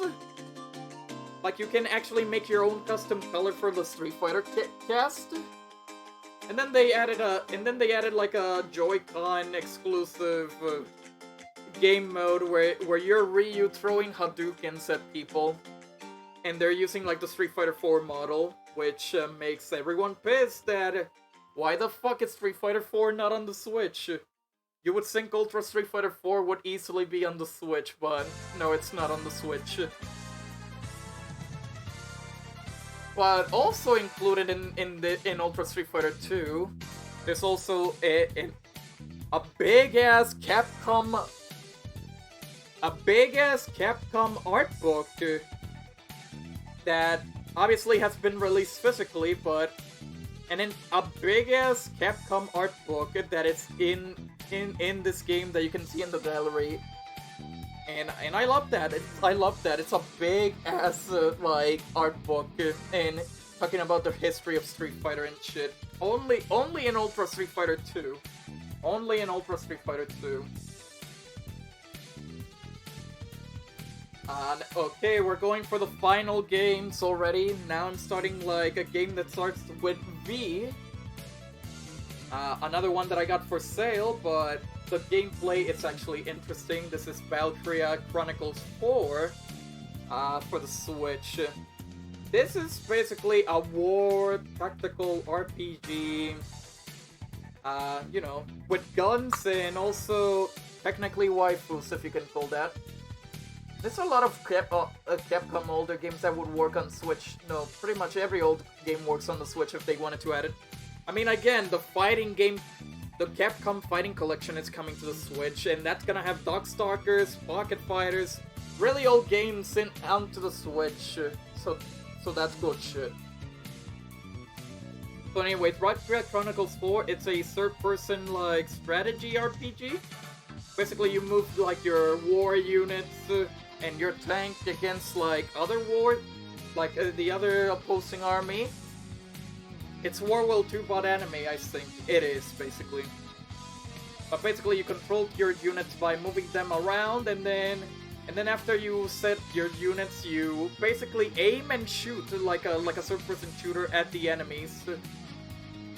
And always go for like either like headshots and stuff to do the big damage. Inside here, there's the Japanese voice pack. There is no code.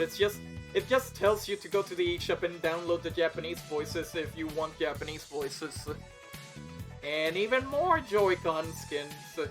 How many games did I show that had like the Joy-Con like skins? I think, yeah, Sonic Forces, and Killer Queen Black had the Joy-Con skins. Obviously, like I said, I'm not gonna use them. The cartridge itself, I think on the eShop there's DLC, like extra DLC and stuff, but of course it never goes on sale, so I never bothered with it. But yeah, Valkyria Chronicles 4 is a really good game. The first game is also on the Switch, but it's digital only. There is no such thing as a physical Valkyria Chronicles 1, sadly. Not even a Japanese physical. Nope. I think. Okay, no, I still have a few limited run ones, but one of the few final limited run ones that I got from Best Buy, the Spider-Man Connection. It's number 59 from Limited Run's Switch catalog. It's a simple wait-forward game where you use your Joy-Con and move around the Spider-Man inside the body and try to get rid of viruses infecting on family members. It's a very simplistic game. But it's a fun little wait-forward game though, so yeah. It's all you need to know. Like, yeah, you can only play either solo or you can play 2 players. Yep. Not much to say that the game is made by WayForward. Nothing special, but well, it is special, but I meant as in like nothing too big in gameplay. It's a simple little fun way forward game that they made exclusively for the Switch. So Amos is Joan, but cute designs. Yes. Okay, let me check the battery. Battery's fine. I have time to show off the final games in the collection. Okay.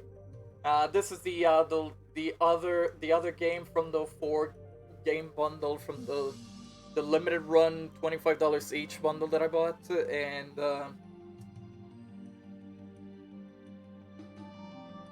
please don't ask any questions, but this cover is weird. You already know the cover is weird, but this is Bostock Inc. This was actually in the blind boxes even though it has a PEGI rating? This is kind of weird, because this is like a UK game, but it was on the limited run blind boxes. I don't even know if limited run even helped on this game. But despite the weird-ass cover, this is actually like a shoot-em-up game, trying to get as much money as you can to level up your space station, to get upgrades, simple stuff. It's still sealed. I'll probably play it more. I'll probably start playing it soon in the future just to see what's it all about. It's you after you steal our money, yes. Another sealed copy, and another one from Limited Run. It is a Wonder Song. It's number 49 from the Switch catalog on Limited Run. Wonder Song, it's an interesting, like, rhythm-based action game. I actually saw, like, a speed run out of it. Basically, you're like this bard who likes to sing, and you basically sing your way out of many of the world's problems and stuff. And you basically use like different notes to counter like the actions in this game. And it's also a funny game as well. Like, I've seen a speedrun of it. I got it from Best Buy. Full price, just for the limited run collection, which is $35, by the way. Okay, almost done. Almost done. Wargroove Deluxe Edition. In the Advance Wars. That's the only description for this game. In the Advance Wars. I was definitely excited to get this game. It's in the Advance Wars. And then there's a deluxe edition which you can see here that it's physical, and it has like some free DLC to download. The site is a little bit weird because this is not a UK case, but the title is centered on the side. I saw a lot of people play this while I was in college. Wargroove is just good shit. You can play online. It has lots of content. A bunch of stuff. Dang it. Digital soundtrack code. Stickers.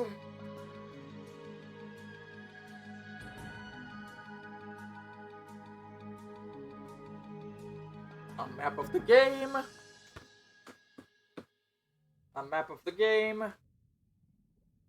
And big strategy manual. Which, let me see if I can take it out. There you go. Big strategy manual that talks about, like, all the units in the game. Togo! Archer, yeah, all the units in the game in Wargroove. Cavalry, Ballista, Trebuchet Giant, Transport, Aeronaut Skyriders, Dragons, Aphelions, Turtle, Rifleman, Thief. They couldn't even fit like another page, so they used the Thief as the back cover. Huh. Funny. Oh, there's another replacement cover that basically removes the deluxe edition. Has Sing on the back. Hold up. Let me put this because it's a code for the soundtrack.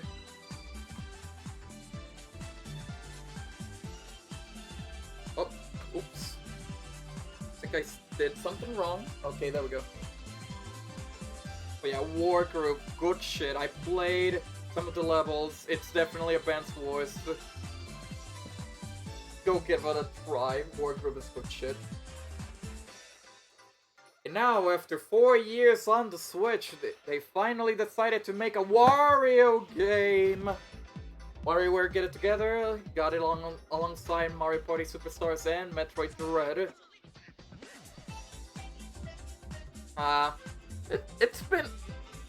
I like the fact that it's been fine. They finally released a Wario game. They finally released a Wario game on the Switch after so long, and Get It Together has some cool-ass mechanics. I think I like the idea of like the fact that you have different characters to play the micro games differently. I like that, and then you can customize the playable characters. I think the only problem is that like there's not much to do after you're finished with the main story. I guess collect things and grind things just to level up your characters, but it's just to like get more recolors for your characters. Not much else to say. I kind of wish this game had online and maybe some updates, but it's a simple WarioWare game. I like the ideas. I like the idea of different playable characters to make the micro games very much different to the thing.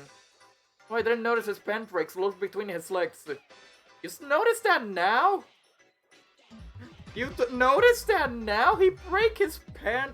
I saw his pants breaking ever since I saw the box art thing. But anyways, though, really fun WarioWare game. Though, yeah, it didn't even have like much content as like WarioWare Gold, which is funny to say because WarioWare Gold had like a lot of like voiced animated cutscenes where you can even edit the cutscenes yourself and add freaking your own voices.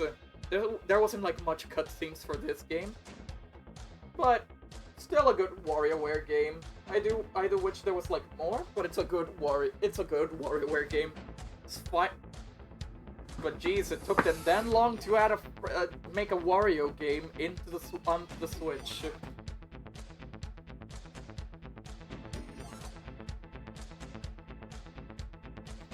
Okay, next one is one that I saw from Best Buy, and then I decided to buy it immediately because I played the demo and I liked the concept of the game, and I only streamed it like one.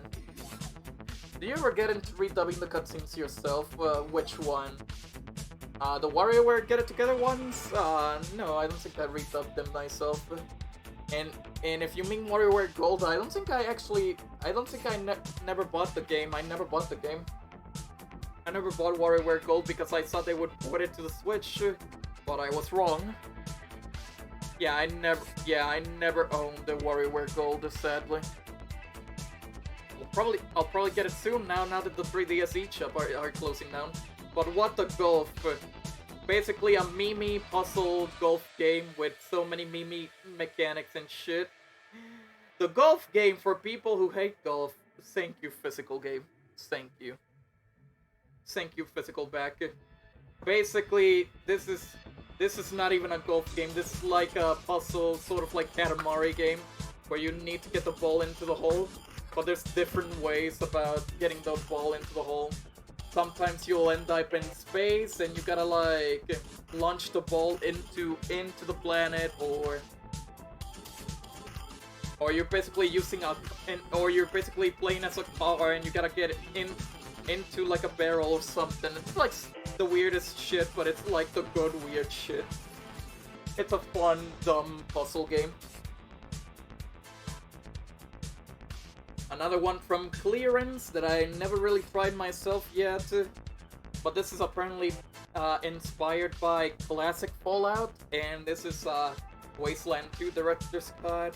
$10. $10 on Best Buy.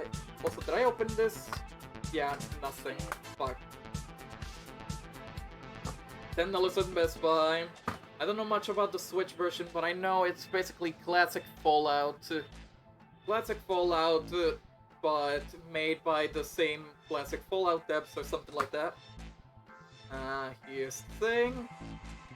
The background is not white. I'm surprised it's a little bit bluish, but still nothing. But yeah, it includes everything. It's basically Fallout. I have not tried it out on myself yet. It's another game that I bought on my local game store because I thought it would be cool to have it. Wild Guns Reloaded, which Sketch played the original with Frankie from what I remember. This is, yeah, I got this for $25. I think it came like in year 1. It's basically like a remake or like a revamped version of Wild Guns. It even includes like new playable characters and yeah, new stages, new bosses, and special weapons. It's like yeah, a new game in the Wild Guns series, and you can play up to 4 players. And it has time attack, and it even has boss rush. Yeah, new playable characters, new stuff. It's just cool shit. I gotta try it again. But yeah, it includes new characters. I think the new characters are a big chunky lady and a doggo. Yes. But yeah, really cool, like revamped new game with new stuff. You should try it out. And now the game that you saw me playing like a couple weeks ago, maybe a month ago, when I have the Xbox Game Pass when it came out, freaking... Well, I was playing the sequel, but holy shit, that sequel is fun as fuck, but... Here we have the first game. It's Windjammers from Limited Run. This is the number 22 in their Switch catalog. This is the original Neo Geo game on the Switch. Which basically it's the original sprited game, the original Neo Geo game, and it even has online with all the classic characters. The pink mustache Klaus Wessel, it was in the original game. I main him in the second game now. And not much to say other than like it's the old game, it has many games, and I think it has online. Yes, it has online. 6 playable characters with unique skills, the disc, unlockable minigames, dog distance, and bowling. And I think, yeah, you can actually play the original game online. But of course, Windjammers 2 came out recently, and everybody's playing that shit. Like, Windjammers 2 is like some hype good shit, if you remember seeing me play. Okay. Finally, I'm at the final 6 games in my physical collection. It's been a good 10 hours. It shouldn't be 10 hours, but it was a good 10 hours. But let's see. This one, I have to put them together. I have not played them yet, but I do want to start playing them soon, since they literally announced a 3rd game recently. Let's see. Also, yeah, I don't have Windjammers 2 physically because well, it's not available out yet, but it's coming soon physically. But yeah, I do have a big collection, but that doesn't mean it should have lasted 10 hours. Jeez. Here we go. Xenoblade Definitive Edition. Xenoblade 2! And Xenoblade 2 Torna. So, I think I bought Xenoblade 1 first, if I recall. Like, if, $20-$30 on Best Buy on sale. Like, it was very cheap. Wait, 2 Xenos, I'll explain later. But of course, Xenoblade 1 Definitive Edition obviously came after the 2 games, but this is the first game, made in HD for the Switch. I don't have the Wii one, so I got Definitive Edition, and I think it cost me $20 for Definitive Edition. Apparently the Definitive Edition for the first game is very cheap, and I gotta start playing it. And not to mention that the Switch version has like an epic log, like some extra content into this thing. Xenoblade 2, I got this from GameStop used around like the $50 or probably less, because Xenoblade 2, actually both of these games are very expensive physically now, for some reason, because I don't think they ever reprinted Xenoblade 2. But I do want to try out these games for sure. I have not played them yet, I have to admit. Xenoblade 2... I have to try them out, and then Ford Sketch, so he can get informed. This is Xenoblade 2 Torna, the Golden Country. Basically, this is like the 5th DLC from the Season Pass, but it can also be played as a standalone game. It's actually a standalone game. Xenoblade 2 Torna is a standalone game. It's a prequel game. It's like it takes place 100 years before before Xenoblade 2 itself. And this is actually one of the most expensive first-party Switch games right now. Like the price is very high for this, and I only got this like on a buy two get two free or whatever, like on GameStop, and it was cheap for me. So Xenoblade 2 Torna is actually like a prequel game, a prequel standalone. Sadly, since I didn't actually properly own Xenoblade 2 yet, I think I bought this first, and then Xenoblade 2 alone. Yeah. Since this was used, it actually included a code for the rest of the expansion pass for Xenoblade 2. But I tried to use this code, and since it was a used copy, this code was already used. So I can't really use it. So I don't have the DLC for Xenoblade 2, sadly. But I have Torna though in a cartridge, so there's that. And yeah, I did buy Xenoblade 2 later. I don't know if I'm gonna buy the Season Pass for Xenoblade 2, because all I really need is Torna, and I think the other expansions are just extra weapons,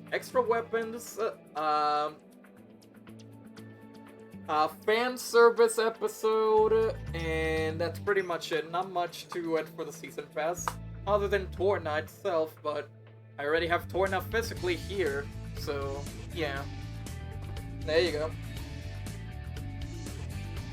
All 3 current Xenoblade games that are on the Switch. Rest in peace, Xenoblade X, you should have been on the Switch. And now for the final 3 games on my Switch collection, and then I'm done. Which is not much of a big deal, but they are the final games, and then like how do you say this? Well, in alphabetical order, it's the last one, so obviously you got Yu-Gi-Oh! Legacy of the Duelist, Link Evolution, which includes 3 trading cards! Whoa, maybe Aaron wants these cards, I don't know, but yeah. I don't care about the Yu-Gi-Oh! Cards. I really don't care about the Yu-Gi-Oh! Game itself, it's just that, this was part of the lot where I bought Private Strikes Again, My Hero Wants Justice 1, and the Collection of Mana, and then there was also this Yu-Gi-Oh! Game. Like I said, I only bought the bundle just for Travis Strikes Again, so this is basically a little bonus for me. I have not tried Yu-Gi-Oh! Yet, but maybe soon I'll play Yu-Gi-Oh! Again, and maybe get confused by the new mechanics they added. And then almost to last game is East Origin. It's actually from Limited Run, but it's not a numbered release. It's not a numbered release from their Switch catalog is Origin. I found it on Best Buy. I think I bought 2 copies, one for me and one to resell, because a lot of people are demanding Is Origin. I know on the Switch there's Ys 8 and there's Ys 9.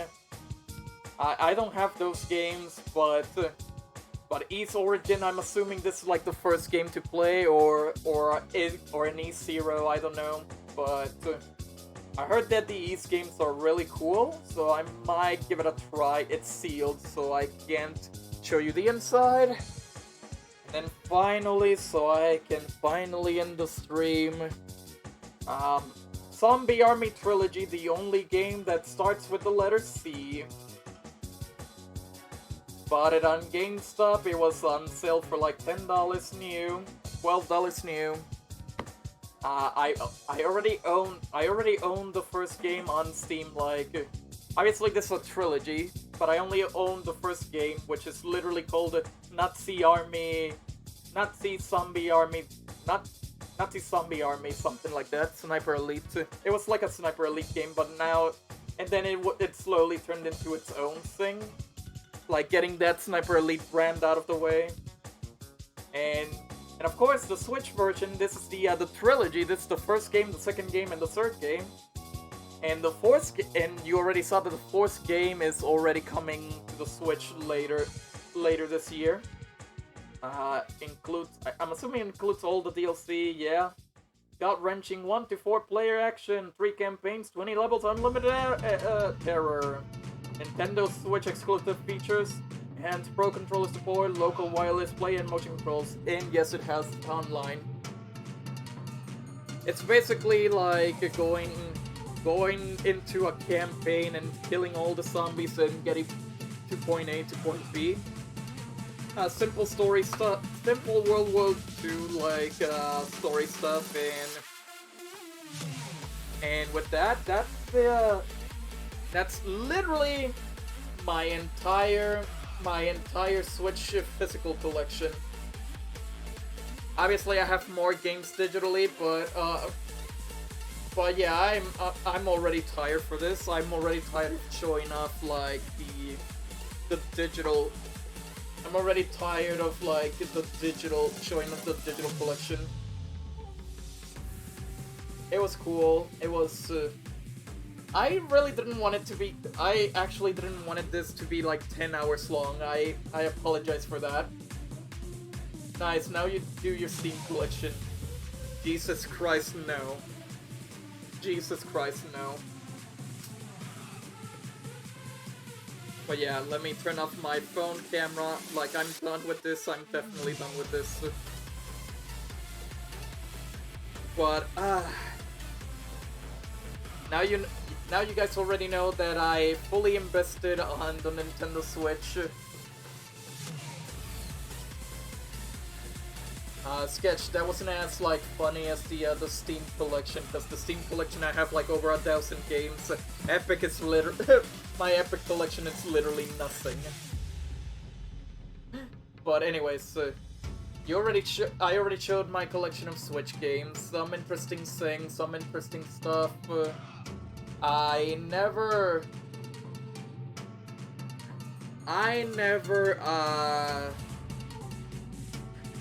invested this much to a console other than Nintendo Switch.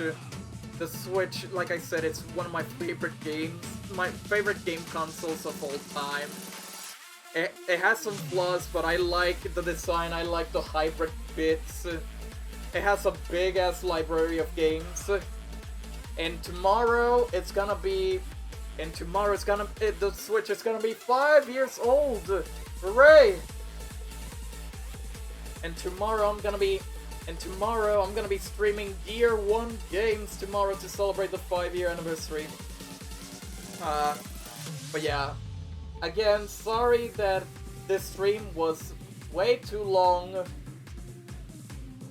I'm sorry that this stream was unexpectedly way too long to show my collection, but it's something that I wanted to show off, to appreciate, and maybe, you know, keep it in my Twitch channel for a bit. I'll probably edit it to make it like less than whatever the fuck I did. Year 1 as your more first games or Switch launch games? Yeah, technically launch games, games that came out during the first year of the Switch. Games that came out in the first year of the Switch, basically. But anyways, I gotta head off. I need to drink some water. Thank you for watching the collection. It was a little bit too long. I'll definitely make an edit to make it a lot shorter. But yeah, the Switch is a really great console, and I hope to see even more. Another few years of the Switch, maybe in a Switch Pro way, maybe. So thank you guys for coming. I'll see you guys tomorrow. Bye.